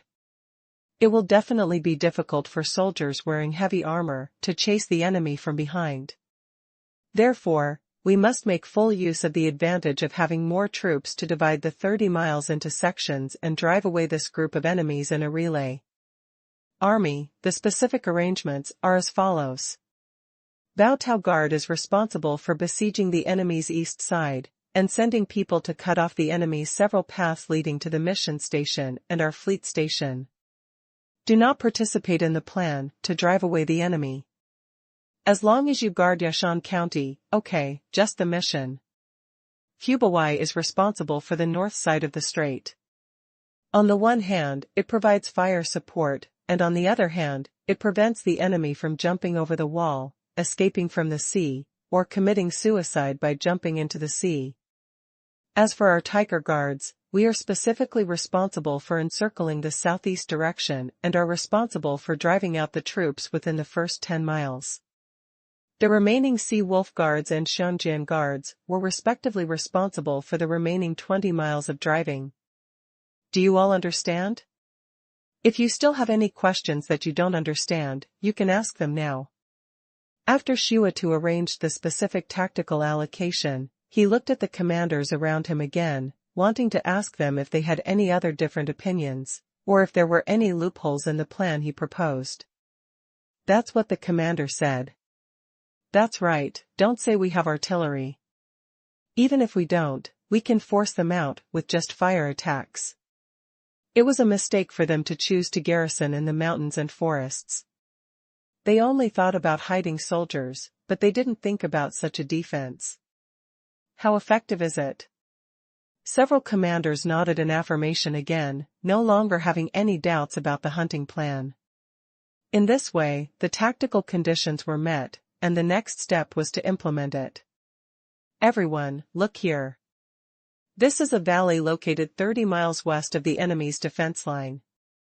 There is a small tributary of Qingshu River with mountains on two sides. An entrance is facing the enemy's defense line in the east.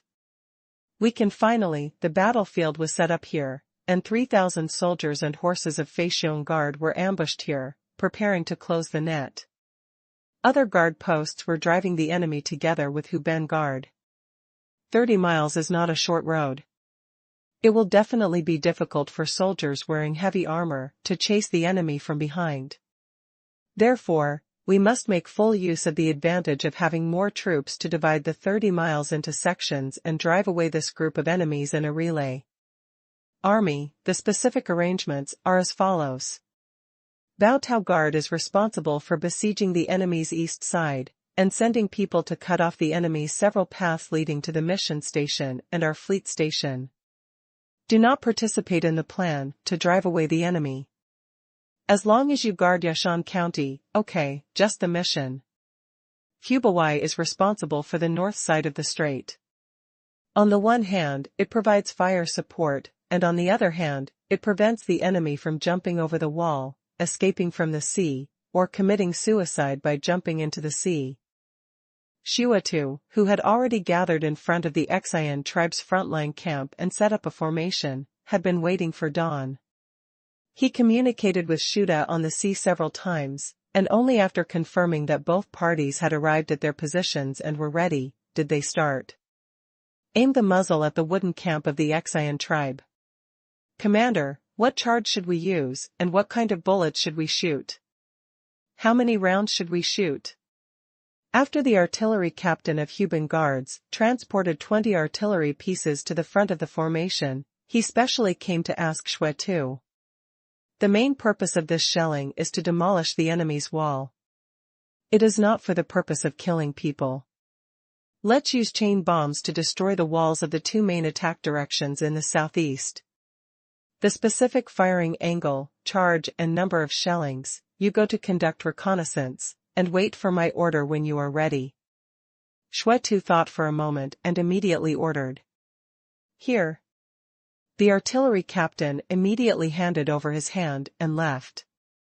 After reconnaissance by frontline scouts, he quickly provided firing parameters for each gun. Considering that they were firing from low to high and firing chain bullets that were twice as heavy, the artillerymen directly chose to use the maximum charge. Otherwise, the chain bullets would not have much range in the first place, and it would be even harder to fire with less charge. Far away. After a round of intense debugging, each gun was aimed at its designated target, just waiting for the firing signal from Qingshu. On the other side of the sea, Shuda also encountered the same problem. His ship was in the strait, and the shooting position was lower than that of the army.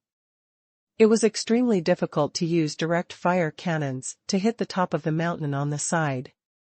Shuda looked at the dark cliffs to the south with his binoculars, feeling a little anxious. He was still waiting for the ballistic calculations of the decks below. The artillery deck on the first floor reported that the target is too close for us to hit. The best trajectory is to go back 500 meters. Using twice the charge to fire a round bullet can hit the target. Just when Rat was waiting impatiently, a report came from one of the copper speakers on the podium in front of him. Shu understood it as soon as he heard it. As the commander of Hubei's army, which uses cannons and gunboats as its main weapons, he usually thinks about the use of artillery. Now in this situation of using low to attack high, the company is located below the deck.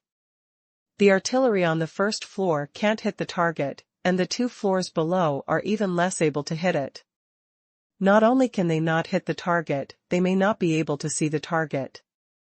So Shu immediately issued an order to the captain, command the gunboat to move 500 meters southward, immediately. Yes, the captain responded and quickly went to coordinate various units. Turn, full rudder to starboard, hoist sails, and turn around. The captain quickly issued a series of steering instructions, but he was afraid that the Rat would not understand, so he quickly explained again. Commander Shu, it's hard to move horizontally.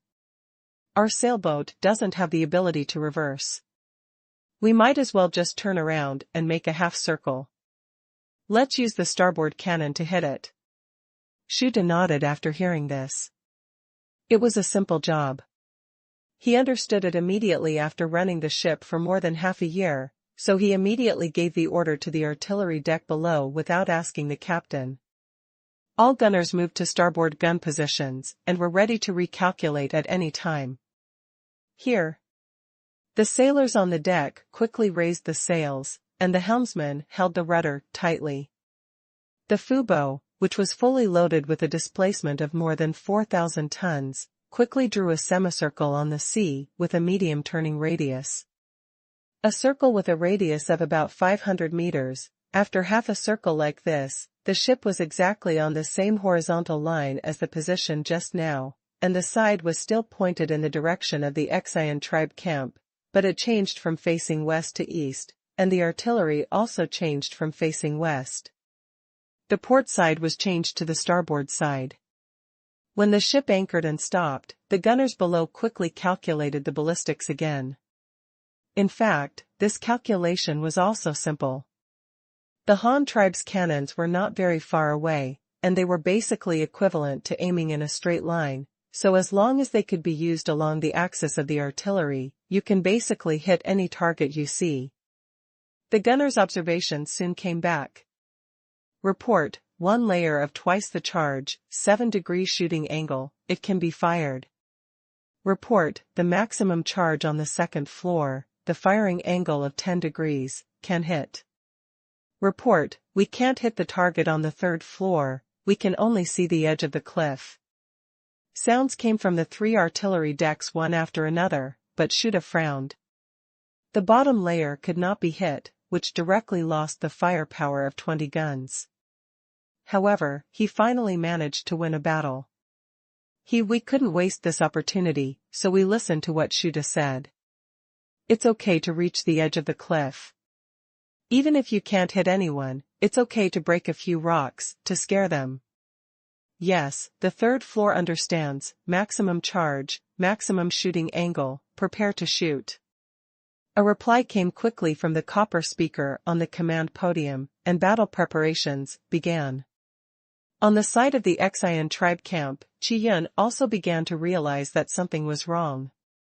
He listened to the reports of several spies around him, but suddenly noticed that there was suddenly no movement on the bustling side of the Han army. Seeing that it was about to dawn, the enemy it's impossible to fall asleep suddenly at this time, right? That is too nonsense, but if the enemy is not sleeping, is he preparing to attack? He listened to a young man from the tribe reporting about the super ship on the sea, but his eyes were looking towards the eastern sky that might emit light at any time. At this moment, a flash of fish belly white suddenly appeared from the eastern sky. The dark mountain forest before dawn was torn apart in an instant. But before he could react, dozens or 20 bright fireballs suddenly flashed out from the foot of the mountain outside the camp, accompanied by large plumes of gray-white smoke.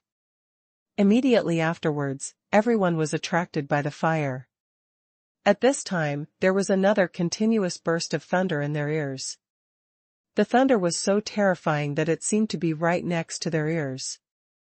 It was a scene they absolutely did not want to experience. But before everyone could feel fear due to the thunder, the next moment, 10 or 20 unknown objects flickering in the air quickly came towards them. Most people subconsciously stretch out their hands in front of themselves, close their eyes, and turn their heads to one side. This is the human body's instinctive self-preservation response when it is attacked, but for artillery, such actions are basically useless. After all, this was the first time for most people present to see the attack method of artillery. God's punishment, get down quickly. This is the punishment from the Han tribe. Everyone, get down quickly. Just when Qingshu and most of the Xian tribe clan soldiers were still at a loss what to do, many grassland soldiers who had seen this similar scene were the first to react. They quickly lay on the ground and kept looking at the people around them. The people yelled because it was the only effective way they knew to avoid being hit by artillery shells. As for fighting back? That's simply impossible. Qingshu, who was pushed to the ground, also reacted. Just when he was about to tell his soldiers to lie down and hide, he heard another loud rumbling sound and the clicking wooden stakes. Breaking sound. Countless people looked up and saw a dozen spinning hammers hitting the wall they had finally built. The next moment, the solid wooden wall was shattered into pieces under the heavy impact of the hammers. There were also broken wooden stakes, bamboo splinters and wooden thorns flying around like a goddess scattering flowers, turning the nearby soldiers into hedgehogs in an instant. My brother just finished his college entrance examination, and I helped him move yesterday. I'm sorry to everyone, but I'll make up for it today. The sound of artillery cut through the long night with the dawn, and the chain bombs whizzed against the wall of the village. In just an instant, the camp, which was originally the most important weapon to resist the Han army, was easily shattered by 20 spinning chain bombs. Sawdust and bamboo chips were scattered on the ground, and the life or death of the approaching soldiers was unknown. The power of the chain bomb was very huge, but due to the stronghold wall, the two offset each other, and it was difficult for the chain bomb that smashed through the stronghold wall to cause any harm to the personnel. After many chain bombs hit the wall of the village, the iron chain in the middle got entangled on the wooden fence, and the second ricochet did not even form. It spun around on the ground for a few times, and then stopped completely. But just like this, it still scared the Xian tribe clan army who saw the power of artillery for the first time. Those grassland soldiers were a little better in comparison, but only a little better. Unlike the Xian tribe, they had personally experienced being beaten. The scene of the Han tribe's violent cannonballs still makes me scared when I think about it now. If the Han tribe hadn't suddenly used this mysterious weapon, they wouldn't have lost so miserably that time. The scene suddenly became chaotic. Some people were so frightened that they lay on the ground and howled, some ran around like crazy, and some hurriedly retreated in these two directions after discovering that there was no sound of artillery to the north and west. Qingshu panicked for a moment and watched his soldiers running around, but didn't know what to do. But at this moment, the sound of cannons at the foot of the mountain had just finished, and a huge roaring sound was heard on the sea behind him. Qingshu was lying in the camp and couldn't see what was going on, but then he saw something coming from countless small black dots flew in the sky to the north. The small black dots kept making chirping screams while flying in the air, and the next moment they fell like raindrops. Chirp, bang. A cannonball flew with a parabolic trajectory and hit hard on a rock in the camp. The rock immediately fell into pieces, stirring up countless rubbles and scattering in all directions, causing many clan troops and prairie soldiers who had just come to the north to. He was immediately hit hard by a wave of blows. It's just that because they are solid projectiles, the damage caused is extremely limited. The cannonballs that land on the rocks can break some gravel and then jump up again to hurt people. However, the cannonballs that hit the soil will not hit the ground unless they hit the ground. If you were lucky enough to hit a few soldiers, otherwise it would be buried directly in the soil without even ricocheting. Such shells would have basically no lethality. But the sound of cannons one after another, as well as the gravel and shells flying everywhere, still put a lot of pressure on the Qingshu tribe camp. It was the first time for them to see this kind of situation where they didn't even know where the enemy was. A battle that was met with terror. Some people were running around in the camp, but they managed to survive and hit the flying shells, and half of their bodies were smashed on the spot. Some people just kept lying on the ground with huge wooden shields on their bodies. It was just their luck. The good ones were basically unharmed. Qi had no idea, but those prairie people had already gained experience. They soon discovered that this shelling was different from the one in Kaiyuan City. During the Battle of Kaiyuan City, the terrain was all flat, and the shells caused the destructive power of the gun is very terrifying. One shot can create a bloody alley, and the shell can ricochet after landing, causing casualties to the army many times in a row. But this time it was obviously different. The enemies to the east and south were all firing chain bombs, seemingly just to demolish the village wall. The shells fired from the big ships in the north hit too far and too high. When they flew to them, they'd basically, if you fall vertically, you can only cause a little damage when you fall on a rock. If you can still be crushed to death while lying on the mud, it can only mean that your life is bad. Therefore, the leaders of the prairie soldiers quickly conveyed orders to each other, to the soldiers around them. Get down, don't run around, stay away from the rocks. When the grassland soldiers heard the greetings from their companions, they quickly found a place to lie down in the mud or under a tree as required. Upon seeing this, the clan soldiers from the Qingshu tribe also lay down with them. The chaotic situation suddenly improved, and basically everyone lay down. Onto the ground. Boom, boom, boom, 60 huge cannon blasts were heard from the sea, one after another, making it impossible to count. By the time the last one of the first round was fired, the second round of firepower hit them all. Halfway through, the sound of artillery continued continuously, and the artillery shells flying over the camp never stopped, but now they had no lethal effect on the Qingshu tribe's troops. Soon, a second round of shelling came from the east and south of them, still using chain bombs. Seeing the situation in front of him, a leader of the prairie soldiers quickly found Qi with his shield on his head, lay beside him and pushed him and asked, "Chief Qi, the Han tribe is not attacking people. They want to tear down the walls of the camp. I'm afraid they will launch an attack soon. When all our walls fall down, thousands of them will rush in. What should we do now?" Qingshu said, "I don't know what to do." He originally thought that fighting was about both sides arranging their forces, shooting arrows at each other, and then sending troops to kill each other after the arrows were shot. Who knew that this was not the way the Han tribe fought? "You have fought against the Han tribe, what do you think we should do at this time?" Qi ran out of ideas and asked directly to the leader of the grassland soldiers next to him. The Han tribe is powerful, and now we don't have a stronghold wall to rely on for defense. The soldiers are now too suppressed to hold their heads up. Their morale has been lost. They will definitely not be able to defeat us. I think it's still possible.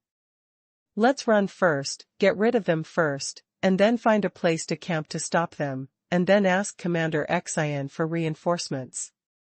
Our divided forces are no match for the Han tribe, and we must find more people." When Qi heard this guy talking about running away, he immediately glared at him, but he also knew that this guy was right. There was no chance of winning against the Han tribe now. Even he himself would have to stay here. He was the second patriarch. "You haven't had enough good days yet, why are you willing to die now?" "But now, where can we run?" "Alas." Qi sighed suddenly. "To the north are cliffs and the sea, so we definitely can't go there. To the east and south are the main forces of the Han army. We can't deliver them to their mouths ourselves. There are only a few people in the west, and there are no weapons of heavenly punishment from the Han tribe there. Let's concentrate our forces. Break out to the west, and run out to meet the commander-in-chief and ask him to send more troops. We alone are no match for the Han tribe, the leader of the grassland soldiers suggested again. Oh, okay, then let everyone get up and break out to the west. Hurry up, otherwise the Han tribe will rush up. Qian sighed and had to bow to reality. The rumbling sound of artillery continued, and the walls of the Qian tribe's camp were rapidly collapsing. Qi Yun and the others knew that it would not be long before the Han tribe's troops rushed over, so they no longer hesitated and immediately issued an order to the west. Breakout order. The soldiers wanted to run away for a long time. It was the first time for many of them to see their brothers of the same race die tragically around them, or even the first time they saw the same people die tragically beside them. The impact on their hearts was definitely not ordinary, so when the order was given to break out to the west, they immediately got up from the ground and began to gather at the camp to the west. But as soon as these people ran to the west, they were hit by the Tiger Guards. Countless torches were immediately lit in the originally dark woods, and the next moment those torches were thrown towards their camp to the west, instantly lighting up the west side of the camp. Some soldiers rushed over and wanted to go out from the camp gate. As soon as they ran out of the camp gate, several arrows flew in and shot the man to the ground. When the distance was less than 100 meters, even though they all pierced, the bamboo armor doesn't provide a very good defense either. But after all, the Qian tribe wanted to break out from the west, and the Han tribe didn't have many troops here, so they only fired a few rounds of sporadic arrows, shot down 20 or 30 people, and then began to retreat slowly as planned. It gave the Qian tribe the illusion that this enemy force was not very strong and that they could win. At this time, Xuetu's 3 rounds of chain bomb attacks had basically destroyed the walls of the village in both directions in the southeast. In addition, a scout reported that the enemy had begun to break out to the west, so Xuetu immediately ordered stop the artillery attack, start blowing the charge bugle, and charge the entire army. Quick, don't let them run away, brothers, hurry up and chase them. Come on, brothers, the time has come to make achievements, don't let an enemy escape. The charge horn sounded loudly. The Huban Guard's sword and shield soldiers were the first to rush forward with a roar, followed closely by the halberdier soldiers. The crossbowmen were placed in the last echelon, but they had just launched an attack formation. After a while, some of the lagging crossbowmen and halberdiers had already rushed to the front. The soldiers of Leopard Tau Guard were still a little nervous and hesitant, but they followed excitedly, but were immediately stopped by Xuetu again. Commander, what's going on? The commander of Bao Tau Guard asked, confused. You don't have to rush so far forward, just stay behind to receive the prisoners of war. Remember not to rush down the mountain later. Once at the bottom of the mountain, you can escort the prisoners back here, to establish a new camp. Xuetu immediately arranged. Why, Commander, although our Leopard Tau Guard has a short training time, we can still fight. Let's chase him together, the Bao Tau Guard commander said, somewhat unconvinced. Can you Leopard Guards be the same? These are soldiers recruited from the Tang tribe. They are mercenaries. Even if they go up and get military merit, the leader can't give them a title. What's the use of letting them do battle? It's better to stay here, give brothers and other troops a chance, and if there are sacrifices, we have to pay a lot of compensation to the Tang tribe. Don't forget your responsibilities as Leopard Tau Guards. Stay here and guard Yashan County, the mission, logistics supplies, and fleet. If something goes wrong, I'll take it to you. Xuetu immediately reprimanded in a lowered voice. Here, follow the commander-in-chief's orders. The commander of the Bao Tau Guard took a few deep breaths, and finally responded, but he regretted it in his heart. At first, he thought it was a good thing to be promoted to the commander, but he didn't expect that he would lead this army. Fight for yourself. If you don't fight, how can you make meritorious service? How can you get promoted? If I had known earlier, I would have rejected this command. It would be better to be a chief officer in Huban Guard. The Tiger Guards, as the vanguard, had already caught fire with the tail of the Qingshu tribe's breakout force. The other party had no intention of fighting. When they saw the dense Han army chasing behind them, they immediately accelerated and ran faster than a rabbit. Everyone had heard that the Han army was it was terrifying. If I were caught, my head would definitely be chopped off, so I was so frightened that I felt like I was running. The speed was 30% faster than normal training, and it took all my energy to feed myself. However, the more anxious you are, the easier it is to make mistakes. Some people are squeezed to the ground by their comrades while running. Before they can get up, a shadow appears above their heads. The next moment, a huge shield hits their heads. He knocked the person unconscious in one fell swoop.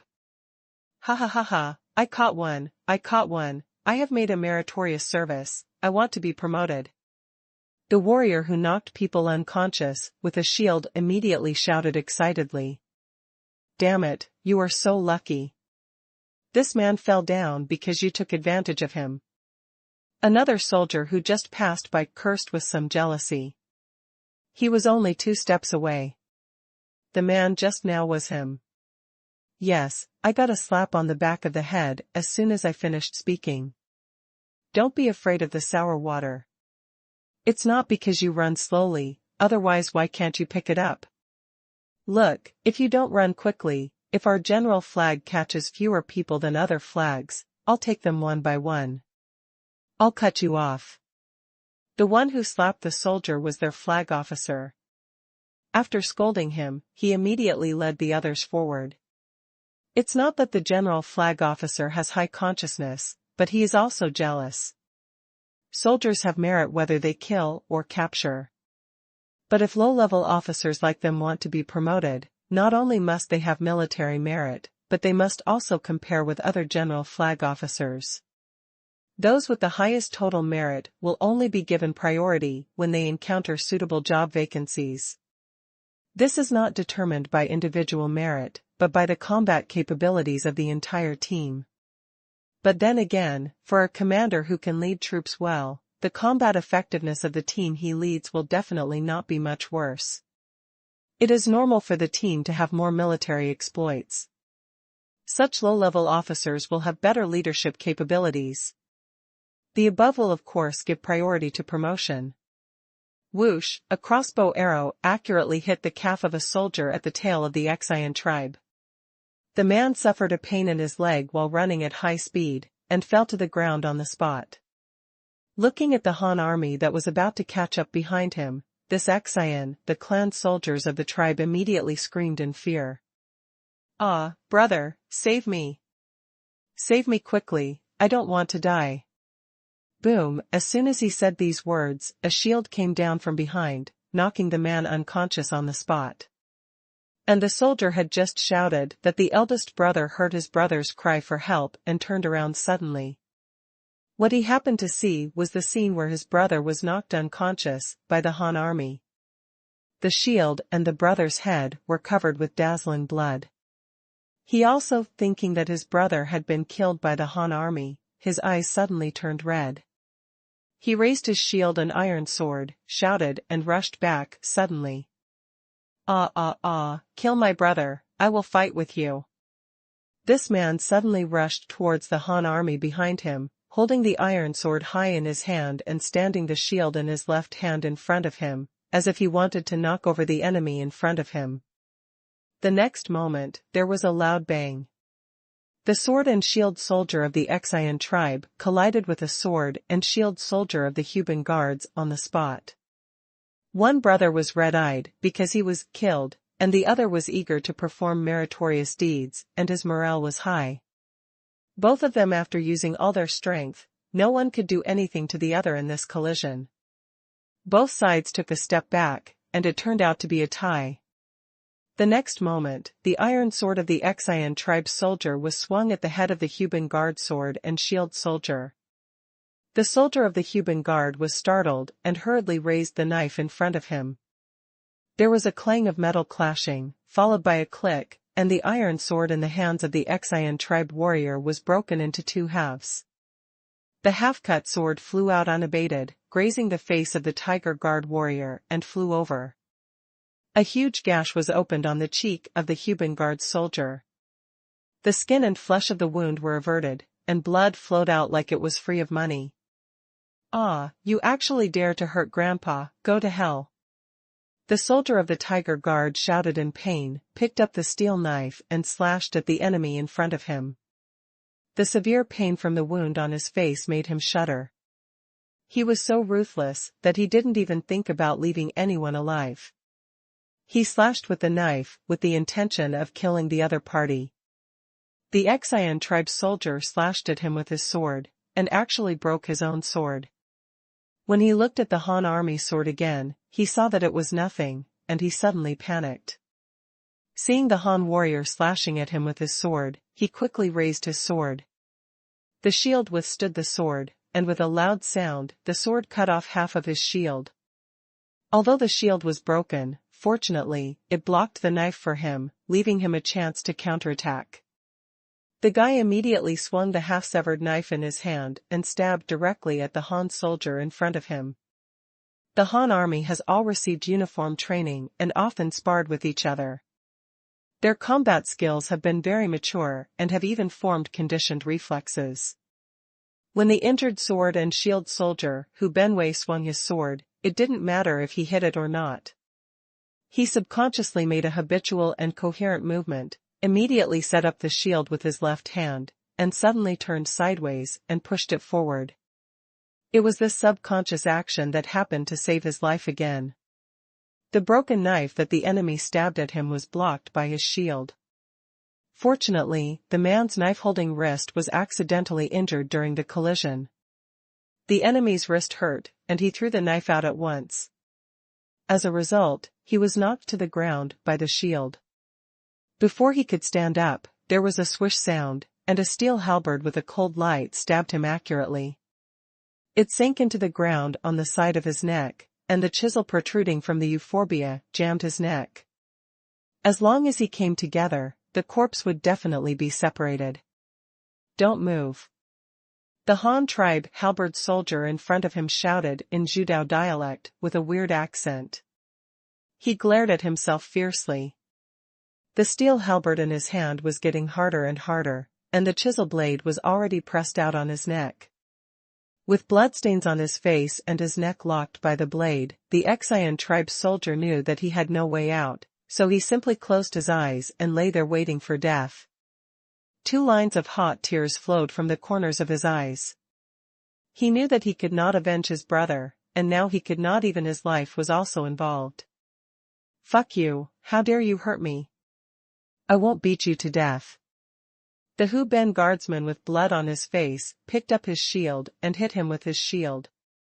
The euphorbia soldier next to him couldn't help, but he stopped and frowned.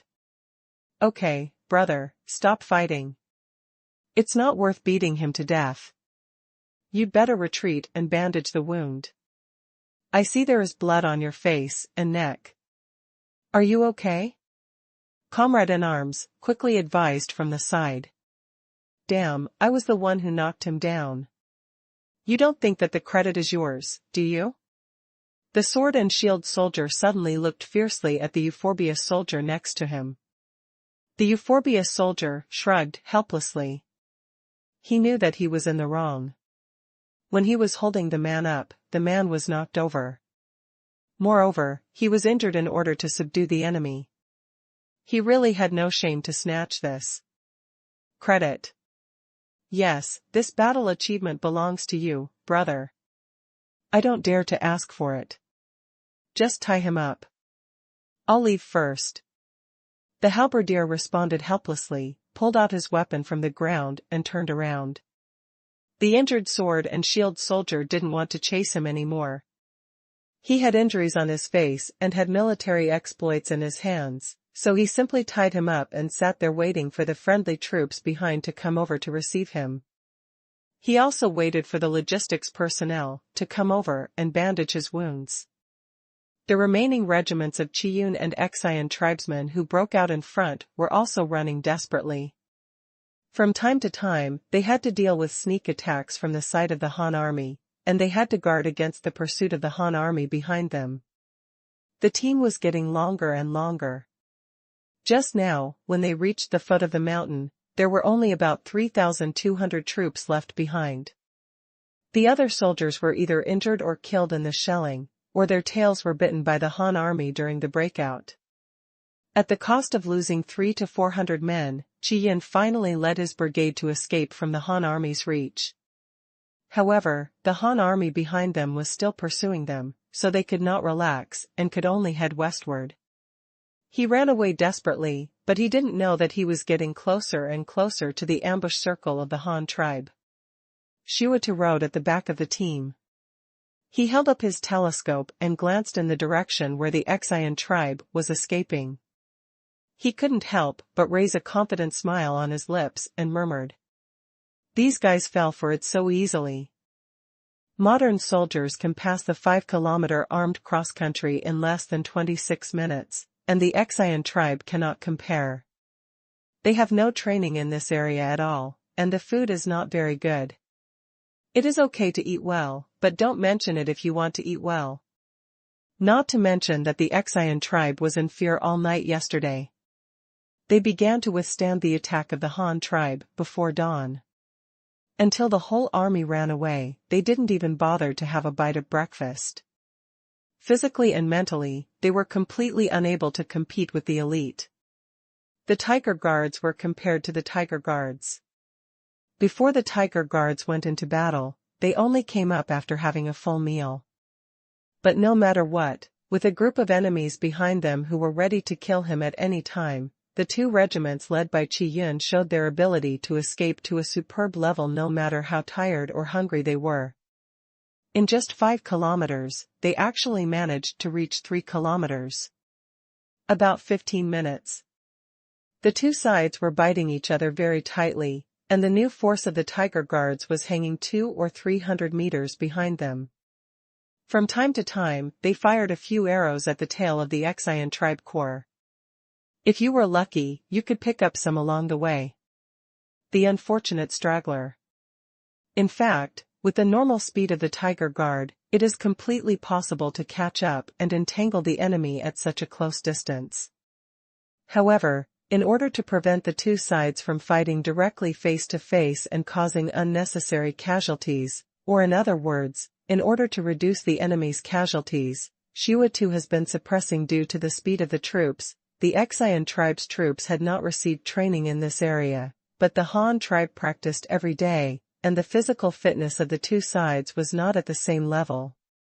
Qiyun was running in fear with the team in front, but he didn't have to run by himself. No matter how poor the Xian tribe was, there were still some horses. But although he was riding a horse, he didn't dare to run too fast. If our troops have fallen behind, then don't even think about gathering these people again. In this unprecedented battle royale, Qiyun and several leaders of the prairie soldiers also thought about whether they could break out in other directions to temporarily distance themselves from the Han army, or at least get rid of them first, so that they could. The soldiers took a breath, but breaking through was not as simple as they thought. To the east, behind them, is the wolf-like Han army, and to the north is the cliff near the sea.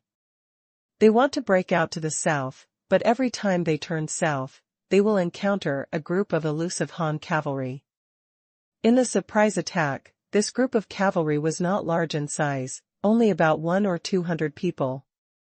But using your own infantry to deal with the cavalry of the Han tribe was simply because they were not killed quickly enough. The remnants of the two regiments broke through to the south several times, but were beaten back by this group of cavalry. Not only did they fail to break through the blockade of the Han army, but they also slowed down their flight to the west, allowing the main force of the Han army to catch up again. After several twists and turns, we lost another 600 to 700 troops in the 10-mile journey. The Tiger Guards knew that friendly troops would take over from them when they reached the front, so not only did they not slow down when they were almost 10 miles away, but they pursued even harder, for fear that the credit they were about to gain would fall into the hands of other guards. The remnants of the two frontline regiments of the Qingshu tribe were being chased in a miserable way.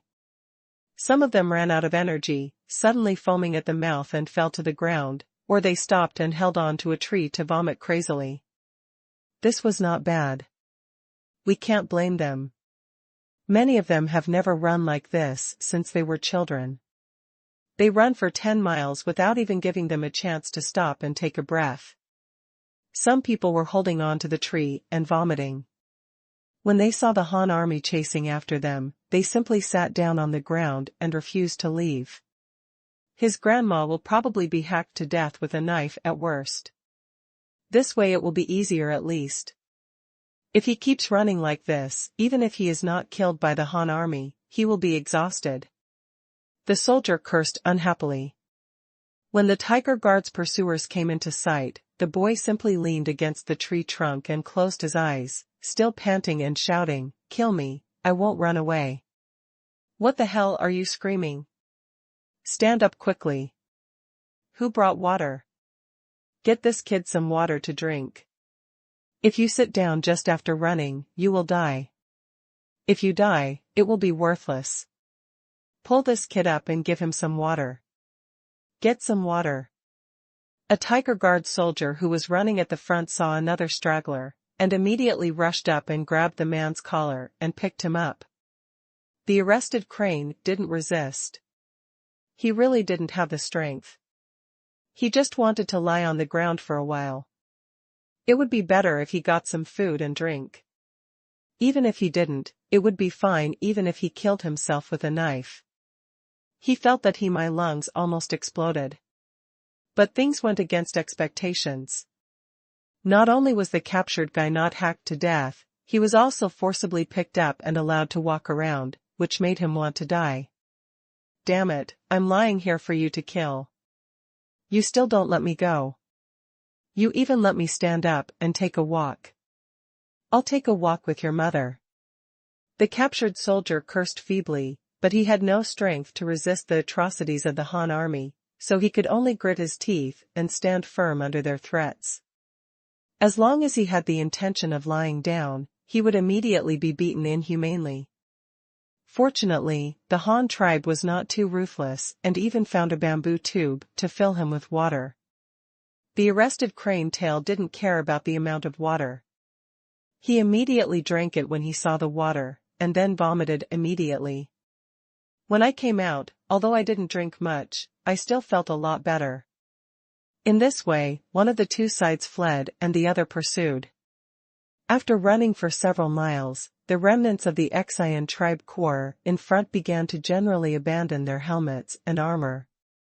There were discarded bamboo armor and bamboo hats along the way, and there were even many shields and weapons severely limited their escape speed, so when they saw one of them doing this, the people around them immediately followed suit.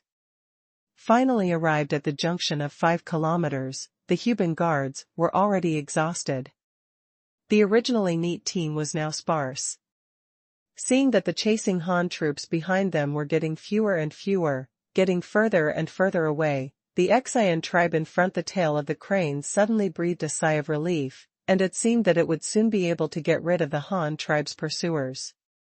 However, at this moment, more than 2,000 Han troops suddenly sprang out from both sides of them. They were dressed in the same attire as the Tiger Guards, except that the battle flag carried by the leader changed into the image of a divine arm crossbow. These people were waiting for work. When they discovered that the remnant soldiers of the Qingshu tribe were passing by the ambush circle of their guard, they immediately rushed over with howls and screams, frightening the remnant soldiers of the Qingshu tribe in front of them, and couldn't help but cursed with fear and anger. Oh my God, the Han tribe has changed its members again. Hurry up, runaway brothers. Come on, you guys keep running. I can't run anymore anyway, I have to fight with the Han tribe. One person shouted, immediately turned around and rushed towards the newly pursued Xiongjian guards, but he didn't reach the pursuers yet. He knelt on the ground and raised his hands to surrender. This kid had been running at the back just now, and he had discovered a phenomenon long ago. Those of the same race who were captured by the Han tribe were not killed immediately. The Han tribe seemed to return them. They drink water. Seeing such a scene, this guy immediately wanted to surrender directly. Although he knew that falling into the hands of the Han army would definitely bring no good results, he couldn't control it so much now. Rather than just keep running like this, even if he surrendered to the Han army, he also admitted that the army only had a few months to live, so this guy shouted that he would fight the Han tribe to the death, but he surrendered to the Han army in order to avoid the sight of his own people. This way, he would not be discovered by his compatriots who were familiar with him, and would avoid his close brothers and sisters from the clan leader's troubles in the end. After the new force of the Xiongjian guards joined the pursuit, they quickly caught up with the Xian tribe's regiment. Hundreds of people from both sides fought together, but because the Xian tribe's side was at the end of its strength, many soldiers could not even stand. The hundreds of people hanging at the back were quickly taken down one by the Xiongjian guards. The results of this encounter alone were no less than the results of the Tiger Guards who had just run 10 miles away. Of course, they also took advantage of the enemy's physical exhaustion. After collecting these surrendered soldiers, the Xiongjian guards continued to pursue them, and more enemy troops fell behind along the road. Many people simply stopped there and stopped running after discovering that the Han army did not directly kill people. The Xiongjian guards chased them for another 4 or 5 miles, and the remnants of the Xian tribe in front were basically captured. They really couldn't run away. In addition, the Xiongjian guards were in full strength and almost had to rush forward. When they got among them, the soldiers of the Xian tribe saw the Han army chasing them, so they simply lay there and pretended to be dead. They secretly said in their hearts that they would accept their fate even if they were killed. Anyway, they would never run away like this again. The Han army began their pursuit at 4:30 in the morning. The chase lasted until 6 in the morning, covering a distance of 16 miles. Finally, they captured most of the 2 frontline regiments of the Xian tribe, leaving only 100 or 200 people were still fleeing. Some of them broke into pieces and got into the ravines to hide and seek with the Han army. There were also some high-level officials and scouts on horseback who were running wildly for the road. After Xiutu, who was chasing the enemy on horseback, learned the news, he immediately issued a kill order to the Xiongjian guards on the front line. At the same time, he notified the scout cavalry driving the enemy on the flanks to immediately annihilate all remaining enemies. If they encountered resistance, they could be killed. There is no need to leave anyone alive, and no enemy can be let go. When all the soldiers started to search the last area of the mountain as ordered, Xiutu finally breathed a sigh of relief. The first battle of the landing was finally over. The Han army made its final move very quickly. When it came to the stage of large-scale manhunt for deserters, Xiutu directly summoned the Sea Wolf guards who were ambushing farther west, and together with the Xiongjian guards, they searched for the enemy troops who had fled into the mountains and forests. The 2,500 newly joined Sea Wolf guards had not received much credit in the first place, so they worked particularly hard during the search. It only took the 2 guards one morning to clear out the remaining soldiers. The Fei Xiong guards ambushing in the far west really fulfilled what they said before the battle. The enemy was basically wiped out before they ran 30 miles away. They didn't even catch a hare. This made Fei Xiong, the officers, and soldiers of the guard were all depressed. However, they had already done ideological work for them before the blood massacre. The battle that Fei Xiongwei was going to fight was still to come.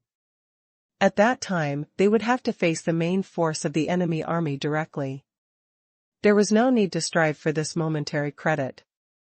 Therefore, after the victory in the first battle, blood massacre also. Instead of calling them back, he just asked them to go on defense where they were, waiting for his follow-up arrangements. After this battle, Qingshu ordered the army to start gathering at the Qian tribe's initial frontline camp. The Sea Wolf Guard, the Tiger Guard, the Xiangjian Guard, and the Leopard Tau Guard behind them all returned to their previous camp on the top of the mountain. Of course, accompanied by more than 3,000 prisoners of war captured by them. The prisoners of war of the Qian tribe were also very strange. At first, they thought that the brothers who had fallen behind had been brutally killed by the Han army. However, as the Han army returned to the camp, they were surprised to find that the number of prisoners of war being escorted back was increasing. From the first few hundred people to thousands, from thousands to 2,000, when they all returned to the camp, they found that there were more than 3,000, nearly 4,000 of their own personnel captured by the Han army. Number of people. You must know that their total strength was only 4,000. So, doesn't it mean that the Han army didn't kill many of them at all, but captured them all? This made them both surprised and confused. They didn't know what the Han army meant. All the captured prisoners were temporarily detained in their original camps. There were densely packed Han troops watching them. In addition, most of them were exhausted and had not received food supplements, so they could not resist at all. The desire to run away. In this regard, the Han tribe has long had mature experience. As long as the newly captured prisoners of war control their food, starve for a few days, and only give them enough food to sustain life, the prisoners of war will basically not be able to make any big waves. Even if he wanted to resist, he didn't have the physical strength. Qingshu returned to the tent in the temporary camp and started writing today's battle report. It was now the second day after the landing, and it was also the first day after the landing. It had not been more than 20 hours since the landing, and he had already achieved a big victory, which was regarded as a victory in the first battle. Of course, he wanted to report the credit to his leader. Commander, we have captured an enemy leader named Qiyun. I heard he is the brother of Elder Qi of the Qian tribe, the actual clan leader of the Qi clan, and several minor leaders of the remnants of the Maodun tribe. How should we deal with these people? Join the army. Yang Feng suddenly opened the door curtain and walked in, asking Qingshu. Leave this to Sima. He is in charge of the political situation in the war zone. In addition, my opinion is to interrogate first, extract all the necessary information and then execute him publicly, not only for the prisoners of war to see, but also for the local people. See. Before their execution, their charges were read out publicly and they were asked to plead guilty in front of the people. This confirmed that the Qian tribe was guilty of colluding with the grassland people to attack our Han tribe. This also clarified our reputation as a righteous teacher and set the foundation for the subsequent Han tribe. Rule will be beneficial, Sima will understand as soon as you tell him. Qingshu said without even raising his head. He had obviously planned this matter for a long time. However, he was the chief military officer and had no say in the politics of the war zone, so he could only give his opinions. The specific method of how to do it was up to Qingshu. Sima will handle it. Yang Feng, who joined the army, nodded, and then asked, what about our next actions? What about the custody of the prisoners? This action. Qingshu finally stopped writing and raised his head, stroking the not very long beard on his chin, and pulled out a map from the table and said. Immediately send all the scouts to the front to detect the enemy's defense situation. In addition, let the horses of the cavalry guard regain their combat effectiveness as soon as possible. Our next move urgently requires the mobile support of the cavalry troops, and then there is the issue of defense. After solving the two enemy regiments in front of us, there are no enemies in the east of Zhudao that can affect us. The Yingyang Guard stationed in Chaoyang County, the Baotao Guard stationed in the Yashan County Mission, the Shachi Guard stationed in Xinhua County, the 8,000 troops of the 3 guard posts will all be transferred to defense, So the first thing to do is to find permanent locations for these 3 guard posts and let them garrison them first. As for the more than 3,000 captives, don't let them idle.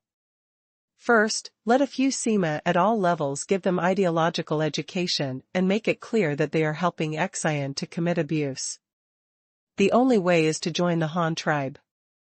In addition, we must let them know, as long as they are obedient, our Han tribe will not kill them easily, otherwise there will be no need to waste so much effort to catch them, and let them clearly know their value. Our Han tribe will make them work, which is labor reform. Only labor can wash away the mistakes they have made. If they perform well, we will let them go home in the future, or restore their free civilian status to other parts of the Han tribe. This can stabilize the prisoners' emotions, and they will definitely not act recklessly if their lives can be saved. Then, after the public trials and executions were over, the more than 3,000 prisoners were divided into 4 parts: Leopard Tao Guard, Yingyang Guard, and Xiaoqi Guard. Each of the 3 guards was divided into 1,000 prisoners and taken away, allowing them to supervise the prisoners to build permanent military camps. And the temporary local government. We must obtain actual political power in the occupied areas as soon as possible. Let the remaining few hundred people be handed over to the mission. It would also be good to let these prisoners carry logistical supplies for us.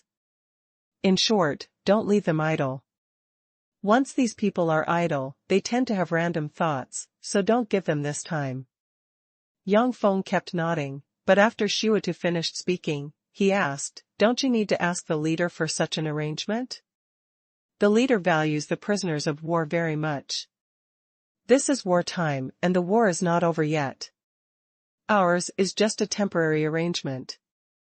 After Takashima is pacified, it will be up to the leader to arrange the stay of prisoners of war. We are not overstepping the bounds by doing this. Don't worry, the leader will not blame you. Ours." Xiutu knew what he wanted to say, so he comforted him. Power can make people lose themselves. Yang Feng was worried that people like him would make private arrangements without reporting or asking for instructions, which would cause dissatisfaction among the leaders, so he asked this question. He couldn't tell whether the leader took power too seriously, or whether the leader was afraid that people like him would grasp power too hard, but in any case he was a little worried. Seeing Yang Feng's uneasy look, Xiutu smiled, stood up, patted his shoulder, and comforted him. "Xiaoyang, don't worry. The leader is not as stingy as you think. Although the leader holds most of the power in his hands, this is also the need of the system. You can ensure that after the leader delegates power, others can control the tribe. Better leader?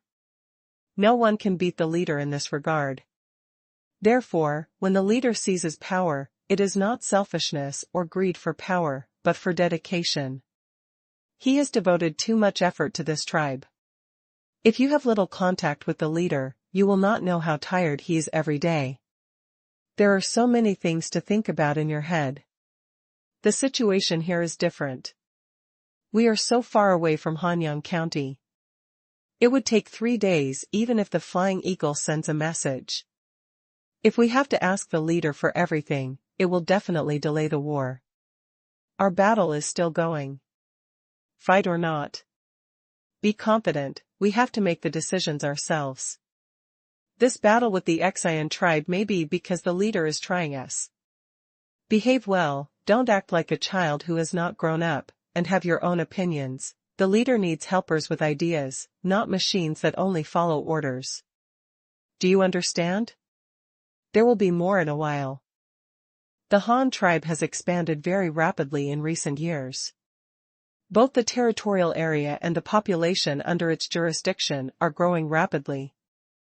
The same is true in terms of technology, military, agriculture, and education. The problems caused by such explosive development are also obvious. That is the lack of talents, in all aspects. Take this campaign on Judao as an example. Luo Chong actually established 6 new guard posts in one breath. The new guard posts must require a large number of grassroots officers. Where do these officers come from? Of course, they were promoted from the old guards. This is an excellent development opportunity for the officers and soldiers of the Qingshu Guard and Huban Guard. Whoever has the ability will be accepted. It is so direct and fast. Every expansion is a wave of collective promotion and an opportunity. It can be foreseen that in the near future, the Han tribe will definitely attack the Tang tribe. At that time, whether it is conquest by force or peaceful settlement, the Han tribe will definitely form a foundation for the Tang tribe. The new guard station, so where will the new batch of guard station officers come from? You don't have to think about it. They must be promoted from experienced and meritorious personnel. No one can say for sure what the outcome of this war against the Xian tribe will be. It was not Luo Chong's assessment of the collective expedition troops. That's why Xue Tu sent such a reminder to Yang Feng, a hint that the leader needs capable and independent helpers. There will be many opportunities for promotion in the future, and it depends on you whether you can grasp them. Of course, this is just Xue Tu's own speculation. Although it is not correct, the principles are the same. Even if Luo Chong wants to expand the troops in the non-combat order in the future, he will also need a large number of grassroots officers. This is definitely not wrong.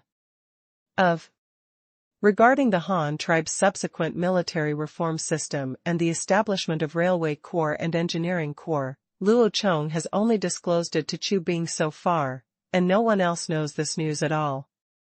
But when exactly these troops will be established, even Luo Chong himself can't say clearly. Railway troops and engineering troops all serve the Han tribe's grand strategic transformation. Such strategic transformation requires a prerequisite, and that is the development of steam locomotives.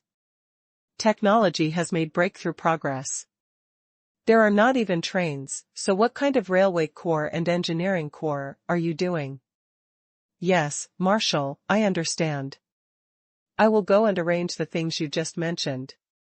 Yang Feng took a breath, solemnly bowed his hands to Xue Tu, and then exited the tent. There are not many things he needs to do to join the army. He is neither a military chief nor a political chief.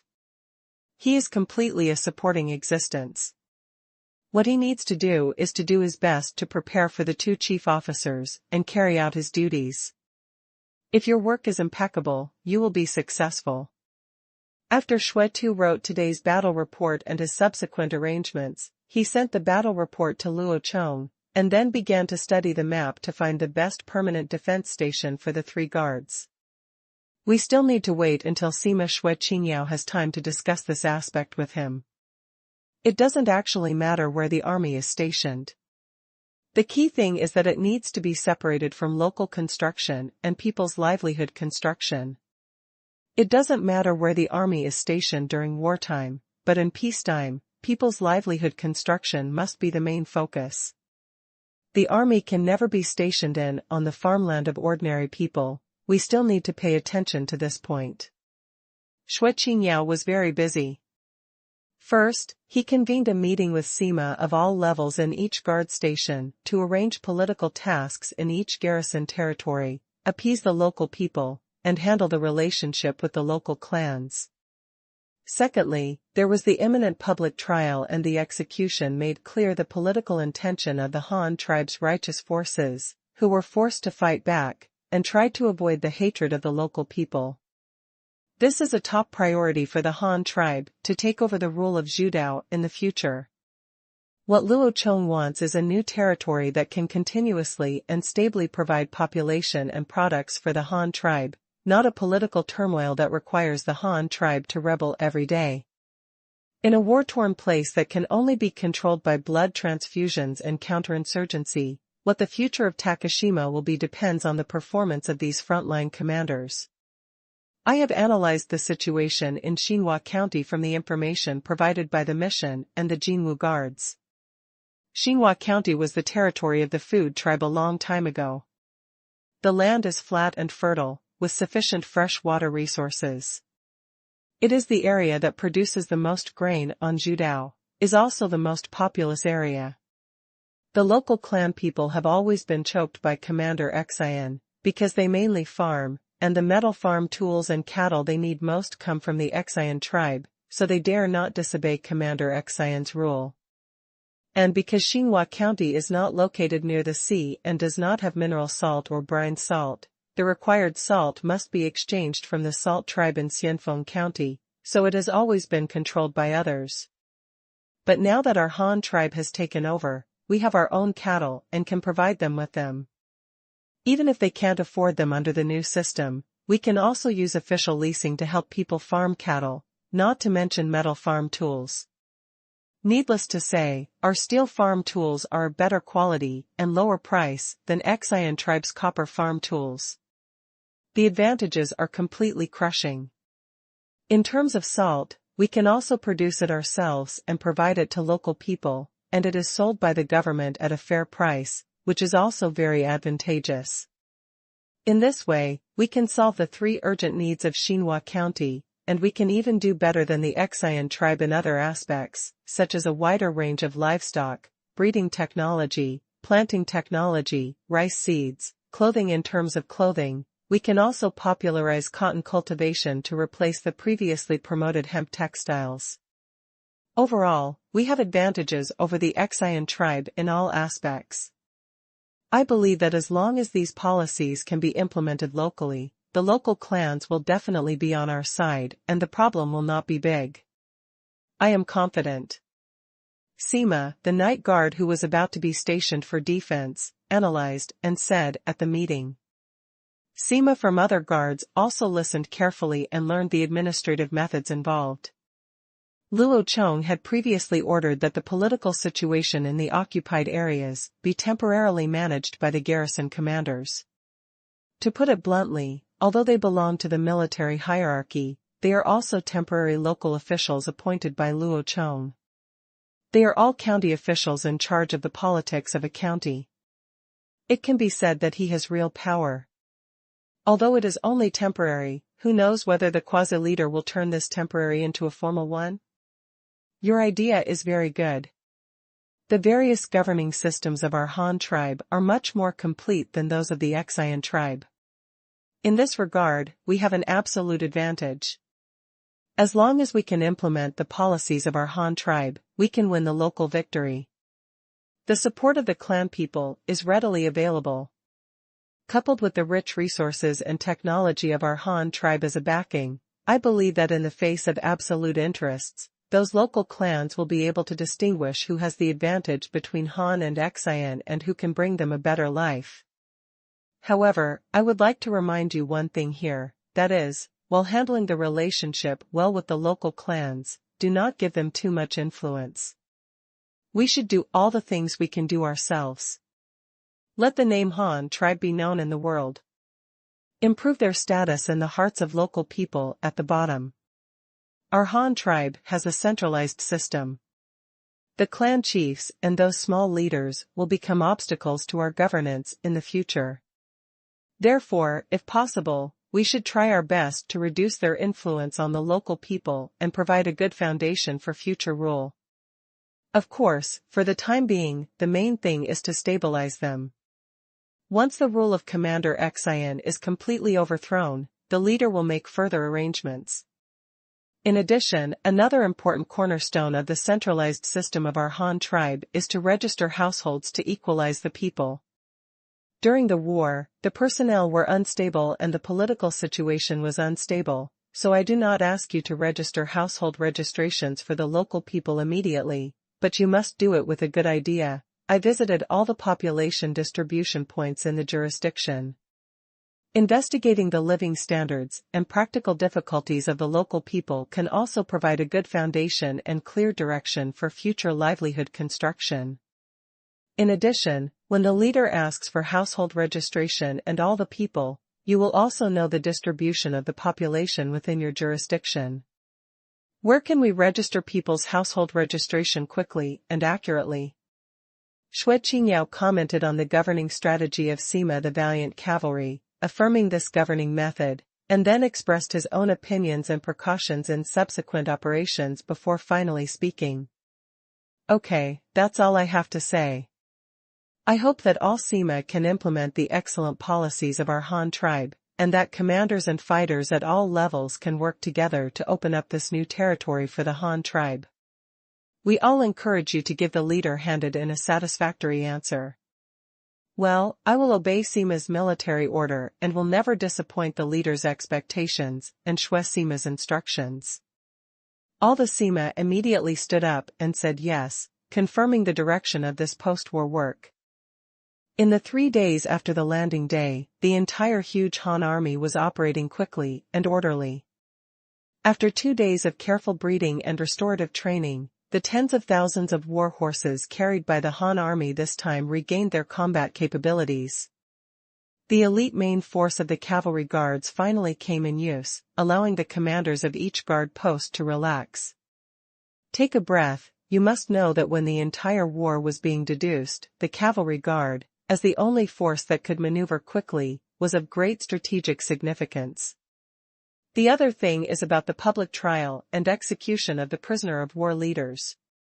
After some cruel punishment, Qi and several cronies of the same clan, as well as several leaders of the remaining Modu tribe, confessed everything they knew, and even the time and place of Modu's final death, as well as the location of the small tribe where they once hid, were all revealed. This is the first time that the Han tribe has received specific news of Mao Dun's death. Although there were reports that Mao Dun was dead in the past, it was neither alive nor dead, and there was no proof from relevant personnel, so the Han tribe officials did not believe that Mao Dun was really dead. The secret manhunt has never stopped.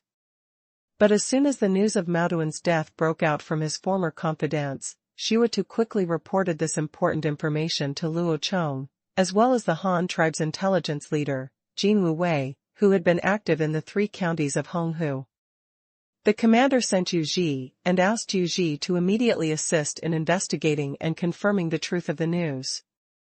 The interrogation on Yun's side also went very smoothly. This old guy didn't have the backbone of the prairie people.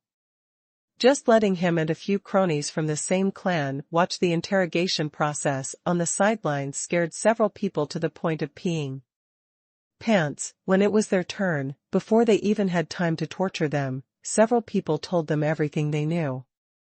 This information includes the several actions of the Xian tribe in colluding with the Moton forces on the grassland to attack and defend the Han tribe. It mainly records the first time the Xian tribe secretly formed a force to attack the Han tribe's Kaiyuan county together with Mao Dun. The fact that the commander secretly asked people to make a large number of weapons and ordnance to provide to the Mao Dun coalition forces. Because Elder Qi has mastered all the weapon-making projects of the Xian tribe, these words coming from the mouth of an actual clan leader of the Qi clan are very convincing. On the 3rd day of the public trial, Shwe Qingyao called all the people around him, and under the collective gaze of more than 3,000 prisoners of war, Shwe Qingyao asked again the content of the previous trial. One answer.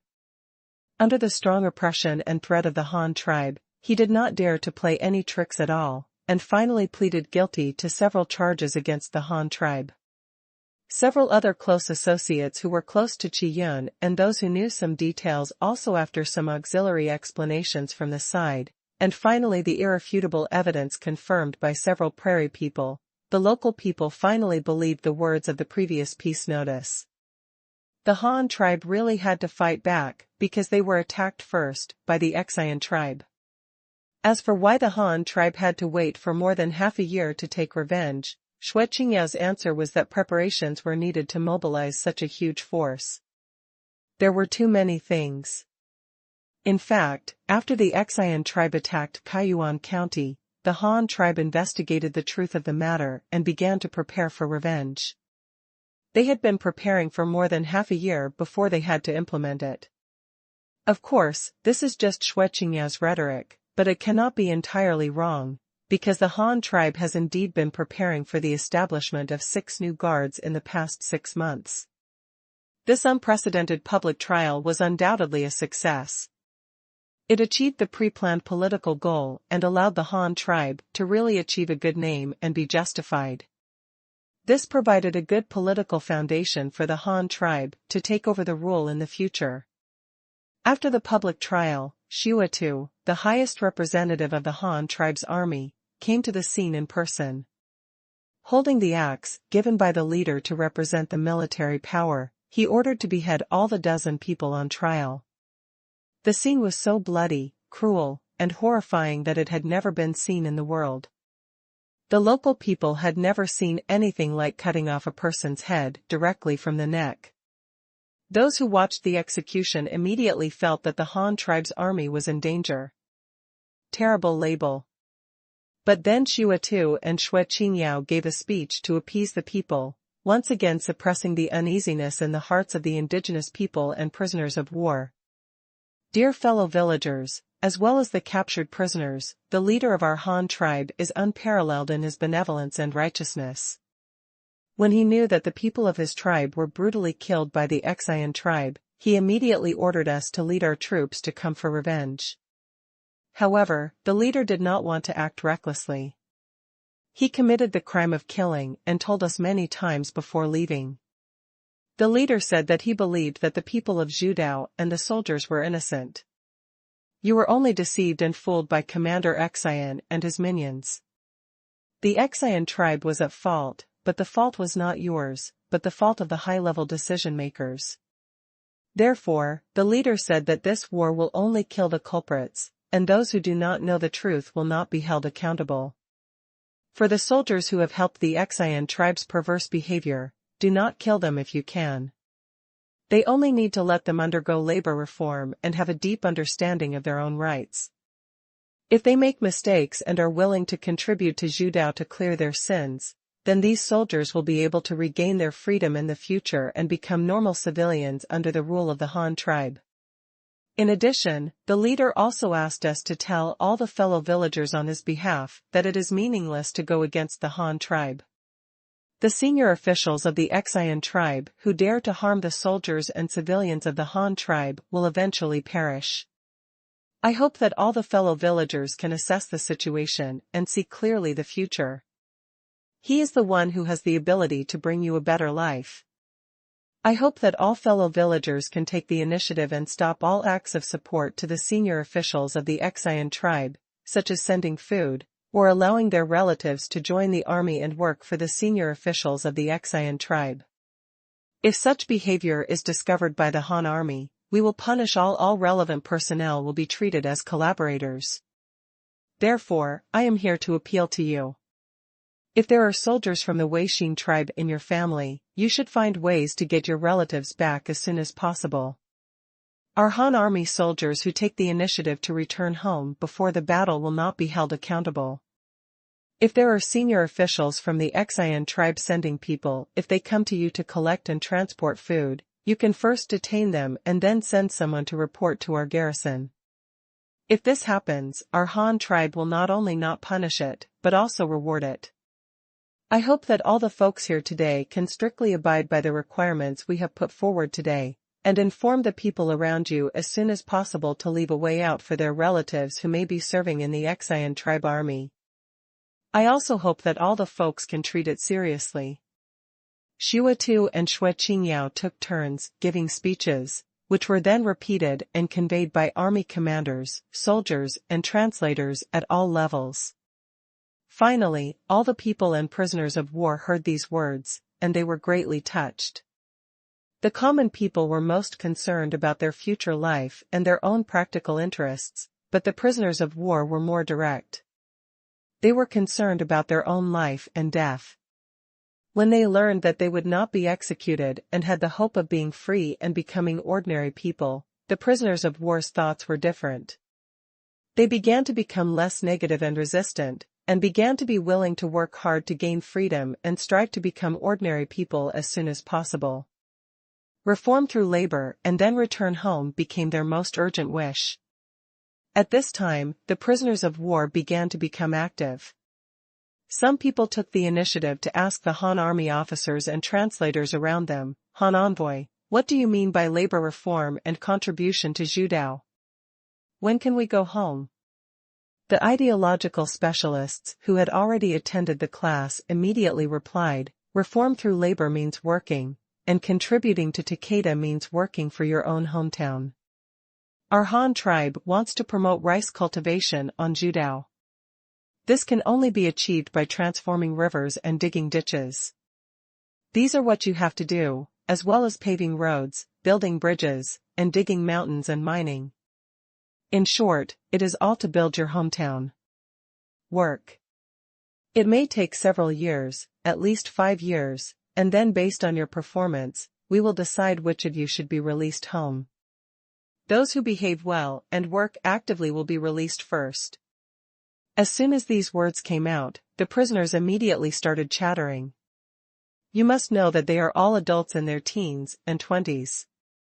In this era, when the average age is not high, 5 years is not a short period of time. Some older people suddenly felt that their entire lives were hopeless.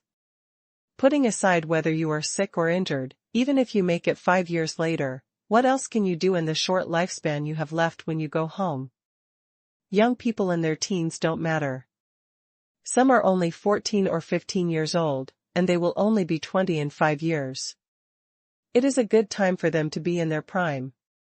But those who are 18, 19, or even over 20 years old, I don't feel so good anymore. Some people immediately asked, Han Envoy, during these 5 years of labor reform, can we go home and visit? He seemed to feel that as a prisoner, such a request seemed a bit excessive, and the Han tribe would not agree, so he quickly lowered his request and asked again, even if we can't go home, if we can let our women and children come and see us, is this okay? Such a request or prisoner policy had never been mentioned in the previous meeting, so the translator thought for a moment before answering seriously, I can't answer this question for you because I can't make a decision, but you can tell me whatever your requirements are, and I will truthfully report your needs to my superiors. Whether I can fulfill your requirements at that time depends on what I said above. But I can tell you something first. The above decision will also depend on your attitude. If you have a good attitude and are positive in reform, then I will be more confident when conveying the request to your superiors. If you don't work hard all day, if you live and piss off the superiors, of course the superiors will not put any thought into providing welfare benefits to you prisoners. I hope you can understand this. Do you understand? Understand. We must work hard. We also hope that the ambassador will convey to us what we just said. 5 years is too long. If we can't contact our families, I'm afraid we will never see them again. Family. A group of older prisoners of war said immediately. This is natural. We Han troops are all benevolent and righteous troops. If your Qingshu tribe hadn't attacked our city first and killed our soldiers and civilians, we wouldn't have come all the way here. Don't worry, as long as you behave well, and I will work hard to get better treatment for you from the superiors, the translator said to the prisoners of war again. Yes, we must behave well. A group of prisoners of war nodded in response like chickens pecking at rice. Some people directly revealed that they knew so-and-so from the other regiments of the Qingshu tribe, and expressed their willingness to contact them on their behalf, urging them to surrender voluntarily and not to go against the Han tribe. They only hoped that the Han tribe would let them go and not treat them as take prisoners, at least don't kill them, etc. This important information was also quickly responded to by the grassroots translators and junior SEMA officers. The prisoners of war were willing to instigate rebellion for the Han tribe against the other Qingshu tribe's regiments. This was something that Shuatu and Qingyao did not expect.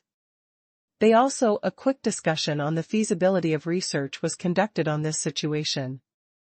The Qingshu tribe has a strong sense of race in its core, because several corps are basically divided and managed with clans as the main units.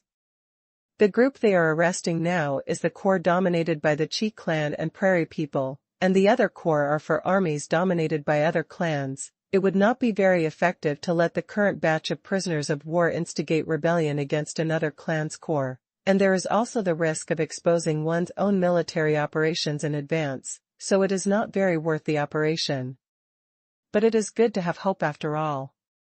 If the conditions are really mature and the Han tribe is sure of victory, they can really send people to give it a try, but don't expect to win the battle with this at all. Victory can only be achieved based on one's own absolute strength. In the next few days, through the scouts' reconnaissance and the analysis of the commanders, the permanent locations of the 3 guard stations of Xiaqiwei, Yingyangwei, and Baotawi were found. Then Xiutu ordered these 3, the guard station immediately set off towards the garrison, accompanied of course, by the prisoner of war labor force assigned to them. The situation in the rear gradually stabilized, and batches of supplies and food were quickly transported to the front line at this time. The troops of several other guard posts gathered again, with soldiers, food, and weapons in hand, and the bloody massacre started immediately. He looked at the map and began to formulate the next battle plan based on the intelligence collected by the scouts in the past few days. With the settlement of Baotao, Yingyang, and Shachi guard posts, the Han tribe has actually gained actual control over 3 of the 6 counties in Zhudao. The next step is naturally to take over Xianfeng County and Guanhai County. The local offensive further achieved victory in the second stage of the war. In the end, the Feixiong Guards and the Tiger Ben Guards carried out the final stranglehold on the remnants of the Xian tribe in Jiahai County. Therefore, the military plan to attack Guanhai County and Xianfeng County was quickly determined amidst discussions among the top military officials. On the other side of Hanyang County, Luo Chong finally received the long-awaited battle report from the front line. Although he completely delegated the power of this war to Xiutu to command, the worries in his heart were of course unavoidable, and he counted the days every day. When will the army land? When will we receive battle reports from the front line? Will the battle situation on the front line go smoothly, etc.? But when Luo Chong finally saw the frontline battle report, he let out a sigh of relief. They won the first battle within 24 hours of landing, and also achieved the impressive record of not suffering any casualties, annihilating 2 enemy regiments of 4,000 people, and capturing more than 3,000 people alive. This is enough. It showed that he had not misjudged the people at the beginning. The leadership team composed of Xiutu and Xue Qingyao not only fulfilled their strategic requirements, but even exceeded the task. Capturing more than 3,000 prisoners of war alive as a labor force is where they performed most brilliantly. Because these people knew very well that in the eyes of his leader, the population was really lacking. After receiving the first-hand battle report, Luo Chong immediately called his guards and asked them to copy the good news in multiple copies, and then send them to other counties of the Han tribe so that the people could share the good news. The battle was won on the front line, and there were no casualties on our side. Such news is a happy day for both the families of the soldiers and other people. At the same time, it is also an opportunity to once again enhance the national self-confidence. How could Luo Chong let it go so easily? As for Luo Chong, his reply to Xiutu was also very simple. He just gave a few simple compliments, saying that he understood and asked them to continue working hard. He didn't say anything else, and the reply was extremely bland.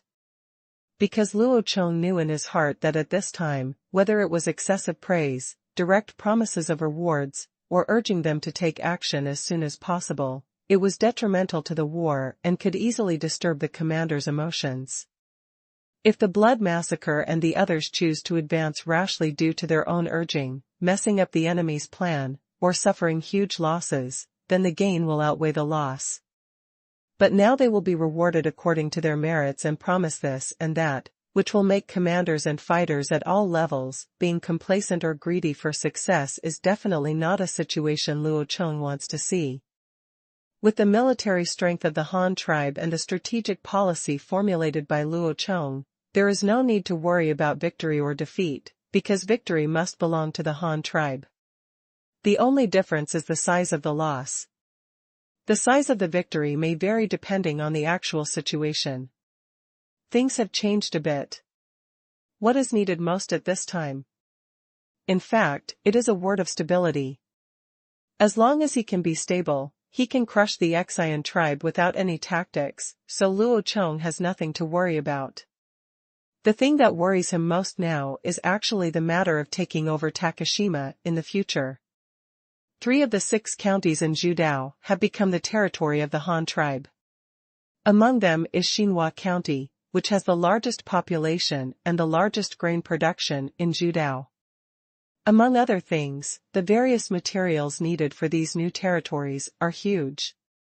Quantity, and of course the most important thing is currency. Luo Chong didn't worry about seed farm tools or anything like that. He had replaced a batch of farm tools for the entire bamboo island before, and there were a lot of iron ingots stored there. If there weren't enough, they would have to make them themselves. In terms of currency, the Han tribe now has a lot of raw material copper. When they exchanged ironware at Jiudao, they basically collected all the bronze wares from the Xian tribe and transported them back to the Han tribe one by one.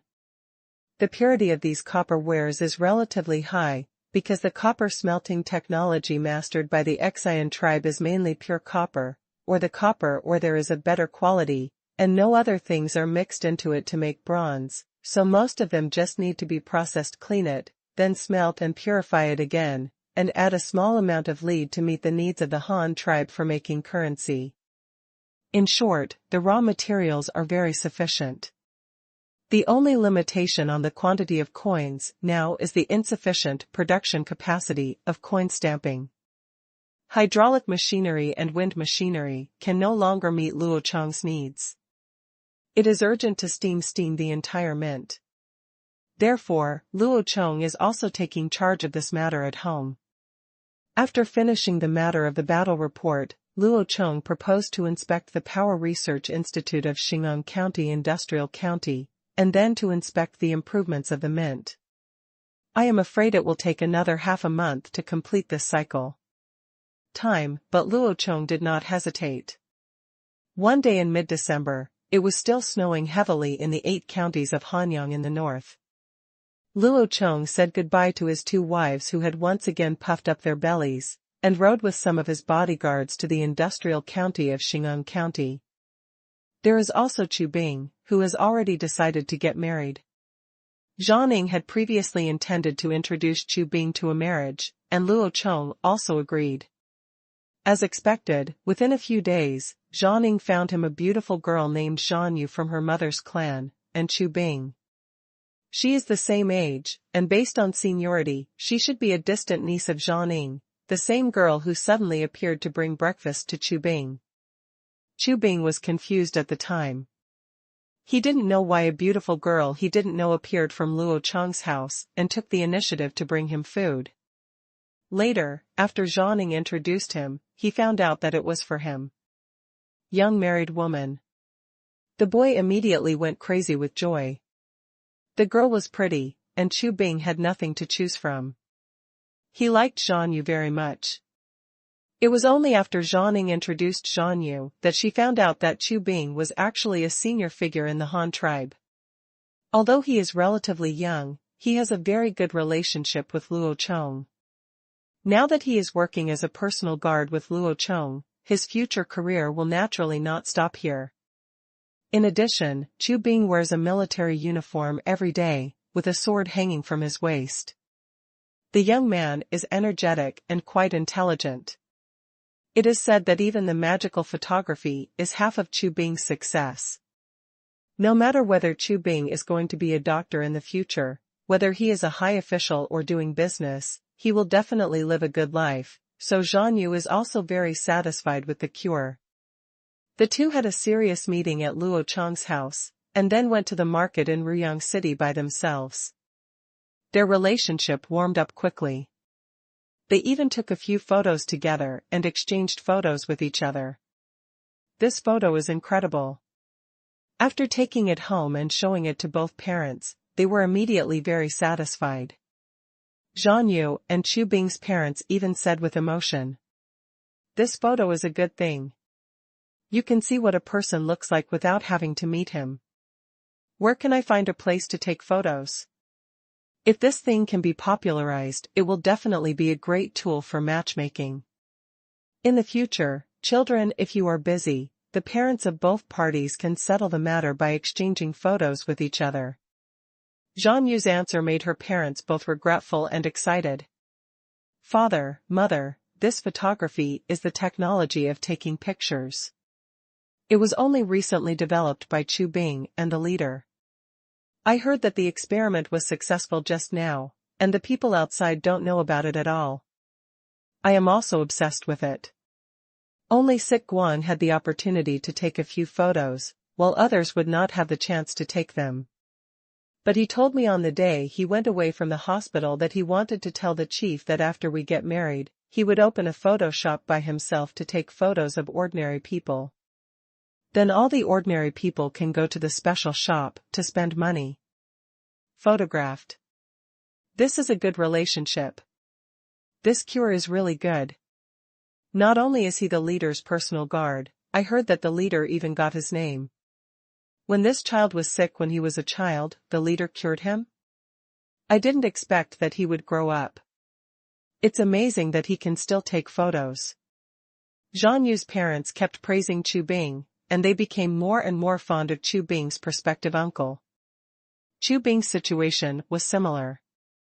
Their son had a future, but they didn't care about the woman's family, as long as the girl was beautiful, diligent and thrifty, and filial to their parents. As long as their son likes them, they have nothing to choose from. In this way, the two families exchanged engagement gifts smoothly, and invited immediate family members of both parties to a small engagement banquet. Even if the marriage was officially decided, it was just because the two children were not yet adults, so if they want to apply for adult household registration and get married, they have to wait another year or two, but they are not in a hurry. On Chu Bing's side, a group of people riding war horses and wearing cloaks were riding hard towards the industrial county. In the cold wind and snow, white mist was constantly spitting out from the mouths and noses of the horses and horses. Chu Bing rode up to catch up with Luo Chong, and discussed with him the idea of buying camera equipment and opening his own camera shop. Luo Chong was bored when he was blown away by the wind while walking on the road. When Chu Bing mentioned the photography shop, he didn't feel disgusted at all. Photography will definitely be developed through official research and private operation in the future, so he was very interested in Chu Bing. He was actually very supportive of the idea of opening a private photo studio, so I didn't mind chatting with him about this aspect. The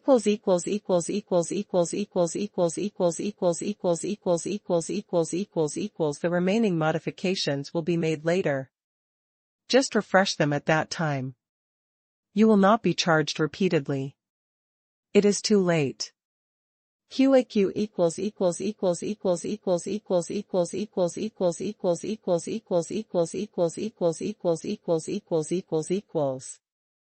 In addition, Chu Bing wears a military uniform every day, with a sword hanging from his waist. The young man is energetic and quite intelligent. It is said that even the magical photography is half of Chu Bing's success. No matter whether Chu Bing is going to be a doctor in the future, whether he is a high official or doing business, he will definitely live a good life, so Zhang Yu is also very satisfied with the cure. The two had a serious meeting at Luo Chong's house, and then went to the market in Ruyang City by themselves. Their relationship warmed up quickly. They even took a few photos together and exchanged photos with each other. This photo is incredible. After taking it home and showing it to both parents, they were immediately very satisfied. Zhang Yu and Chu Bing's parents even said with emotion, "This photo is a good thing. You can see what a person looks like without having to meet him. Where can I find a place to take photos? If this thing can be popularized, it will definitely be a great tool for matchmaking. In the future, children, if you are busy, the parents of both parties can settle the matter by exchanging photos with each other." Zhang Yu's answer made her parents both regretful and excited. Father, mother, this photography is the technology of taking pictures. It was only recently developed by Chu Bing and the leader. I heard that the experiment was successful just now, and the people outside don't know about it at all. I am also obsessed with it. Only Sik Guan had the opportunity to take a few photos, while others would not have the chance to take them. But he told me on the day he went away from the hospital that he wanted to talk to the chief that after we get married, he would open a photo shop to take photos of ordinary people. Then all the ordinary people can go to the special shop to spend money. Photographed. This is a good relationship. This cure is really good. Not only is he the leader's personal guard, I heard that the leader even got his name. When this child was sick when he was a child, the leader cured him? I didn't expect that he would grow up. It's amazing that he can still take photos. Zhan Yu's parents kept praising Chu Bing, and they became more and more fond of Chu Bing's prospective uncle. Chu Bing's situation was similar. Their son had a future, but they didn't care about the woman's family, as long as the girl was beautiful, diligent and thrifty, and filial to their parents. As long as their son likes them, they have nothing to choose from. In this way, the two families exchanged engagement gifts smoothly, and invited immediate family members of both parties to a small engagement banquet. Even if the marriage was officially decided, it was just because the two children were not yet adults, so if they want to apply for adult household registration and get married, they have to wait another year or two, but they are not in a hurry. On Chu Bing's side, a group of people riding war horses and wearing cloaks were riding hard towards the industrial county. In the cold wind and snow, white mist was constantly spitting out from the mouths and noses of the horses. Chu Bing rode up to catch up with Luo Chong, and discussed with him the idea of buying camera equipment and opening his own camera shop. Luo Chong was bored when he was blown away by the wind while walking on the road. When Chu Bing mentioned the photography shop, he didn't feel disgusted at all. Photography will definitely be developed through official research and private operation in the future, so he was very interested in Chu Bing. He was actually very supportive of the idea of opening a private photo studio, so I didn't mind chatting with him about this aspect. In addition, Chu Bing wears a military uniform every day, with a sword hanging from his waist. The young man is energetic and quite intelligent.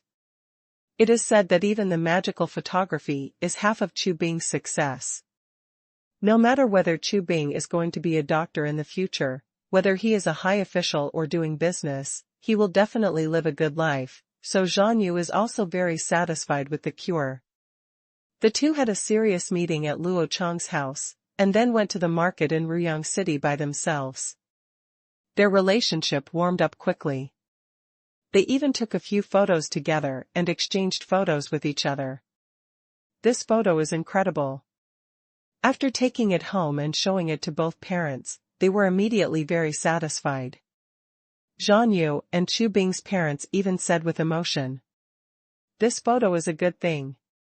You can see what a person looks like without having to meet him. Where can I find a place to take photos? If this thing can be popularized, it will definitely be a great tool for matchmaking. In the future, children, if you are busy, the parents of both parties can settle the matter by exchanging photos with each other." Zhan Yu's answer made her parents feel both regretful and excited. "Father, Mother, this photography is the technology of taking pictures.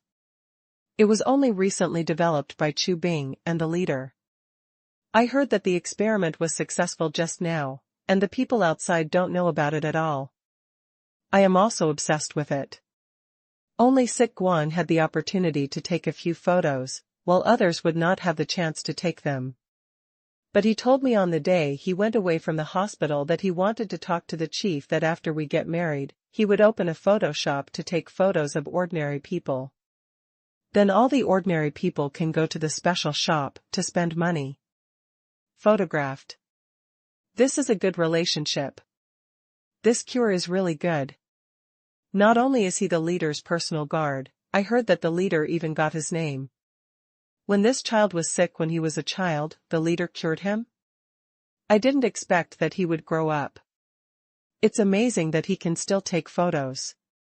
Zhan Yu's parents kept praising Chu Bing, and they became more and more fond of Chu Bing's prospective uncle. Chu Bing's situation was similar. Their son had a future, but they didn't care about the woman's family, as long as the girl was beautiful, diligent and thrifty, and filial to their parents. As long as their son likes them, they have nothing to choose from. In this way, the two families exchanged engagement gifts smoothly, and invited immediate family members of both parties to a small engagement banquet. Even if the marriage was officially decided, it was just because the two children were not yet adults, so if they want to apply for adult household registration and get married, they have to wait another year or two, but they are not in a hurry. On Xubing's side, a group of people riding war horses and wearing cloaks were riding hard towards the industrial county. In the cold wind and snow, white mist was constantly spitting out from the mouths and noses of the horses and horses. Xubing rode up to catch up with Luo Chong, and discussed with him the idea of buying camera equipment and opening his own camera shop. The industrial county in front of us can be described as extremely simple and crude. It doesn't look like a county seat at all. Rather than saying that this is a county, it is better to say that this is a factory of a county-level administrative unit. Luo Chong really wants to build a factory as big as the county seat, but unfortunately there is only a prototype here. Several large warehouse-style buildings are the main body of the industrial county. In fact, they are factories and workshops.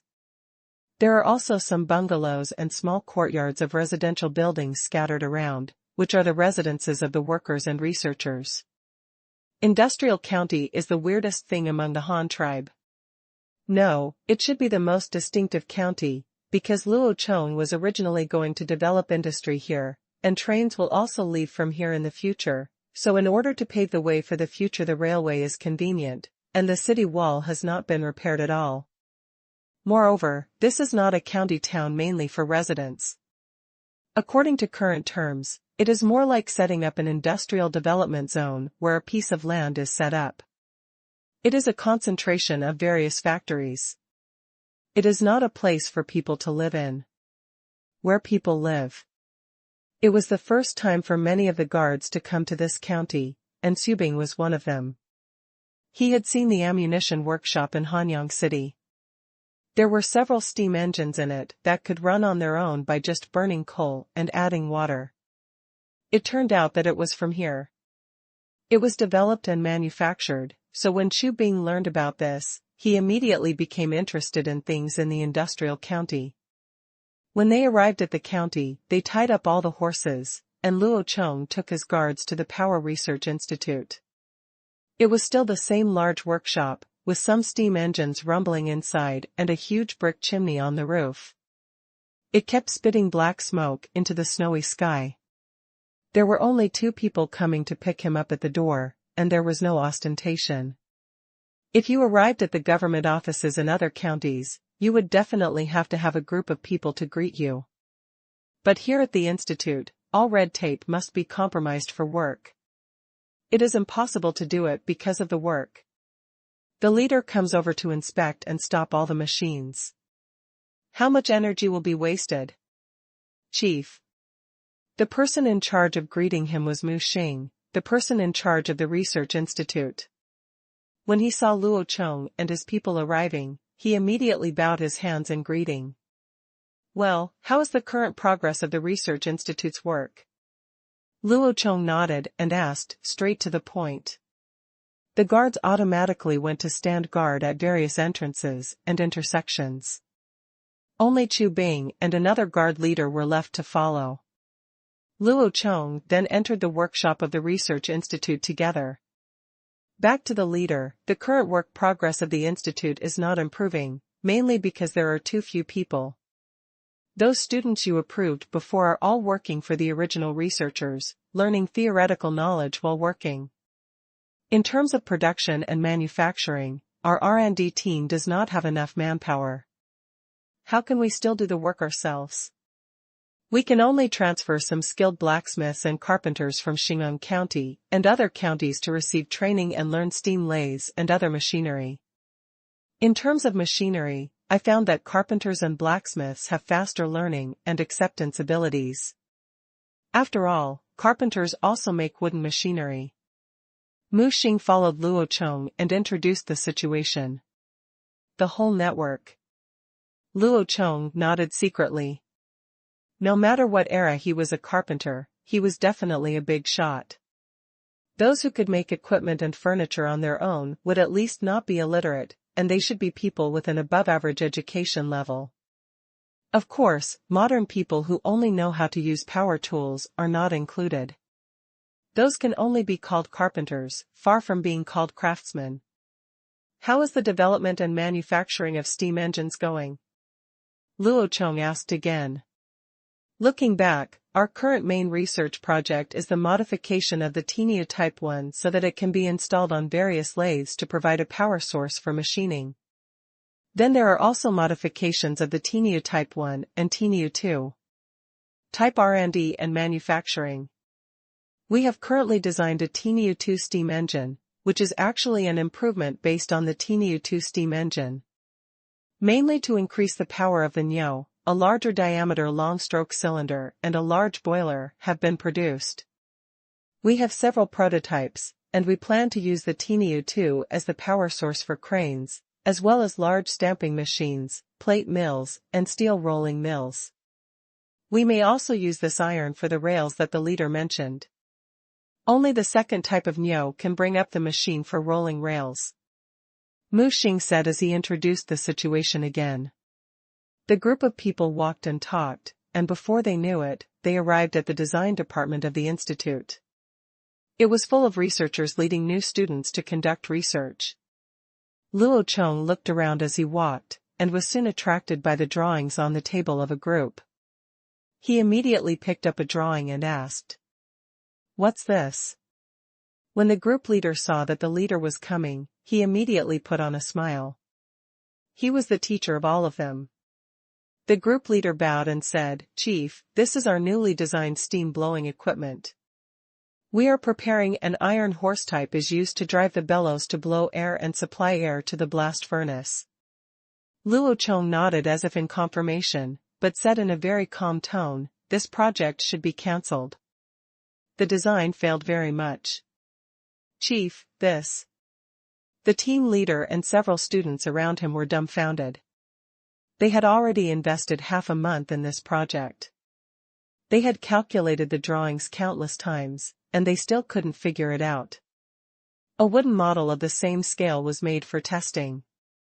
Now the leader told them to stop with just one sentence. He also said that the design was a failure, and how could they accept it? Luo Chong explained nonchalantly, "Your thinking has fallen into a misunderstanding. The successful operation of the steam engine has opened a door to a new world for you. You think that any machinery can be powered by a steam engine. This is actually not wrong, but your usage of the steam engine is wrong. Take the blowing equipment you mentioned as an example. It uses a steam engine to drive the bellows and pull it back and forth to supply air to the furnace. How inefficient is it? How much energy is consumed? How much power is consumed? In terms of mechanical stroke, the more complex the machine, the better. Rather, the best is high efficiency, low energy consumption, and easy maintenance. If you want to supply air quickly, theoretically the diameter of the airbox should be large enough, and the reciprocating speed of the airbox piston should be faster. However, this is too complicated. It is better to directly use a steam engine to drive a fan to supply air. You know the windmill, which uses the rotation of the fan blades generates wind. Remember, rotating machinery is definitely more powerful than reciprocating machinery, because it can directly transmit the output torque to the machinery without converting it into reciprocating power. When the team leader heard Luo Chong mention windmills, his eyes suddenly lit up. He knew about windmills. This kind of large machinery was very popular among Han tribes, and could be found everywhere. However, he always thought that windmills were used to ride the wind. He didn't expect that windmills were used. It can also blow wind. This new statement proposed by Luo Chong immediately aroused his interest. "Thank you, leader, for your guidance. We will revise the plan as soon as possible." The team leader immediately saluted respectfully. Well, your ideas are good, but you need to use your brain more, and your ideas must not be limited by existing things. I very much hope that you can imagine things that I can't think of. In addition, regarding the fan, I will give you a general idea, and then you can do your own research and experiments. If this thing is completed, it will be of great use. You must study it carefully, and I will be of great use in the future. As Luo Chong spoke, he picked up the pencils, compasses, and other objects on the table, and drew a circle on the back of their drawings. Inside, he casually drew a fan with 4 blades, 3 blades, 2 blades, and 5 blades. Of the blades, and also drew a simple side view, marking the angle of the fan blades, and then told them. Use metal blades to make blades, and then drive them to rotate to generate wind in one direction. The forward direction is to supply air, and the backward direction is to suck air. This thing has great development prospects. If you have thoroughly researched it, you will be able to use it for a lifetime. Keep up the good work. Okay. Luo Chong patted a few people on the shoulders and continued walking forward. Chu Bing was curious and quickly took a few more glances at the sketch Luo Chong had just drawn. After taking note of the appearance, he quickly chased after him. Mu Xing was still following Luo Chong step by step, ready to continue introducing the situation of the institute at any time. Sure enough, as soon as he finished talking about the blower, Luo Chong asked again. How is your progress with the steam locomotive project? Back to the boss, we have almost completed the theoretical design of the steam locomotive. According to the ideas and models you gave us, we have completed the initial drawing design. However, we have been very busy recently and do not have enough manpower to start the experiment. Everyone is now focused on laying out regarding the steam transformation of the mint, as well as many locomotive parts. We do not yet have the processing capabilities, so we can only consider trial production of prototypes after the mechanical processing level is improved. Mu Xing replied immediately. Steam locomotives are not that easy to come up with. Of course Luo Chong knows this, and in the current situation, it is indeed necessary to queue up at the back. There is not enough manpower, but projects have to be queued up. The demand for steam locomotives is not very urgent.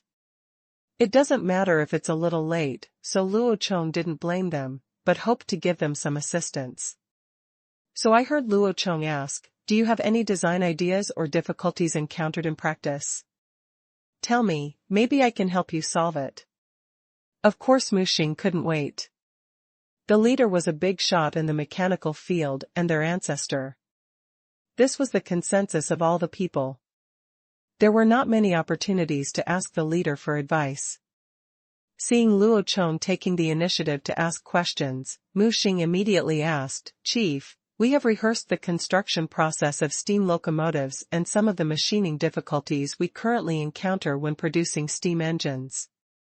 The most urgent thing now is a more convenient drilling equipment, preferably a multi-angle, lightweight, or even handheld metal drilling equipment, will be of great help in the manufacture of large boilers.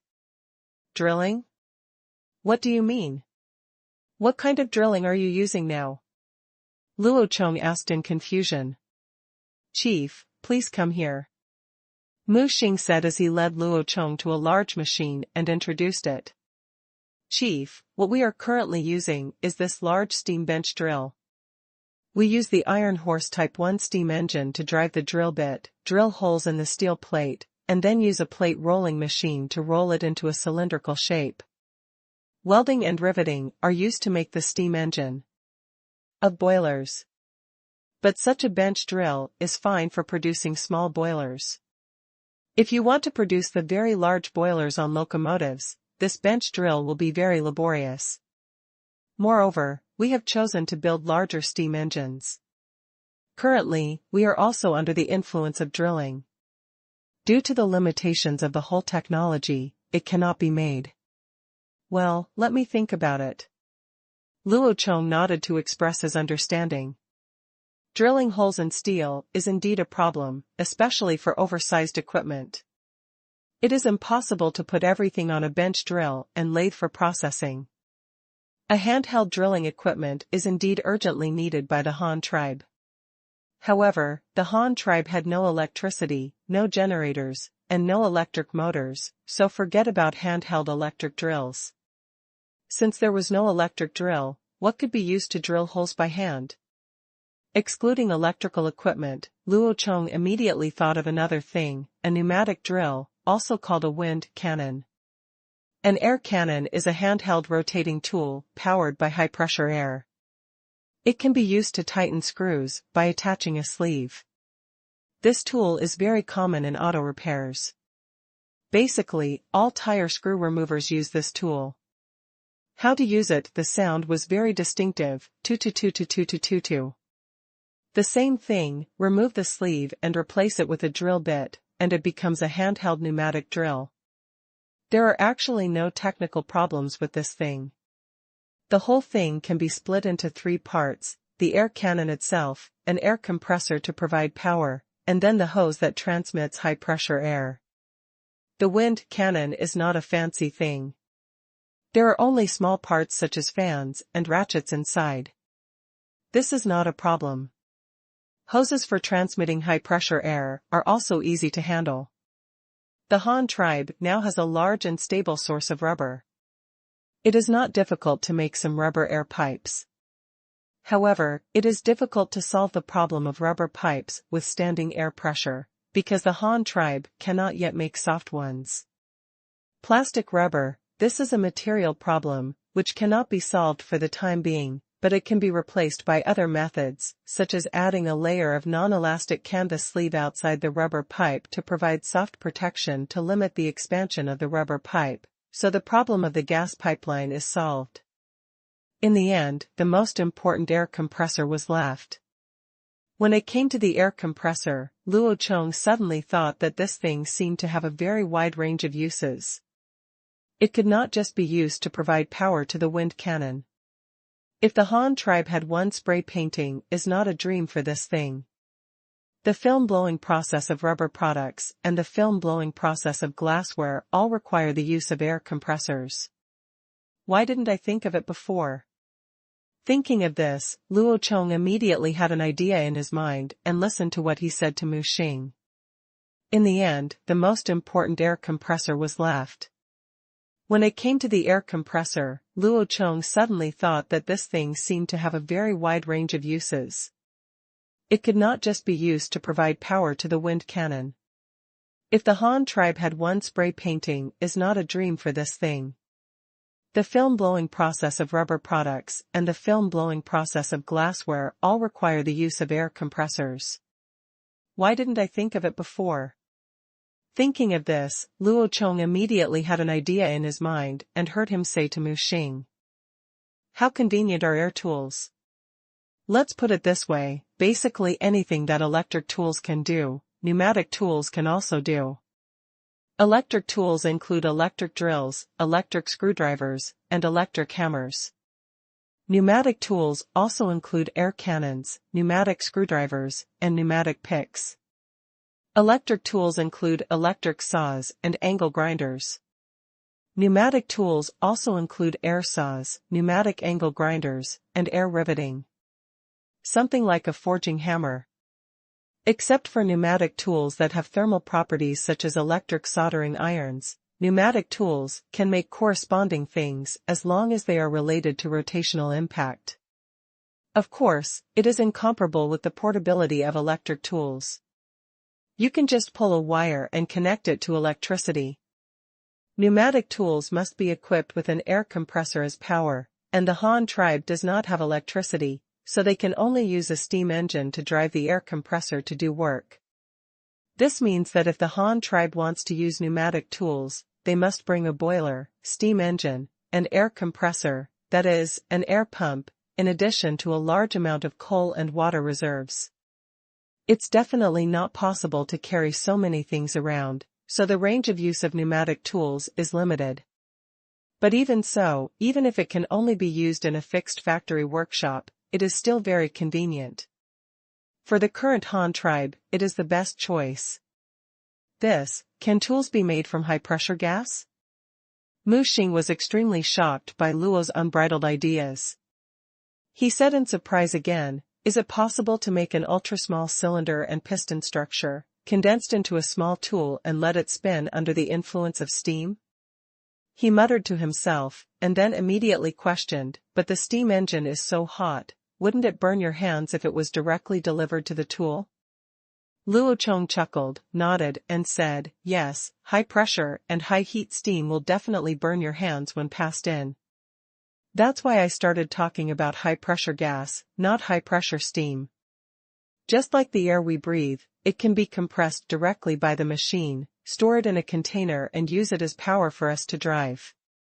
Mu Xing's eyes suddenly opened up, as if a new door had opened. He quickly asked, how dare I ask the leader, how to compress this air?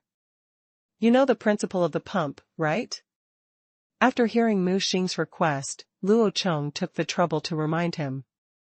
I know, the principle of the pump is a small bellows, which is the same as our cylinder and piston. Mu Xing immediately replied. Before the steam engine was developed, the same people made bicycles and pumps. How could we forget the principle of this? It's good to know that the air compressor I'm talking about, in principle, uses a steam engine to drive the pump to pump air, and then transports the pumped air into a sealed cylinder similar to a tire, so that once the machine is turned on, the air in the cylinder there will be more and more air, but it cannot escape, and high-pressure air will form inside. Then we connect a pipe from the gas bottle and connect it to the tool, which can be used to provide power. Wonderful. The leader's method is really brilliant. Mu Xing only heard it once before he couldn't help but praise it. He didn't mean to take pictures of the horses, but he truly admired Luo Chong. He admired that Luo Chong was not only a mechanical genius, he could often come up with unconventional but very efficient mechanical principles. What impressed him even more was that Luo Chong could also use modern methods. Some technologies can create new things through different combinations. Take the air compressor as an example. The steam engine is their existing mature technology, and the air pump does not have high technical content. The so-called steel cylinder is just a container, but these are the technologies they have mastered. Luo Chong, after such a reorganization, it becomes a new thing with great use value. This is what Mu Xing admires the most. Luo Chong smiled and said nothing. He couldn't tell his men that this was not my idea. It was just something I had seen in my previous life. Would anyone believe this? There is absolutely no point in arguing about this. In this case, let you handle the air compressor project. You can select people to form a research and development team, as well as those pneumatic tools. I can provide you with two solutions. One is to use a fan to drive gears to do the work. The other is to push the piston to do work in the cylinder. Both structures have their own advantages, so you can figure it out yourself. Luo Chong immediately gave instructions on the research and development plan of pneumatic tools. He had no intention of taking out the drawings and slapping them in the face, and then said, just do it according to this. So when can the Institute's own research and development be completed? Ability brought out? So now they must learn to be independent. I only provide ideas and basic theories, and let them figure out the specific design. This is the best model now. Besides, everything to be done this time uses existing technology. If they can't do it again, then Luo Chong will all the years of careful teaching have been in vain. Yes, Chief, I will start arranging this matter after we sort out the affairs of the mint. Mu Xing immediately crossed his arms and accepted the job. Well, tell me about your steam locomotive. Luo Chong said, pointing to the drawings on the table. Looking back, this model is designed according to the mine truck you mentioned. It uses a narrow track gauge of 70 centimeters, uses a cylindrical boiler with built-in superheated tubes and smoke tubes, and uses two cylinders and pistons as the power is placed on both sides of the front of the car. The chassis uses a 262 wheel layout, a pair of guide wheels, and 3 for the power wheels and a pair of driven wheels. The vehicle is 35 meters long and can carry 15 3-meter-long carriages. The speed is in accordance with the design specifications. The load can run at a speed of 40 kilometers per hour, and it is uphill. If it is going downhill, it is estimated that it can run at a speed of 80 kilometers per hour on slopes and 60 kilometers per hour on flat ground. Xing pointed at the drawings and introduced various design parameters, especially the speed. It can indeed be calculated. How many times the cylinder piston can operate per unit time, multiplied by the circumference of the wheel, the most basic speed per hour is it can be calculated, but the Han tribe still uses hours, not hours, so if the speed Xing mentioned is converted into hours, it must be folded in half. In other words, this car can run at a speed of 20 miles per hour when climbing a hill with a full load. When going downhill, the speed can be doubled due to the acceleration of gravity. I am afraid that if it is not really running, it will have to step on the brakes. Even when running on flat ground, he can reach a speed of 30 miles per hour. This thing is useless for transporting bulk goods. Luo Chong asked them to build this thing mainly for use in various mining areas. This will greatly improve the mining capabilities of the Han tribe. There is no doubt about this. In addition, this kind of narrow-gauge small train has low load carrying capacity, and the requirements for the rails are not so strict. It is suitable for simple railways that are frequently changed or temporarily paved. This is very important for mining areas.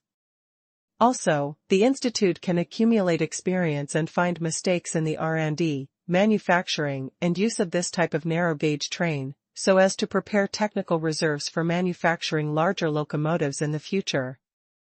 It sounds pretty good.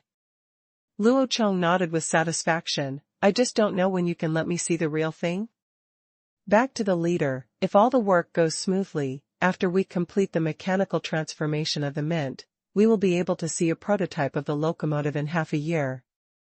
Xing estimated. He didn't boast about it.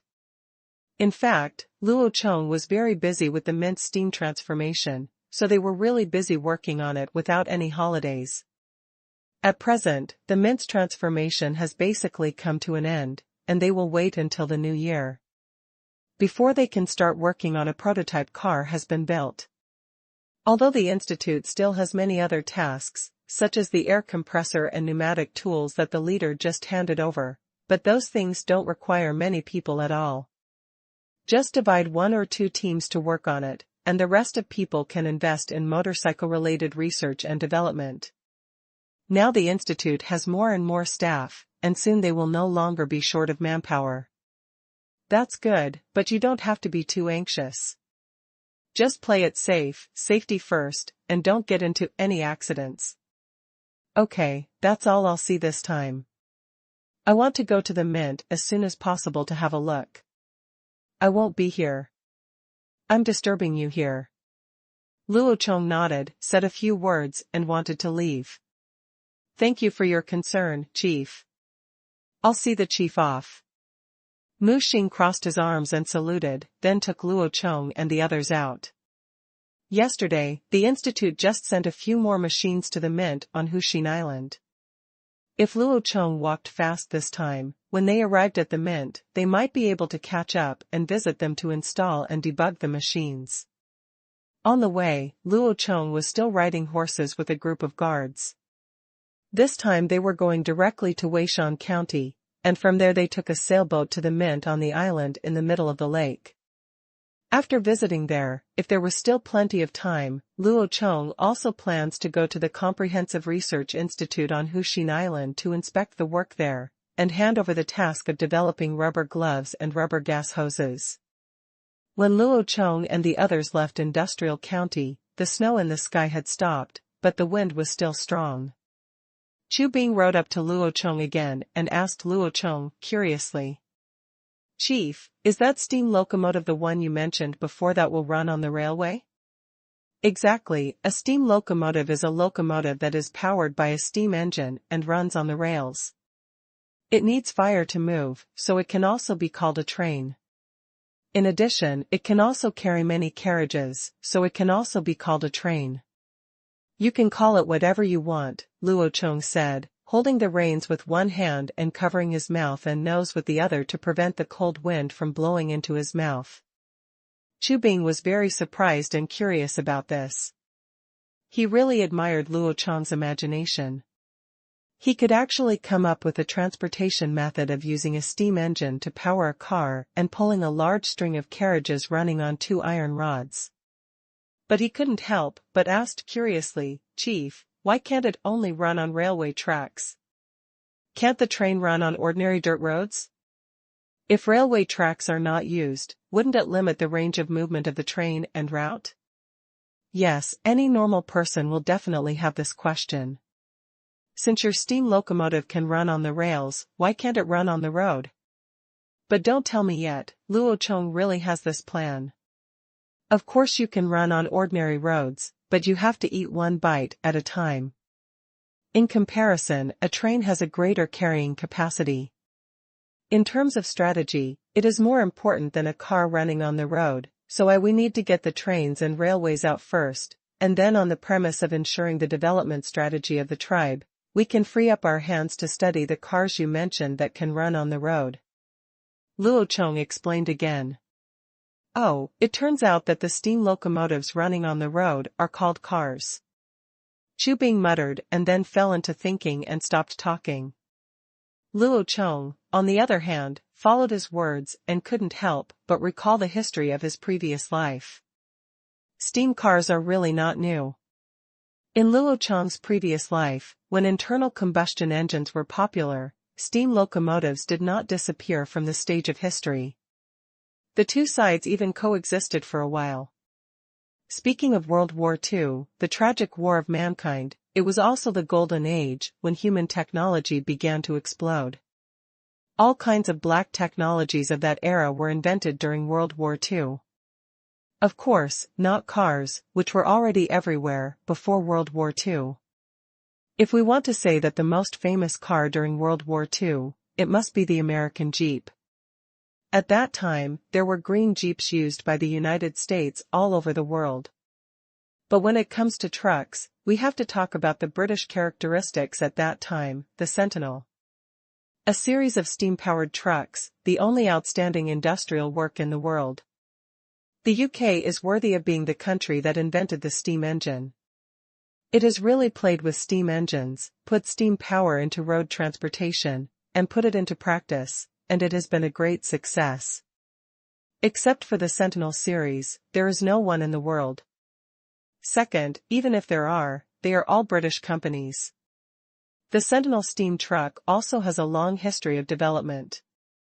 Initially, this truck just crudely installed the steam engine on the chassis of the car. It still used solid tires and was convertible without a roof. But you can't deny that this thing can really run on the road. Later, the British who pursued fashion became more and more out of control. All kinds of new technologies began to be introduced to the Sentinel. When hollow pneumatic tires became popular in the world, this product also had a hollow mentality, but there was always one criticism. Which is the transmission system of the Sentinel.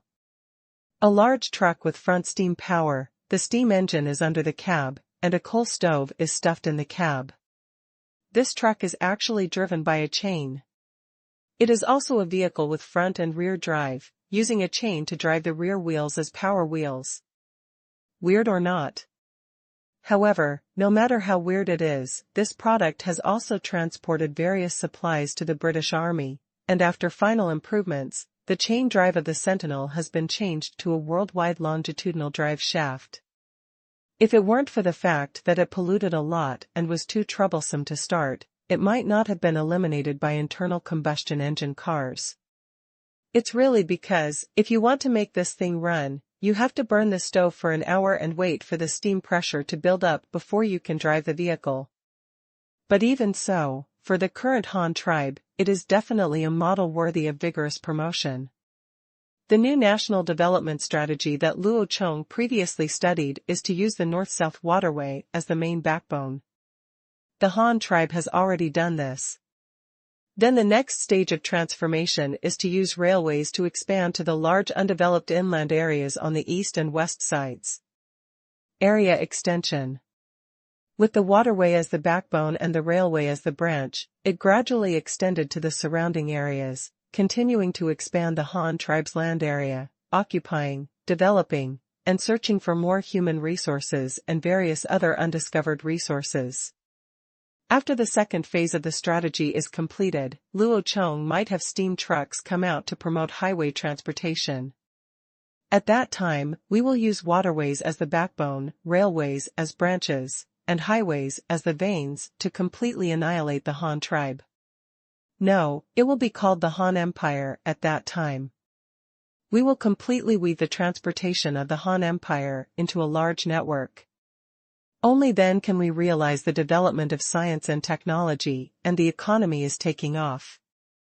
Luo Chong and his party once again rode towards the Weishan County pier.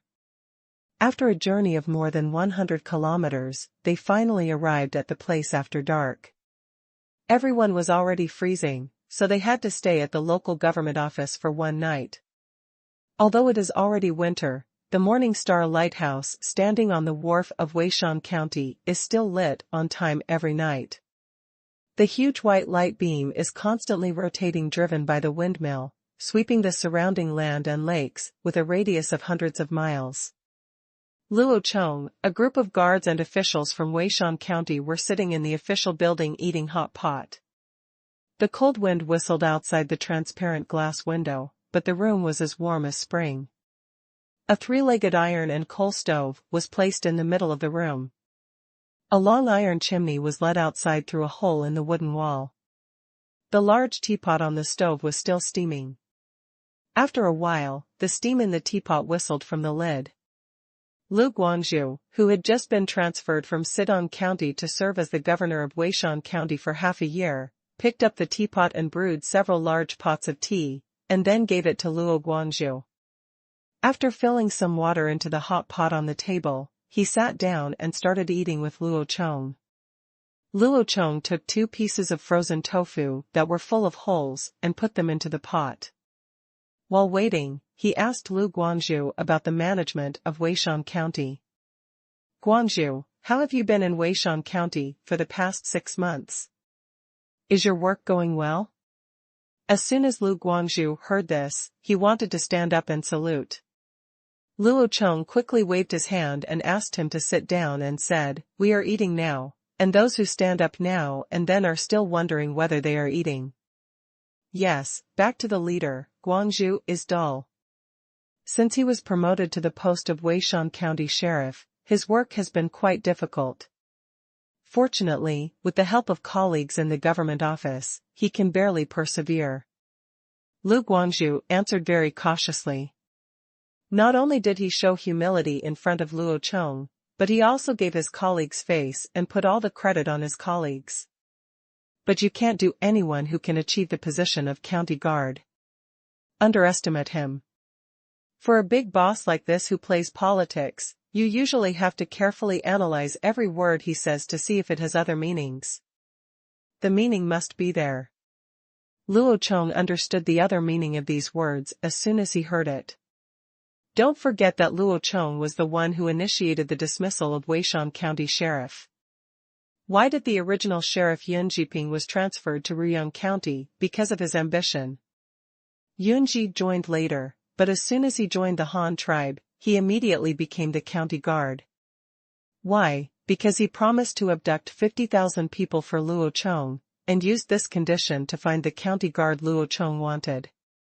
If a person can really abduct 50,000 people from the Han tribe, his talent as a county guard will definitely be more than enough. Try abducting someone else. However, as this boy attracted more and more people, his ambitions expanded. You need to know how small the population of the entire Han tribe was at that time, and all the new people from Weishan County were introduced by him. Yes, so Yunji's prestige in the hearts of the tens of thousands of people in Weishan County is greater than that of the leader Luo Chong. Can Luo Chong tolerate such a thing? He definitely can't, so he transferred a large number of people from Weishan County to immigrate to other counties. As a result, within 2 years, this guy recruited more than 20,000 people, and once again brought Weishan to Shibian. The population of the county increased, and the county's personal prestige once again surpassed Luo Chong. Therefore, in order to show off his presence and meet actual needs, Luo Chong built the godlike lighthouse next to the dock in Weishan County so that the local people could know who was the real leader of the Han tribe. Then with a backhand transfer order, Yunji was directly transferred to Ruyang County, the center of the Han tribe, to be the county guard. He personally watched him in Hanyang County next to him. Without someone, no power, no support, Yunji became honest. After he left, the vacancy of the Weishan County sheriff was filled by Lu Guangzhu, the Sidong County magistrate, according to Luo Chong's order. Go up, he is promoted. Lu Guangzhu is indeed a capable person. Sidong County has been managed well by him before. However, the geographical location of Sidong County is not very good. It is half mountainous and half plain, and lacks large water sources. Therefore, in agriculture, in terms of planting, they can only grow drought-resistant crops such as wheat, corn, and soybeans. They cannot grow rice, the most important food of the Han tribe. Although agriculture cannot develop, the geographical location of Sidong County is a very strategic place.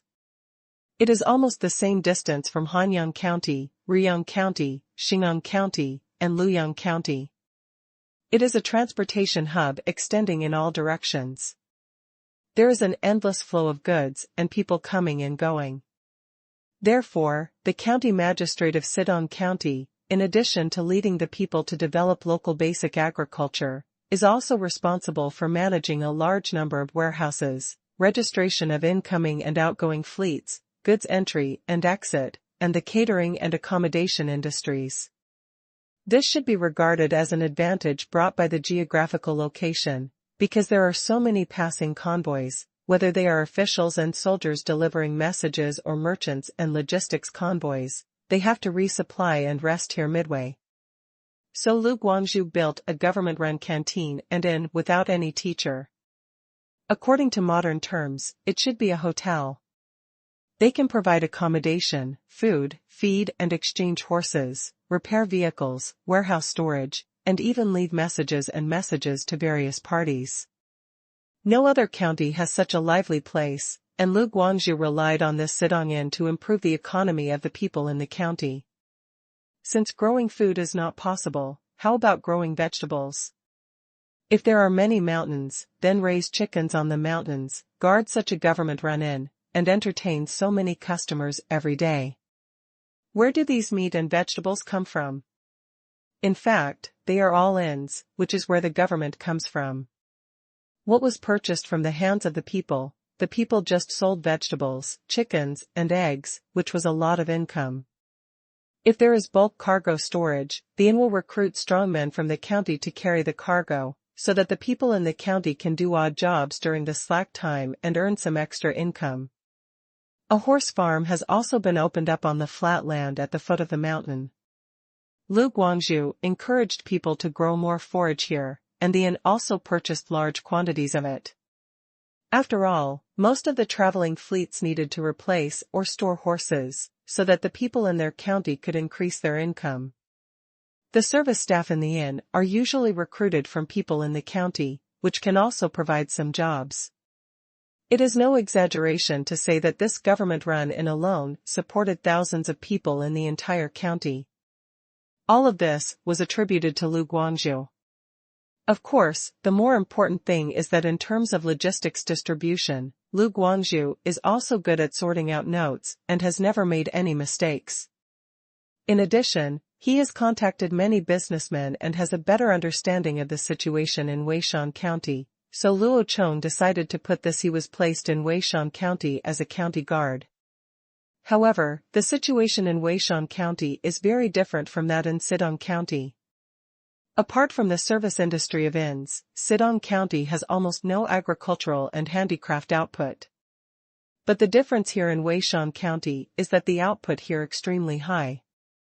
Weishan County has a large population, with a permanent population of more than 20,000. With a large population base, the population is growing faster and the population is growing rapidly. In terms of agriculture, it is close to lakes and has a large number of good paddy fields. The rice planting area ranks second among the entire Han tribe, and the planting area of an emerging crop such as sweet stalk sorghum ranks first among the tribes. Because of the abundant water, Weishan County can also fish, breed mallards, gray ducks, and shell ducks, and produce several types of waterfowl. The production of poultry and eggs is also very high. In terms of handicraft industry, Weishan County's textiles are not very good, but relying on the advantages of the local sorghum production area, it still ranks first among the entire tribe in terms of sugar production and winemaking. In addition, porcelain can be fired here, and there are various handicrafts. Woven products, such as reed mats, bamboo mats, straw mats, brooms, and brooms, are all sold well throughout the tribe. In terms of transportation, because it is close to lakes and rivers, coal from Dongxing County, glass and coke from Huxin Island must be transported by land to Xingang County through the wharf here. It can be said that it is the technology of the Han tribe. Cutting edge. Any new scientific and technological output produced by the Huxin Island Research Institute is always the first to be released here in Weishan County. Take calcium carbide lamps as an example. They first appeared in Weishan County. And because the local people were attracted by Yunji, almost all of these local outputs were in the hands of pro-Yunji factions. As a result, it would be difficult for Lu Guangzhou, a foreign county governor, to do his job. First of all, he was not familiar with the production-oriented economic system. The previous Sidong County was mostly about small farmers breeding and large-scale service industries to generate income, while here the main it relies on the output of various handicraft industries. If the people who master the handicraft industry do not cooperate, it will be difficult for him to do it. What he just said is that Guangzhou is stupid. Since he was promoted to Weishan County Sheriff, his work has been quite difficult. Fortunately, with the help of colleagues in the government office, he can barely persevere. On the surface, these words were meant to be self-effacing and asking for credit for his colleagues, but to Luo Chong's ears, they had a different meaning. Chief, the job I was transferred here is very difficult. I have to have my colleagues cooperate with me so that I can barely persevere. This means that if they don't cooperate, I won't be able to do anything. This is obviously a complaint to Luo Chong. Yunji's power has been deeply rooted in Weishan County. His clan is here. Later, he attracted so many new tribes to join. Among the clans in charge of almost every industry, Yunji made his own clan. We are married to them, and our blood is blended. Now we are a family. Can we all not stick together? These were all reported to Luo Chong by Jin Wuwei. Who was married to whom? They couldn't hide this kind of news even if they wanted to. Luo Chong could easily analyze his intentions. So if you want to completely dismantle Yunji's power, it's actually easy to do it, just continue to split them up. Then Luo Chong started his performance. He took out a piece of chicken from the hot pot and put it into his bowl. Luo Chong then smiled and encouraged. Guangzhou, how can a stupid person be a good county magistrate? If you were still stupid, wouldn't you be saying that I, the leader, don't know people well? Okay, you are not much older than me, you are still a young person. Young people need to have a strong impulse to do things. How can you be easily afraid of difficulties? If you feel that the work is difficult, that means you don't know enough, so you should be more diligent in the future. In addition, I allow you to transfer some students from schools in Luoyang County. You can keep them at hand and arrange some minor errands for them. If you train them well, you can also give them. You share your worries. Also, the bamboo island in the south is about to be recovered, and various industries must be built. Our cooperation with the Tang tribe is also going very smoothly. Their large-scale sweet sorghum harvest is about to be harvested, and wine, sugar and paper are all they all lack a lot of talent. I'm going to transfer a group of skilled people from you to support me. You won't have any objections, but you can't say anything difficult to me. I don't want to hear it. Lu Guangzhu was immediately overjoyed. Whether it was because of the hot pot or because he was moved, he burst into tears. Why didn't he understand what the leader meant? The leader was arranging helpers for him, getting a group of people with no foundation to train for him, and also dispatching technical personnel from himself to the south for support. Support is definitely support, but who has better skills? Isn't it obvious? Whoever's family is married to Yunji's family must have the best skills. When the time comes, I'll just pack a pot for them. Take away. He would have his own objections. It was a joke. He was afraid that Luo Chong would take away too few people for him, so he would just clean up Yunji's faction system. The rest will be refreshed later. These were all reported to Luo Chong by Jin Wuwei. Who was married to whom? They couldn't hide this kind of news even if they wanted to. Luo Chong could easily analyze his intentions. So if you want to completely dismantle Yunji's power, it's actually easy to do it, just continue to split them up. Then Luo Chong started his performance. He took out a piece of chicken from the hot pot and put it into his bowl. Luo Chong then smiled and encouraged. Guangzhu, how can a stupid person be a good county magistrate? If you were still stupid, wouldn't you be saying that I, the leader, don't know people well? Okay, you are not much older than me, you are still a young person. Young people need to have a strong impulse to do things. How can you be easily afraid of difficulties? If you feel that the work is strenuous, that means you don't know enough. You will need to be more diligent in the future. In addition, I allow you to transfer some students from schools in Luoyang County. You can keep them at hand and arrange some minor errands for them. If you train them well, you can also give them you share your worries. Also, the bamboo island in the south is about to be recovered, and various industries must be built. Our cooperation with the Tang tribe is also going very smoothly.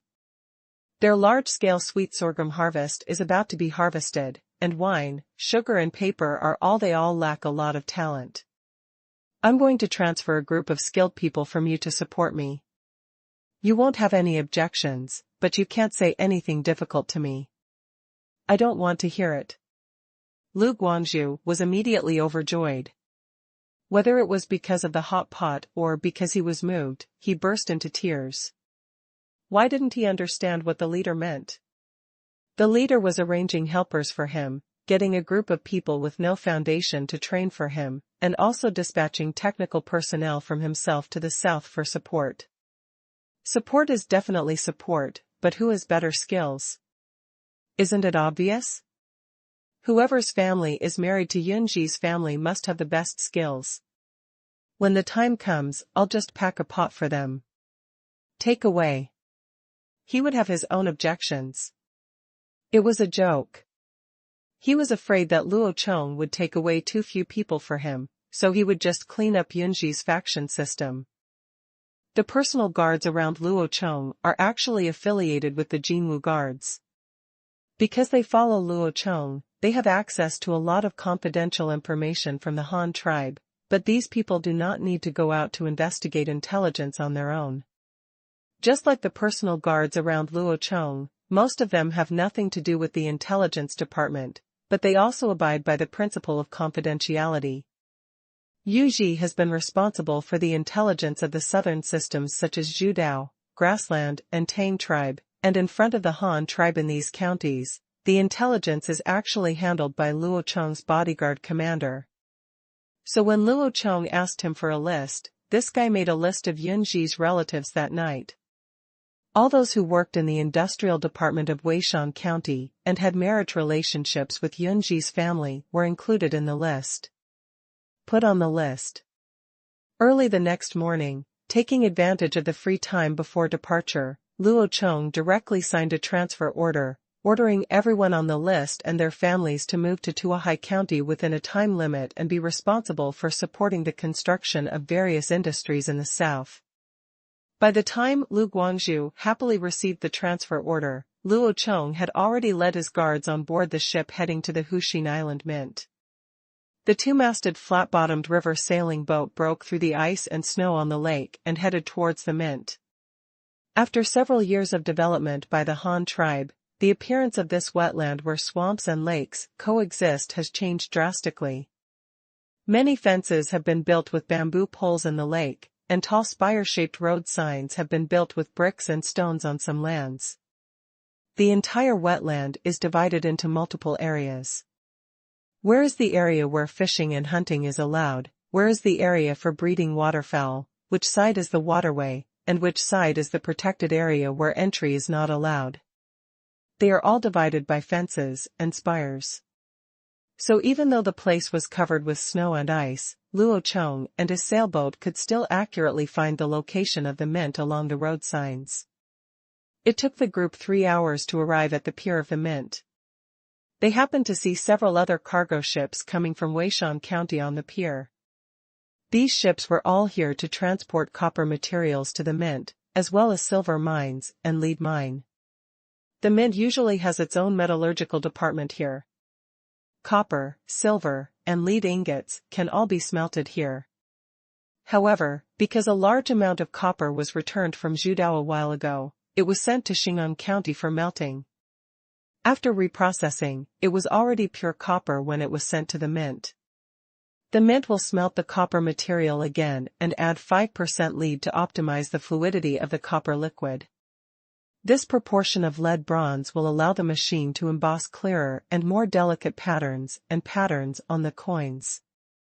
However, there are obviously 2 ships here that are not used to transport ore, but a flat-deck cargo ship.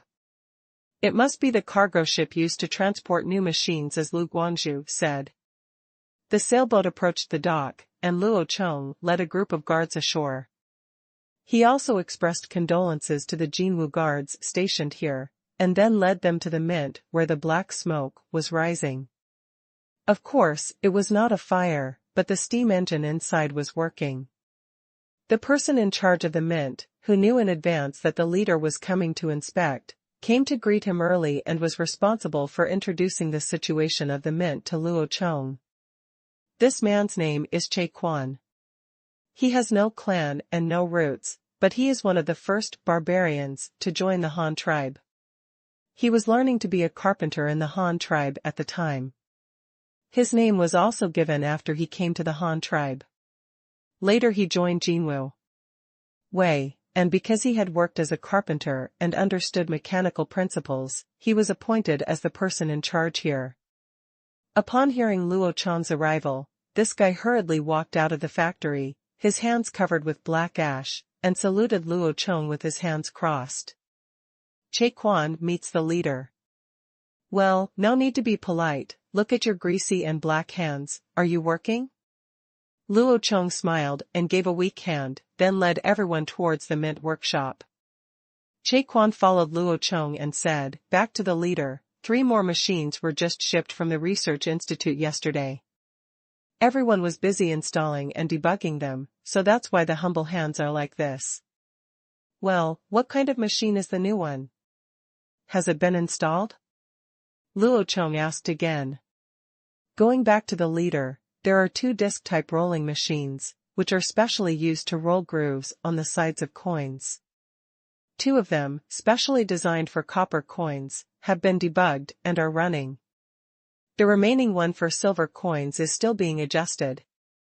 Che Quan continued to introduce. Well, that's right. Let's hurry up and get the copper coins first. After all, copper coins are used in greater quantities, so there's no need to worry about silver coins. As Luo Chong spoke, he took the lead and entered the mint workshop. As soon as I entered the workshop, I was greeted by a blast of hot air, as well as various mechanical noises such as clicking and rumbling.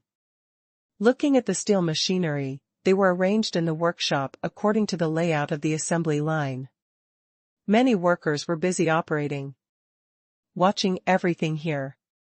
Carts transporting raw materials and coal are running around the workshop. A fireman sits in front of each steam engine, responsible for adding water and coal, and monitoring the operating status of the steam engine. However, on one side of the workshop, there are still some equipment that rely on driven by the huge and heavy windmill. When Luo Chong saw this, he asked Che Quan next to him, "Please tell me about the overall situation of the mint.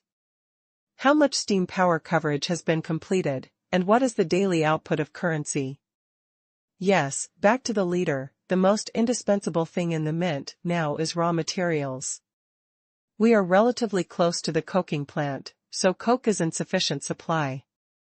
There is also the steam engine reform of the Power Research Institute. Now we have integrated smelting, molding, the plate rolling has been replaced by steam engine power, so the raw materials are very sufficient. But those two workshops are not here. If the leader wants to see them, we can go there first. Okay, let's go take a look. Luo Chong immediately agreed and led Che Quan to the smelting workshop. A group of people went to the smelting workshop first. As soon as they entered the workshop, they saw a neat row of smelting furnaces. Among them were two small blast furnaces, which were specially used to smelt silver and lead. The others were all smelting furnaces. It's the kind of furnace that burns crucibles. On the other side of the workshop were several huge scales, used to weigh the raw materials. When Luo Chong and his group passed by, he happened to see a worker adding lead pellets to the red-hot crucible, but he did not add it directly manually. Instead, an iron box containing lead pellets is hoisted above the smelting furnace by a crane, and then added inward from a slide diagonally downwards. The cartwrights were introduced on the side. Chief, after refining the lead ore here, it will be cast into cylindrical bars, and then a steam pulling equipment will be used to pull it into thin lead bars, and then cut into lead pellets and spit out. The finished lead pellets will be used as furnace charge. It can make the bronze alloy material more uniform, fuse faster, and the quality of the alloy is the highest. We usually put the copper ingot into the crucible first, then heat it to a liquefied state in the smelting furnace, and then add the required lead particles from the feeding port above the side of the furnace. The crucible will not be taken out during this process, so there is no lead vapor will be formed in the workshop. The smoke generated during smelting is discharged along the chimney. After natural cooling outside, it is finally discharged into the swamp without releasing any heavy metal gas.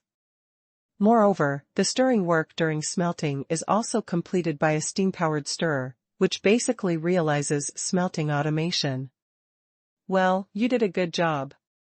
Lead vapor is poisonous, so even if there is no smoke emitted in the workshop, don't forget to wear a mask when entering the workshop.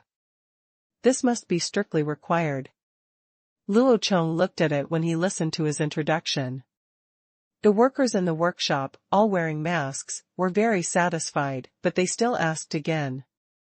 Please rest assured, Chief. Everyone knows that lead gas is poisonous.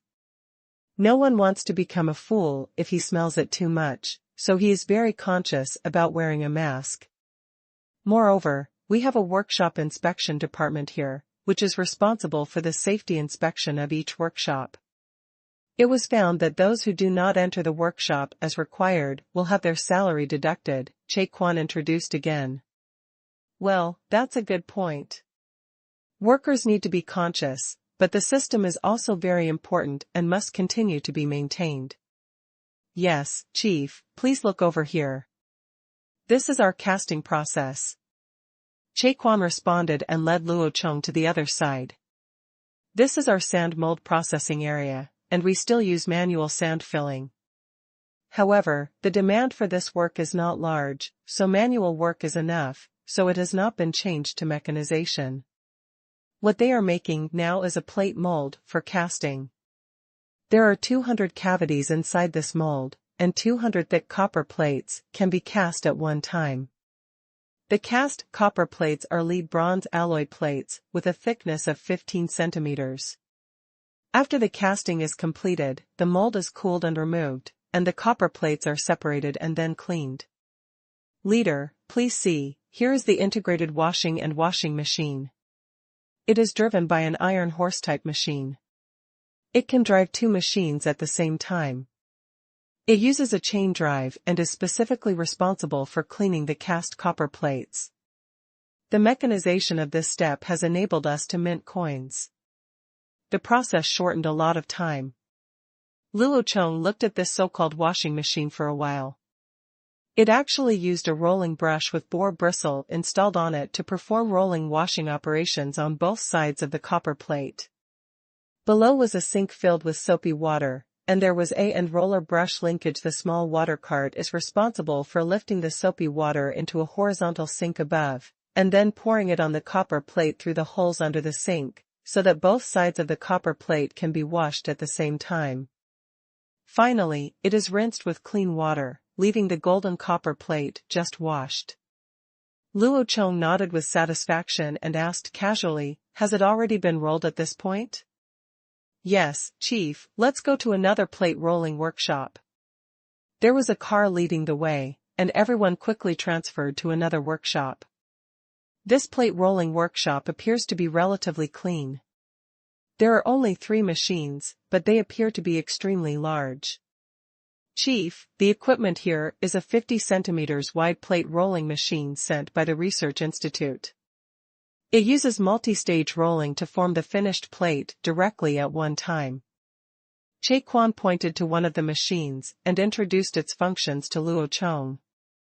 The first impression of this plate bending machine is that it is very valuable and expensive, because it is equipped with 12 shining silver steel rollers of different diameters.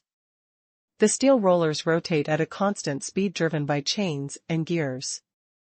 He kept crushing the copper plates fed inside.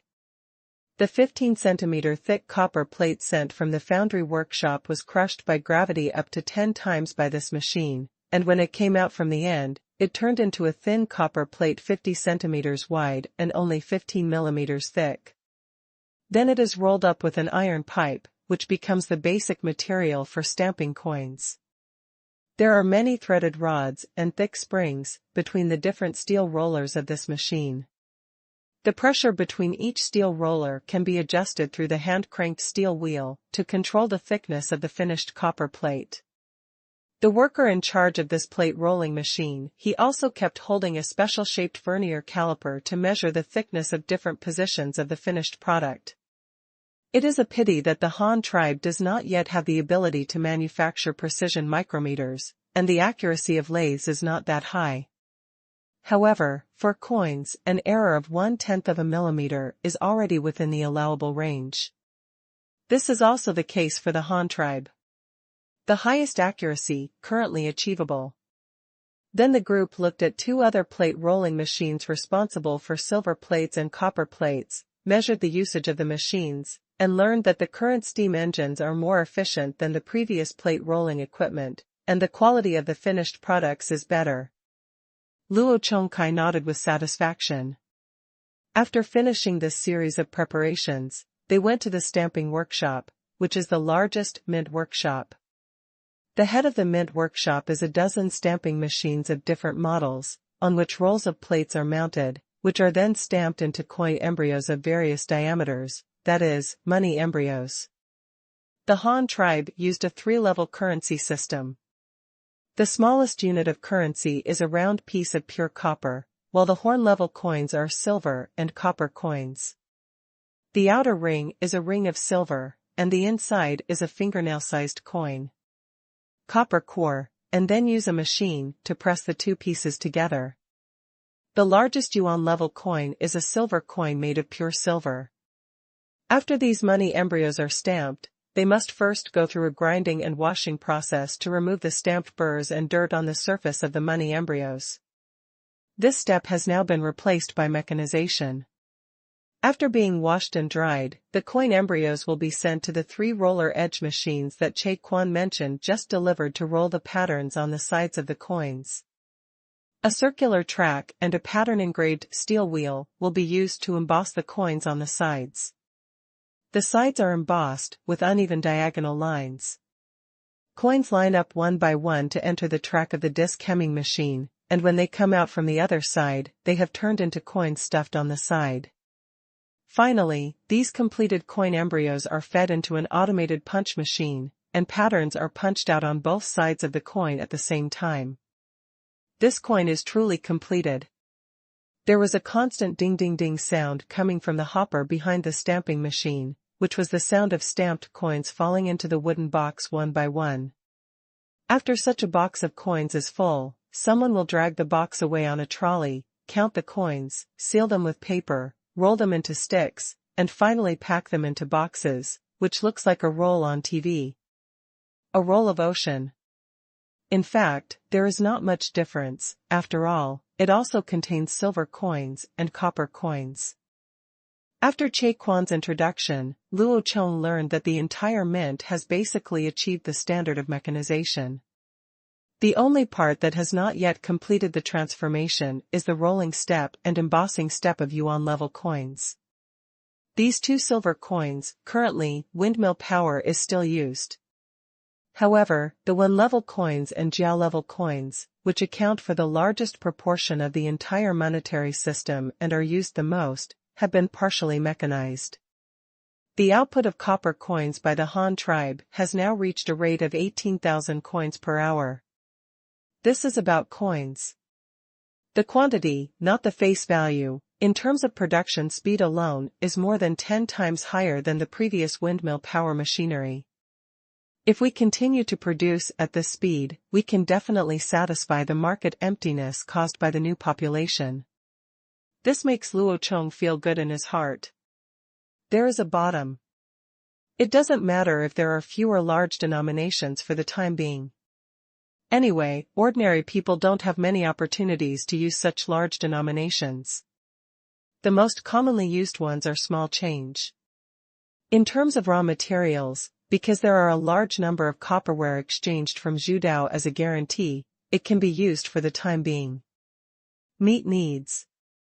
In fact, based on the current population size and economic size of the Han tribe, Luo Chong felt that if all the bronze wares previously exchanged from Zhudao were minted into coins, the Han tribe would not be able to use them all.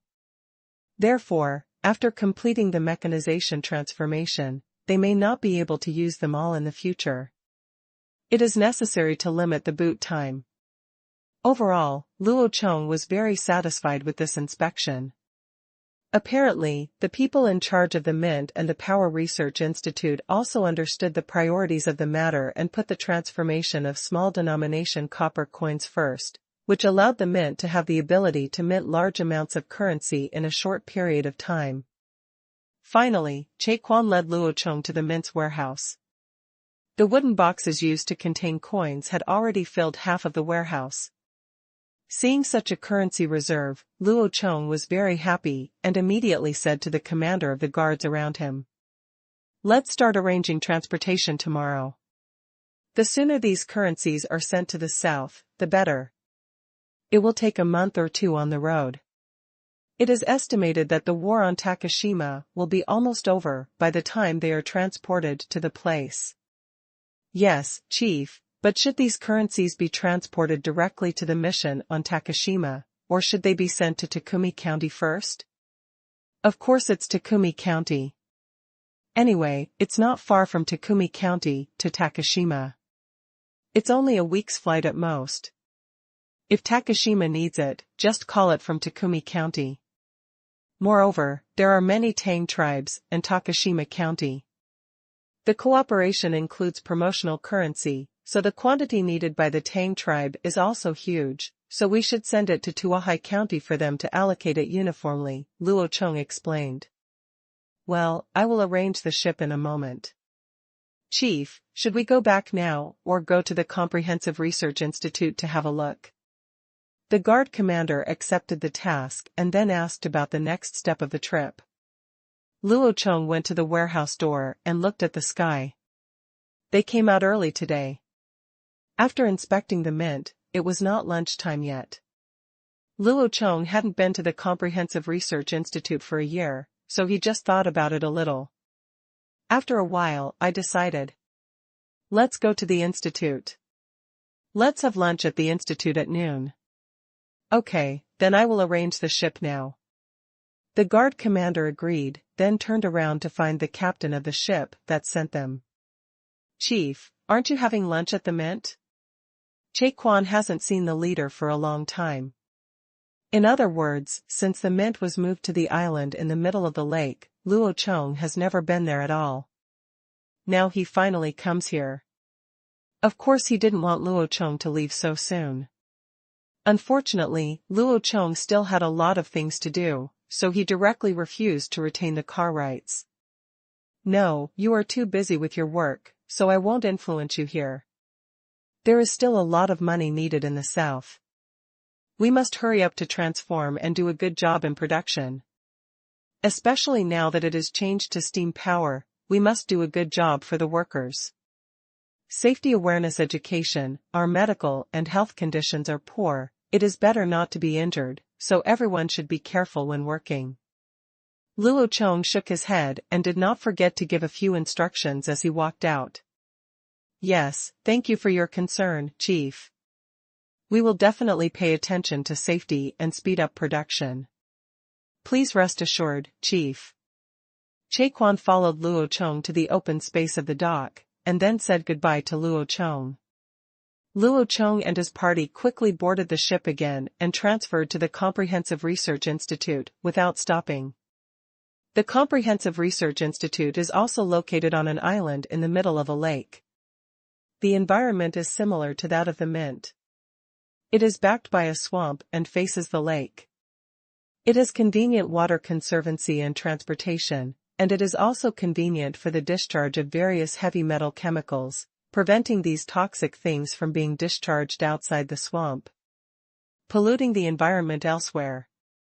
After all, with the current technological level of the Han tribe, only swamps have the natural ability to degrade heavy metals. This is the only way the Han tribe can deal with pollution. The distance between the research institute and the mint is not very far, and water transportation is also relatively convenient, so it only took Luo Chong and the others half an hour to arrive at the pier of the Comprehensive Research Institute. As soon as the group stepped onto the pier, they heard a melodious bell ringing from the island, which made Luo Chong couldn't help but smile and said, "We are in a hurry, just in time to have a meal." Just as Luo Chong was talking, the researchers over there who had just come out of various laboratories for lunch repair also saw the group of people on the pier. Luo Chong, who was in the lead, was wearing a black brocade robe and a hollow filigree gold crown on his head. The researchers recognized him immediately. "Chief, why are you here?" Sharp-eyed Ao Fei saw Luo Chong and Chu Bing, who was following Luo Chong at a glance, and immediately ran over at a trot. When the other researchers around him heard this, they were surprised that the leader was here, and they quickly ran over to greet him. "Hello, Chief." "See Chief." "Meet the leader." Wen Nong, the boss of the chemistry group, also quickly brought a group of researchers to pay homage. Luo Chong smiled and waved to them. "Okay, how are you all?" Ao Fei had already taken the lead and came to Luo Chong. After bowing his hands in greeting, he couldn't wait to ask, "Chief, why are you suddenly here in person? Are there any major projects to be arranged for us?" Everyone's ears pricked up when they heard this. Yes, usually only when a particularly important project needs to be arranged and the leader feels that they may not be sure, they will come over to provide guidance in person. However, Luo Chong really came to inspect this time. Although there was a rubber gas pipeline project to be handed over to them, it was not a particularly important project. In terms of the current ability level of the rubber research team, it was just a project with little technology. For gas hoses with high content, the most you can do is to experiment a few more times. There is a small project, it's about rubber. It has nothing to do with your optical team. Don't be nervous. I'm just here to see you and inspect your work recently. Luo Chong smiled at them, explained. So that's the case. That's great. Chief, we happen to have many questions that we would like to ask the chief. When Aofei heard that there was nothing wrong with him, he was not discouraged, but became even more excited, because he had made new discoveries in his recent optical research, and he happened to have many questions that he wanted to ask Luo Chong for advice. I don't know whether it's because the entry barrier to optics is too low, or because Aofei is just so lucky. After studying various basic optical theories and successfully developing a camera with Chu Bing, this kid once again made a major discovery, and invention was just a matter of vision, but he had no idea what the use of his newly invented thing was, and in which direction he wanted to develop it. But now that Luo Chong is here, everything is no longer a problem. It's easy to ask questions, but I just heard the bell ringing in your dining hall. I haven't eaten yet. How about you, can you treat me to a meal before asking? Luo Chong looked at the group of men in front of him with a smile. Asked the tribe's top talent. Aofei immediately grinned, gave himself a gentle slap with the palm of his hand, and apologized. Commander, look at me, I was so excited to see you that I forgot about eating. Let's go, although we all eat together. It costs the tribe's money, but we have to pay for this meal. This is a meal for us disciples to thank our mentor, so please don't refuse, leader. It was rare for Luo Chong to come to the institute, so this meal was actually invited by them. There was nothing they could do if they didn't want to. The canteen on Huxin Island cooked a ration of meals every day. Although the Han tribe was not short of food, the people all came from the tribal period when they didn't have enough to eat, so their frugal nature has not been lost.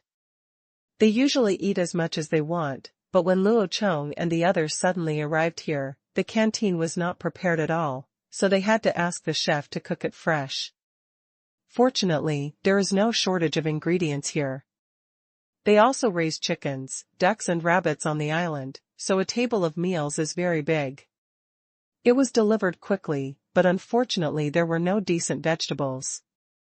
In the days without vegetable greenhouses, it was indeed a luxury to have fresh vegetables in the winter in the north. The leaders of several research groups sat at the same table as Luo Chong. Chu Bing was also next to Luo Chong. On the other side of him was Aofei. The two of them have become good friends, because they jointly designed the camera. While waiting for the cook to arrive, while the dishes were being served, a group of people started chatting. Chief, I have recently made a new discovery, but I don't know if this has any research value.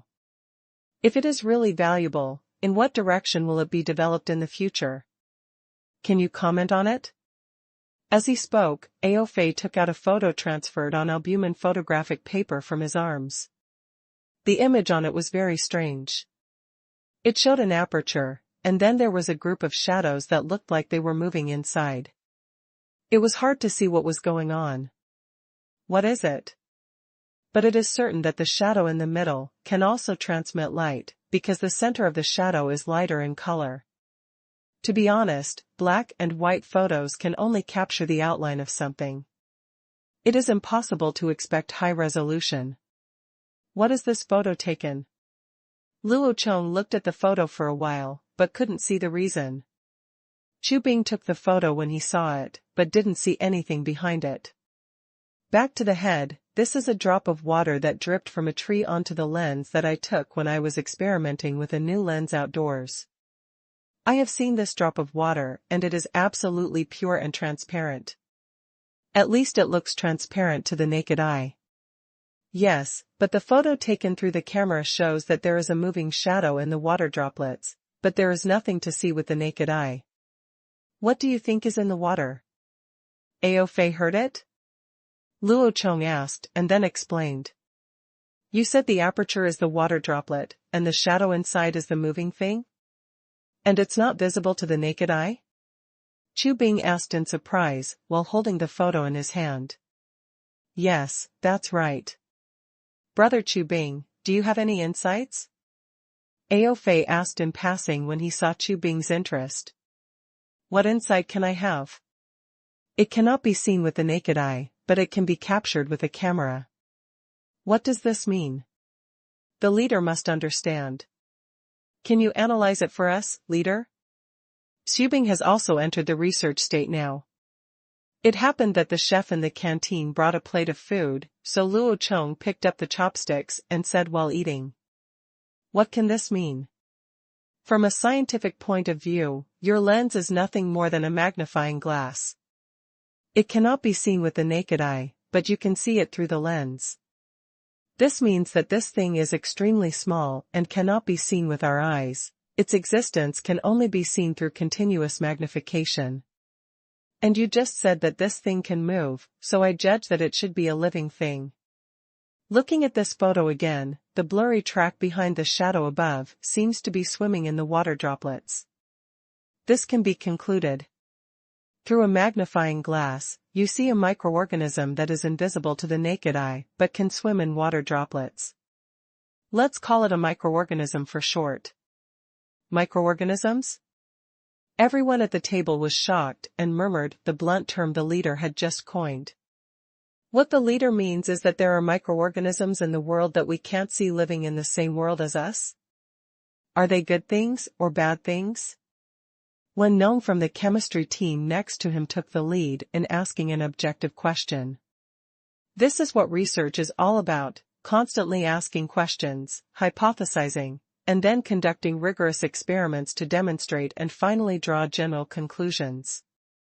This is the process of scientific research, so asking questions is the most important thing. Luo Chong nodded. Of course he knew about the existence of microorganisms, but he couldn't say it directly. Instead, he wanted to guide these people to study it themselves and turn it into a specialized science, so he just listened to him. Whether microorganisms exist or not is just a hypothesis I just made. Isn't this a photo taken by Ao Fei? If you don't use the hypothesis of microorganisms to explain it, then what do you think it is? So we can't make a correct argument now. They are all analyzing assumptions. Assuming that what Ao Fei took is a photo of a microorganism, and microorganisms are real, then we should not rush to draw conclusions, let alone draw conclusions based on the narrow perceptual thinking of good or bad. Take organisms as an example.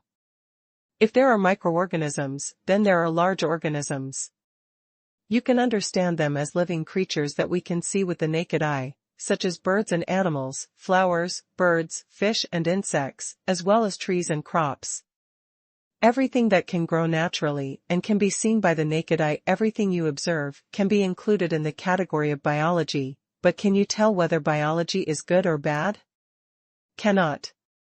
The word good or bad should not appear in scientific arguments, but rather whether it is useful to us. Everything has two sides. Our scientific research is a process of finding the truth, and our results are derived from our research. Technology has made various materials available to us. Who can say that microorganisms are not useful to us? As Luo Chong spoke, everyone nodded. Bold assumptions and rigorous arguments have always been the scientific concepts that the leader has repeatedly instilled in them. Now they have penetrated into everyone's minds. This time is no exception. Only by looking at problems from a rational perspective can we keep scientific research from going astray. Ao Fei had been eating and listening silently. When Luo Chong finished coming to this hypothetical conclusion, he asked again. Then, Chief, do you think this has any research value? If so, in which direction should we explore? Luo Chong took another bite of food and then said, of course it is valuable, and it is of great value. Assuming that there are really microorganisms in this world, what does that mean? It means that it is a new world that we have never seen before. Its significance is very important. If we can open up this world and go deep into it, there will be huge rewards. Let's take living things as an example. Let's take the food on the table as an example. Food is a plant that can grow and is also considered a type of living thing. If we master its cultivation methods, we can keep our people full. No more hunger. Once we master their habits, we can breed chickens, ducks, and other birds in large quantities to provide us with meat and a large number of eggs. Even this table, isn't it furniture we made out of wood? So many organisms can be used by us and improve our quality of life. Think about it, if we can see the world of microorganisms and let these microorganisms be used by us, what changes can it bring to our lives? Therefore, this research is valuable, and it is of great value. Here we can raise several questions based on the characteristics of organisms, which is our research direction. How many types of microorganisms are there? What do they all look like? How do they grow and move? How do they reproduce? What impact do they have on the environment in which we grow together? What role does it play in influencing? What role does it play? These are our research directions. If you want to study these, you must meet a prerequisite, that is, how can we see microorganisms? This is what you, Alfei, have to do. We have just given a definition of microorganisms, which are extremely tiny organisms that cannot be observed with the naked eye and can only be seen with a magnifying glass. So what you need to do is to create an ultra-high power magnifying glass that can allow us to see microorganisms through this magnifying glass. It must be able to magnify the size of the microorganisms tens of thousands of times. In short, it is as big as it can be. In order to easily distinguish it from ordinary magnifying glasses, and also to show its uniqueness and speciality, we will give it a special name here, called a microscope.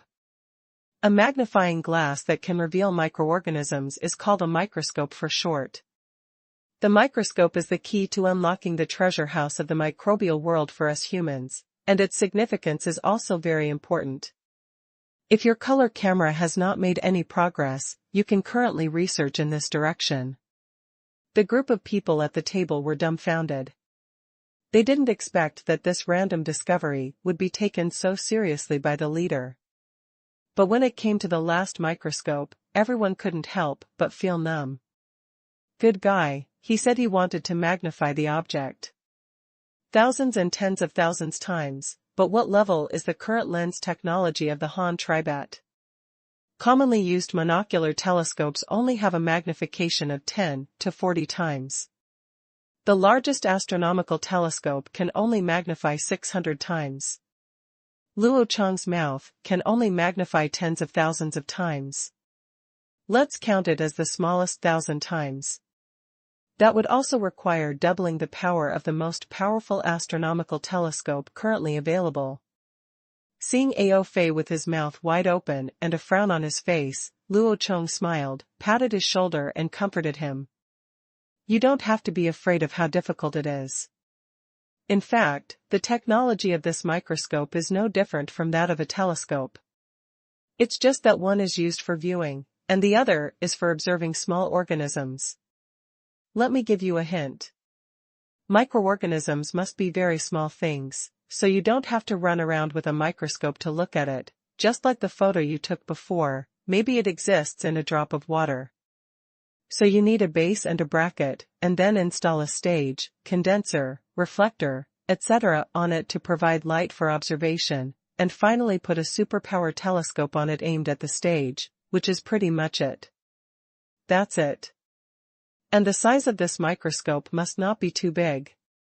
This should not be a problem, because you should understand that the magnification of the telescope has nothing to do with the aperture, but depends on the focal length and lens combination to achieve magnification. Just go ahead and do it, I look after you. You must be able to create this key to the new world for us. In just one working meal, everyone decided on a new scientific research project. Many researchers in other groups were stimulated. For no other reason than the optical group has made too many major achievements recently, first the telescope, and then the camera is now about to find the key to the new world. If it can be done, it will be a great achievement. Like other rubbers, the chemistry team studies basic materials or improves production processes. Although there are many achievements, none can compare with the huge influence of the camera. No matter how good your mining and mineral processing is, no matter how efficient your metallurgical efficiency is, no matter how high it is, ordinary people who farm the land cannot see it. Now even the steam engines of the Power Research Institute are more famous than them. How can it not make people angry?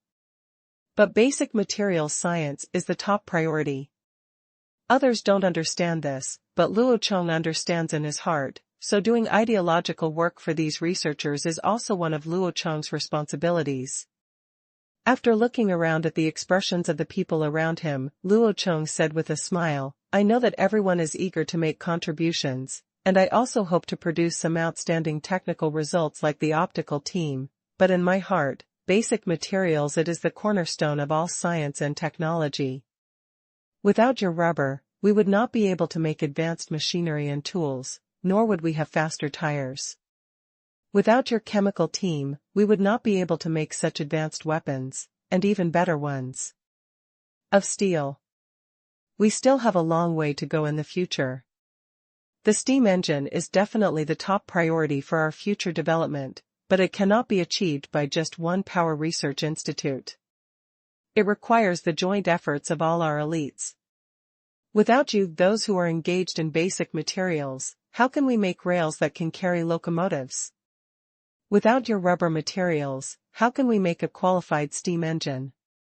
So everyone just needs to work with peace of mind. Whoever has contributed to the development of the tribe, I can see here. Your credit is indispensable, and your honor is indispensable. As long as the institute can produce results, bonuses, and titles, I will not default. Another thing I want to inform you is that the population of our Han tribe is increasing, and scientific research is gradually getting on the right track, so the education system will also usher in major reforms. I believe you all know that the medical school is compiling medical textbooks. In the future, your results will also be compiled into textbooks in various scientific categories. Not only will your results be included, but your names and photos will also be included. In the book, I want future generations of the Han tribe to remember you who have made outstanding contributions to the development of the tribe. When the time comes, the children in the school will open the textbooks, and they will be able to see at a glance, oh, which year and month of the Han tribe this is, what phenomenon was discovered by the academician of which institute, and summarized this law. When they study, they remember how great their ancestors were. As soon as Luo Chong finished speaking, there was a burst of laughter in the cafeteria. Everyone was excited. What were they struggling with? Isn't it the fact that no one knows about the success of their scientific research? The cameras of the optical team have entered thousands of households. When the time comes, when others take photos, they will have to boast in admiration that this is a magical skill. Who wouldn't be envious of this? After all, their strength is no less than that of the optical team, but in terms of honor, they are still far behind. They really don't care about the treatment issue, because the leader gives the best treatment to the institute. They just want to leave a name and let others know that they have contributed to the tribe, and Luo Chong said that their names should be. This is definitely the highest level of honor to have your photos printed in textbooks. It will be passed down through the ages in the future. So after receiving this promise, everyone relaxed and laughed. Chief, the things we study are so complicated, I'm afraid it won't be easy to remember even if they are included in the textbook, right? Wen Nong, as the leader of the chemistry group, was also sitting next to Luo Chong. After hearing Luo Chong's words, he touched his nose shyly. When I signed the name of the inventor of the camera before, Ao Fei, as the main initiator and principal provider, was placed in the first place. Xubing also contributed a lot in the research and development process and was placed in the second place. Of course, these are understandable and audible. No only provided some theoretical support in materials and chemistry, but did not participate in the entire research and development process. In the end, he added a name to the back, which made him feel like he was being given a handout. But it was hard for him to refuse something that would make him proud and honor his ancestors. But that didn't mean that he didn't want to produce some important results by himself. When the time came, he would be able to write his name as the inventor in a dignified way. But now think about what I do every day, messy chemical experiments, semi-finished products or reagents that are not used by ordinary people. Even if I research it, who will know? Even if I write myself in a book, when the time comes, what to write? I don't seem to have any representative scientific successes that I can produce. This is easy to handle. Basic materials science has basic materials projects. We will definitely publish some books on chemistry and biology. Then we will put the successes you have summarized into them, and then put you in every at the beginning of the volume. Just say that these are your achievements. It doesn't matter if the common people don't know, as long as the students know it. When the young people of their generation know it, the future generations will know it. After all, our Han tribe wants all the people to enroll in school. Wen Nong and other members of the chemistry team burst into giggles after hearing this. The elites of the Han tribe spend every day on this isolated island doing experiments. Their lives are extremely boring. They work here without complaint every day. After all, they want to get something. This is human nature. Luo Chong also understood very well, so he was willing to satisfy these researchers in whatever way he could. These were all heroes of the Han tribe. After dinner, Luo Chong went around the research institute again to inspect the progress of various aspects of work. Apart from improving cameras and continuing to study optical theory, Aofei's optical team had nothing else to do. In terms of color photography, 3-color filters and color developer technology are required. Filters are relatively simple, but those chemical reagents for color development can only be explored as if they are lucky, and Aofei is very familiar with them. I don't know much about chemistry, so I can only wait for Wen Nong's chemistry team to produce results. Now that they have taken on another microscope project, they will have work to do in a short period of time. The chemistry team at Wen Nong is busier. Luo Chong recruited some outstanding students from school before, and now many of them have been trained by the chemistry team to become explosive production workers. The chemical industry level of the Han tribe is extremely limited, and the ordinary steam industry has just started, let alone high-tech chemical plants. Therefore, if you want to produce double-base propellants and primers for bullets, you can currently only use laboratory production. FALI's production is not large-scale and can only be carried out in small quantities and many times. However, these experiments are extremely dangerous, so these newly graduated students, with a certain cultural foundation, have become the best source of workers. They should be carefully trained. As long as you learn to do those few experiments, you can start working. As for the rubber team, they are still doing various basic experiments. How to make latex raw materials into various industrial products.